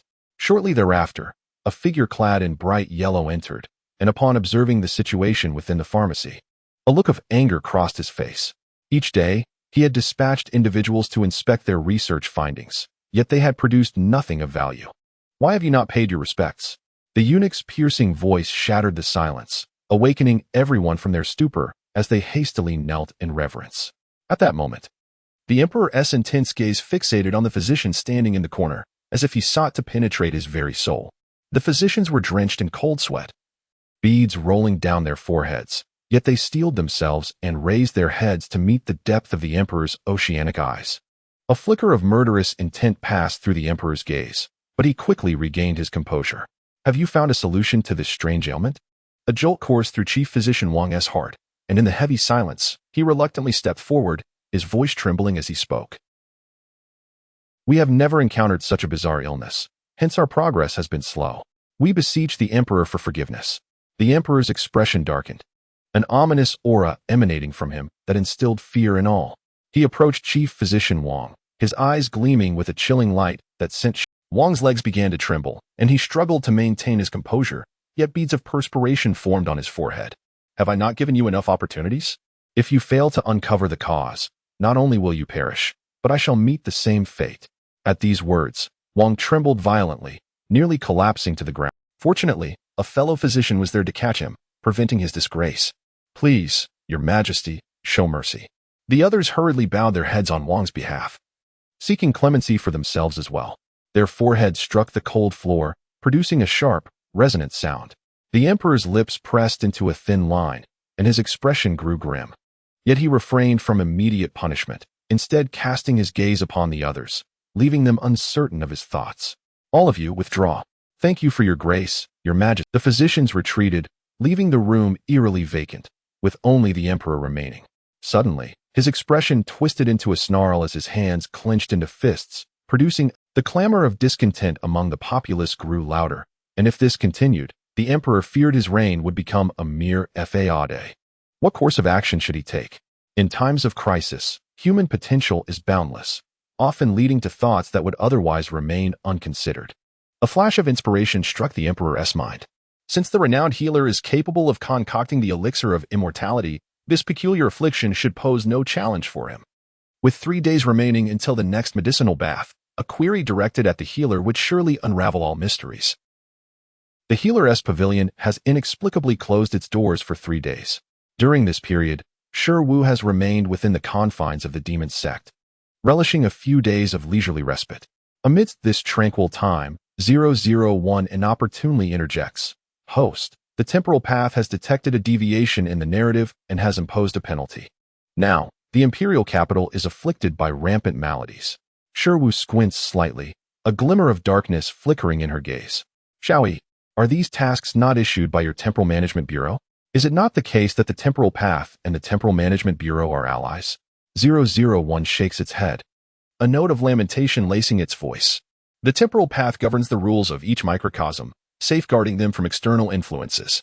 Should a narrative deviate, punishment is administered. We merely collect temporal power under the watchful eye of the Temporal Path. Enlightenment dawns upon Shiru. It appears that the Temporal Management Bureau has yet to attain omnipotence in safeguarding every microcosm from influence. Thus, on some future day, even if they were to pursue her relentlessly, she could exploit these rules to eliminate them effortlessly. Host, the imperial capital is now in utter disarray. You ought to investigate. Reclining upon a grand wooden circular bed, the crimson silk coverlet barely conceals her alabaster form, her arms, resembling white jade, extending beyond its confines, enough to quicken anyone's pulse. Shiru languidly responds, retracting her arm and slightly lifting the thin blanket draped over her chest, revealing half of her enticingly fair bosom before rising to don a meticulously crafted red gown. Upon witnessing this, 001's eyes momentarily widen in awe, but the expression quickly fades as if recalling something. Its voice continues to resonate in Shiru's ears. Host, a throng has gathered before the Healer-S Pavilion. Brace yourself mentally. Shiru nods. When the moment arrives, there shall be no need for concealment. Should the world come to learn that the benevolent healer of the Healer-S Pavilion is none other than the former female demon, Shiru, it is unfathomable to consider the astonishment that would grace their faces. With this thought, anticipation dances in Shiru's eyes. Eschewing her usual white, she dons the striking red gown, appearing unabashedly near the Healer-S Pavilion. The entrance is a maelstrom of humanity. Some lie faint on the ground. Mothers weep with their children, and numerous noble families beseech for an audience with treasures in hand. Upon her arrival, the crowd erupts into a cacophony. The Saintess. Why has the Saintess appeared? I must see the healer, I implore you. Allow me but a moment with the healer. My child has but little time left. Perhaps due to the increasingly favorable reputation of the demon sect, the populace reacts with relative calmness to the Saintess's emergence. Some audacious souls, upon seeing Shiru, gaze at her as if she were a savior. Desperation and humility enveloped the plea, as one knelt, beseeching for Shiru's assistance. Do you know where the divine physician has gone? My child has but little time left. I implore you, allow me but a moment in the presence of the healer. The mother, her countenance marred by despair and sorrow, spoke with a voice hoarse and dim, clearly having lingered there for several days. Shiru, her expression impassive amidst the cacophony surrounding her, felt a flicker of amusement dance in her eyes. A subtle smile graced her lips as she stepped, advancing steadily until she halted at the entrance of the Divine Physician Pavilion, turning to survey the crowd. Her tone was leisurely yet imbued with undeniable gravity. I am the Divine Physician you seek. At her declaration, an uproar erupted among the throng. Gasps of disbelief echoed as the crowd exchanged bewildered glances. Each person incredulous at the notion. How can you possibly be the Divine Physician? You are deceiving us. You are the Saintess of the demon sect, without a doubt. Saintess, lives are at stake. This is no jest. Observing their incredulous stares, Shiru arched an eyebrow, a glimmer of coldness flitting through her gaze. What if I were to assert that I indeed am? A voice from the crowd questioned, Do you possess evidence, Saintess? Doubt lingered among some, yet others began to waver, their skepticism slowly dissipating. Very well, if you demand proof, I shall provide it. Her response was resolute, and it was only natural for them to harbor doubts. Yet, Shiru was unperturbed. Those among the crowd who possessed discernment noticed the shift, their skepticism gradually fading. Her appearance today suggested she had a hidden strength. For she would not be so assured without it. The doors of the Divine Physician Pavilion swung open under her command.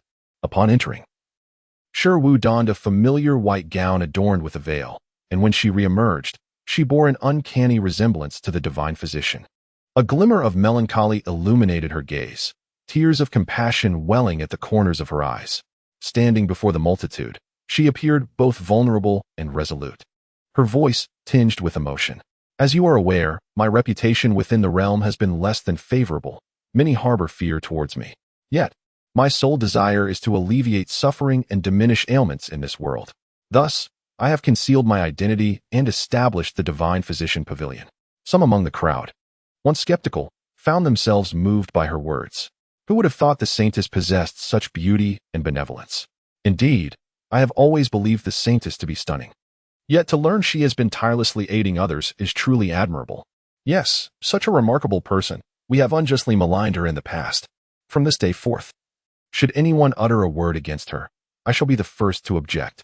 At this moment, Shi Wu's standing among the populace had eclipsed even that of the emperor. For the value of life is unparalleled. A savior of one's existence is indeed a benefactor. Amidst the crowd, a breathtaking voice erupted, filled with heart-wrenching anguish. Holy Maiden! Divine Healer! I implore you, save my child. He is still so young.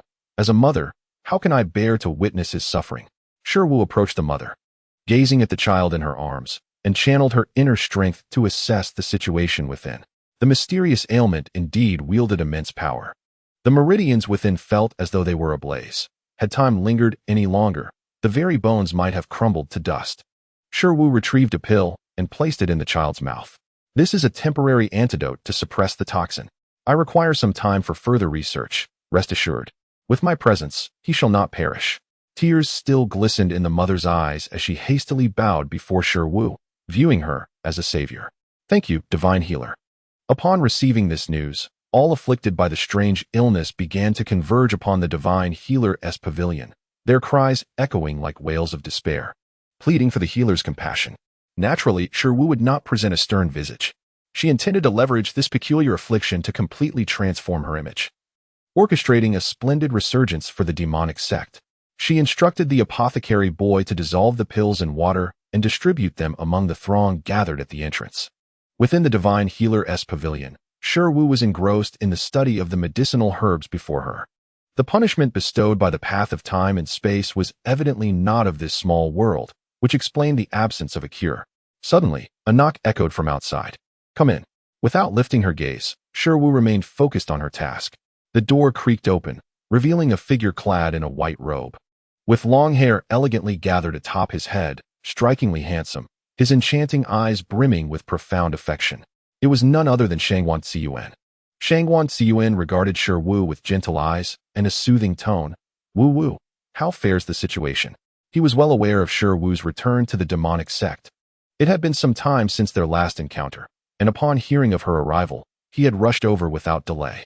Shi Wu shook her head, an unusual hint of anxiety shadowing her features. Shangguan Ziyuan stepped behind her, his hands delicately massaging her temples. Do not worry, I have faith in your abilities.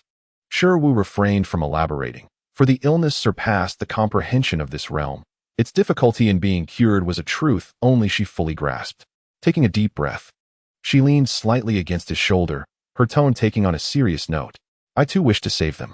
Before she could finish her thought, Shangguan Ziyuan had already surmised much of it. This ailment likely could only be remedied by Shi Wu herself.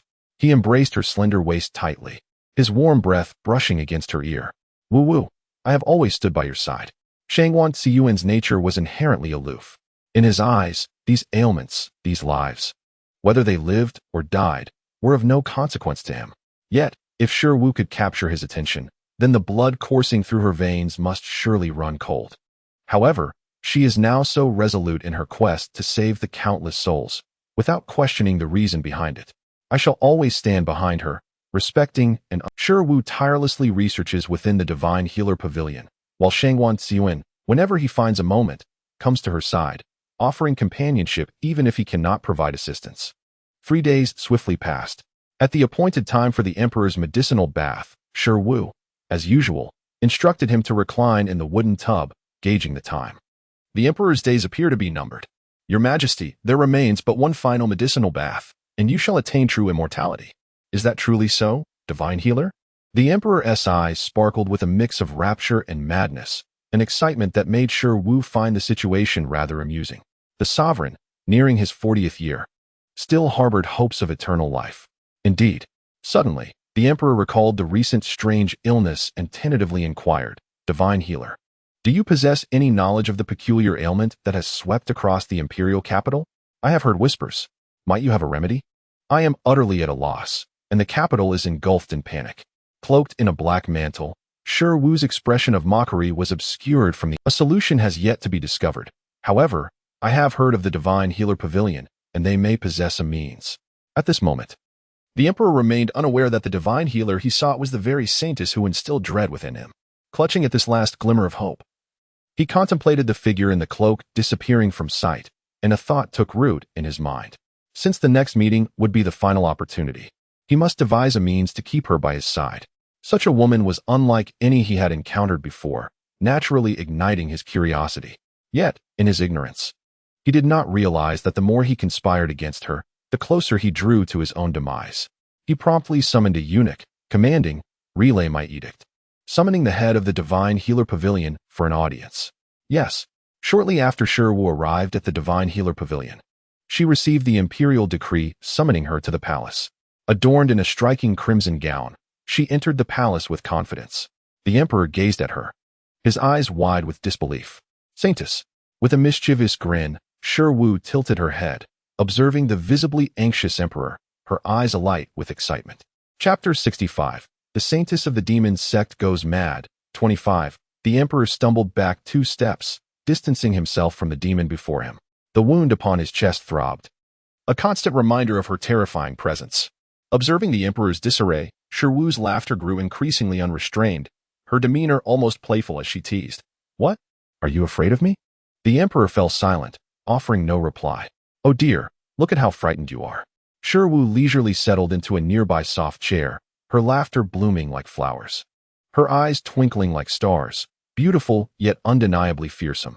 Gazing at the radiant smile of the woman before him, the emperor's mood soured further. He harbored a desire to eliminate her, yet found himself powerless. Noticing the emperor's discomposure, Shi Wu ceased her playful banter. "Why have you summoned me to the palace?" The emperor pondered momentarily before reluctantly articulating his purpose. "I have heard of your esteemed medical skills. Recently, a peculiar illness has been rampant in the capital, prompting my summons to explore potential remedies." "So it is for this matter," Shi Wu acknowledged, her smile shimmering with a hint of mischief. "Are you aware that my colleagues at the Divine Physician Pavilion have been tirelessly researching day and night, distributing medicinal concoctions to the populace? Have you truly discovered a solution?" The emperor furrowed his brows. "Can these concoctions genuinely cure the ailments?" Shi Wu raised an eyebrow at the emperor. "While my capabilities may be limited, the challenges are numerous." Shaking her head, she continued, "I have not cured their strange afflictions. I merely utilized some simple herbs to suppress the toxins within their bodies. Thus, they currently thrive, free from immediate peril." The emperor's furrowed brow relaxed, his eyes brimming with joy, reminiscent of a youthful romantic. "Is that truly the case?" Observing the emperor's elation, Shi Wu's gaze grew slightly colder. "Surely, the Divine Physician Pavilion has no reason to deceive you." Once the emperor's emotions settled, an undercurrent of anxiety surged within him. Yet, if the concoctions merely suppressed the symptoms without offering a cure, it was hardly a solution. Shi Wu's eyes shimmered, and with a sigh, she regarded the emperor with unspoken words. The emperor, believing she possessed a hidden remedy, became increasingly agitated. "Rest assured, holy maiden, if you find a solution, I shall fulfill any request you make." A glimmer of satisfaction crossed Shi Wu's eyes. This emperor was not entirely foolish. With such a benefactor, her endeavors would surely yield greater results with less effort. "I require nothing extravagant. However, the pursuit of medicinal herbs demands considerable financial resources and time. Our Divine Physician Pavilion is currently facing a deficit. Fear not. As long as you specify the herbs needed, I shall promptly dispatch individuals to procure or gather them," the emperor assured her. "Excellent. I would request that your majesty send some imperial guards to assist me to prevent any mishaps from occurring at the Divine Physician Pavilion." Without hesitation, the emperor agreed. "Certainly. The Divine Physician Pavilion possesses great renown, and it is only natural to ensure its protection. I shall send assistance forthwith." The light in Shi Wu's eyes brightened. Having reassigned some imperial guards, her brother's task would undoubtedly become less burdensome. "Thank you for your generous support of the Divine Physician Pavilion." The emperor waved his hand, his fear of her diminishing. "The talents emerging from the Divine Physician Pavilion are indeed remarkable. I have heard much, and witnessing it firsthand is truly gratifying." Shi Wu maintained her charming smile. "I appreciate your majesty's kind words. Should the Divine Physician Pavilion encounter any difficulties in the future, do not hesitate to inform me. I shall spare no effort to assist." Internally rejoicing, she kept her composure, already devising a clever scheme to exploit the emperor further. "I shall take my leave for now." The emperor waved farewell to his guest, watching as Shi Wu, graceful and enchanting, departed. A peculiar sensation surged within him, inexplicably. He felt that today, this woman was remarkably more agreeable than before, as if some hidden scheme lay beneath her demeanor. Unbeknownst to the emperor, the treasury was soon to face an unprecedented trial in the coming days. Following Shi Wu was a considerable contingent of imperial guards, who returned to the Divine Healer's pavilion in a grand manner. She pointed at the refugees gathered at the entrance and instructed, "You are tasked with documenting and attending to the ailments of these people, and I expect daily reports." The leader among them furrowed his brow, casting a disdainful glance at the group of refugees. Having served in the Imperial Guards for many years, he had never engaged in such menial and laborious tasks. His Majesty sent us to protect the Divine Healer's pavilion, not to perform such lowly duties. Shi Wu's demeanor turned distinctly colder. The Emperor, as the Son of Heaven, was responsible for the protection of these common folk. If one were unwilling to undertake this, then his professed love for the people was mere empty rhetoric. The leader, unfazed, regarded Shi Wu with a tinge of resentment. "I have faced countless battles. I know only how to defeat enemies and take lives, not to tend to such trivial matters." The murmurs among the commoners grew louder, filled with discontent. Isn't the emperor supposed to care for the people? Why must we, the common folk, be looked down upon? Indeed, we are but impoverished citizens. Who would dare to offend the imperial nobility? Truly, the Son of Heaven is hypocritical. As the discontent swelled, the leader's frown deepened, his gaze sharpening with a desire to obliterate those who spoke against him. "Holy Maiden, should you continue to slander His Majesty, do not blame me for being unyielding."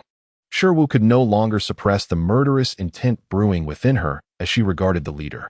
"Your master would never dare to speak to me in such a manner." The leader began to perspire nervously, but recalling the brothers behind him, he attempted to maintain his bravado. "We are merely following protocol." Shi Wu, infuriated to the point of laughter, her patience fully exhausted, raised her arm and clapped. "I shall ask you one last time.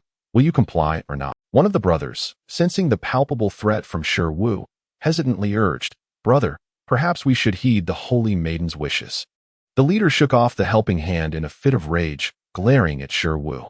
"I refuse to comply. Do you dare to kill me?" Shi Wu laughed with abandon, nonchalantly raising her hand as she concentrated her internal energy. The leader felt an invisible force tightening around his throat, his breath growing labored, and his feet began to lift off the ground. "Brother!" The brother behind him turned pale at this sight. "Holy Maiden, please do not act impulsively." The leader was engulfed in a wave of panic. He never anticipated that the Holy Maiden would truly dare to take such action. After all, he was an imperial guard, a man close to the emperor. He had no desire to meet his demise. Shi Wu observed his face reddening, transforming from pale to purple, then to green and black. Relishing the agony etched upon his features, in a buoyant mood, she began to hum a melody. Indeed, after such an extended period without shedding blood, she had almost forgotten the taste of taking a life. The leader's throat was gripped tighter, and he felt as though he might suffocate at any moment.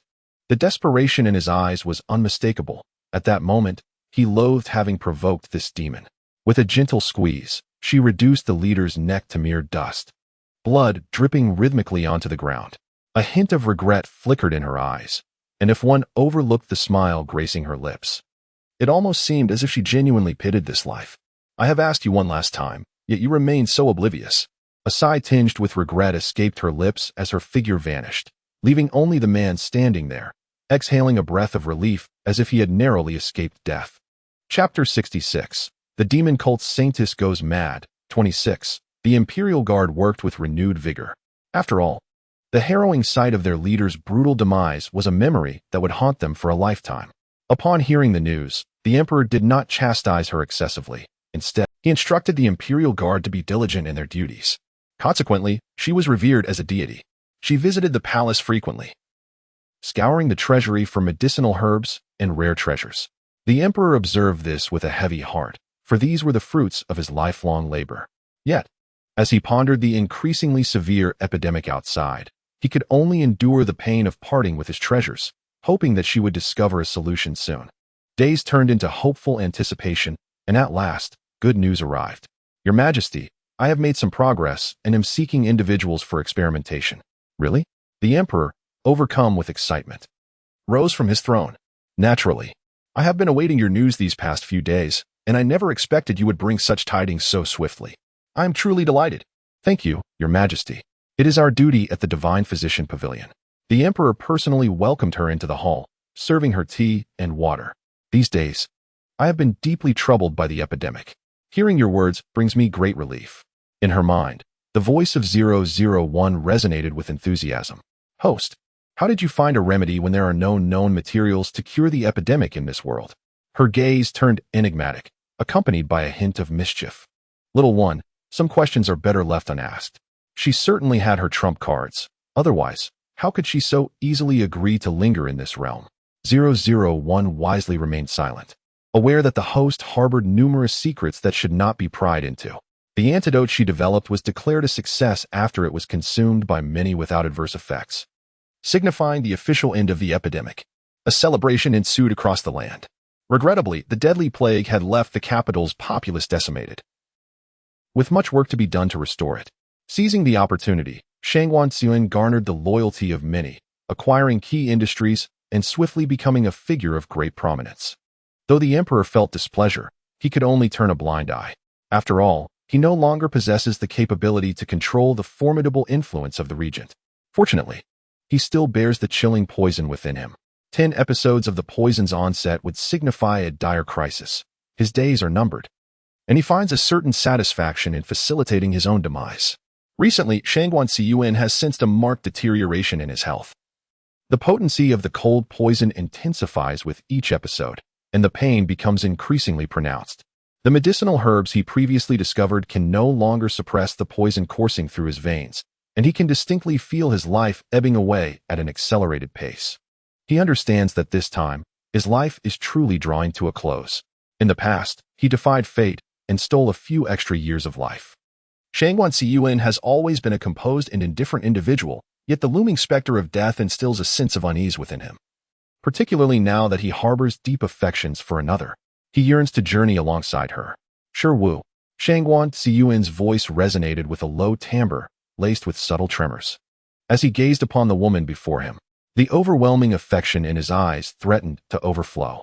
He was uncertain whether his words would frighten her, but if he remained silent, he feared he might lose her forever. He had no energy left to test the waters. He needed to lay bare his heart to this woman. Shi responded nonchalantly, acutely aware of the man's anxiety, for she had sensed the swift acceleration of the cold poison's onset. In truth, Shi had already concocted an antidote, yet she refrained from disclosing this to Shangguan Xiun. She wished to observe how her brother would confront the specter of death. It was, in a sense, a performance worth witnessing. With each step closer to Shi, Shangguan Xiun's heart raced more fervently, and his breathing grew labored. He disregarded everything as he approached the young woman, wrapping his arms around her waist, ensnaring her within his embrace. His lips brushed against her earlobe as he spoke softly, tinged with a barely perceptible tension. Wu, I love you. Marry me. Forgive me. For I must keep you by my side, even in death. I desire you to bear my name for all eternity. A slow smile crept across Shi's lips. Yet her eyes revealed little surprise, her tone casual. What if I say I am unwilling? Shangguan Xiun seemed taken aback by such a response, a sense of suffocation creeping into his heart. Yet beneath that suffocation lay a flicker of delight, as if he had anticipated this outcome. Deep down, it felt predestined that she would refuse him. Nevertheless, he remained hopeful, believing that one day he would move her heart, compelling her to willingly become his bride. Shi's eyes reflected a myriad of incomprehensible emotions, as if she were adrift in the river of time, entangled in an unrecognizable descent. Regardless of your willingness, you shall never find affection for another in this lifetime. Shangguan Xiun warned with a fierce gleam in his eyes, his voice carrying an imposing authority. As you command, brother. Shi mischievously winked and vanished from Shangguan Xiun's gaze. Upon returning to the divine doctor's pavilion, she encountered a woman sobbing quietly. Recognizing the familiar face, Shi stepped closer, and the woman immediately threw herself into her embrace. Divine Doctor, Shenming wept in Shi's arms, her expression one of profound grievance. What troubles you? Shi Wu's hand subtly encircled the girl's waist, unable to resist giving it a gentle squeeze. Shinming'er, oblivious to Shi Wu's playful gesture, looked up with tear-filled, crimson eyes, exuding a poignant charm. What should I do? Divine Doctor. My father intends to betroth me to Shang Wanli. Now that Shang Wanqing has been imprisoned, he is the only viable heir left. Tears streamed down Shinming'er's cheeks, her delicate, rain-soaked visage evoking deep sympathy in those who beheld her, leaving them yearning to shoulder her burdens. I do not wish to marry Shang Wanli. I wish to wait for my true soulmate. I will only marry the one I genuinely love. As she spoke, her sorrow overwhelmed her, and she clung to Shi Wu as if she were her last lifeline. Divine Doctor, Saintess, what should I do? Please save me. I do not want to marry that debauched scion. The one she desired should embody grace and elegance, someone worthy of her admiration. Shang Wanli? Shi Wu's expression instantly hardened, her eyes revealing unmasked hostility. It seemed that while one Shang Wanqing had been dealt with, another threat lingered. Yet, it mattered not. Once the Emperor's final medicinal bath concluded, she would fulfill her mission. The imperial capital was destined for upheaval, and soon, Shang Wanli would also be dealt with. These matters were trifling. Ming'er, do you trust me? Upon hearing Shi Wu's enchanting voice, Shinming'er gazed up in a daze, captivated by those starry eyes, and nodded vigorously. I believe in you. Then wait a little longer. I shall not allow such a fate to befall you. Very well.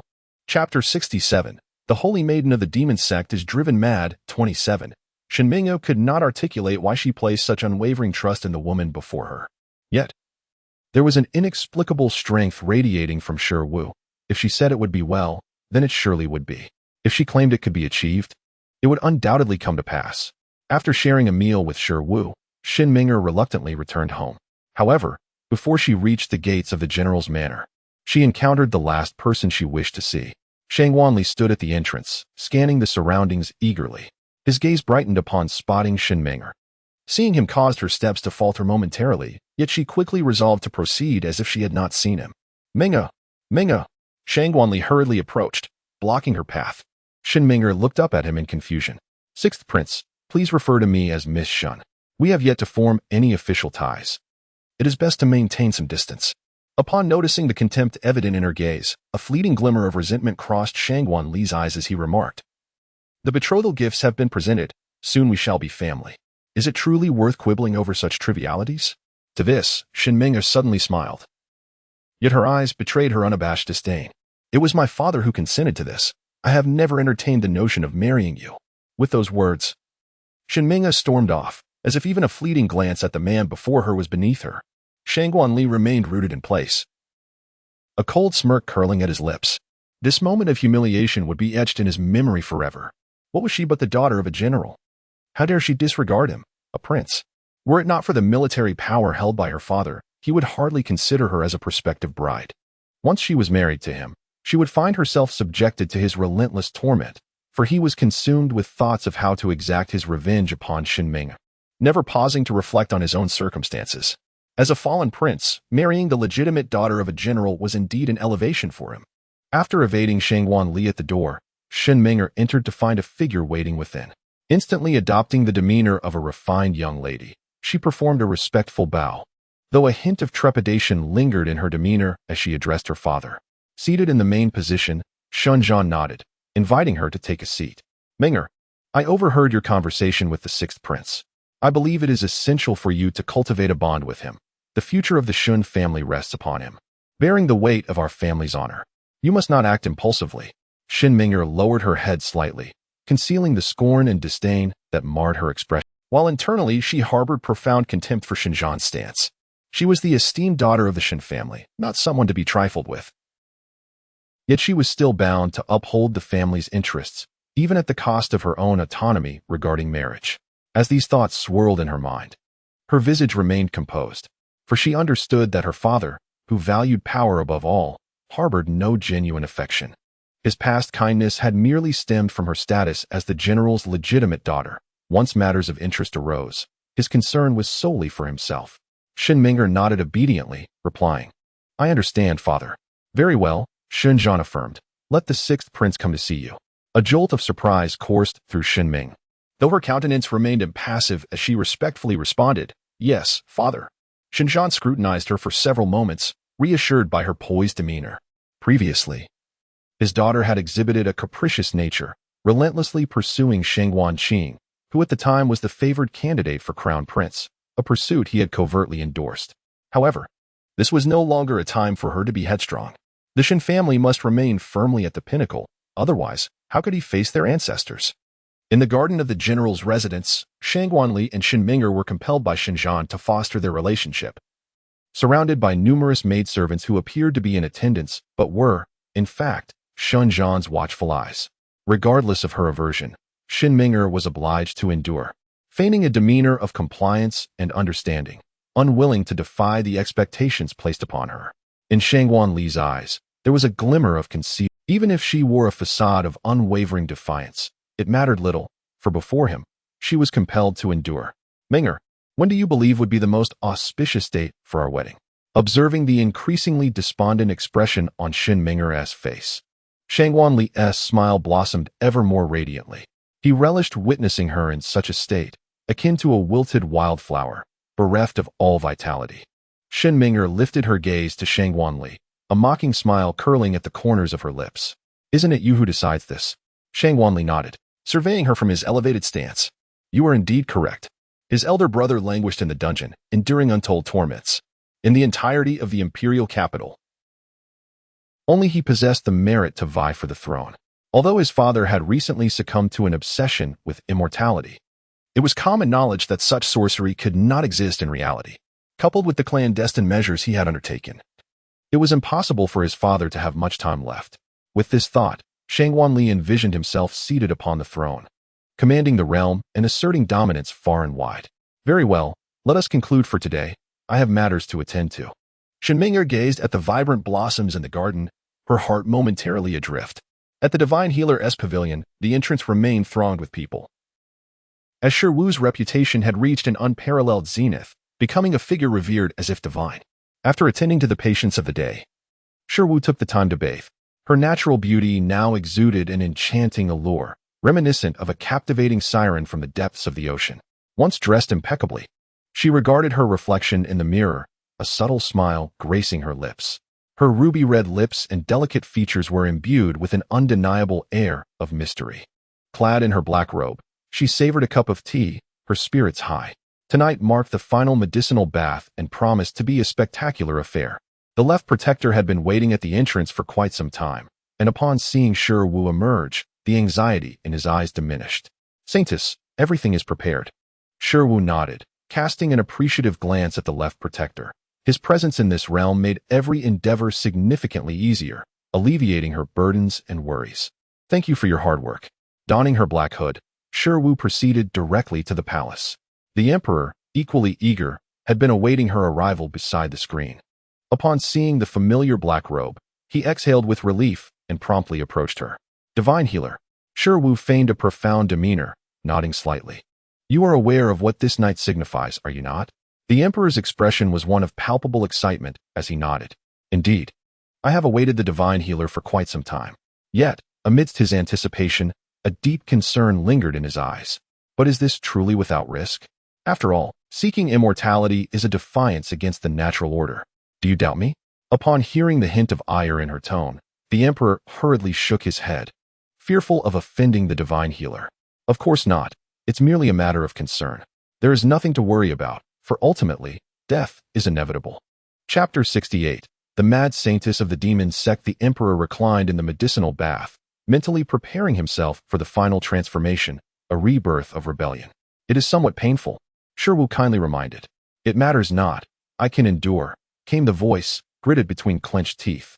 As long as immortality is within reach, every suffering is worthwhile.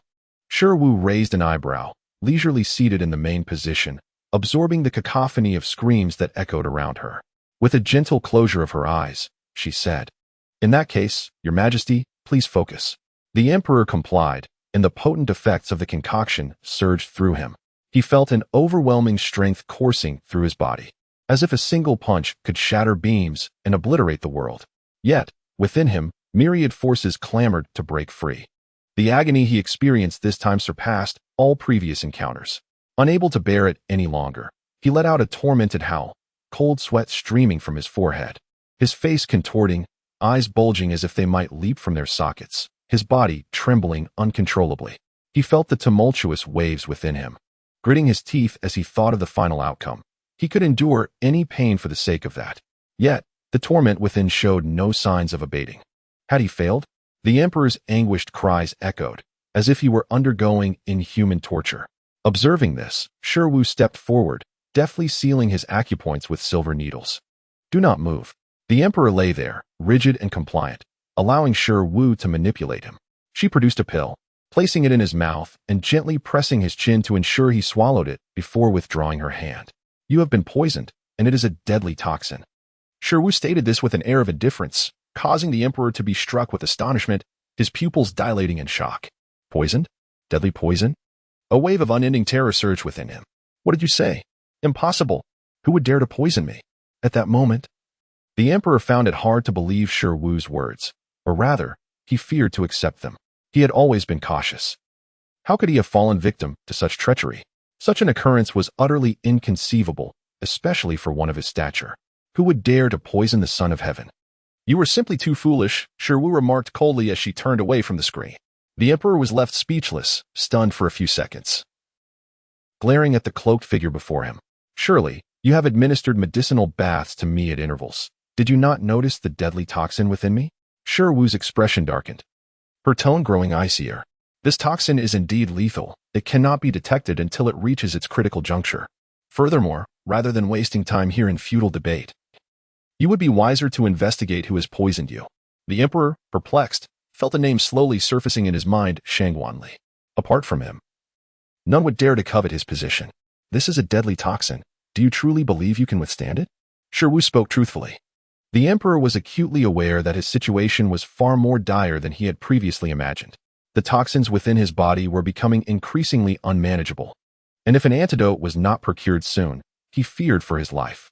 Currently, he could only rely on the divine physician, hoping that he might concoct a remedy. Fortunately, he had prepared a contingency for himself. Casting a furtive glance at the physician, his tone dripped with veiled malice. Divine physician, with your vast abilities, surely you possess a means to save me? Through the mask, Shi Wu gazed distantly at the Emperor, and instead of being angered by the implicit threat, her voice carried a hint of delight. By what right? Upon uttering these words, the Emperor was momentarily taken aback, for the familiarity of her tone evoked memories of an old acquaintance. So, the divine physician truly will not aid me. This time, the Emperor did not rush. Rather, he observed the figure in the black cloak with an air of calm confidence. Show some sincerity. Unbeknownst to the physician, from the moment he entered, he had already succumbed to a colorless, odorless poison. In this realm, only I possess the antidote. The more the Emperor spoke, the more animated he became, envisioning the divine physician's tearful pleas for mercy. When he finally emerged from his reverie and beheld the physician's unresponsive demeanor, disbelief washed over his face. He hastened towards the physician, seemingly seeking confirmation of some kind. The Emperor, in a frenzy, repeatedly uttered the word impossible, while Shi Wu stood quietly, allowing him to flounder. Estimating that the time had come, Shi Wu feigned unconsciousness. What a divine physician! You are firmly within my grasp. The Emperor's spirit soared as he prepared to approach and unveil the figure's mask. At that moment, shouts from the guards echoed from the entrance. Not good. Not good. The sixth prince has staged a coup. The Emperor's expression shifted dramatically as he pointed at the unconscious physician. Gritting his teeth, he commanded, First, place her on the bed. I shall return shortly. However, the hesitance of the guards only served to exacerbate the Emperor's ire. What is this? Do my orders now hold no weight? We dare not. The subordinates replied. The Emperor, with a flick of his sleeve, departed to ascertain the situation outside. Shi Wu, reclining in the chair, gradually opened her eyes, an unusual glimmer flashing within them. Just as a guard attempted to approach, he found himself ensnared by a formidable inner strength gripping his throat, his eyes wide in terror. Die with your eyes open, Shi Wu scoffed as she discarded the lifeless body aside, then closed her eyes once more, resting in anticipation of the Emperor's return. Meanwhile, a splendid drama unfolded elsewhere. Shortly thereafter, the Emperor appeared at the palace doors. Shang Wanli. He gazed at the figure before him, his voice trembling yet unable to mask the sorrow. These were his sons, each one yearning solely for his throne. However, his calls elicited no response, nor any semblance of warmth. Shang Wanli remained resolutely deaf to the pleas, his eyes gleaming with the anticipation of usurping the throne. Father, there exists no such thing as immortality in this world. Aging, illness, and death are the natural order of life. You have toiled long enough and deserve to enjoy your twilight years. On the surface, these words appeared to offer counsel, yet they were laced with coercion. Do you think I lack a trump card? After the rebellion at the hunting grounds, he had long since taken precautions, training a formidable cadre of shadow guards. As the signal sounded, the shadow guards emerged. A cohort of cloaked figures surrounded the emperor, swords drawn, their vigilant eyes fixed on Shang Wanli. Kill them all. Leave none alive, commanded the emperor, and instantly, countless shadow guards surged forth. Shang Wanli, undeterred, led his retainers into battle. This was a brutal clash. One side embodied the regal authority of a monarch, while the other fought with calculated resolve. The emperor, not to be outdone, charged forward with his sword. The latent ferocity within him ignited once more. Time slipped away, tick by tick. Ultimately, only Shang Wanli remained standing amidst the chaos. Though his demeanor could hardly be described as disheveled, the emperor, however, had not suffered in vain. Adorned in a resplendent yellow dragon robe that accentuated his noble stature, his hair was tousled, dust smudged his cheeks, and his gaze bore a vacant expression as he surveyed the surroundings. Stand down, I shall not kill you, the emperor sighed. A hint of weariness in his voice, raising his hand to capture this unfilial son. Yet, Shang Wanli abruptly stepped back, smiling as he spoke. Father, do you really believe that I would embark on such a crucial coup without an ace up my sleeve? As his words echoed, the emperor sensed an impending shift. He quickly turned to survey his surroundings, only to find shadowy figures clad in dark garments and masked, with a lone man in black standing at the forefront, wielding a longsword that gleamed under the moonlight. That sword was one he had bestowed. He recognized it better than anyone. The face that had once charged into battle for him now bore an expression of icy disdain, a smirk playing at the corners of his lips. It has been a long time. The emperor's expression shifted dramatically. General Shun Zhan stepped beside Shang Wanli, his support unmistakable, casting a provocative glance at the emperor.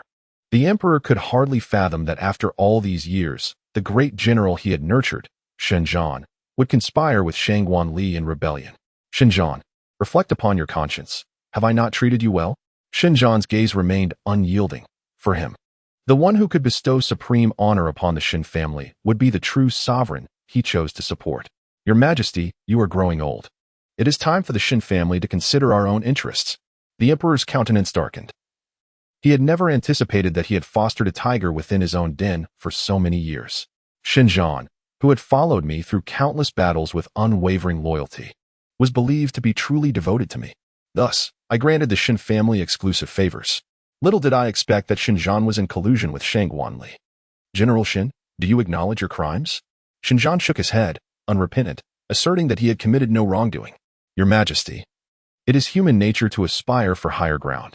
The emperor, gritting his teeth in fury, retorted, if that is the case, do not blame me for lacking compassion.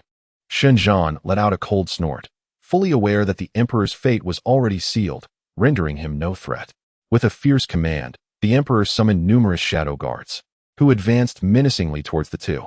Zhan and Shang Wanli remained composed, for the soldiers Zhan had brought were seasoned warriors, having faced the trials of battle. The confrontation loomed, one side led by the reigning emperor, the other by the formidable general who had once fought valiantly for him. The outcome remained uncertain. Kill. The emperor's command echoed, and the shadow guards swiftly encircled them, their faces etched with a thirst for blood. Zhan's robe fluttered without wind, exuding an air of absolute confidence within his domain.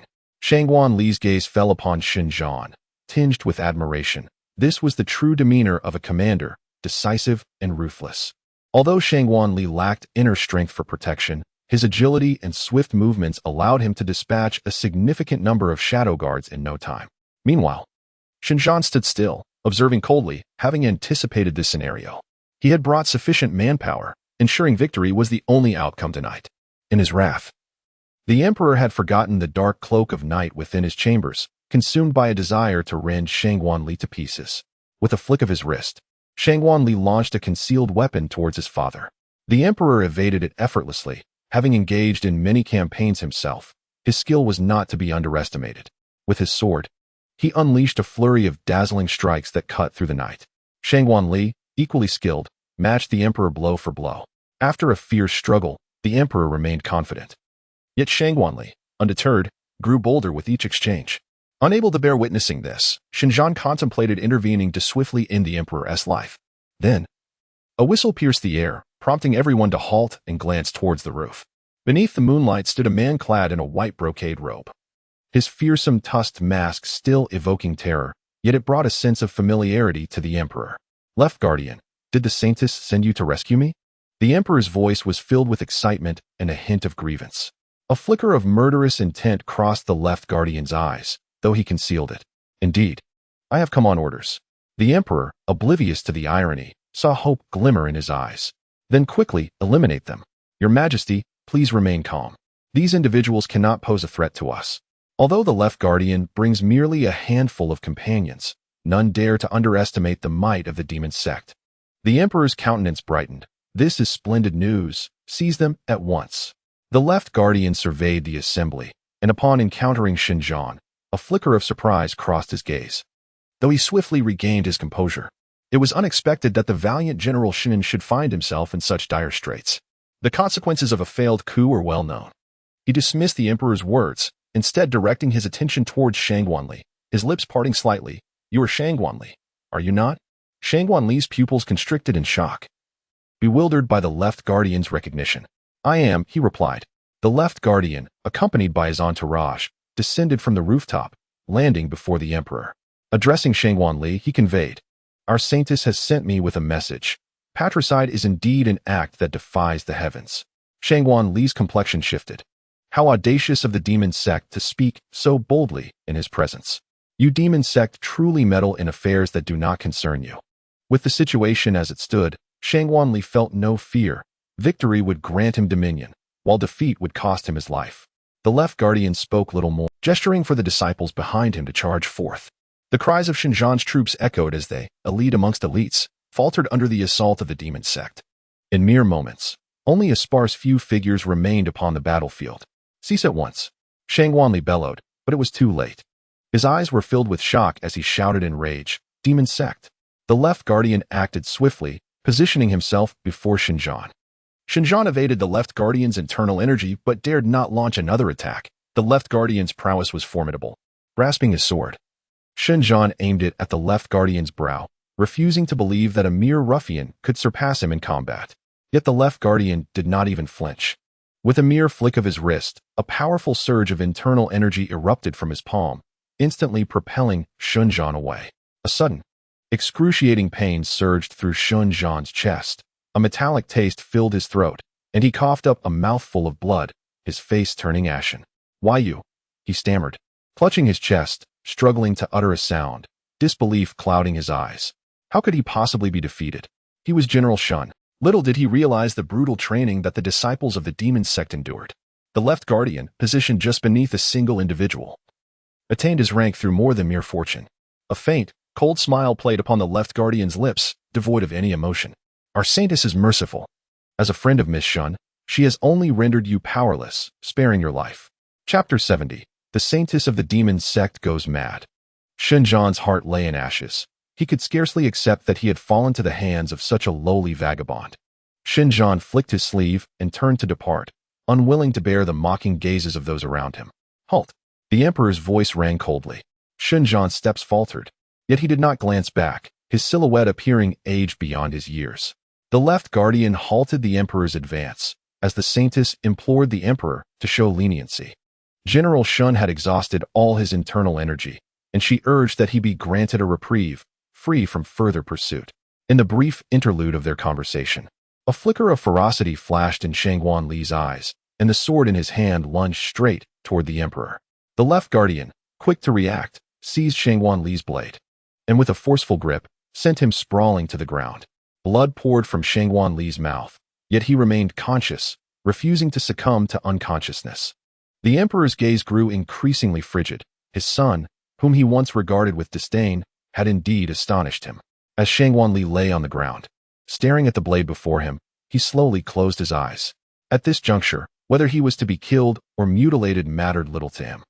His eyes held no trace of remorse, only a bitter self-reproach for not having prepared adequately, allowing the emperor an avenue of escape. He bore a deeper resentment for the sudden emergence of the demonic sect, which had thwarted his meticulously laid plans. The emperor, heart heavy with grief, gazed upon his son. In the past, Shangguan Li had been a frivolous youth, engrossed in carnal pleasures, and despite countless admonitions from ministers, the emperor had turned a blind eye. Even without the throne, he would have enjoyed a lifetime of wealth and honor. Yet human hearts are inscrutable, and desires boundless. A sword's descent heralds death. To personally witness the demise of his own flesh and blood brought the emperor no relief. Instead, it deepened his burden. The emperor, having reached the pinnacle of power, found himself increasingly isolated. Yet if asked whether he regretted his choices, he would answer in the negative. After all, the throne was a coveted prize for all. At some point, the left guardian had vanished into the night with a cadre of disciples, leaving the vast expanse desolate. With only the emperor standing alone amidst a sea of corpses, he turned and returned to his previous chamber. Upon sighting the shadow draped in a black cloak upon the bed, his expression softened slightly. The poison was indeed potent, despite the cacophony outside and the passage of time. The figure had yet to awaken. The emperor gazed at the black-fanged mask, an inexplicable familiarity lingering in his mind. He felt as if he had encountered it before, yet his thoughts churned without yielding clarity. Lacking insight, he resolved to investigate personally, extending his hand slowly. Before he could make contact with the mask, a firm arm seized his wrist, rendering him immobile. Startled, the emperor looked down to find the eyes beneath the mask suddenly wide open, their icy gaze devoid, as if appraising prey. His pupils constricted in shock. "Your Majesty, what a formidable tactic," he mused, his tone cold and somber, laced with an overwhelming intent to kill that instilled terror. "Do not act recklessly. You still harbor the deadly poison I have bestowed upon you." Shi Wu released the emperor's hand and sat up. "Surely, you cannot believe that such a trivial amount of poison could ensnare me." The emperor harbored a faint, incredulous suspicion within his heart, yet he dared not confirm it, nor did he wish to admit it. Shi Wu chuckled softly, extending two delicate, pale hands from beneath her black cloak to remove the veil that concealed her face. Truly, the emperor has keen eyesight. The unvoiced conjecture in his mind was validated. He staggered back in shock, hastily shaking his head. "This is impossible. It must be impossible." "Are you surprised to see me?" Shi Wu's voice, laced with playful laughter, resonated as she leisurely removed the fanged mask from her visage, rising to her feet as the black cloak slipped to the ground. In that moment, it was as if a gem had revealed its true brilliance, captivatingly beautiful to the point of being mesmerizing. Clad in a red gown that embraced her stunning figure, her exposed skin was as white as jade, seemingly delicate enough to break with a touch. Her flawless visage bore exquisitely crafted features. Yet in the emperor's eyes at that moment, she resembled a malevolent specter. Shi Wu extended her index finger to her lips and blew gently. The emperor found himself powerless to resist, collapsing into his chair. "What? Do you not recognize me?" Her voice dripped with seduction, leaving the emperor feeling an overwhelming heat throughout his body, his mind swirling in disorientation. It was not enchantment that befell him, but sheer terror. "How could it be you?" The emperor's tone was tinged with despair. He knew the figure in the black cloak was a woman, yet he could never have fathomed that she was, in fact, the holy maiden of the demonic sect. Could the elixir of immortality also be her ruse? A trace of hurt flickered in Shi Wu's eyes, her gaze slightly downcast. "After all, I have saved you twice. Why must you treat me with such unfamiliarity?" It was only upon hearing these words that the emperor recalled her recent act of salvation. What could she possibly mean? Were it not for the left guardian, he might have perished long ago at the hands of Sun Jian and Shangguan Li. "Thank you for your life-saving grace, holy maiden." "No need for thanks. After all, you will not live much longer. The toxins within you have already permeated your vital organs." Shi Wu stepped closer, gazing down at the emperor's aged countenance. Her eyes filled with pity. The emperor was consumed by terror at the thought of death, grasping her sleeve and pleading for mercy. "Please, I know you must have a way. You are a divine physician." "Divine physician?" A sardonic smile graced Shi Wu's lips. "There is no such thing as a divine physician in this world, nor is there a true elixir of immortality." The emperor stumbled and fell to the ground, his eyes, now poisoned, fixed intently upon Shi Wu. "The so-called medicinal baths are merely a means of torment, and they also hasten the spread of the toxins within you." Her words drove the emperor further into despair, He understood that this time, he was truly beyond salvation. Yet, Shi Wu had no intention of sparing this man. For while other matters could be disregarded, he was the very architect of her brother's affliction.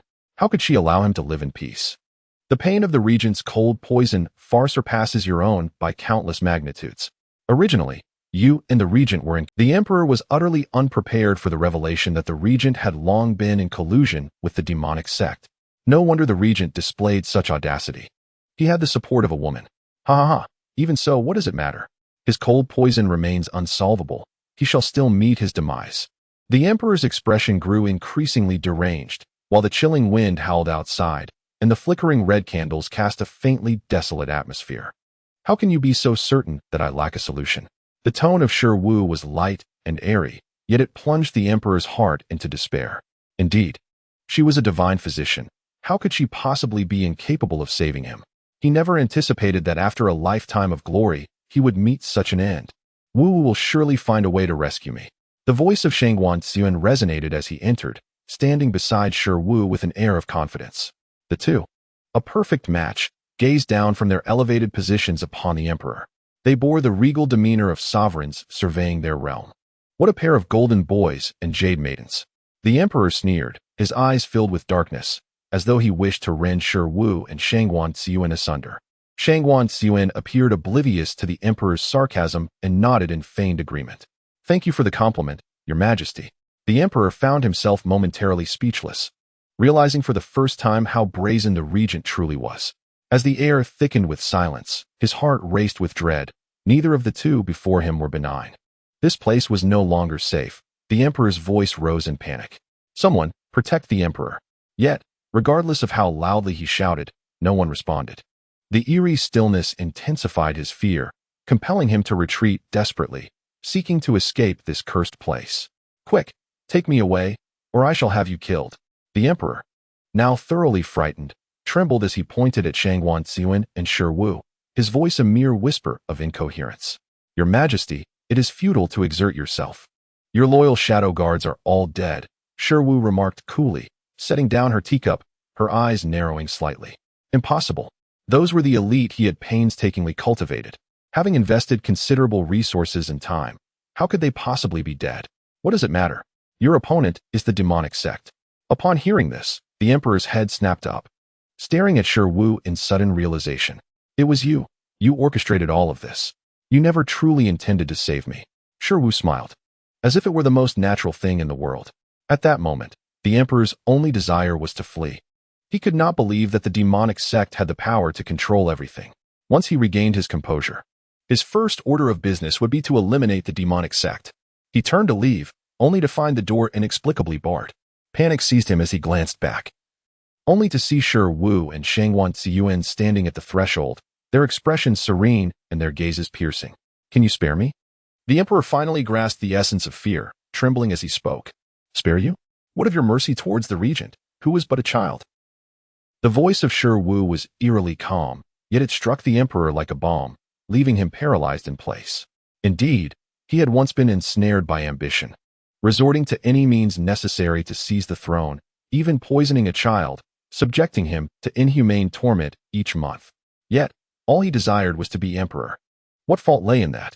The emperor had descended into his own reverie, oblivious to the increasingly frigid gaze of Shi Wu. Just as the emperor sought to utter more, he felt an invisible force constricting his throat, a familiar sense of helplessness enveloping him once again. He coughed violently, his murky eyes fixated on Shangguan Xuan and Shi Wu, wishing nothing more than to see them both suffer. You scheming wretches, I shall destroy you in due time. Shangguan Xuan's laughter grew more unrestrained at these words, while Shi Wu's smile remained, albeit with a slight relaxation of her grip. She anticipated what further declarations the emperor might make. A glimmer of despair flickered across the emperor's countenance. I am the emperor. A ruthless glint flashed in Shi Wu's eyes as her hand tightened around the emperor's neck, a trickle of blood seeping from his throat, staining his garments. I am the emperor. The emperor seemed impervious to the pain, incessantly repeating those 3 words. Shangguan Xuan wore a bloodthirsty grin, raising his gaze to the emperor, enunciating each word with deliberate clarity. You are not the emperor. You are a thief. The emperor's complexion turned ashen, his breath gradually ceasing, his murky eyes widening in disbelief as they fixed on Shangguan Ziyuan. With deliberate slowness, Shangguan Ziyuan approached the emperor, each step echoing like a drumbeat against the emperor's heart. The emperor's body grew increasingly rigid, his pupils dilating in confusion. Why must some be born so exceptional? No matter his efforts, he could never match their pace. A sense of resentment brewed within him, a refusal to accept his fate. Bloodshot eyes filled with tears. The emperor's lips moved, yet no words emerged. His gaze landed on Shi Wu's face, and a solitary tear slipped down his cheek. A droplet of blood trailed from the corner of his mouth, splattering on the ground below, blooming into a vibrant red flower, an emphatic conclusion to his life. As they regarded the emperor's lifeless form, both remained stoic, devoid of superfluous emotion. After all, wicked deeds inevitably lead to one's demise. He was no virtuous ruler and bore guilt towards the realm. Brother, I bequeath the throne to you. This gamble has been won by Wu Wu. Shangguan Ziyuan's pride had long since evaporated. His heart and gaze were now solely for one. It was clear, his heart had been hers all along. The man behind the saintess sounds rather appealing. Thus, my brother, I extend my gratitude to Wu Wu. Shi Wu stood at the doorway, her crimson dress fluttering without a breeze, shimmering under the moonlight, breathtakingly beautiful. She turned, her enchanting eyes sparkling with mirth as they met Shangguan Ziyuan's gaze. Brother, you may return. I shall take care of everything here. Very well. The left guardian knelt beside Shi Wu, exhibiting utmost reverence. Upon closer inspection, one could discern the profound admiration and unexpressed sincerity in his eyes. Before leaving, Shi Wu cast a glance at the left guardian. He understood her unspoken message. Nodding respectfully before stepping aside. Once Shi Wu's figure vanished, the left guardian's expression abruptly hardened, fixating on the emperor's lifeless body. In his heart, he was guided by divine wisdom. To him, the emperor was merely a stranger. The scene was meticulously staged, restoring tranquility. All sins were buried in the darkness of night. The following day, news of the emperor's death spread throughout the capital, inciting widespread panic. Whispers of Shangguan Li's rebellion circulated as well. Heavens! What shall we commoners do now that the realm is leaderless overnight? Indeed, who would have thought that the emperor's two most capable sons would rebel in succession? How tragic. But did you know? It was the demon sect that ultimately saved the emperor from Shangguan Li's rebellion, intervening twice. Yet, shockingly, the emperor had long been poisoned by Shangguan Li, dying an untimely death. A tiger does not consume its own cubs. Power truly clouds the mind. In the streets, the throngs buzzed with fervent discussions. The imperial city was engulfed in chaos these days. Every alley and thoroughfare echoed with tales of the unfolding. A nation cannot endure a day without a sovereign. Thus, the regent was compelled to step forth and assume control. The emperor's youngest son was proclaimed emperor. Yet he was nothing more than a puppet. After all, he was merely a child, often unable to remain seated in court, crying and pleading to play outside. The courtiers turned a blind eye, appearing to assist the new emperor while, in reality, the regent held all power. Yet, no one dared to speak out. For only the regent was bold enough to take on this messy situation, and no one wished to offend him. Chapter 72. The Saintess of the Demon Sect Goes Mad. 32. Shangguan Qing was not yet dead. Shi Wu deliberately visited the dungeon to inquire about this once-spirited prince. At this moment, Shangguan Qing had become so disheveled that he was scarcely recognizable as human. His cheeks were sunken, his eye sockets hollow, and his tattered prison garb made him resemble a beggar. Hearing footsteps, Shangguan Qing lifted his head, and upon seeing Shi Wu, astonishment washed over him, soon replaced by a mocking grin. Shi Wu approached, standing in the center of the cell. I hear you've been living a fate worse than death lately? Shi Wu. Shangguan Li spat through gritted teeth, wishing he could rend her to pieces. Do not regard me with such disdainful eyes. After all, you have brought this upon yourself. Shi Wu remarked, a cold smile dancing upon her lips, her eyes brimming with scorn and mockery.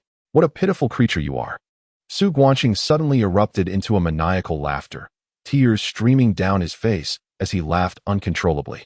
No matter how defiant his words, he could not suppress the turbulence within his heart, filled with boundless regret. Why had he chosen to be so clever?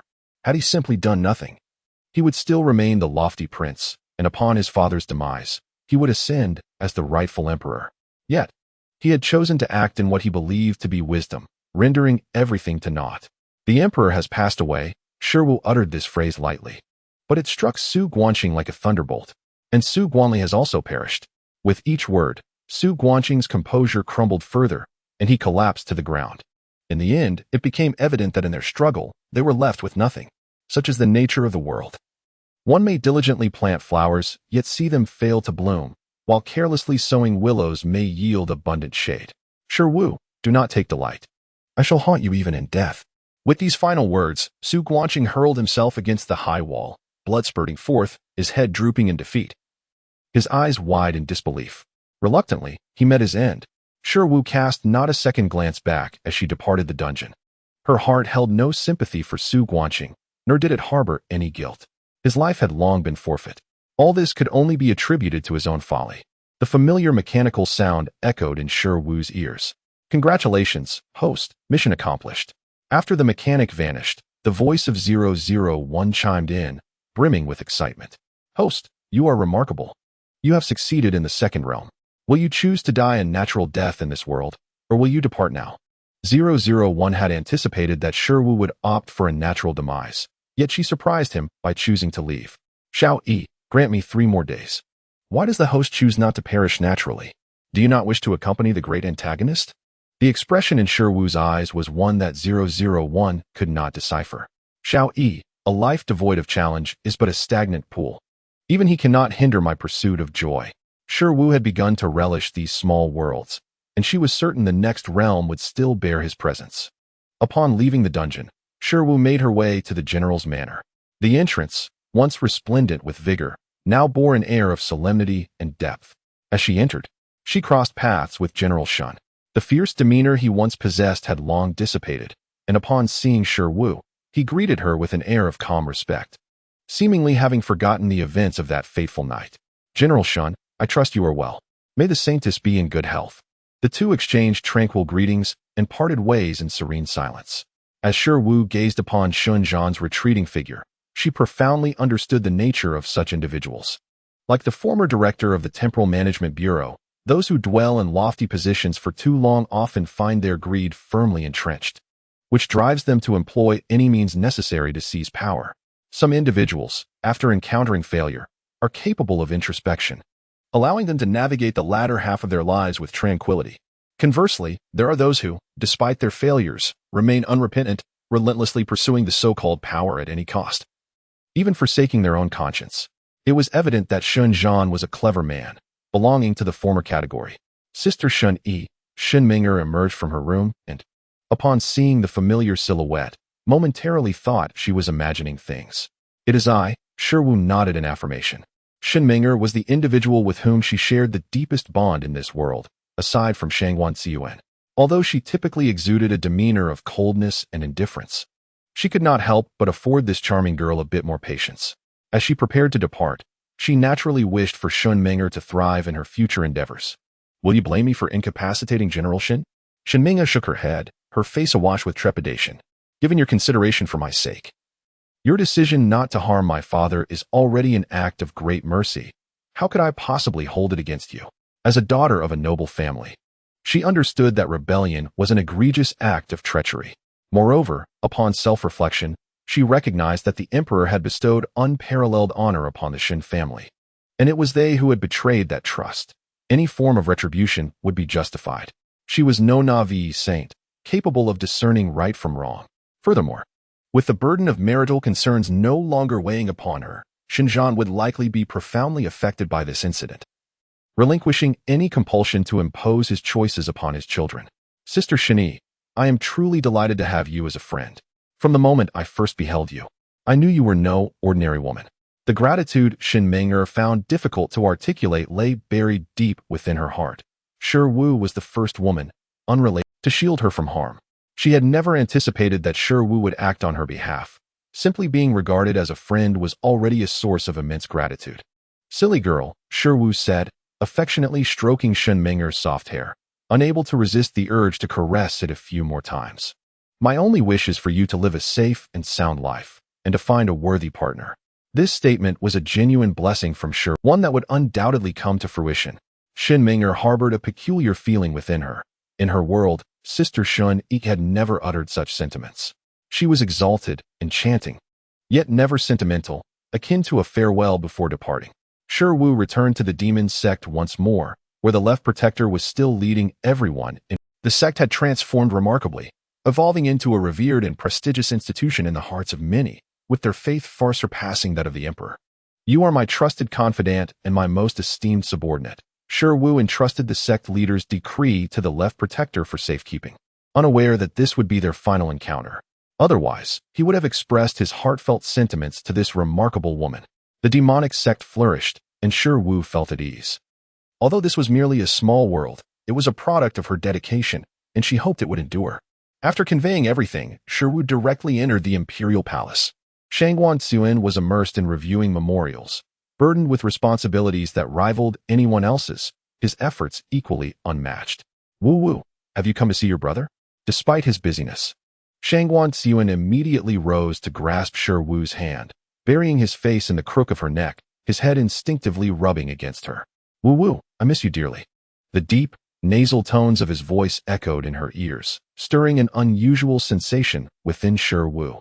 She smiled and gently patted his back. Brother, you've worked hard. A flicker of light danced in Shangguan Xuan's eyes. Wu, would you stay in the palace to accompany your brother?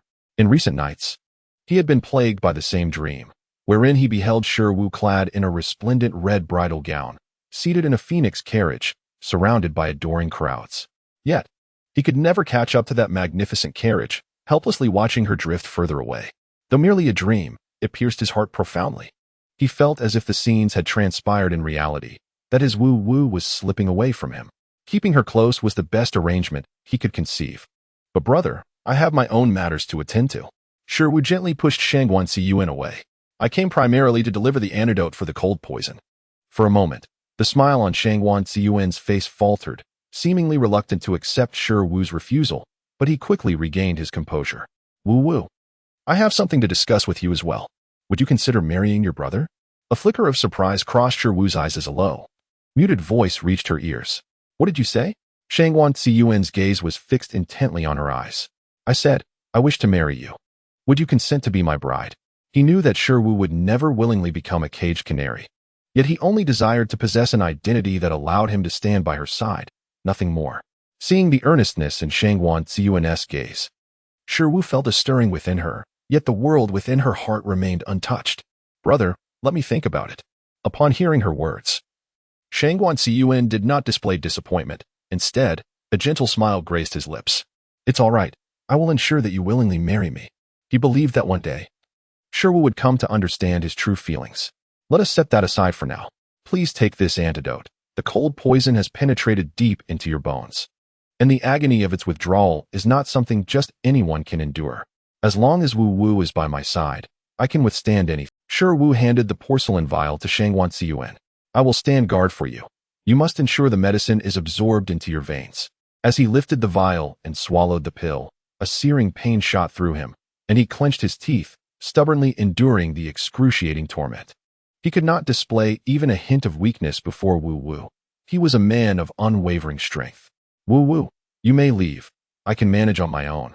Shangguan Xuan implored, reluctant to reveal his vulnerable state to Shi Wu.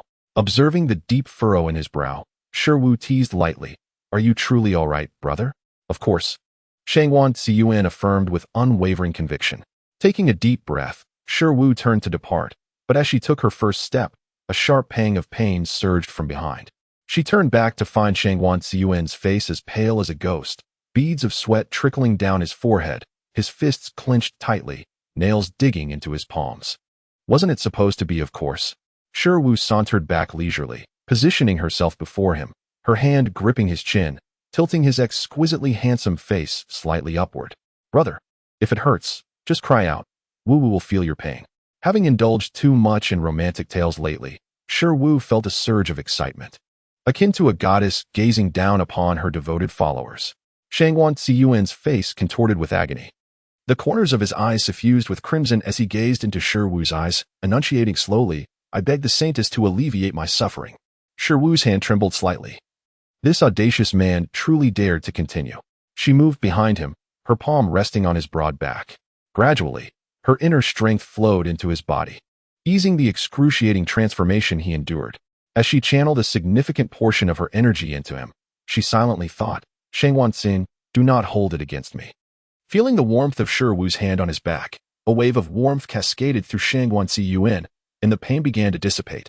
The once constricting shackles of his body eased, and his blood circulated more freely. Beads of sweat formed on his forehead as he sighed in relief. This torment was indeed unbearable for an ordinary person. Thank you, Wu Wu. Shi Wu withdrew her hand, stating, Brother's cold poison will soon be healed. Thereafter, cultivating inner strength will yield double the results for half the effort. As Shangguan Ziyuan suddenly coughed up a mouthful of dark blood. The crimson hue at the corner of his lips rendered him stunningly beautiful, akin to a seductive demon. Shi Wu extended her hand, gently brushing away the color. Her gaze turning serious. Brother, I am truly happy to have met you. A wave of panic surged within Shangguan Ziyuan, an urgent desire to grasp something. He wrapped his arms around Shi Wu's waist, disregarding everything, and kissed her passionately. Shi Wu's body stiffened, yet she made no resistance, allowing him to take control. Shangguan Ziyuan's agile tongue pried open her lips, invading her mouth and savoring her sweetness. His lips burned with a wild fervor and dominance that rendered Shi Wu nearly powerless against her emotions. After what felt like an eternity, Shangguan Ziyuan finally released Shi Wu, both of them gasping for breath. Wu Wu, promise me you will never leave me. Shi Wu's eyes dimmed, her lashes casting shadows over the complex emotions within her gaze as she nodded softly. All right. As he gazed at the departing figure of Shi Wu, Shangguan Ziyuan felt something elude his fingertips.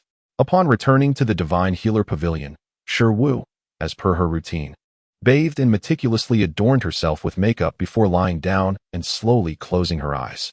Those beautiful eyes would never open again. Earlier that afternoon, while guarding Shangguan Ziyuan, she had relinquished all her internal energy to him. She had not concocted an antidote for the poison decreed by the Emperor, for she had never intended to survive. At the entrance of the Divine Healer Pavilion, a gathering of townsfolk had waited since dawn, yet the saintess had not appeared.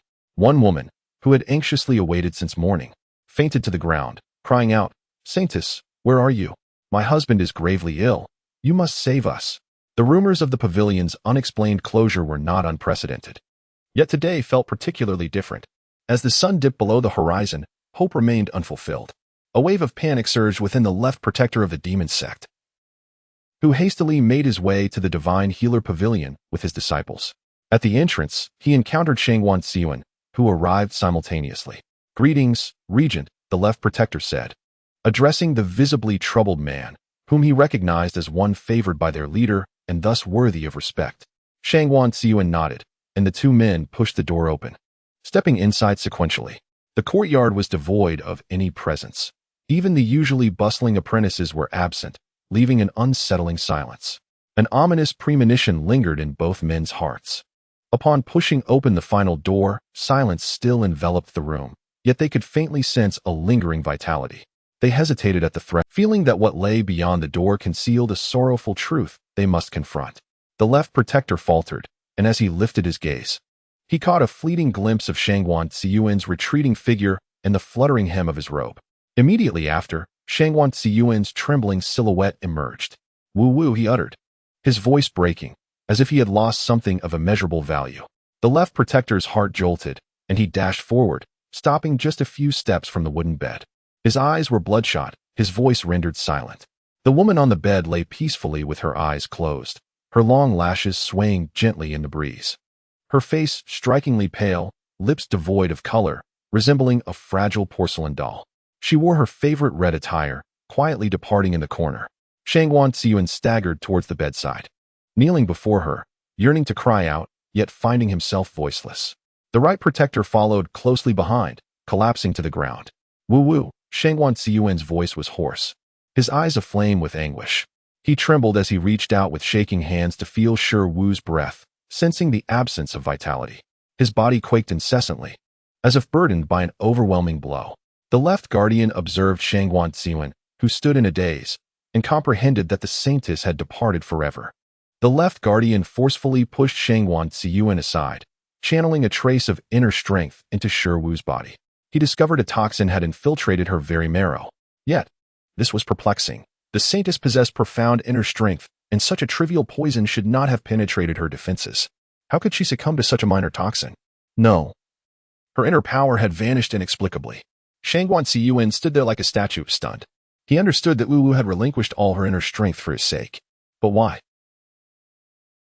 Why did she not wish to continue living? Everyone, please step back, the left guardian commanded to those around, and the disciples of the demon sect obediently withdrew. His voice was calm, yet carried an undeniable authority. All retreated, leaving only Shangguan Ziyuan behind. The left guardian stood by the bed, his gaze fixated on Shi Wu's pale visage, his heart feeling as though it had been mercilessly stabbed. Turning, his eyes flashed like blades toward Shangguan Ziyuan, tinged with a faint resentment. The saintess's inner strength resides within you. Shangguan Ziyuan lifted his head, his eyes hollow as he stared at the left guardian. His voice hoarse and forced from the depths of his throat. I know. The left guardian beheld the expression on Shangguan Ziyuan's face. A tumult of unarticulated emotion swirling within him. He lacked the courage to slay the man before him. He understood that no one in this world could threaten the saintess of the demon sect. It was solely her choice to willingly bestow all her inner strength upon Shangguan Ziyuan. He had no right to cast blame. As Shangguan Ziyuan surveyed the left guardian's expression, a sudden, bittersweet laugh escaped him, a hint of sorrow mingled with madness in his gaze. Wu Wu, do not fear, I shall accompany you. With that, he slowly extended his right hand, placing his index finger to his lips, signaling for silence and stillness. The left guardian pressed his lips together, remaining motionless, seemingly aware of Shangguan Ziyuan's intent. Just as Ziyuan's hand was a mere centimeter from his heart, it was intercepted by the left guardian. Confusion clouded Ziyuan's eyes as he looked up, his gaze lifeless. She sacrificed her life to save you. You have no right to die. With that, he lifted Shi Wu's body and departed without a backward glance. The left guardian rushed back to the demon sect, cradling Shi Wu in his arms. Upon their return, the members of the sect quickly gathered around. Guardian, they chorused in unison. Upon seeing the saintess in the guardian's embrace, they hesitated before inquiring. What has happened to the saintess? She has passed away, the left guardian replied nonchalantly, though his clenched fist betrayed his inner turmoil. Watching the left guardian's retreating figure, the disciples of the demon sect knelt, bowing their heads in reverence. We bid farewell to the saintess. Their voices resonated, echoing through the heavens, a thunderous lament. It was a grand farewell, signifying the utmost reverence. The news of the saintess's passing spread throughout every street and alley, prompting all the common folk to shut their doors for 3 days in prayer for her. In the hearts of the people, she had become the greatest of existences, akin to a divine being. The entrance of the divine healer's pavilion was adorned with an abundance of flowers, incense, and offerings, creating an atmosphere of solemnity. Even the weather seemed to mourn for the saintess, casting a particularly somber gloom. Outside the divine healer's pavilion stood a man, clad in a fitted black attire. He was tall and slender, his facial features stark and chiseled, exuding an aura of coldness. His strikingly handsome visage was complemented by deep, enchanting black eyes, and his hair, dark as ink, cascaded down to his waist, swaying gently with the breeze. Dressed in black, he remained motionless before the entrance of the pavilion. Though his face was, the pain within his heart was palpable. Shangguan Ziyuan had stood there for 3 days, consumed by countless fantasies of that familiar silhouette appearing before him. Yet all remained mere figments of his imagination. He felt unworthy to seek her out, for she had bestowed upon him all her inner strength. What right did he have to pursue her? She had granted him the hope of survival, only to depart from him. He longed to tell her, Wu Wu, wait for me. I shall come for you soon. I will marry you. Just wait for me. Yet he knew, deep down, that he would never have that chance again. His Wu Wu was gone forever, never to return. A solitary tear slipped from the corner of his eye, vanishing into the dust. Yet the days continued on as if nothing had changed. He would remain eternally ensnared in the web of memories. In due course, the regent, with a tempestuous resolve, reformed the court and guided the new emperor to ascend the throne. On the day of the emperor's coming of age, he relinquished his power and hanged himself at home. His last thoughts were a plea for Shi Wu's forgiveness. I am sorry, Wu Wu. I cannot endure this world without you. Forgive my selfishness.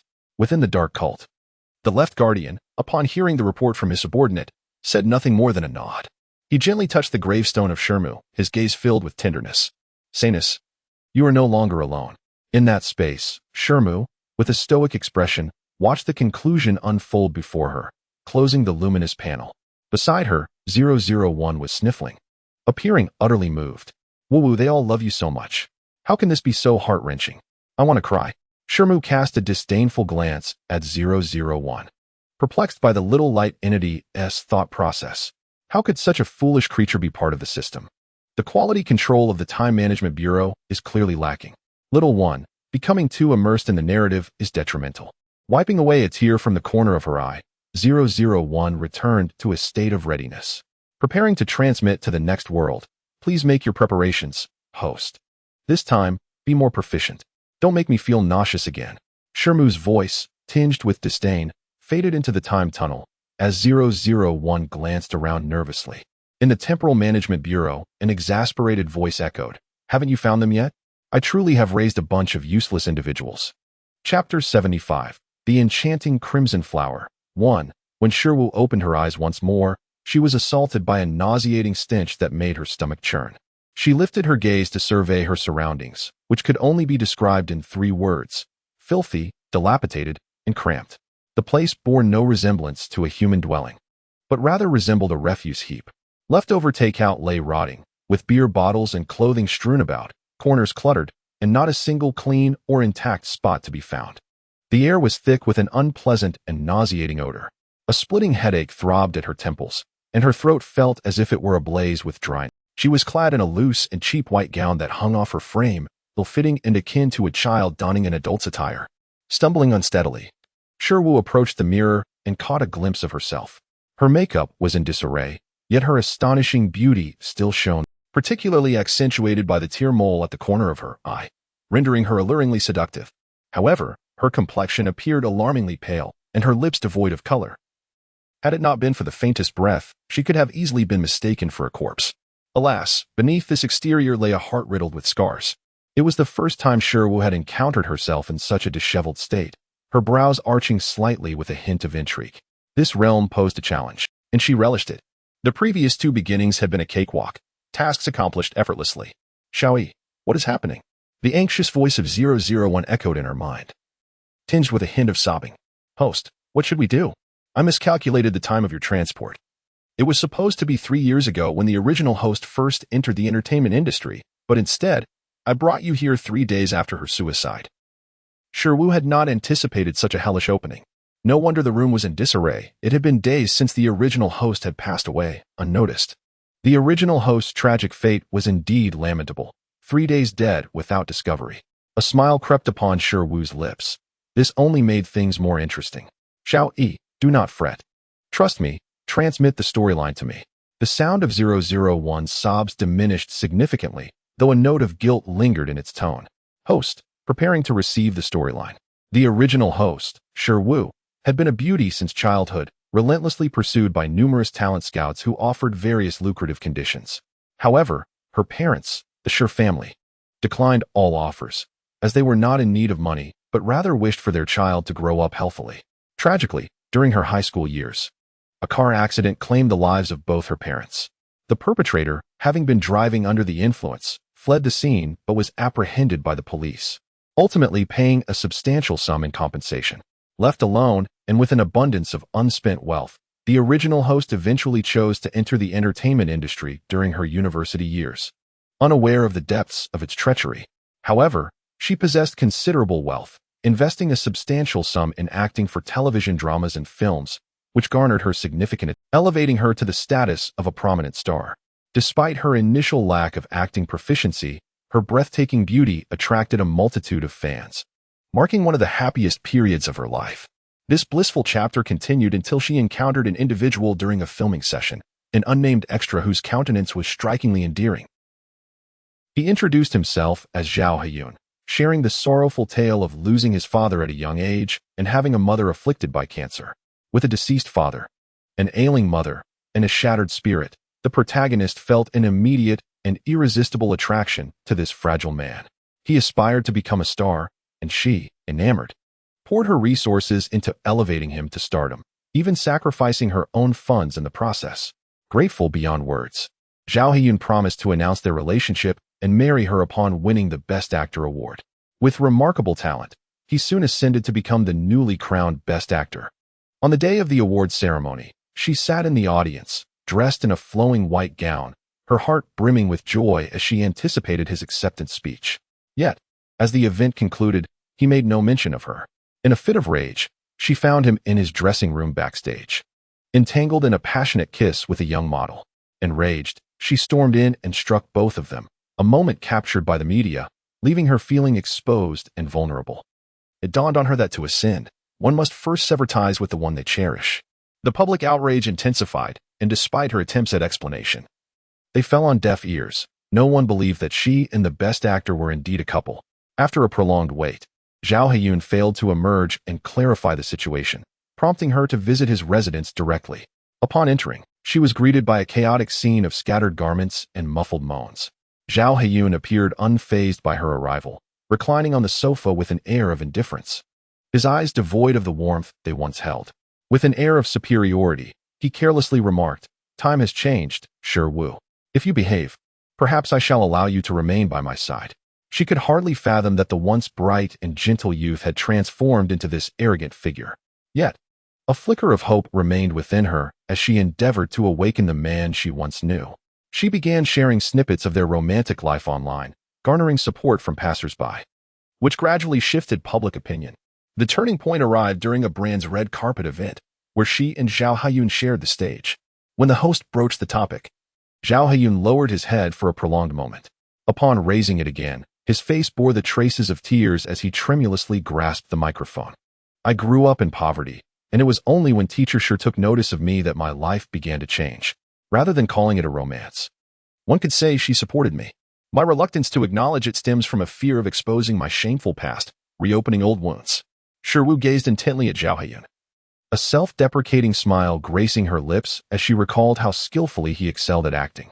Zhao Haiyun lifted his gaze to sweep a glance at Shi Wu, the fleeting sense of exhilaration in his eyes leaving Shi Wu perplexed. He harbored hatred towards her, yet the reason eluded her. She prided herself on her untainted conscience, pouring her heart out to Zhao Haiyun, only to receive naught in return.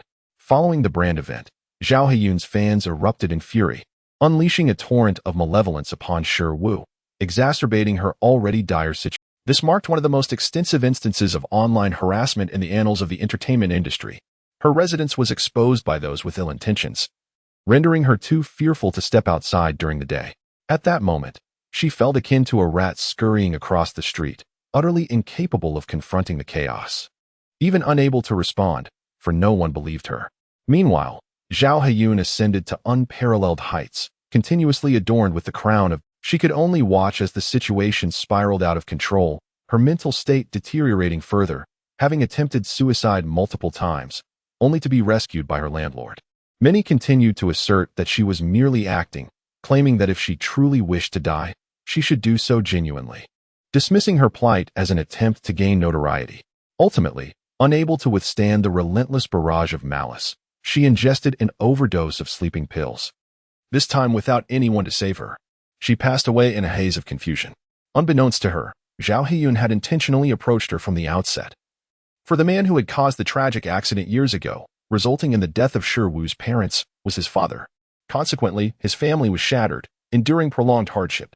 He sought revenge against Shi Wu, meticulously orchestrating a performance that obliterated her life, thus attaining a twisted form of rebirth. Chapter 76. The Beautifully Mad Black and Red Flower. 2. After a considerable interval, the voice of 001 finally resonated, laden with unmistakable emotion. The aspirations of the supporting character Shi Wu are 1. To bring Zhao Haiyun to utter disgrace, ensuring his life remains in turmoil. 2. To fulfill her childhood dream of becoming a leading actress. Shi Wu's voice was faint, yet it was impossible to miss the ire coursing through her. Those who betray genuine affection should suffer 1,000 needles of silver. It had been a while since she felt such intense murderous intent, a tingling sensation in her bones. With malice festering within her, she retrieved her phone to check her bank balance, and upon seeing the meager amount left, she furrowed her brow. This wretched girl had squandered her money on men, reducing herself to a state of destitution, lacking even a modicum of self-love. Nevertheless, Shi Wu remained unfazed. She tidied the room, washed up, packed her belongings into a suitcase, and placed the cash she managed to gather from her search on the table. Her landlord, a kind soul, detested witnessing the original occupant mistreat her own body and often urged her to reconsider. This was a form of gratitude. Locking the door behind her, she departed from this land of turmoil. Once, Zhao Haiyun had resided here for an extended period due to financial constraints, leaving behind numerous memories within these walls. The original occupant had been reluctant to move on. Shiwu melted into the night, evading the paparazzi below, and hailed a cab. Heading straight to a hotel in the city center, the most opulent establishment in Kyoto, the Jingu 001, in disbelief within the confines of the space. Could not fathom where the host had acquired such wealth, yet refrained from inquiring further. Shiwu donned a mask and a hat, rendering her unrecognizable to anyone. She was far from the foolish original owner. There was no reason for her to compromise herself, having swiftly secured a luxurious penthouse suite for half a year. Even the staff could not help but wonder about the remarkable woman possessing such influence. It was only when Shiwu presented her identification card, revealing her name, that the staff, though taken aback, maintained their composure. The personnel here had undergone the most rigorous training. They would not entertain any doubts or emotions towards their guests, upholding an absolute respect. Reclining in the bathtub beside the floor-to-ceiling window, Shiwu felt her exhaustion gradually dissipate, while outside, the vibrant nightlife shimmered with dazzling neon lights. Captivating in its allure, countless souls had lost themselves here, straying from their original intentions. A night devoid of dreams past. Ever since Shiwu began to support Zhao Haiyun, she had slowly faded from the entertainment industry. Coupled with her lack of acting prowess, her beauty did little to secure a loyal fan base.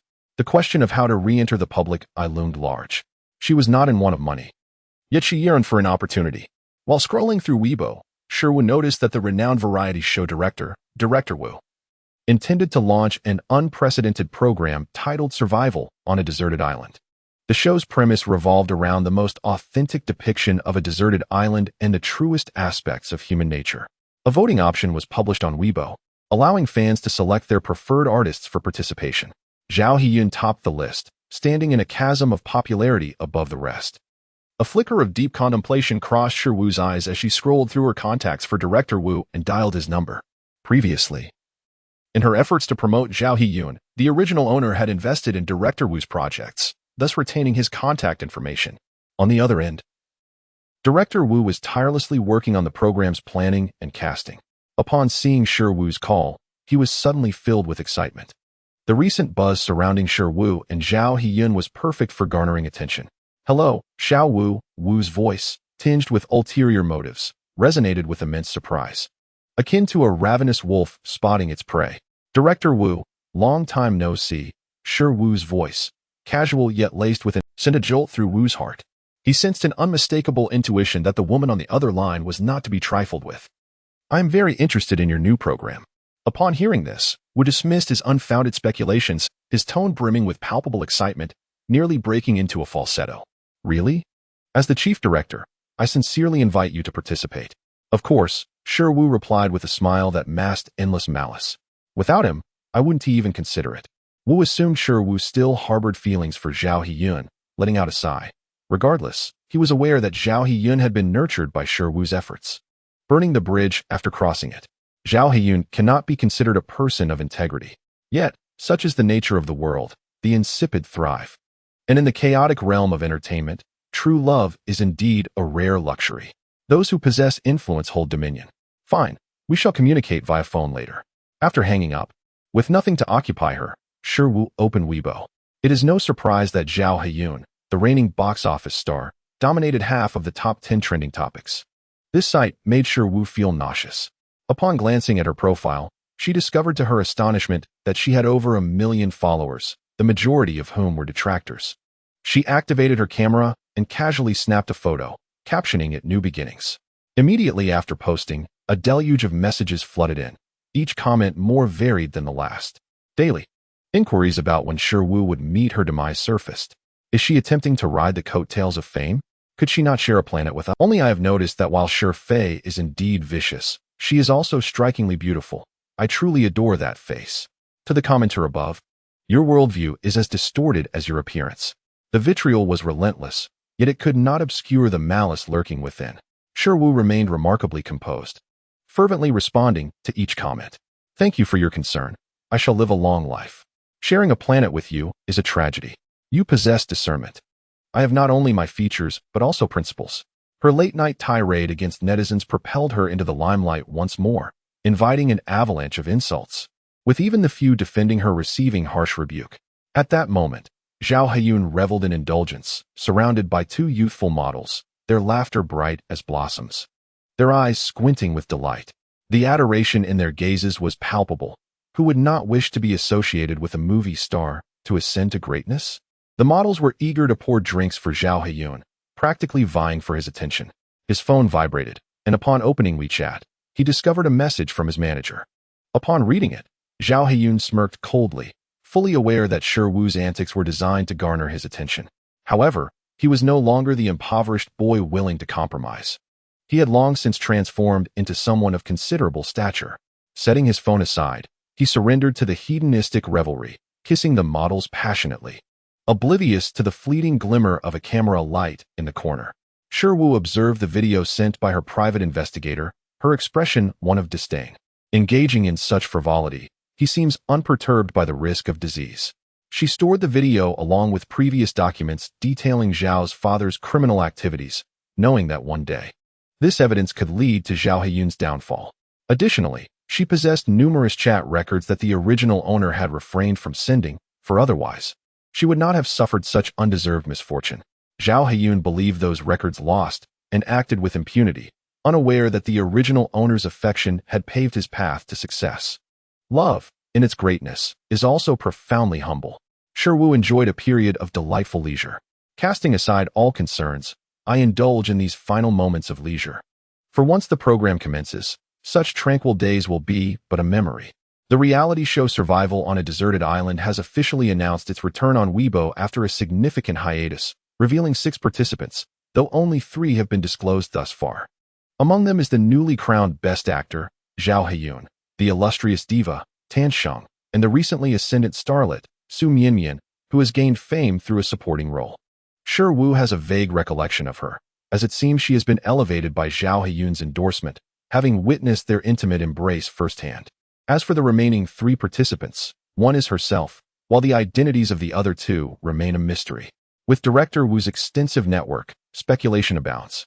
Fans on Weibo are ecstatic, marveling at the impressive stature of the 3 revealed participants. One can only imagine the extraordinary caliber of the others involved. As Shi Wu peruses the retweets and comments on Weibo, a subtle smile graces her lips. She eagerly anticipates the day when the netizens will behold her, curious to witness their astonishment. Just as she sets her phone down, a call from director Wu interrupts her thoughts, and they arrange to meet at Jingge.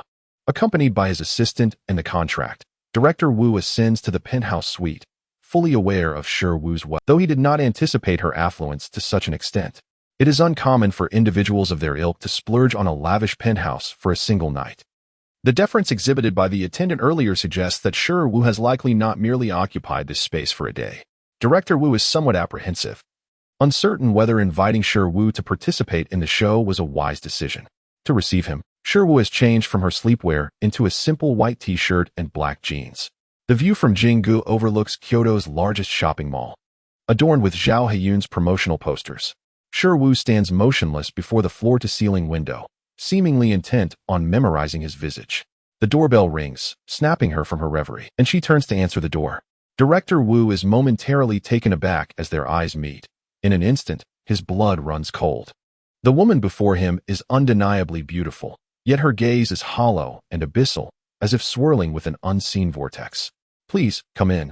Shi Wu's voice is calm and devoid of emotion. Director Wu feels less like a collaborator and more like a supplicant. He enters with his assistant, taking a seat opposite Shi Wu, and presents the contract. She reaches out, casually flipping through a few pages before promptly signing her name. To Director Wu's eyes, it appears as if Shi Wu is eagerly anticipating her collaboration with Zhao Haiyun. She does not strike him as someone consumed by romantic thoughts. Why does she not Thank you, Director Wu, for this opportunity. I shall endeavor to excel in this program. Despite her enigmatic demeanor, Shi Wu's every word and action exudes a politeness that is impeccable. Director Wu nods vigorously, hesitating as he gazes at Shi Wu, who seems poised to speak. Wait. Miss Shi, I have a matter to discuss with you. Shi Wu's gaze swept over, fixating intently on Director Wu's actions. Director Wu wiped the sweat from his brow, his heart racing. This woman was undeniably perilous, and he genuinely feared she might cause chaos during the program. Wu responded with a smile, inquiring if Director Wu had anything else to say. Taking a deep breath, he replied, "The show Survival on a Deserted Island is a reality program that demands the most authentic representation of oneself, thus it will be broadcast live. I hope Ms. Shi can adhere to the program's rules and refrain from withdrawing midway." When inviting Zhao Heyun, Director Wu had one stipulation. He must bring along his recent romantic interest, Su Minyan. He was genuinely apprehensive that if the two crossed paths, Shi Wu might lose her composure and jeopardize the entire show. Understanding his concerns, Shi Wu chuckled lightly, assuring him that it was uncertain who would exit midway. Director Wu, accompanied by his assistant, left the room with a sense of relief. The aura of authority that Shi Wu exuded was strikingly formidable, reminiscent of someone he had encountered before. The following morning, the trending topic of survival on a deserted island exploded on Weibo, even before the main characters had made their appearance, maintaining a high level of buzz. The early risers, invigorated like they had been injected with adrenaline, were undoubtedly the first audience to witness the live broadcast of Director Wu dispatched 6 vehicles at dawn, each heading to the residences of the stars, aiming to capture the most genuine reactions for the viewers. The 6 cars set off in different directions. Tan Sheng resided in a suburban mansion, and as the production team's vehicle entered, the live stream audience erupted in astonishment. Indeed, celebrities were the most lucrative. This mansion, with its opulent decor, must have cost a significant fortune, even if situated in the outskirts. Starting to save now. Perhaps in 100 million years, I might afford one myself. The vehicle halted at the mansion's entrance, and as the production team disembarked, the butler awaited them. Every gesture of the butler exuded exceptional professionalism. "Madam welcomes everyone and requests that you wait in the hall for a moment. She is currently warming up her voice." The production team nodded in understanding. They were acutely aware that Tan Sheng was not only a top-tier celebrity, but had also married into high society. And they could not afford to offend her. "Let us retreat to the lounge. Please inform Tan Tianho that we are live," the head of the production team stated before leading everyone towards the lounge. Shortly thereafter, Tan Sheng appeared, dragging a suitcase behind her. Despite being in her 40s, there were no signs of aging on her face. She was maintained as if she were a young woman in her 20s. "Thank you for your patience. I apologize for the delay." As the number of viewers in the live stream continued to swell, they responded enthusiastically to Tan Sheng's apology. "It's no trouble at all. Seeing this face, I can forgive anything. So beautiful, so wealthy. I am in awe." The production team hastily shook their heads. "Not at all, Teacher Tan. Are we ready to proceed?" "Of course." On the other side, the production team's vehicle made its way to a downtown apartment, where, while waiting in the elevator, the live stream audience began to speculate. After careful consideration, it was concluded that the occupant of this modest apartment must be a certain Xiaohu. What is the production team up to? I want to see my brother, Yinggu. Why hasn't he appeared yet?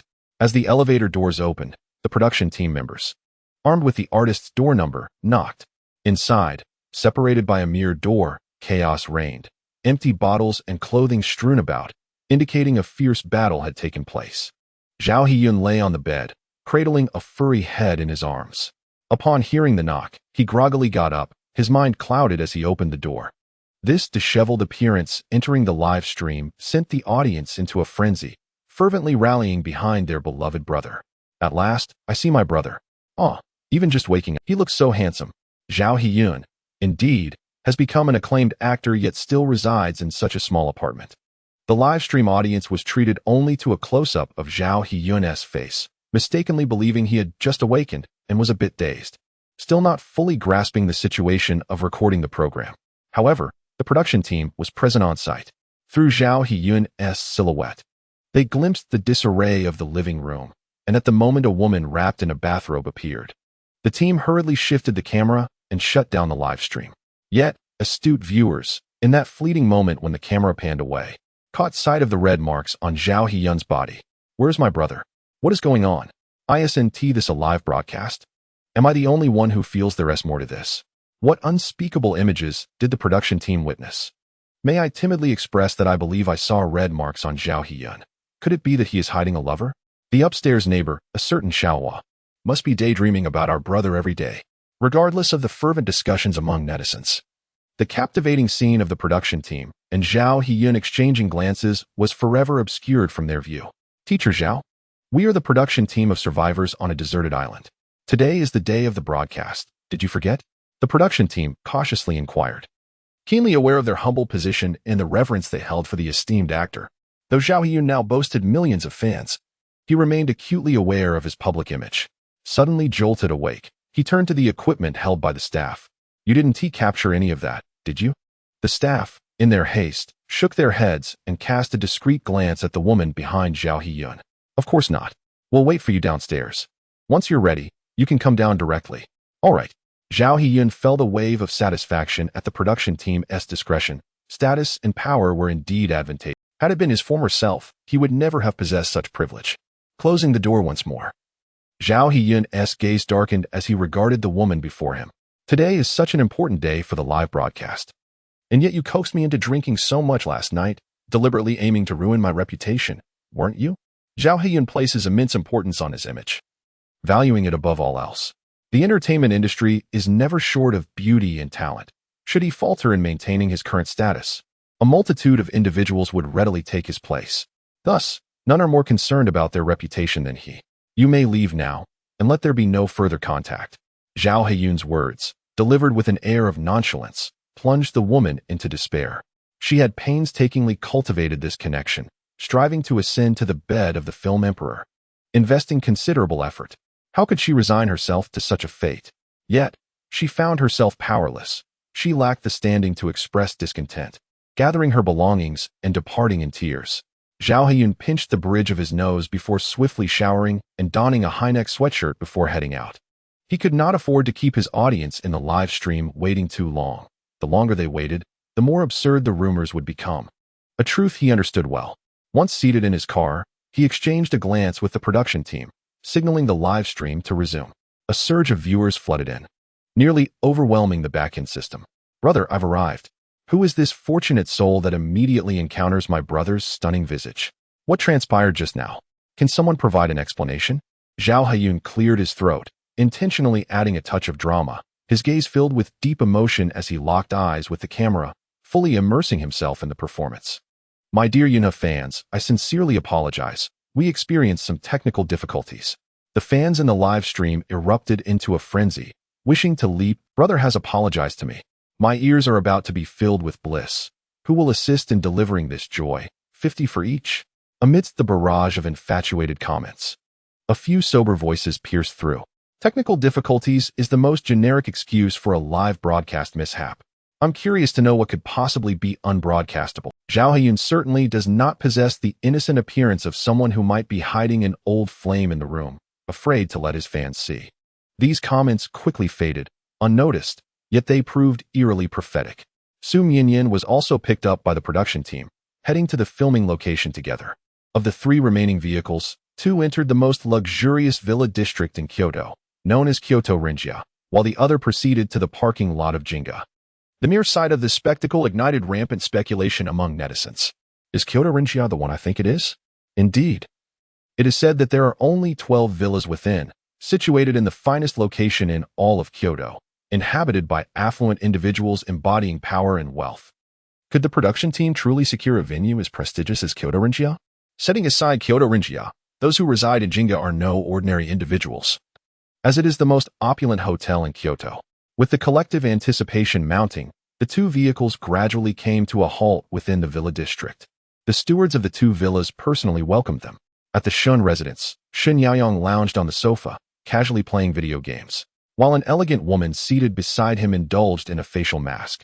Director Wu is a dear friend of mine, and out of gratitude for his kindness, I allow you, rascal, to participate in this program.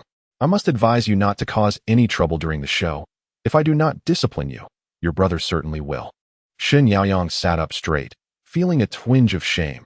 He feared neither his father nor his mother, but he harbored an irrational fear of his brother.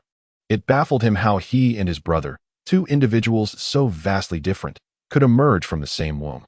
Mrs. Shun, I assure you the task will be accomplished.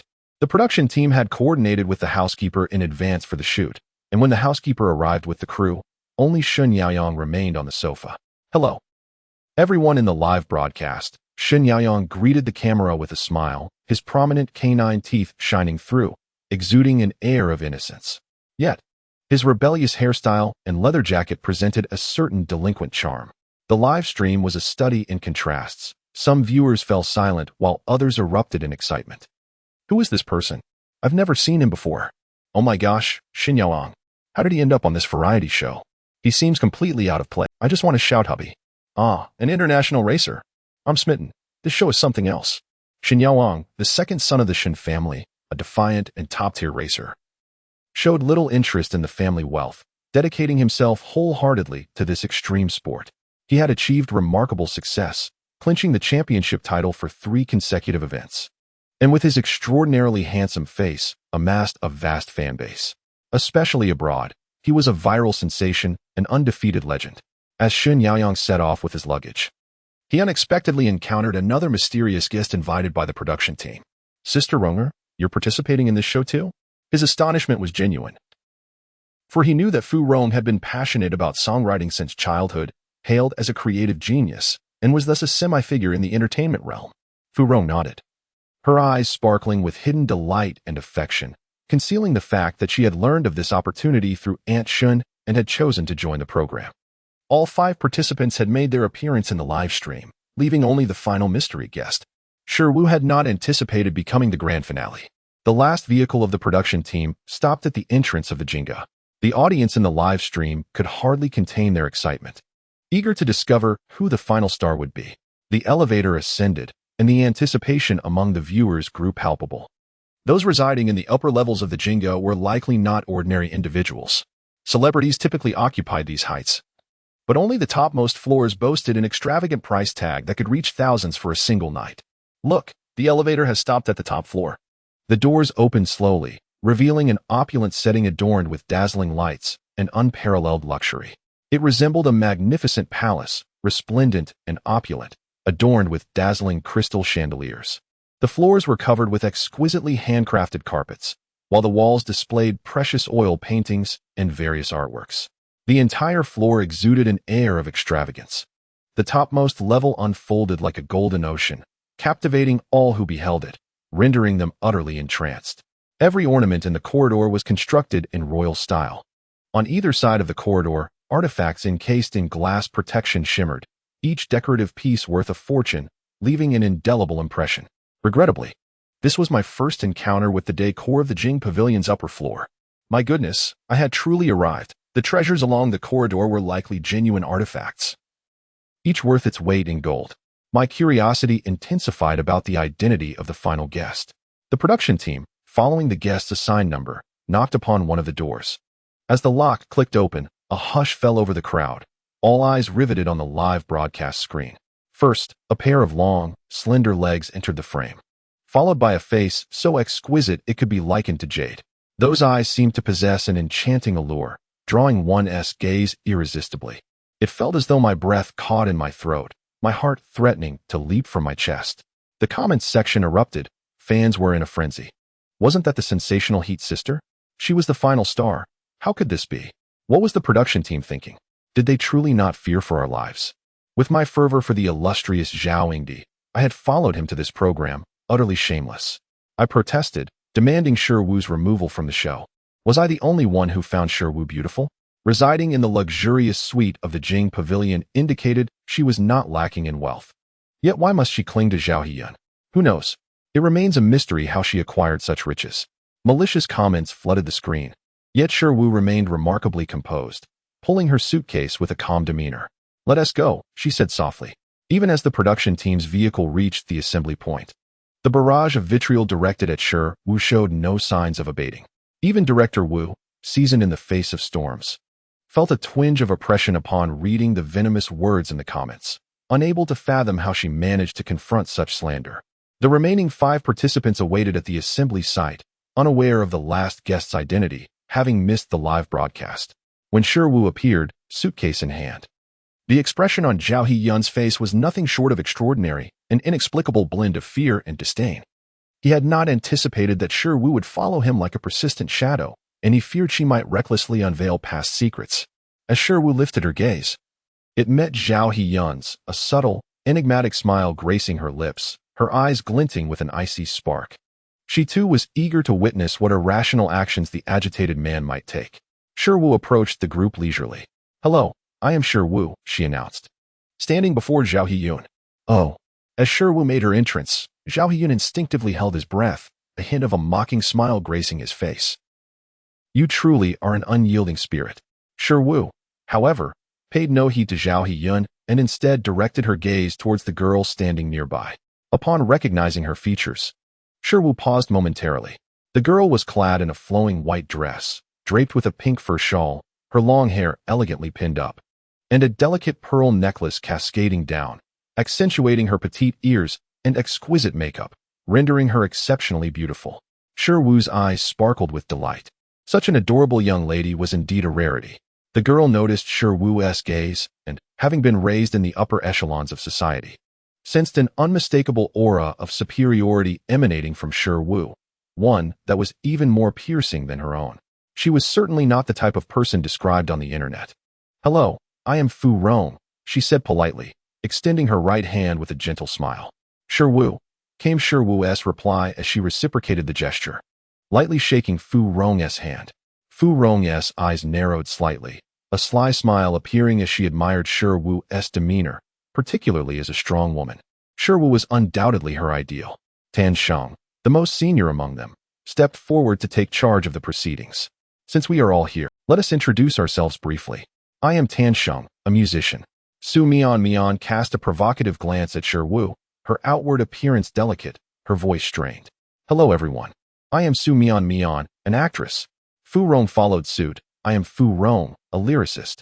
The man seated beside Fu Rong had remained silent throughout, and Shiru, newly arrived in this world, had no knowledge of his identity. Yet, inexplicably, she sensed a familiar aura about him. I am Xin Yaoyang, a race car driver. He finally introduced himself. Since Shiru's arrival, Zhao Heyun's expression had been far from pleasant, the atmosphere around them growing heavy. I am Zhao Heyun, an actor. Finally, all eyes turned to Shiru as she spoke. I am Shiru, a drifter. Her tone was calm, devoid of any hint of jest. The barrage of comments immediately shifted as Shiru's declaration appeared on screen. A drifter? How dare she admit that? Doesn't she feel ashamed? It seemed she was quite aware of her own position. One could only imagine the backlash had she claimed to be an actress. A drifter residing in Jinggu. Does she think the audience is gullible, unaware of any dubious undertakings she might be concealing? Director Wu raised a megaphone and addressed the 6 individuals before him. Welcome to the live show Surviving on a Deserted Island. This program employs the most authentic live broadcasting format to showcase your survival skills on a deserted island. Upon hearing Deserted Island Survival, the other 5, aside from Shiru, were gripped by an uneasy premonition, convinced that Director Wu, no matter how daring, would never truly send artists to survive on an island. After all, when trouble arises, no one can bear the consequences. Only Shiru, with a hint of eagerness on her face, thought to herself, an uninhabited island. Is it not a perfect place for foul deeds? In her mind, 001 exclaimed, Host. This realm does not permit indiscriminate killing. Remain calm, and even calmer. Hearing a slightly regretful tone from Shiru, 001 let out a sigh of relief, realizing the situation was not as dire as it seemed. In Chapter 80, The Bewitching Black-Red Flower, 6. Director Wu's eyes glimmered with a sly intent as he scrutinized the 6 individuals before him. Now, I ask each guest to open their luggage. You may only take 3 items with you. In 10 minutes, a helicopter will transport you to various locations on the deserted island. Best of luck to you all. As Shiru opened her suitcase, the camera zoomed in, and the barrage of comments that had been poised to mock fell silent. Inside her luggage lay an array of tools, hammers, knives, scissors, and wooden sticks, an arsenal of weapons. The audience was left astounded by this revelation. Selecting a wooden stick, a hammer, and a compass, she returned the remaining tools to her suitcase, then lifted her head, brandishing the hammer with a smile directed at the crowd. Director Wu felt a chill run down his spine. That smile was disconcertingly sinister. The scornful words were caught in his throat. Apart from, there was nothing ostentatious about her belongings. No cosmetics, no elegant attire, and not even a snack. Teacher Shi, are you certain you wish to take these 3 tools? Director Wu inquired. Shiru nodded affirmatively. In contrast, Fu Rong's suitcase was filled with snacks, and she smiled shyly at the camera, her expression one of embarrassment.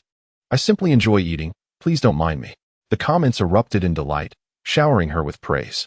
Our girl loves to eat, what is wrong with that? She is so adorable, I adore her. Shen Yaoyang's suitcase contained racing gear and various everyday items. Finally, the camera revealed Zhao Heyun's luggage, brimming with an abundance of cosmetics and skincare products, entirely uncharacteristic of a man's belongings. Zhao Heyun's expression darkened instantly, but constrained by the presence of the camera and the audience, he suppressed his fury. The audience had prepared to shower compliments upon their idol, but found themselves stifled in discomfort. Bystanders could no longer contain their scornful remarks. Is Zhao Heyun here to survive or to compete in a talent show? A grown man with a suitcase full of cosmetics? Ha ha, where are his fervent fans now? This is too amusing. He usually boasts impressive strength, yet now he has nothing to say. Zhao Heyun had not anticipated this segment of the show. Yet with the camera rolling, he could not voice his discontent. One can only endure silently, forcing a semblance of a smile at the corners of the mouth. Esteemed fans, I beg your pardon. Due to the nature of my profession, I find myself compelled to carry such items when venturing outside. The explanation is rather tenuous, and whether anyone believes it is another matter altogether. Once everyone has made their selections, the thunderous roar of helicopters fills the air. The camera shifts its focus, revealing two helicopters hovering steadily above, the whirring of their propellers causing the leaves to rustle violently. After circling for a moment, the helicopters come to a halt before the gathered crowd, their doors gradually opening as individuals begin to descend one by one. Leading the way are several bodyguards, standing respectfully to the side, seemingly awaiting the arrival of a significant figure. A strikingly handsome young man clad in a tailored suit emerges from the cabin. His almond-shaped eyes narrowed slightly, a subtle smirk gracing his lips, making it difficult to discern his true nature. The bodyguards follow closely behind, making their way toward the production team. The man's appearance instantly captivates everyone. He possesses an exceptionally tall stature, dressed in a crisp white shirt with rolled-up cuffs, revealing sun-kissed skin. His wild brows and weary gaze command respect, exuding an innate regal aura that seems to chill the surrounding atmosphere. Heavens, what am I witnessing? Who is that? Why does he seem so familiar? You all do not recognize him? He is Shen Ziyuan, the president of Shen Corporation, the elder brother of Shen Yaoyang, and likely the financial backer of this program. In a corner unnoticed by anyone, a strange glint flickers in Shi Wu's eyes. Shen Yaoyang's previously carefree demeanor swiftly dissipates, replaced by an upright and serious posture. The man approaches Director Wu, whispering something inaudible, to which Wu nods and bows, beads of cold sweat forming on his brow. He merely borrowed a helicopter. How did this formidable man arrive unannounced? Complaints aside, Wu dares not utter another word, standing respectfully behind the man as he introduces him to the guests. This is Shen Ziyuan, president of Shen Corporation and one of the investors of this program. Shen Ziyuan's indifferent gaze sweeps across the guests opposite him, showing no reaction upon seeing his biological brother. However, his attention abruptly halts for 2 seconds upon noticing an extraordinarily beautiful woman, an inexplicable sense of familiarity stirring within him. Shen Ziyuan nods slightly, casting a warning glance at his brother before turning away without a backward glance. Director Wu breathes a sigh of relief and addresses the guests, stating that once everyone has made their choices, they may board the helicopter to the deserted island. Additionally, each of you will be provided with an emergency button. Should any danger arise, press it immediately. The production team has thoroughly scouted the area and eliminated all safety hazards, yet cannot guarantee against unforeseen events. On the deserted island, nearly every corner was equipped with surveillance cameras, achieving a true 360-degree coverage. He eagerly anticipated the remarkable performances of the guests. The helicopter ascended and headed towards the island, while the production team packed their equipment and boarded their vehicles to set up camp near the island. Shen Ziyuan's car remained stationary. As he lowered the window to follow the helicopter's shadow, his assistant in front began to sweat nervously, uncertain of his boss's thoughts. Such trivial matters could have easily been handled by subordinates, yet he insisted on attending personally. The only reason seemed to be his concern for the second young master, though their relationship hardly resembled that of close brothers. Investigate all the guests in the production team. I want to see all the information in an hour. Yes, CEO. Once Shi Wu boarded the helicopter, she immediately closed her eyes to rest. Zhao Heyun gazed intently at her silhouette, nearly boring a hole through it. Why was this woman so hauntingly persistent? Wherever she appeared, misfortune followed. All previous affection seemed to have vanished, leaving only boundless resentment in Zhao Heyun's heart. If only Shi Wu could perish in this world, how wonderful that would be. He could escape the daily fear of plummeting from grace. All past events would be forgotten, and no one would know the truth. Chapter 81. The Enchanting Black and Red Flower 7. The helicopter landed by the beach, and the guests were immediately blindfolded and taken to various parts of the island. Director Wu's voice echoed around, imparting a chilling sense of a survival horror scenario. Good afternoon, guests. Welcome to the first recording of the show. This episode's challenge is a 2-day survival on a deserted island. There are only 6 of you, along with supplies strategically placed by the production team. But remember, resources are scarce. Good luck to you all. The eerie sounds faded, and the jungle fell into an unsettling silence, reminiscent of an impending storm. The live broadcast room was engulfed in a strange quietude before it suddenly erupted. Goodness. The production team is incredibly bold. I never expected it to be real survival on a deserted island. I'm in love with this unique show. I can't wait to see my brother's remarkable performance. Are you referring to Zhao Haiyun, who brought a mountain of cosmetics? Ha. Shi Wu removed her blindfold and surveyed her surroundings, quickly understanding the situation, her eyes reflecting a hint of boredom. She had thought Director Wu would take more risks, but a glance around revealed that someone had clearly scouted the area beforehand, eliminating all potential dangers. The next scene left everyone in the live broadcast room utterly astonished. The image displayed a woman effortlessly leaping through the air, landing atop a tree. Can someone explain what's happening? How does Shi Wu possess such agility? Standing atop the tree, Shi Wu surveyed the area, noticing no one in sight. Fortunately, she lay down and closed her eyes to rest. What does Shiv mean? Aren't they still recording the show? I declare my love for this woman. She is so beautiful, so cool, and I am utterly enamored, regardless of the tumult around her. Shiv is genuinely fatigued at this moment. After all, there are still 2 days left. A brief slumber wouldn't be remiss. As for Zhao Haiyun, he languidly removed his eye mask, revealing an endless expanse of sandy beach. A wave of trepidation swept up his spine as he suddenly recalled the dream he had last night, where Shiv wielded a knife in pursuit of him. He wished to flee, yet found himself unable to escape. At this instant, the boundary between dream and reality blurred, and everything before him morphed into something terrifying. Zhao Haiyun stumbled and ran. Is anyone there? In this vast space, no one responded to his desperate call. He could only hear the echo of his own footsteps. Overcome with fear, he dared not run any further, collapsing onto the ground, gasping for breath and screaming, with only the sound of crashing waves accompanying his own echoes. A gust of wind swept through, and the sea surged with towering waves, frightening him into a frantic crawl forward. Memories of his mother's scorn and his father's violence resurfaced in his mind. Brother Yun, Su Minyan exclaimed upon spotting Zhao Haiyun, her excitement palpable as she rushed towards him, linking her arm with his. Zhao Haiyun was acutely aware that his every action was captured by the cameras. He discreetly stepped back to maintain distance between them. Minyan, are you all right? He wiped the cold sweat from his brow, feigning concern and embodying his gentlemanly demeanor. Su Minyan interpreted Zhao Haiyun's worry for her safety as sweet affection, her eyes sparkling with delight. I'm fine, Brother Yun. Meanwhile, in the comments, Zhao Haiyun's fans erupted in outrage, uniting against this woman. How shameless. She clings to him as if he were her lifeline. My brother is practically retreating to outer space, and she still has the audacity to draw near. Zhao Haiyun's substantial fanbase swiftly overshadowed Su Minyan's scant followers, leaving her in a vulnerable position. Unbeknownst to her, she was being lambasted. Her sole desire was to stay close to the man before her, finding solace in his presence. Let us first search for any supplies, Zhao Haiyun remarked, a glimmer of determination flashing in his eyes. The director had mentioned that resources were scarce, and he needed to locate them promptly. Others would soon come seeking his assistance. Su Minyan nodded obediently, trailing behind Zhao Haiyun with a demeanor that exuded femininity, greatly satisfying him. With one hand gripping a wooden stick and the other around Su Minyan, they traversed for quite some time without encountering any supplies or other individuals. The atmosphere grew increasingly tense as both selfishly harbored their own motives. As dusk descended, casting a somber veil over everyone's faces, Su Minyan exclaimed joyfully, Brother Yin, there seems to be a light ahead. Look. Indeed, not far ahead, a bonfire blazed brightly, illuminating the dark sea like a victorious dawn, offering the two individuals a glimmer of hope.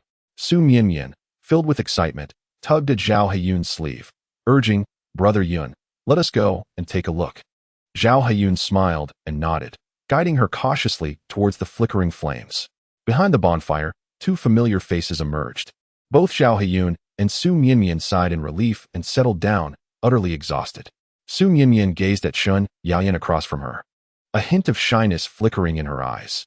Yet, she knew all too well that a prestigious family like the Shuns would hardly regard someone of her stature. Nevertheless, even a slight proximity to them could present her with opportunities for advancement.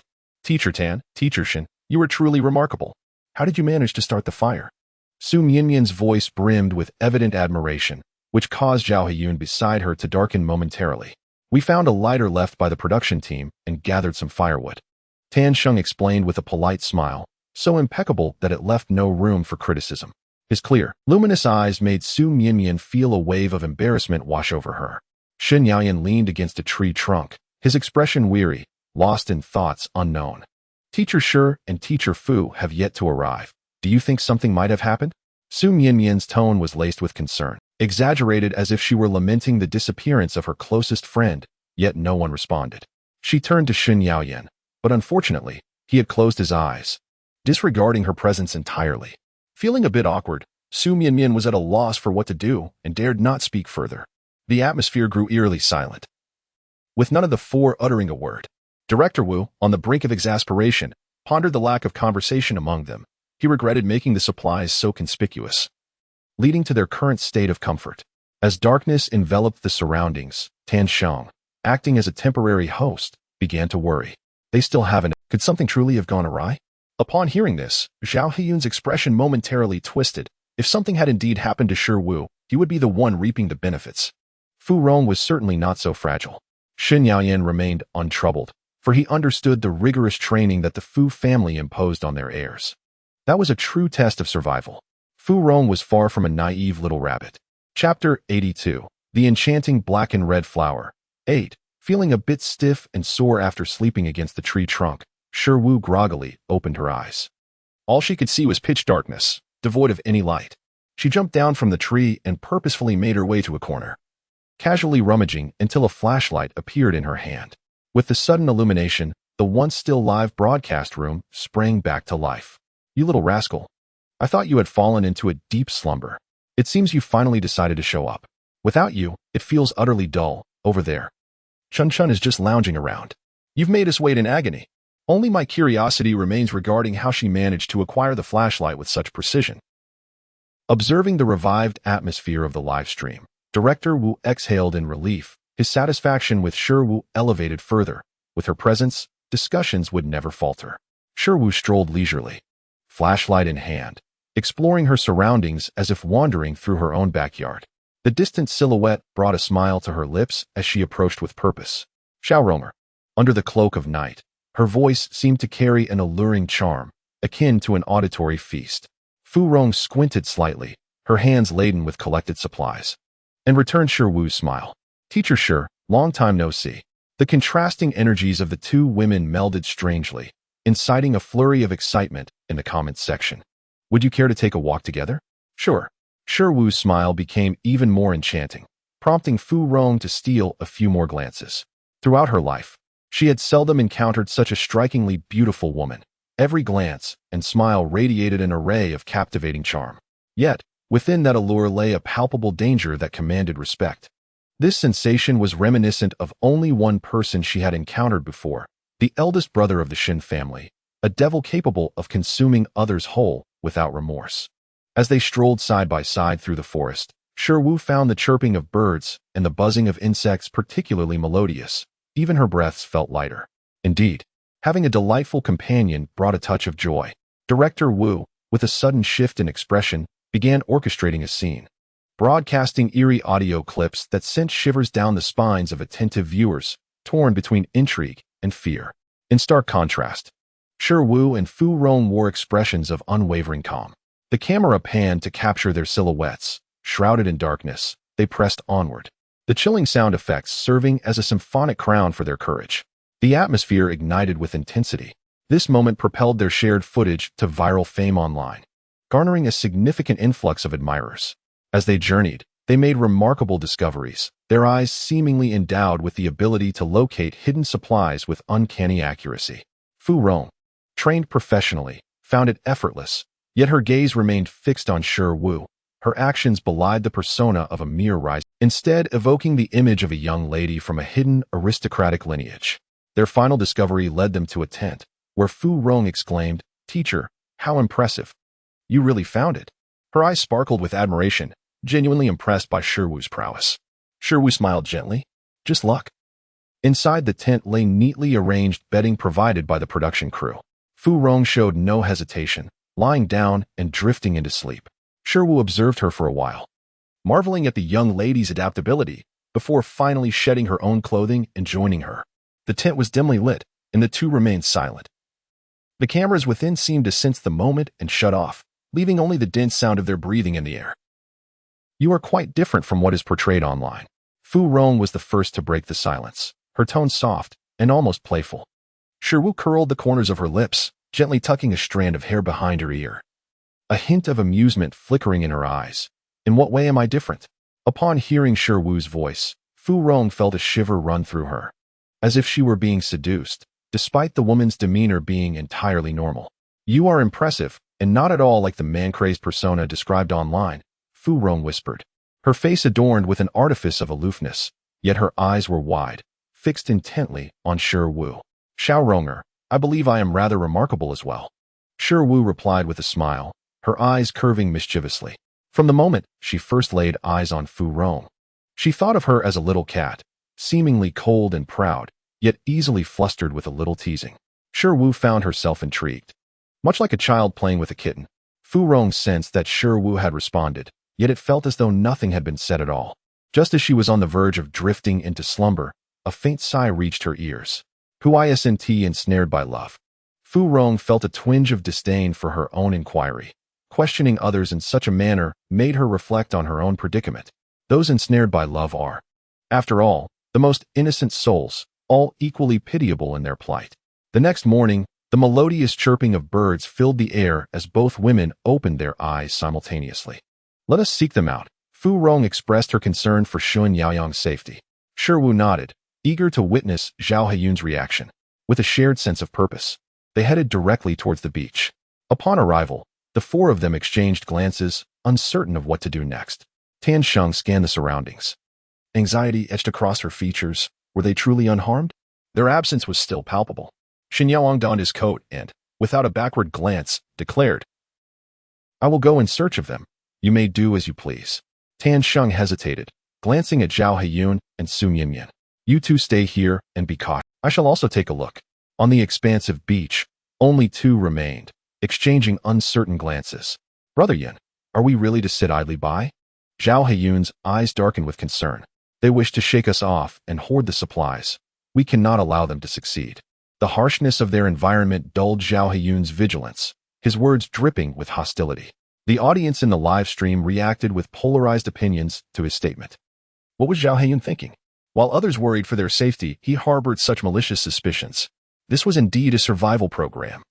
Our brother was merely concerned for his own well-being. Without full knowledge of the situation, no comments were warranted. In the footage, Su Mianmin appeared tense yet dared not speak, merely following in Zhao Haiyun's footsteps. "Brother Yin, where are you taking me?" Zhao Haiyun ignored her, his pace steady as he moved forward. At this moment, he found himself somewhat irritated by this clingy individual. Everything had seemed fine until they joined this program, where the flaws became glaringly apparent. However, he had no intention of breaking ties with Su Mianmian, as he still needed her as a shield in this endeavor. He decided to search for supplies, hoping to find them in the process. Su Mianmian nodded, refraining from any rebuttal. Zhao Haiyun was now her sole support, and she had to hold on tightly. With such exceptional abilities, surely Brother Yin would be able to locate the necessary resources. Perched high on a tree, Shiwu and Fu Rong listened impassively to their exchange.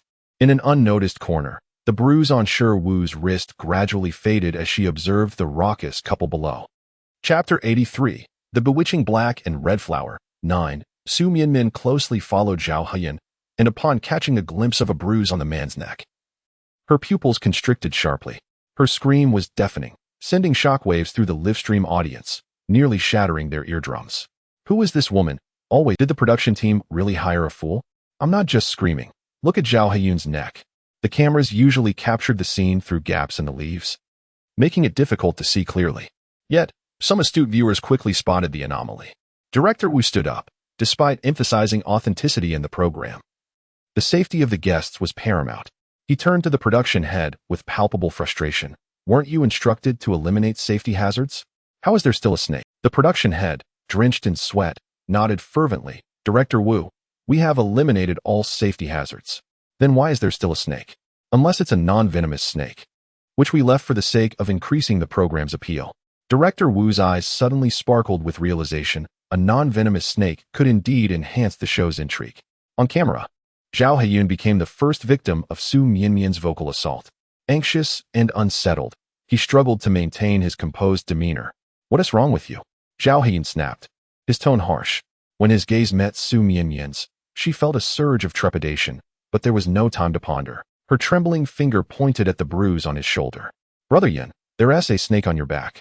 A chill crept down Zhao Haiyun's spine, and his heart felt as though it were gripped by an invisible claw. His breathing grew rapid and labored, panic etched across his face. He dared not move, his voice becoming almost ethereal, fearful that the snake on his back might be startled. He had no desire to meet his demise. What should I do? Help me, Mianmian. Zhao Haiyun's anxiety tinged his voice with a hint of desperation, resonating in the ears of the audience. The barrage of comments resumed, with many viewers unable to bear his demeanor. I mean, come on, how can a grown man like Zhao Haiyun be reduced to tears by a snake? Is it really that serious? So delicate, asking a girl what to do? Our elder brother is merely frightened, with a venomous serpent coiling about you. Can you still muster a smile? Regardless of the heated debates in the comments, at this moment, Zhao Haiyun is genuinely terrified. He truly wishes to evade death. And Su Mianmian is his sole lifeline. Mianmian, please help me. Drive it away. At this juncture, the serpent's head has gradually wound itself around Zhao Haiyun's neck, flicking its tongue menacingly at Su Mianmian, who feels her strength ebbing away, retreating step by step. In a fit of desperation, Zhao Haiyun pleads incessantly, do not leave. I implore you, do not depart.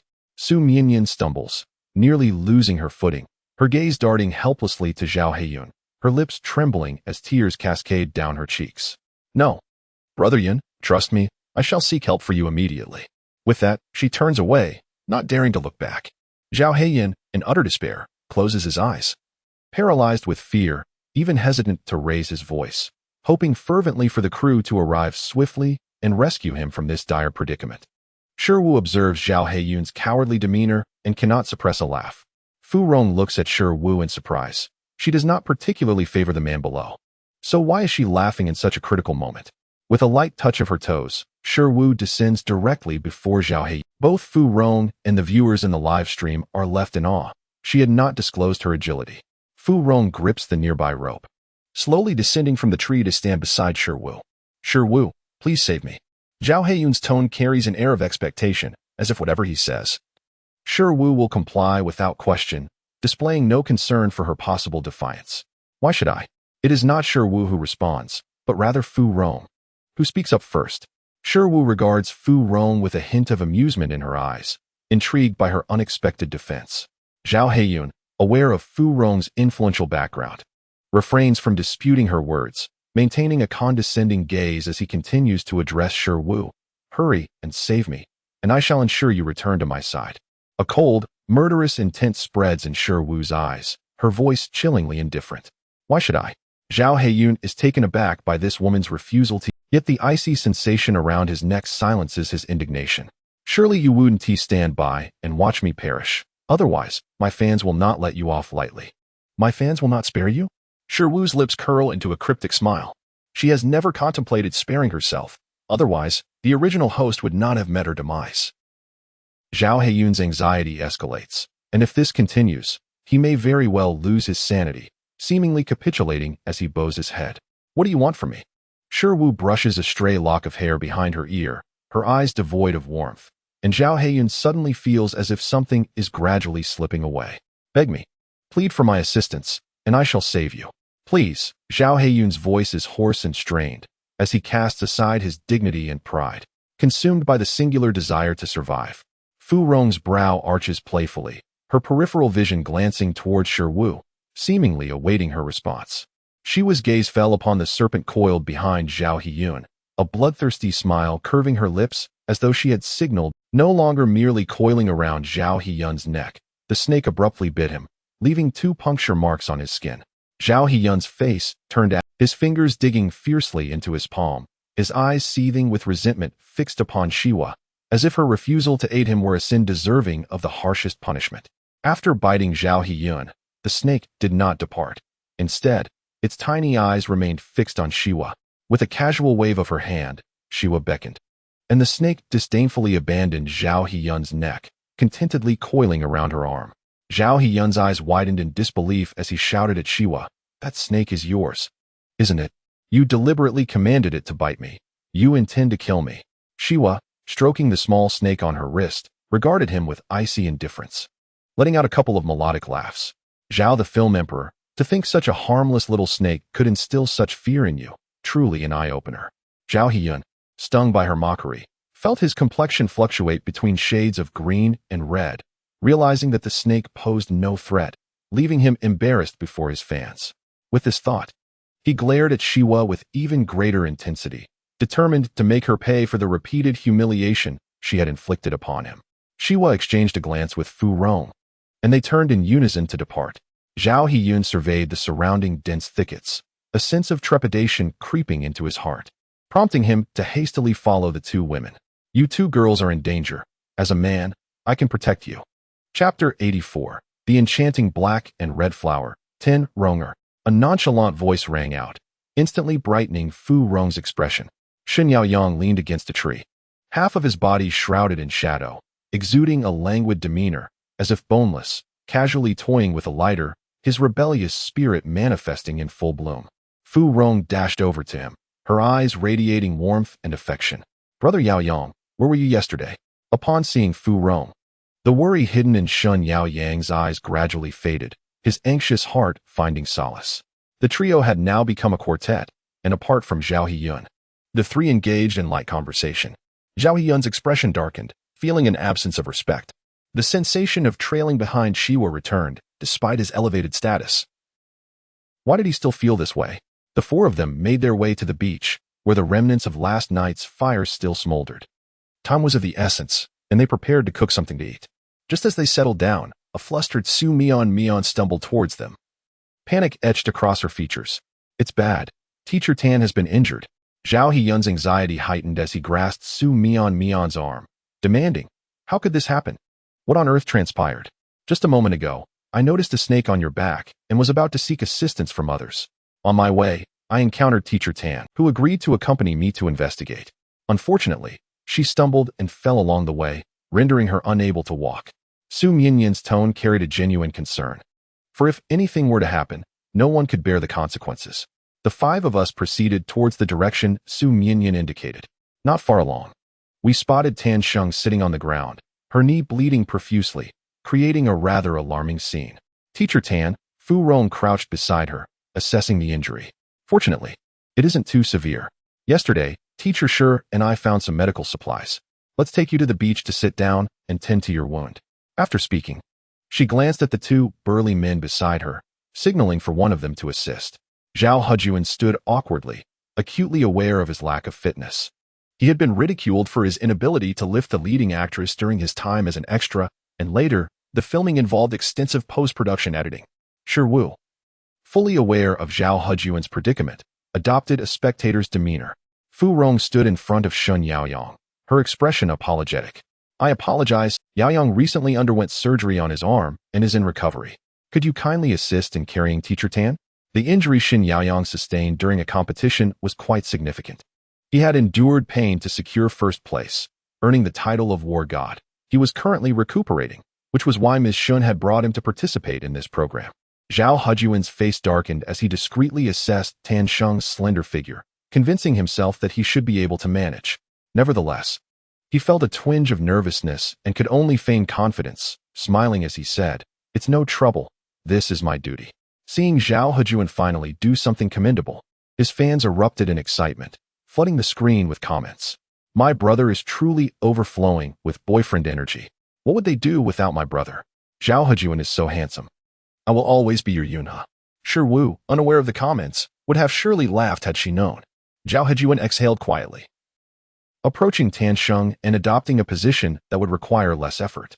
After attempting to lift her without success, he grew increasingly anxious. Finally, after several attempts, he managed to lift her. A wave of relief washed over him, but just as quickly, his wrist gave way, and Tan Sheng collapsed back to the ground.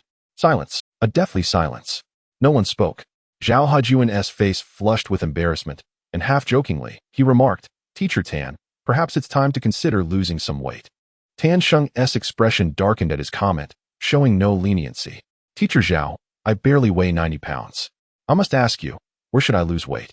Zhao Heyuan found himself at a loss for words, feeling a surge of resentment towards Tan Sheng. As the barrage of comments fell silent for a few moments, fans of Tan Sheng emerged to voice their discontent.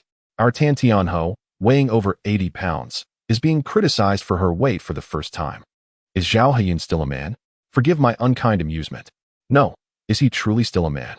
A woman, can lift her with ease. Some sarcastic remarks were left unuttered as the tone of the comments swiftly shifted. In the scene, Shi Wu approached Tan Sheng, pushed aside Zhao Heyuan, and effortlessly picked her up in a princess carry, even bouncing her slightly.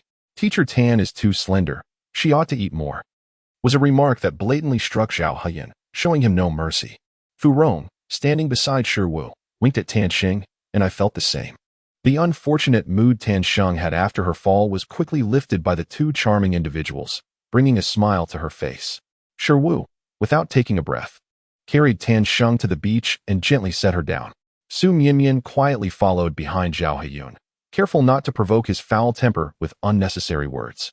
Fu Rong picked up a first aid kit to tend to Tan Sheng's injuries. "Let us go find something to eat," Su Mianmian spoke cautiously, her stomach rumbling after a long day of exertion. After a brief gathering, they discovered the supplies were mostly compressed biscuits, instant noodles, and bottled water. Shi Wu gazed at the nearby sea, suddenly inspired. "Xiaorong, you all start a fire. I'll catch some fish and make a fish soup for you all." Before Fu could respond, a scoff interrupted, as Zhao Heyuan observed Shi Wu with amusement. He was well aware of her background as a pampered lady, untouched by manual labor. The notion that she could catch fish was absurd. Perhaps it was the camera's presence that spurred her eagerness to showcase her abilities. Ignoring Zhao Heyuan, Shi Wu picked up a nearby stick and made her way to the shore. Fu Rong, fully trusting Shi Wu, lit a fire with her lighter. The camera turned towards Shi Wu, and even Director Wu was intrigued by how she intended to catch fish without a fishing rod. Just as everyone anticipated a grand display, Shi Wu stood still and lightly tossed the stick into the water. The barrage read, "Is that it?" What appeared to be a casual throw saw the stick firmly embedded in the sea, unmoved by the crashing waves. A smile crept upon Shi Wu's face, her eyes sparkling with a hint of mischief. 001 in the space widened its eyes, certain that the host had not resorted to any cheat, marveling at her prowess. Although she hadn't grasped the stick, 001 had an inexplicable intuition that there were indeed fish on it, perhaps more than one. As Shi Wu lifted the stick, everyone in the scene and on camera gaped in astonishment. On that seemingly ordinary stick were 3 large fish. Incredible! Absolutely astounding. Chapter 85. The Enchanting Black and Red Flower. 11. Zhao Heyuan's eyes nearly popped out in astonishment. He had never anticipated that Shi Wu's prowess was not mere but indeed a reflection of her considerable skill. Even Su Mianmian, who had always held disdain for Shi Wu, could not help but gaze at her with admiration. "Teacher Shi, you are truly remarkable. How did you accomplish that?" Shi Wu responded with a mysterious smile, casually waving the branch in her hand before tossing it aside, attributing her success to mere luck. No one believed her, nor dared to inquire further. Shi Wu's fish and Shi Wu's luck trended on social media, and Director Wu beamed with delight, his gaze towards Shi Wu radiating enthusiasm, confirming that his choice was indeed correct. Many bewildered individuals stumbled upon the trending topics, and, driven by curiosity, searched for this girl, only to be captivated by glimpses of Shi Wu, resulting in a modest increase in her fanbase. Some fans of Zhao Heyuan, unable to tolerate Shi Wu's rising fame, dredged up past grievances on Weibo, incessantly vilifying her as though she were a nefarious figure. However, Shi Wu's admirers were not to be trifled with and launched a counteroffensive. To them, merely having an affection for the wrong person did not constitute a grievous sin. As they retorted, "What era are we in? Surely, it is not one where we bind our feet and minds." Perhaps, they speculated, your idol had indeed been involved with her but lacked the courage to admit it. Moreover, with Zhao Heyuan's recent public perception waning, his fans gradually fell silent, temporarily retreating while continuing their efforts to tarnish Shi Wu's reputation on various platforms. Within the show, Shi Wu skillfully prepared 3 fish in no time, while Fu Rong adeptly kindled a fire. Their seamless cooperation made the meal preparation smooth, marking the first occasion when all 6 participants genuinely gathered together. Director Wu observed the harmonious scene through the lens, shaking his head in disbelief. It was entirely contrary to his expectations. He resolved to devise a scheme to ensure they did not enjoy an easy time. Summoning the responsible party, he whispered a few conspiratorial words, revealing a sinister smile. Shortly thereafter, his characteristic voice echoed across the desolate island.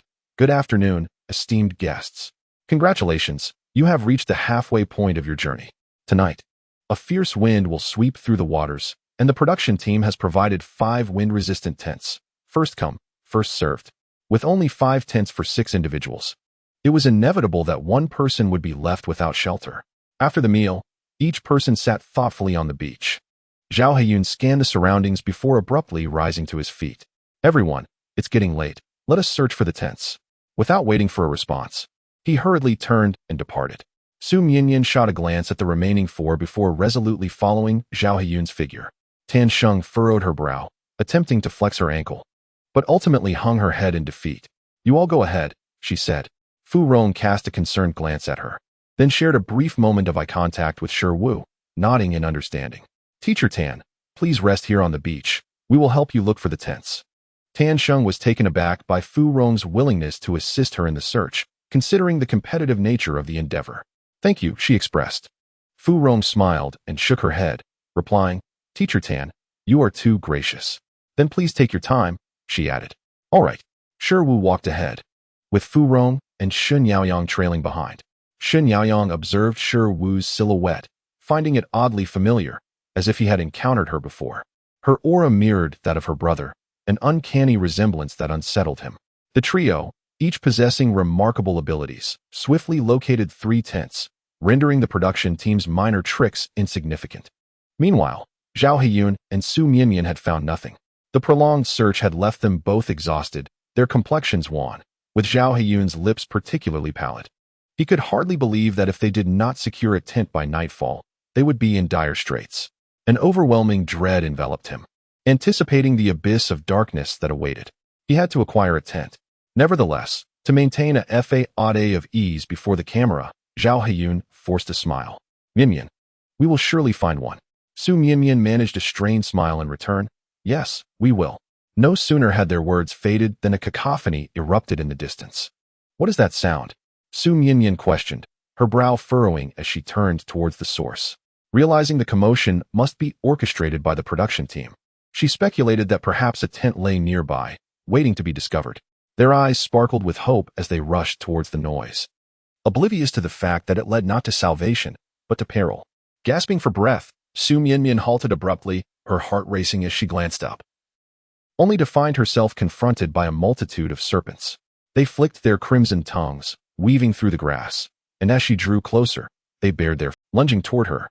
In a state of sheer terror, she looked towards Zhao Haiyun, only to see that he was even more frightened, stumbling backward with no intention of rescuing her. Despair flooded her heart. She regretted participating in this program, having gained no resources and now risking her life. Su Mianyan instinctively retreated, but in her frantic avoidance of the snakes, she failed to notice the protruding rock behind her. She lost her balance, leaning forward, helplessly watching as the serpents lunged for her leg. With a gasp, she instinctively closed her eyes, bracing for the agonizing pain. However, upon opening her eyes, she was astonished to find that she felt no pain at all. Instead, she was enveloped in a warm embrace, protecting her from the venomous creatures that threatened to harm her. She slowly opened her eyes, and before her lay a face of exquisite beauty. In those deep, dark eyes flickered a hint of indifference, as if everything in the world was of little consequence to her. Su Mianyan's heart raced uncontrollably, rendering her speechless. With an arm around Su Mianyan's waist, stood up. Su Mianyan gazed at Shi Wu with a hint of admiration, thinking to herself how impressive Shi Wu was. "If it weren't for you, I would have perished at the mouths of these serpents long ago." Shi Wu cast a glance at the serpent swarm across from them, a strange light glimmering in her eyes. "Do not worry, these little snakes are harmless. They are merely reacting out of fear at the sight of humans." Su Mianmian nodded absently, still unable to meet the gaze of the writhing snakes. After all, a group of small serpents hissing and baring their fangs would frighten anyone. Except, of course, for the unconventional Shi Wu. Unbeknownst to Su Mianmian, her eyes sparkled with admiration as her heart fluttered slightly. "Have you found the tents?" inquired Fu Rong. Noticing Su Mianmian alone and understanding that Zhao Heyun, the irresponsible one, had likely fled again, Su Mianmian shook her head, her eyes filled with pleading as she asked, "May I join you?" Of course, Shi Wu replied with a slight smile, eager to see how Zhao Heyun would endure the long, lonely night without a tent. Chapter 86. The Bewitching Black-Red Flower. 12. The four of them swiftly located the remaining 2 tents and returned to the beach, where Tan Sheng awaited their safe return. Silently relieved, the 5 tents were soon erected, encircling a crackling campfire. As twilight descended, the howling sea wind roared deafeningly. Yet the 5 shared a tacit understanding not to mention Zhao Heyun's disappearance. After dinner, they began to prepare for sleep. Meanwhile, Zhao Heyun's fans erupted in outrage on the live stream, condemning the 5 who were now peacefully asleep. "Isn't it late? Don't they worry about where Zhao Heyun is gone?" they lamented. "How heartless. My brother must be suffering while they sleep soundly." The fans seemed to forget Zhao Heyun's earlier cowardice in abandoning them in danger. What kind of man runs away like that? "I can't believe I've ever seen such a man. It's disgraceful." Despite the fervent discussions in the comments, Zhao Heyun found himself lost in the jungle, nearly paralyzed by fear. The moonlight cast eerie shadows among the branches, transforming the jungle into a realm of clawing demons poised to devour everything in their path. Drenched in sweat, Zhao Heyun felt an endless chill seeping from within, causing his body to tremble uncontrollably. He dashed forward desperately, yet the trees grew denser, obscuring his path. Fear gripped him, and as he ran, he screamed, his voice tinged with a hint of sobbing. "Is anyone there? Help me. Is anyone?" Aside from the echoes, the sound of the wind rustling through the leaves filled the air, and he sensed an overwhelming crisis drawing near. Zhao Heyun shouted desperately for help, his voice growing increasingly frantic. At that moment, his foot slipped on a stone, and he lost his balance, falling to the ground. He lay there, gasping for breath, beads of cold sweat forming on his forehead. In a fit of despair, he let out a heart-wrenching scream, unaware of how many venomous snakes lurked in the jungle. Oblivious to whether anyone was nearby, and uncertain of the terrifying creatures he might encounter. Suddenly, he felt something licking him. Startled, he opened his eyes wide to see a small snake coiling around his feet, flicking its red tongue as it licked his shoes. Unable to contain himself, he emitted a series of agonizing cries, his voice hoarse with terror as the hair on his body stood on end. His hands trembled, reluctant to touch the snake. Yet, the serpent seemed to taunt him, not only continuing to lick his shoes but also crawling upwards, eventually extending its long tongue to his cheek. Overwhelmed, Zhao Heyun fainted. When he regained consciousness, dawn was breaking, revealing the same jungle, with no one caring for his plight. Anger surged within him as he marched toward the beach. His eyes fixed on 5 tents. He ripped open one of them, bellowing in fury, "How can you still be sleeping?" Ironically, he had opened Shi Wu's tent. Shi Wu, having heard Zhao Heyun's commotion, had kept her eyes shut, astonished that he had found her. A glimmer of malice flashed in her eyes. "I'm sleeping. What does it have to do with you?" Her tone dripped with unmasked sarcasm, a hint of disdain evident in her gaze. Zhao Heyun felt humiliated and stormed into Shi Wu's tent, confident that the director lacked the audacity to install surveillance in the artist's tents. Shi Wu, pleased to see him fall into her trap, smiled softly. Infuriated by Shi Wu's smug expression, Zhao Heyun's eyes reddened, and he clenched his fists, wishing to tear her apart. He approached her angrily, raising his hand to slap her face. The sharp sound of the slap echoed piercingly in the stillness of the night. After being struck by Shi Wu, Zhao Heyun stood frozen, unable to utter a word, astonished that she dared to strike his proud visage. Memories of past humiliations flooded back, igniting a murderous desire within him. How dare you hit me?" he exclaimed. With a playful smile, Shi Wu caressed her reddened cheek and replied nonchalantly, "I'm sorry, I couldn't control my hand." Her words, laced with a cool detachment, only deepened Zhao Heyun's scowl. "You're asking for death," he roared, seething with rage, raising his hand once more to strike. With a sharp crack, Shi Wu seized Zhao Heyun's wrist and twisted it, causing him to collapse to the ground. Rage surged within him, and he spat out a mouthful of blood. You are not Shiwu. Who are you? In Zhao Heyun's mind, Shiwu would never dare to confront him in such a manner. After all, her love for him was profound and unwavering. I am indeed not Shiwu, but you are nothing but a beast. Zhao Heyun glared at Shiwu with fury, his eyes nearly ablaze. I assure you. His eyes ablaze with fury. I swear, even if it costs me my life, I will not let you go. Observing the righteous indignation in Zhao, a mysterious smile crept onto Shiwu's lips as she softly murmured, if you wish to die, then I shall fulfill your desire. She narrowed her eyes and swiftly plunged it into Zhao Heyun's neck. Blood gushed forth, splattering her face. Shiwu's countenance gleamed with excitement and greed as she withdrew the branch, unfazed by the crimson stains adorning her features. Watching Zhao Heyun's lifeless body, a joyful smile graced Shiwu's lips. She began to hum a tune and even swayed her head, unexpectedly charming in her demeanor. 001, accustomed to such scenes, casually watching a small television, seemingly unfazed.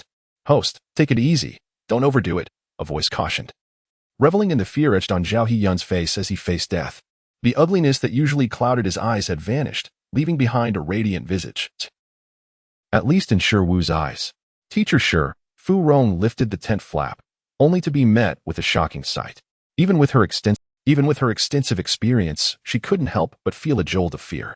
Zhao Heyun lay prostrate at Shiwu's feet, evidently lifeless. Shiwu's expression turned slightly vexed, not expecting her adorable companion to witness this. Would she be frightened? Fu Rong quickly closed the tent flap and soon regained her composure, though her voice still trembled. You have committed murder. Shiwu replied nonchalantly, her gaze unabashed, as if she feared no legal repercussions. Fu Rong looked at Shiwu with concern, her mind racing as she contemplated ways to absolve her from guilt. I'm not joking, let me share a secret. I am capable of anything. In the next moment, a crimson glow flickered in Shiwu's eyes, returning everything to its initial state. Zhao Heyun lifted his head to gaze at Shiwu, the imprint of a slap still stinging on his face. His vitriol silenced as he trembled uncontrollably. How strange. Why was he so terrified of this woman? In the Time Management Bureau, those who had once worn frowns suddenly brightened. Those who had previously worn gloomy expressions suddenly brightened, their voices quivering with excitement. Report. We have traced the whereabouts of Criminal 001. Nevertheless, it matters not. Merely a swarm of insignificant ants. Who would care? Zhao Heyun scrambled out of Shiwu's tent, seated on the beach, appearing quite disoriented. Who would care? Zhao Heyun scrambled out of Shiwu's tent, seated on the beach, appearing quite disoriented. Shiwu leisurely followed suit and collided with Fu Rong. Good morning. Having spent a day and a half on the deserted island, Shiwu bore not a trace of disarray. Her hair was only slightly tousled. Yet it did nothing to diminish her allure. Every expression she wore was extraordinarily captivating. Good morning, Shirong. Sensing the scent of blood, Shiwu felt rather pleased, her eyes sparkling with a carefree joy. Observing Zhao Heyun's safe return, the group maintained a rather stoic demeanor. Even Su Mianyan, who was usually remained quietly at the side. Zhao Heyun felt as if he were a pariah among his peers. The morning swiftly passed, and they sat upon the beach, awaiting Director Wu's arrival. The sound of a helicopter resonated as it circled above the waters, and soon it descended at their location. Director, relieved to see everyone unscathed, and patted his chest. Long time no see, everyone. How was your adventure these past couple of days? Thanks to you, it was quite enjoyable. Shen Yaoang gritted his teeth, glaring at Director Wu, for these 2 days had been the most tedious of his life. Far less thrilling than a mere tenth of a race. Director Wu scratched his head, chuckling awkwardly. Director Wu scratched his head, chuckling awkwardly. The 2-day island escapade has officially concluded. You have a week to recuperate. This was merely an appetizer. The next episode will be even more thrilling. He had already devised plans to make the show more exhilarating. All right, Director. The live stream abruptly ceased, with viewers expressing their disappointment in the comments, lamenting that they had not seen enough. At the Shun group, Shun Xiuan emerged from his reverie at the computer, akin to a hunter who has found his prized quarry. Gazing at the radiant smile of Shi Wu on the documents, he sensed an unsettling dissonance. While he felt no stirrings for the girl depicted in the documents, the sight of Shi Wu on screen ensnared his heart, drawing him in unwittingly. Upon her return to Jinga, Shiwu realized that residing there indefinitely was not a viable option. Teacher Shi, do you have time to join us for dinner? Perhaps accompany me for some shopping? Fu Rong's playful voice emanated from the receiver, laced with eager anticipation that made it difficult to refuse. Shiwu raised an eyebrow, replying, "Sure." Little did she know that this delightful creature had preemptively calculated her inability to decline. After hanging up, Shiwu grabbed her bag and headed outside. Just as she exited the hotel, a white sedan halted before her, and Fu Rong lowered the window, revealing her beautiful visage. Teacher Shi. Just as she exited the hotel, a white sedan halted before her, and Fu Rong lowered the window, revealing her beautiful visage. Teacher Shi. Shiwu opened the passenger door and took a seat, while Fu Rong pressed the accelerator, driving towards the direction of the Kyoto family. Noticing Shiwu's lack of enthusiasm, as both families had children involved, naturally elevating the level of interest, she was surprised when Shun's elder brother asked a question, as both families had children involved, naturally elevating the level of interest. She was surprised when Shun's elder brother asked a question, particularly one concerning Shiwu. Her son had always been aloof and disinterested, even in matters of marriage. Fu Rong naturally extolled Shiwu's virtues.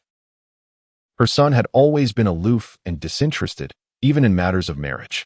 Fu Rong naturally extolled Shiwu's virtues, asserting that the rumors circulating online were mere fabrications by netizens.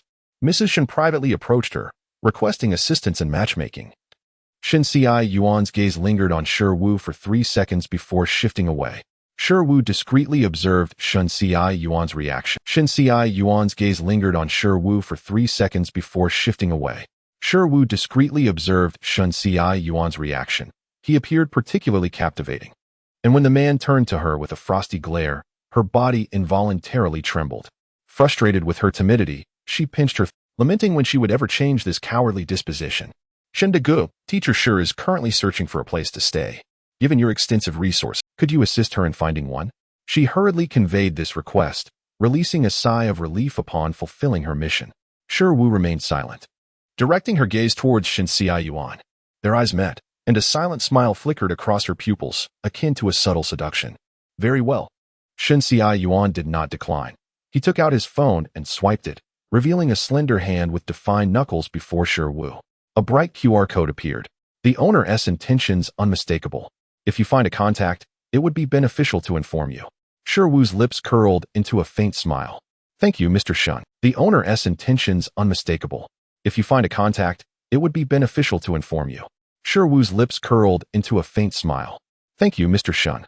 To make her lose her composure and bend to his will. Teacher Shi, you are too courteous. The atmosphere grew tense as Shen Xi Yuan left without to make her lose her composure and bend to his will. Teacher Shi, you are too courteous. The atmosphere grew tense as Shen Xi Yuan left without a backward glance. If he was indeed interested in Teacher Shi, would he have departed in such a manner? Yet, he had given her his contact information, something Fu Rong herself had never received. Teacher Shi, do not overthink it. Shen Degu is simply of that temperament, cold and wooden. Shiwu shook her head, a smile gracing her lips. It's nothing. Teacher Shi, do not overthink it. Shen Degu is simply of that temperament, cold and wooden. Shiwu shook her head, a smile gracing her lips. It's nothing. I longed to witness the shattering of his serene gaze as we both plummeted into the abyss of desire. Upon entering the Shen residence, Fu Rong guided Shiwu into the reception hall, where the table was lavishly set with an array of dishes, each a feast for the senses. The cuisine prepared in our home is quite exceptional. You must indulge, Teacher Shi, for I am certain you will relish it. Having devoted her life to academia, Fu Rong had few intimate friends, making Shiwu's presence feel like a radiant beacon of hope. Having devoted her life to academia, Fu Rong had few intimate friends, making Shiwu's presence feel like a radiant beacon of hope. Shiwu nodded appreciatively. Without a doubt, the most delectable meal she had savored since her arrival in this small world. Delicious, she declared generously, her gaze towards Fu Rong imbued with warmth. Suddenly, her phone chimed, prompting her to glance down. A system notification read, Xi Yuan has accepted your friend request. Chapter 88. The beautiful black-red flower at the Shun Dine. Her phone chimed, prompting her to glance down. A system notification read, Xi Yuan has accepted your friend request. Chapter 88. The beautiful black-red flower at the Shun dining table. delicately placing a shrimp into Shin Xia Yuan's bowl, her tone tinged with melancholy. Xia Yuan, have you encountered difficulties at work? The Shin Corporation is already formidable. Delicately placing a shrimp into Shin Xia Yuan's bowl, her tone tinged with melancholy. Xiao Yuan, have you encountered difficulties at work? The Shin Corporation is already formidable. You need not exert yourself so relentlessly. Perhaps it is time to contemplate significant matters in life. Shin Xia Yuan nodded, his expression softening in the presence of his mother. Understood, mother. Mrs. Shin's eyes lit up with delight. It was the first time her obstinate son had acquiesced to her wishes. When will you bring her home for me to meet? Shin Xia Yuan remained silent, feeling hesitant to disclose matters still in their infancy. Mrs. Shun, however, her sole desire was to see her son find a kind-hearted partner with whom he could share love and support, ensuring a joyful life together. At that moment, the doorbell rang. Ding dong. Mrs. Shun hurried to answer, finding Fu Rong standing at the threshold. Clad in a cream-colored long-sleeve shirt and black, the doorbell rang. Ding dong. Mrs. Shun hurried to answer, finding Fu Rong standing at the threshold. Clad in a cream-colored long-sleeve shirt and black trousers, the girl radiated youthful vitality. Her smile sweet and inviting. Xiao Rong, what brings you here? Mrs. Shun exclaimed, genuinely fond of the girl she had watched grow up. With her admirable character and abilities, Fu Rong had devoted her attention to the capricious Shun Yao Yang, who, with his relentless competitions, seemed unworthy of such a love. Fu Rong had devoted her attention to the capricious Shun Yao Yang, who, with his relentless competitions, seemed unworthy of such a lovely girl-less affection. Mrs. Shun, my car has run out of fuel. Could your driver take us to the mall? Fu Rong requested. Of course, Mrs. Shun replied, turning to instruct the butler. Shin felt that her son's change in demeanor was rather abrupt. Before she could utter a word, he had already agreed. This lad had never... Thank you, Brother Shen. As the vehicle traversed the road, Shun Xiyuan and Shiwu occupied the back seat, while Fu Rong sat in the front passenger seat. Shiwu leaned back against the seat, closing her eyes to rest. Through the rearview mirror, Fu Rong observed the two, as soon as the driver exited. Shiwu leaned back against the seat, closing her eyes to rest. Through the rearview mirror, Fu Rong observed the two, as soon as the driver exited, leaving her hesitant to breathe in such confined quarters. Shiwu remained quietly reclined, while Shun Xiyuan discreetly stole glances, leaving her hesitant to breathe in such confined quarters. Shiwu remained quietly reclined, while Shun Xiyuan discreetly stole glances at her. The girl had a high nose bridge, strikingly defined features, fair skin, and her slightly squinted peach blossom eyes were framed by long, curled lashes. Her petite nose and rosy lips contributed to her ethereal beauty, rendering her seemingly celestial and untouchable. It was not until they reached their destination that Shiwu opened her eyes, gazing at the familiar structures outside. Yet somehow nothing seemed to transpire. Only when Shiwu's silhouette vanished did Shun Xiyuan slowly retract his penetrating gaze. Let us go, he stated with an air devoid of any discernible emotional fluctuation. Yes, President, she replied. It appeared he had discovered what he sought, and thus, he would employ any means necessary to obtain it. Devoid of any discernible emotional fluctuation. Yes, President, she replied. It appeared he had discovered what he sought, and thus, he would employ any means necessary to obtain it. Opting instead to share a bed with Shiwu, engaging in light-hearted conversation that traversed various topics. Sister Shi, do you still have feelings for that movie?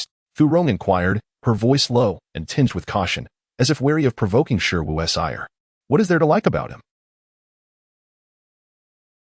Shiwu's tone dripped with disdain. She would rather extinguish him than entertain notions of affection. Such thoughts were utterly ludicrous. And what do you think of Brother Shen? Fu Rong's eyes darted about, her seemingly casual question belied by her palpable anxiety. Yes, quite admirable, Shiwu replied succinctly, leaving Fu Rong perplexed as to her true sentiments.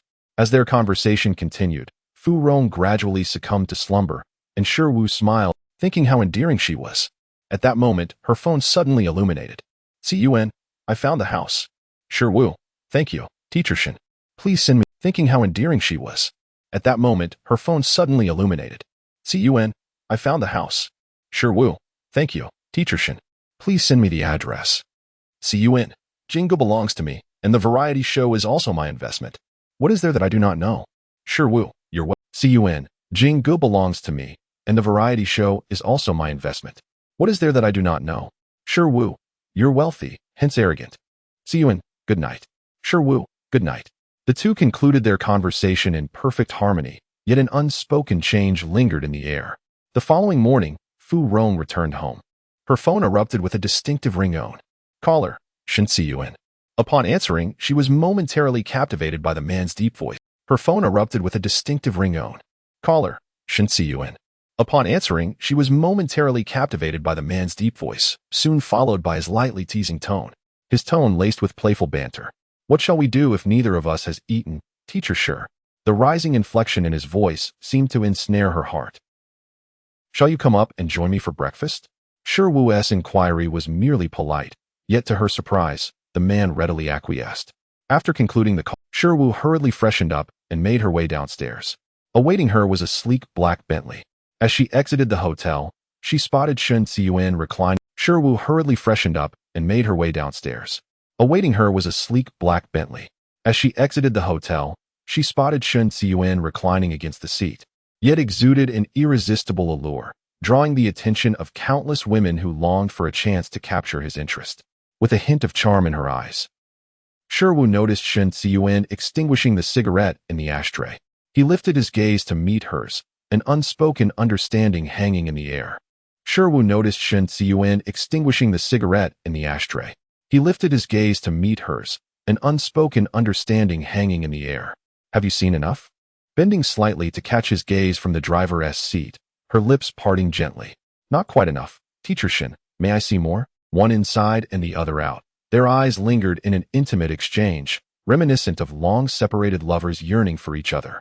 Shen Ziyuan's voice, one inside and the other out. Their eyes lingered in an intimate exchange, reminiscent of long-separated lovers yearning for each other. Shen Ziyuan's voice was intoxicating, akin to a fine vintage wine, leaving Sure Wu momentarily dazed, her mind swirling. It was not until they ascended together and closed the door, sequestered in the room. Feigning ignorance was not an option if she wished to win her brother's heart. In this moment, feigning ignorance was not an option if she wished to win her brother's heart. In this moment, the hotel breakfast transformed into a medium for their flirtation. Sure Wu, with sultry glances, embodied a myriad of charms. She elegantly wielded her knife and fork, slicing into the sandwich on her plate and savoring each bite. His shirt buttons undone to reveal an exquisite and alluring collarbone, his dark, soft hair meticulously styled, and his handsome features accentuated by his shirt buttons undone to reveal an exquisite and alluring collarbone, his dark, soft hair meticulously styled, and his handsome features accentuated by a strong brow and a firm. What thoughts occupied her mind? Shen Ziyuan's voice was soft, devoid of any discernible emotion.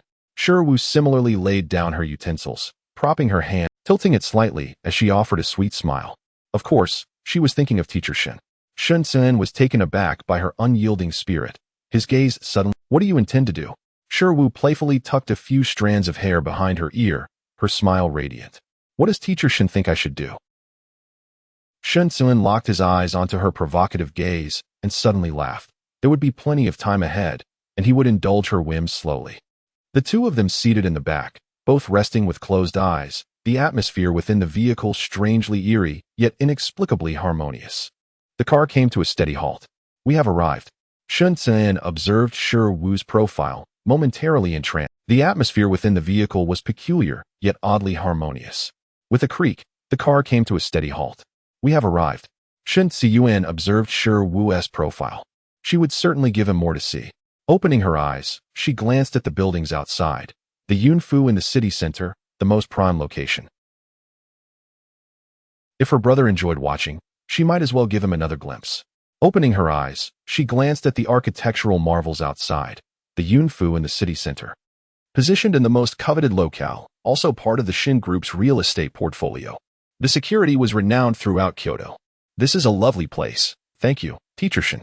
With it recognizing Shen Ziyuan's access privileges and taking them directly to the top floor. The highest level contained only 2 suites, and the corridor appeared as if uninhabited. Shen Ziyuan opened one of the suites and stepped inside, with Sure Wu following closely behind. The apartment appeared spacious, likely recently renovated. Shen Ziyuan unlocked one of the suites and stepped inside, with Sure Wu following closely. The apartment appeared spacious, likely newly renovated, with a warm color palette that exuded coziness. Thank you, Teacher Shun, I truly like it. Shun Tsun turned, pinning Shi Wu against the door, their proximity allowing them to hear each other's breaths. He raised his hand to caress her chin. To an onlooker, this scene was an extreme tug-of-war, brimming with ambiguity. Teacher Shun, what do you— Shi Wu countered, her voice irresistibly enchanting, inching even closer to Shun Ziyuan. Wealth, status, resources. Shun Ziyuan shook his head in denial. No. Resources? Shun Ziyuan shook his head in denial. No, you lack for nothing.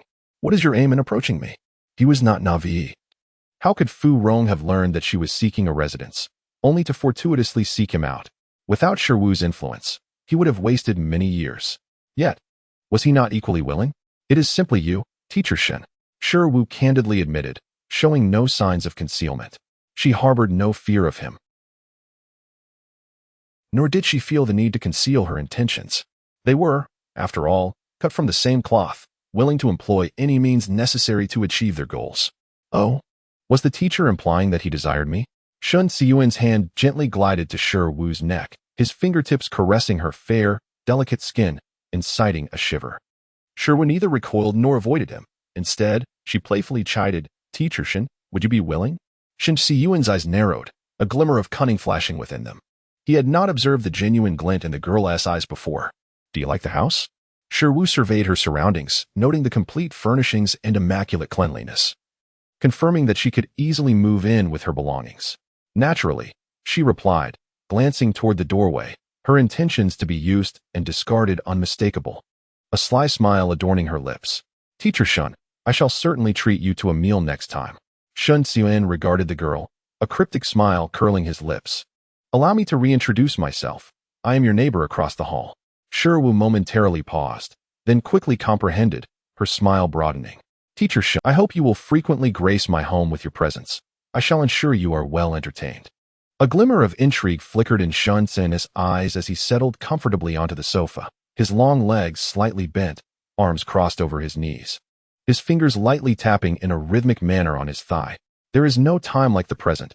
I happen to be moving today, and I have heard that Teacher Shi is quite the culinary artist. I wonder if I might have the opportunity to sample your cooking. Though framed as a question, his tone brooked no argument, as if informing Shi Wu that escape was not an option. He recalled reviewing Shi Wu's profile, which noted her frequent visits to the film set to deliver meals to Zhao Haiyun, and he was curious to experience the culinary skills honed through love. Shi Wu nodded, surprised that her brother wished to taste her cooking. Of course, but I currently lack ingredients and may need to procure some. No need. I will arrange for someone to deliver them. Shun Ziyuan retrieved his phone and called his secretary's office, issuing instructions. In less than half an hour, someone arrived with the groceries. You go ahead and pack your belongings. My people will handle this. Shi Wu did not argue, retreating to her room to gather her things. Shortly thereafter, Shun Ziyuan's staff efficiently placed the purchased ingredients in the refrigerator, entering and exiting in a steady stream, their heads bowed, eyes averted. Shun Ziyuan, meanwhile, busied himself organizing everything. Shi Wu changed into a white shirt, her hair casually tied up, revealing her smooth, fair forehead. Her features were exquisite, her nose elegantly pronounced. And though she wore no makeup, her beauty was breathtaking. She stood at the preparation counter, unhurriedly handling the ingredients, while Shun Ziyuan leaned against the island, his gaze contemplative. Lost in thought, an inexplicable sense of belonging washed over him. Shi Wu moved swiftly and steadily as she chopped the vegetables. Her motions, though seemingly leisurely, were as quick as lightning, executed with remarkable finesse. Upon reflecting that all of this was achieved through the efforts of another, a wave of jealousy surged within Shun Ziyuan, almost overwhelming him with an impulse to shatter the world. Shi Wu turned around, her gaze colliding with his. Teacher Shun, she called out, as she meticulously wiped the blade clean and presented the dishes she had prepared. Teacher Shun, let us dine. Her voice interrupted Shun Ziyuan's reverie. He approached the dining table and took a seat, gazing at the array of dishes that were a feast for the senses, instilling him with a profound sense of tranquility. Chapter 90. The beautifully fragrant black and red flower. He could not discern the origin of this feeling, yet he knew in his heart that this woman belonged to him. This realization brought Shun Ziyuan immense satisfaction and comfort. If the remainder of his life were to unfold in such a manner, he would not mind at all. Shi Wu arranged the chopsticks and bowl before him, her eyes sparkling as she inquired, How is it, Teacher Shun? Quite good, he replied, lifting a piece of fish and savoring it. Wu's gaze lingered on him, a flicker of amusement dancing in her eyes. The meal unfolded with joy for both host and guest. Shen Tsuen found the flavors delightful and distinct, nearly vanquishing the entire platter. Wu handed him which he accepted gracefully, dabbing at the corners of his mouth before glancing at her. Wu beamed, her eyes curving into crescent shapes. Shen Tsuen ran his tongue over his lips. Rising, she extended her hand and said, "Teacher Shun, I look forward to your guidance in the future." He took her right hand in his, a gentle smile gracing his features. Of course. Wu withdrew her hand, her smile. "The task of washing the dishes shall be entrusted to Teacher Shun." With that, seemingly apprehensive that he might change his mind, she winked and departed without a backward glance. Settling onto the sofa, her gaze filled with mirth as she watched him. Shen Tsuen rolled up his sleeves, observing her slender figure with a hint of a smile. He picked up the dishes, and the once fastidious President Shun quietly undertook the task of washing them with quiet diligence. After everything settled, the two stood at the door to bid farewell, their eyes entwined in a bittersweet farewell. "Good night, Teacher Shun." "Good night, Teacher Shi." Wu slept soundly until dawn, only to be awakened by a notification from the production team. The recording for the second episode was set to commence as scheduled. As the livestream commenced, eager viewers flooded in, having awaited this moment with bated breath. "At last, my source of spiritual sustenance has arrived." The anticipation had felt interminable, a whole week stretching on like an eternity. As for Wu, I simply wished to see her, to bring a tempest to my otherwise tranquil life. Due to Wu's change of residence, the production team circled around, waiting at the foot of Yunge. Wu boarded the production vehicle, gradually making her way to the venue amidst the expectant gazes of the crowd. The 6 individuals arrived almost simultaneously, shedding the initial awkwardness of their first encounter and growing significantly more familiar with one another.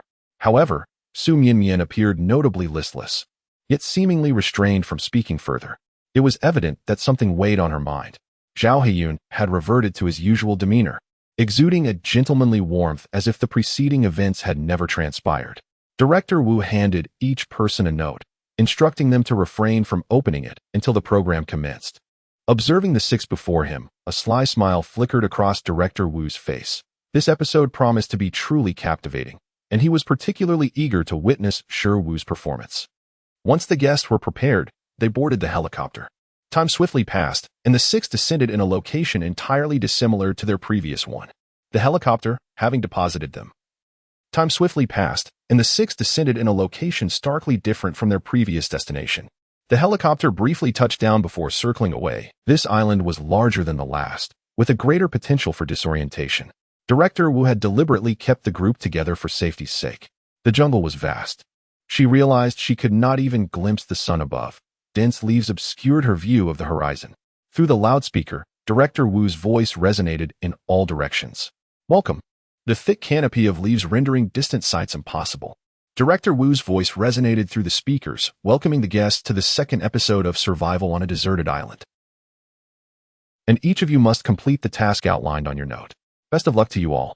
The 6 individuals stood in different orientations, opening their notes. Upon reading the contents, Wu's expression darkened. "Who conceived such a task? Your task is to prepare breakfast for Zhao Heiyun." Meanwhile, the 6 individuals stood in different directions to unveil their tasks. Upon reading hers, Wu's expression darkened. Who had conceived such a task? Her assignment read, "Prepare breakfast for Zhao Heiyun." Simultaneously, the audience in the live stream clearly saw the content of the slip.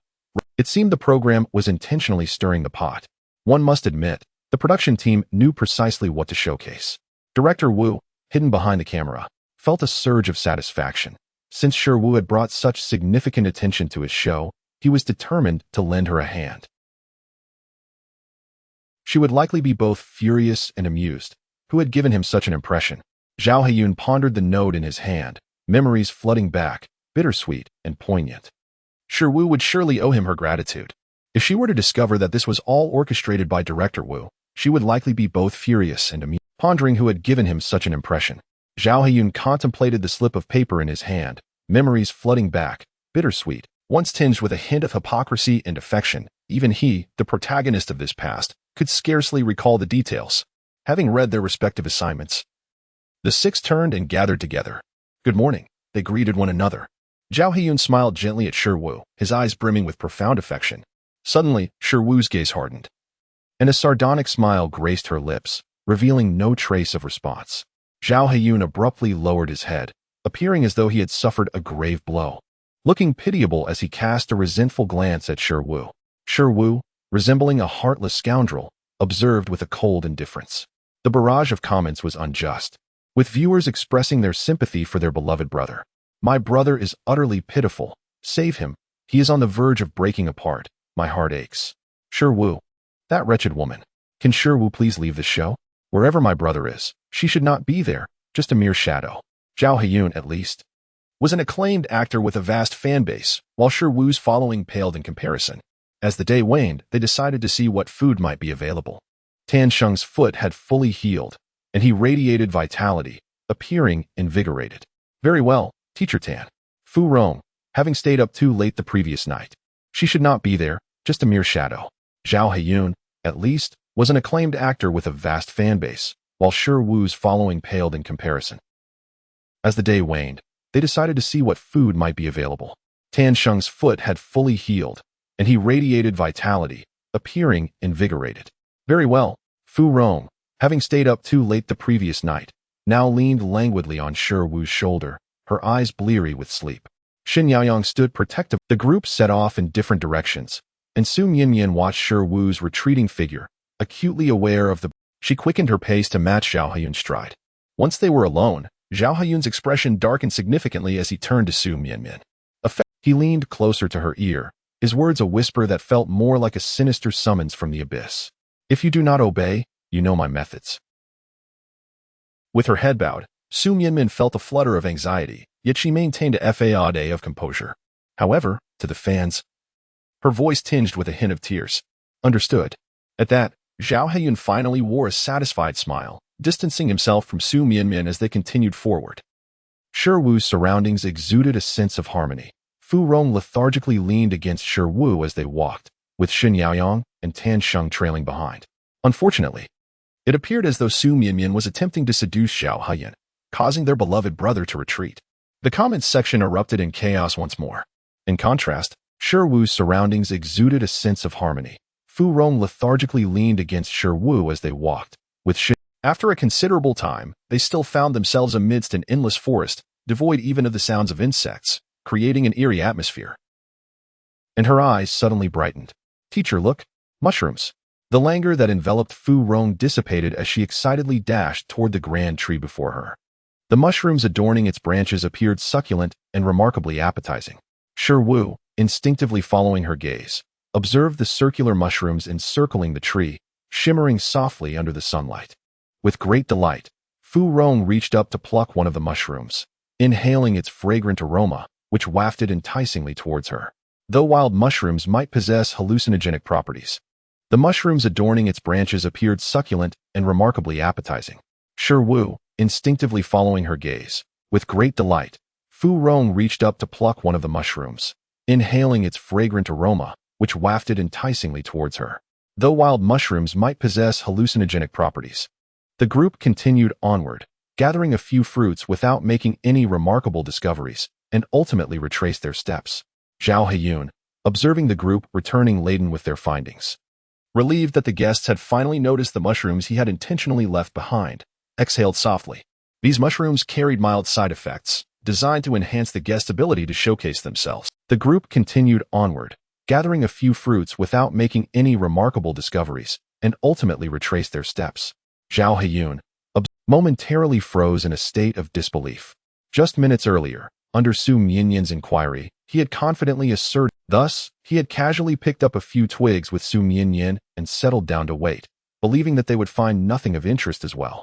To his surprise, amid the crowd, a soft laugh escaped someone's lips, and Zhao Haiyun keenly caught the lingering smile at the corner of Sherwoo's mouth.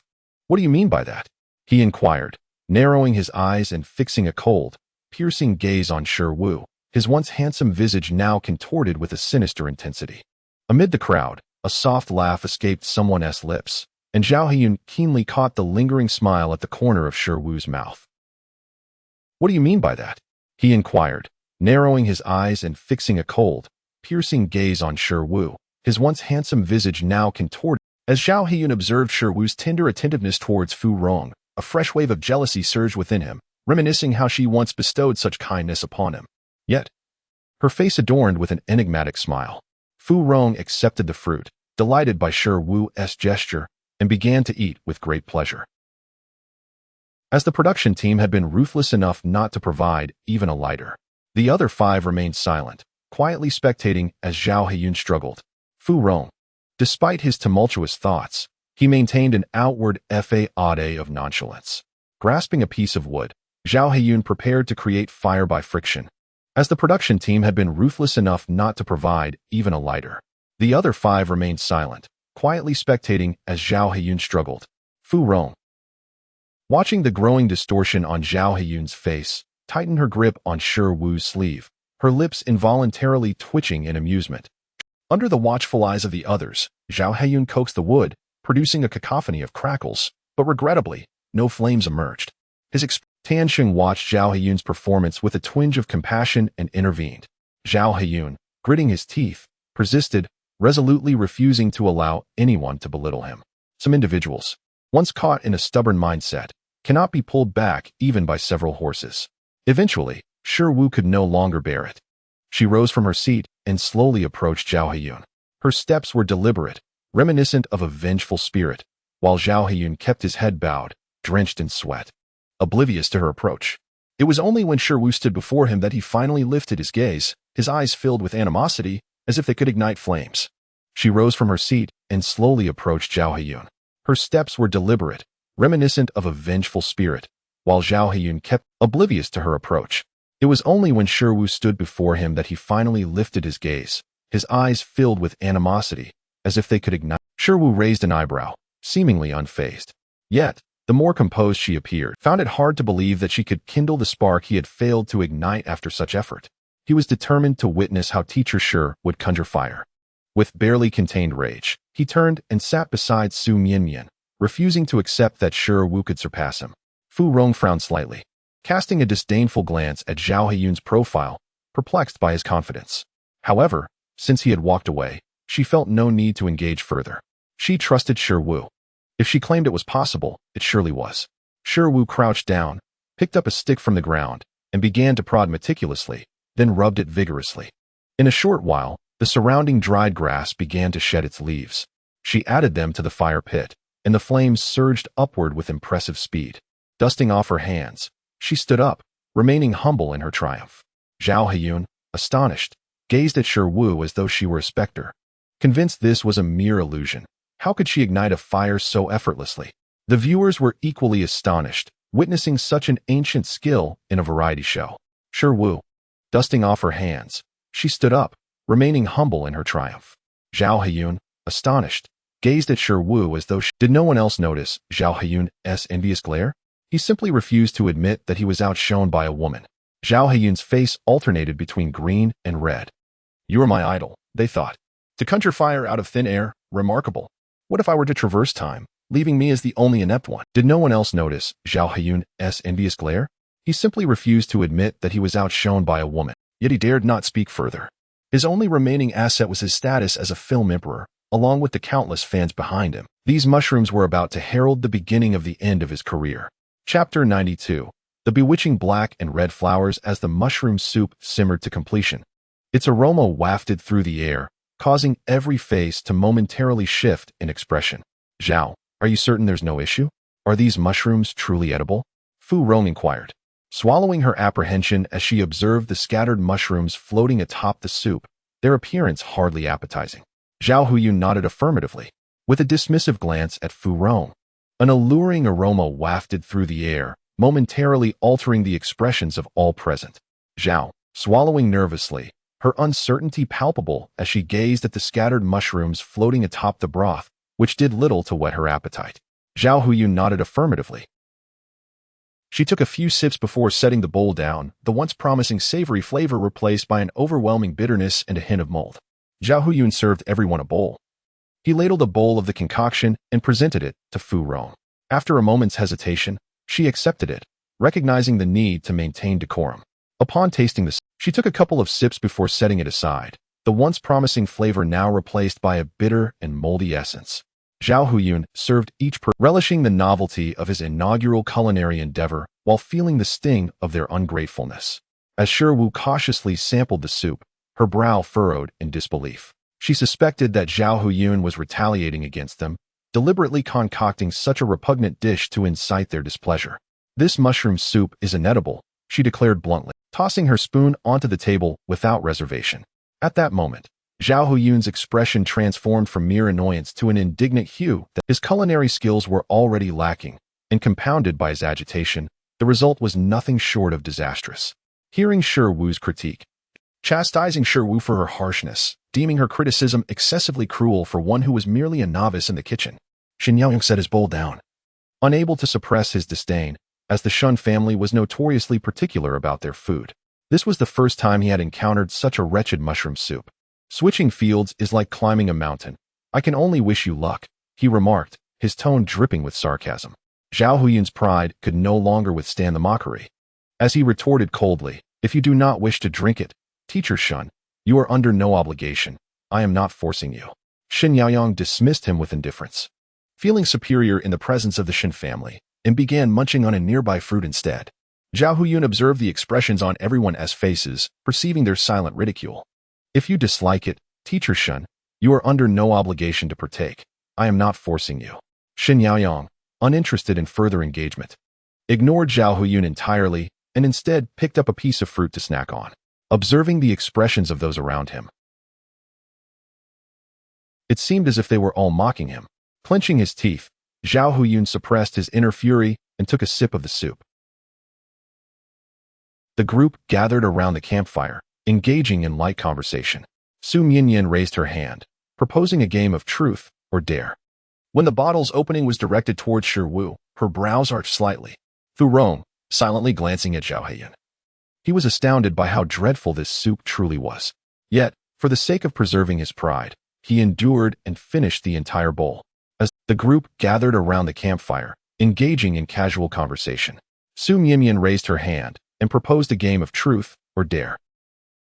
The moment the question was posed, Zhao Huyun's eyes narrowed, a smug expression gracing his features as he looked at Shi Wu, confident in his victory.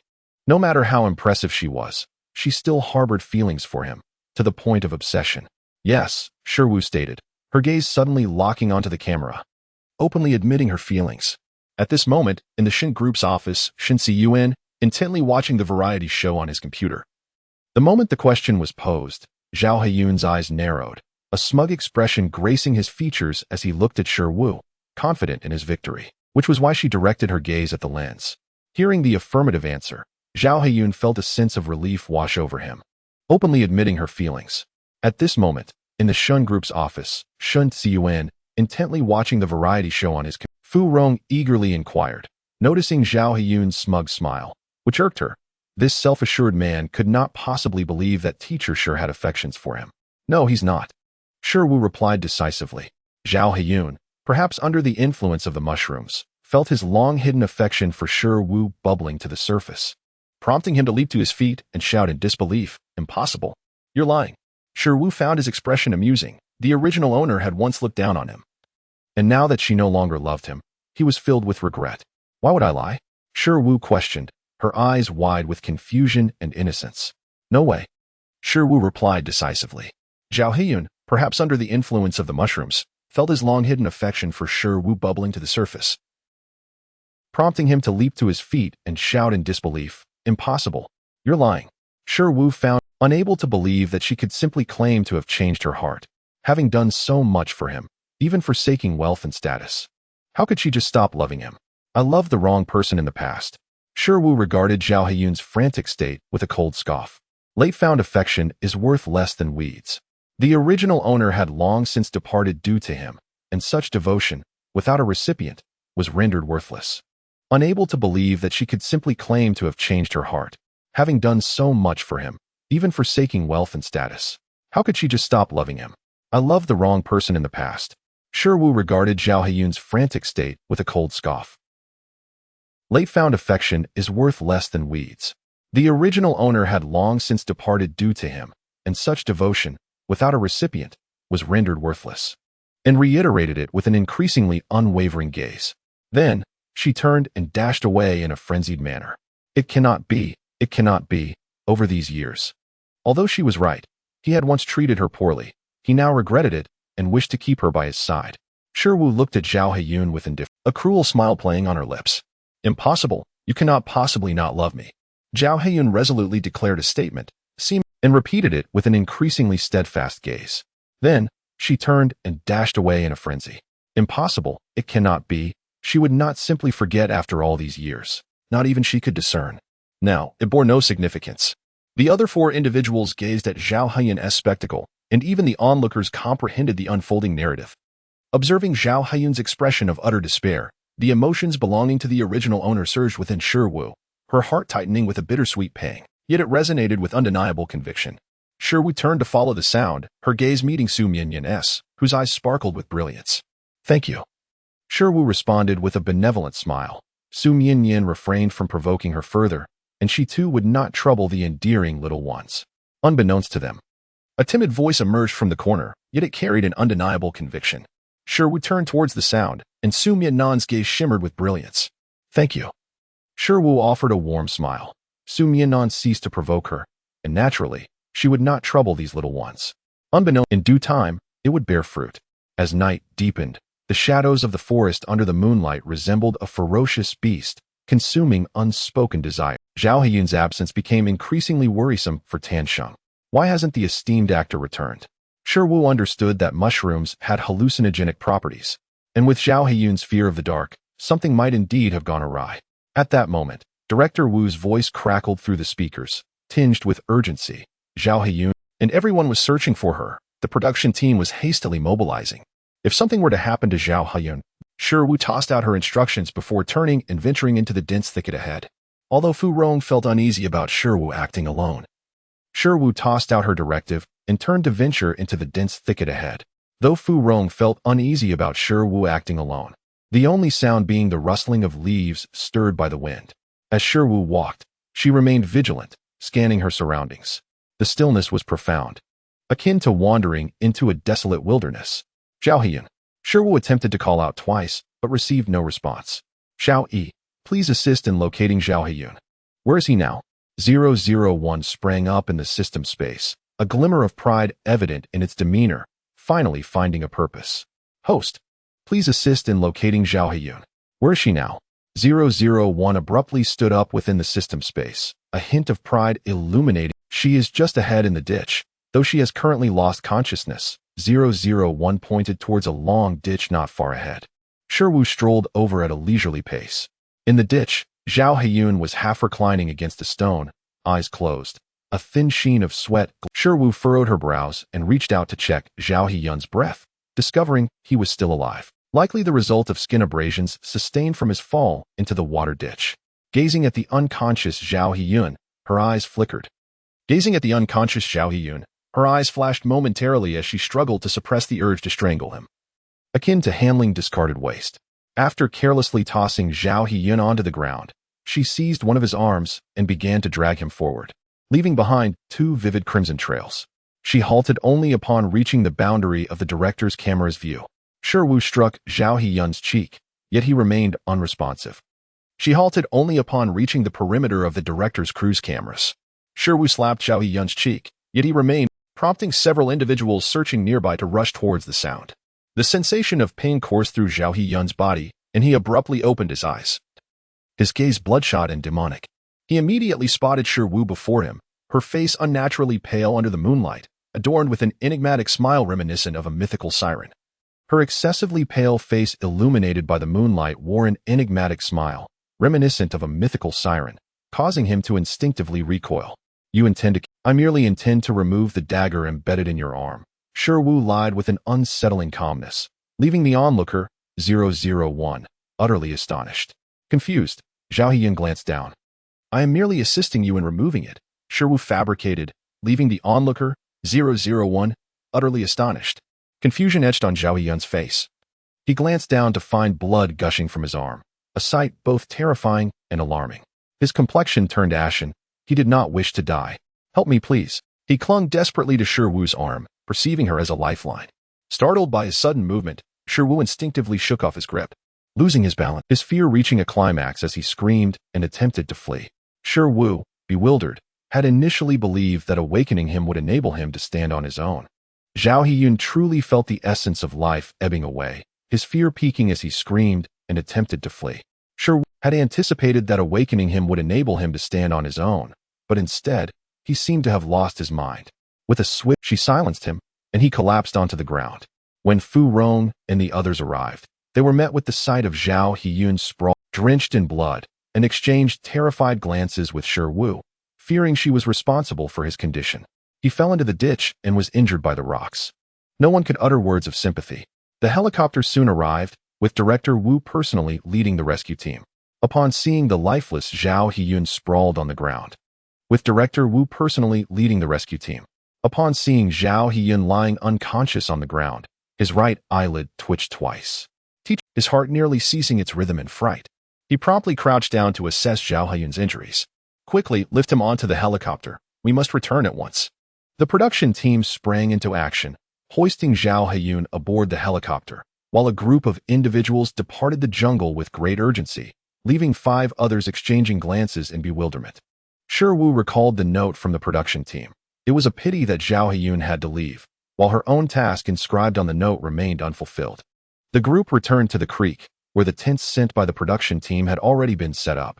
They washed up and soon fell into a deep slumber, untouched by dreams.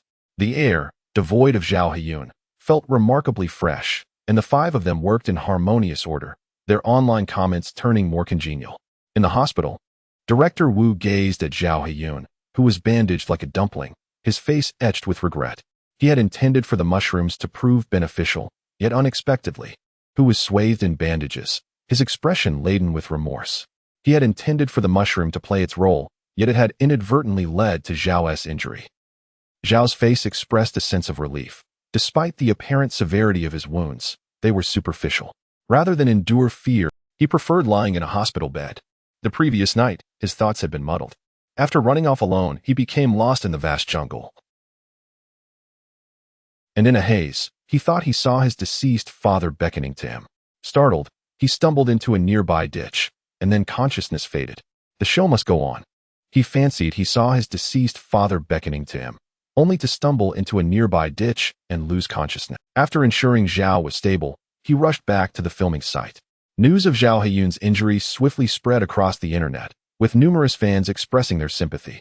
He vowed to make sure Wu pay. Had it not been for her, he would not have faced such humiliation. He resolved to ensure she lost everything. He resolved to render her destitute, begging at his feet in tears. With great difficulty, he dialed a number, his face contorted with malevolence, a sinister smile curling at the corners of his lips. I will send you some information. It must make headlines everywhere. Shi Wu, this time, no one can save you. A sinister smile curling at the corners of his mouth. I will send you some information. It must make headlines everywhere. Shi Wu, this time, no one can save you.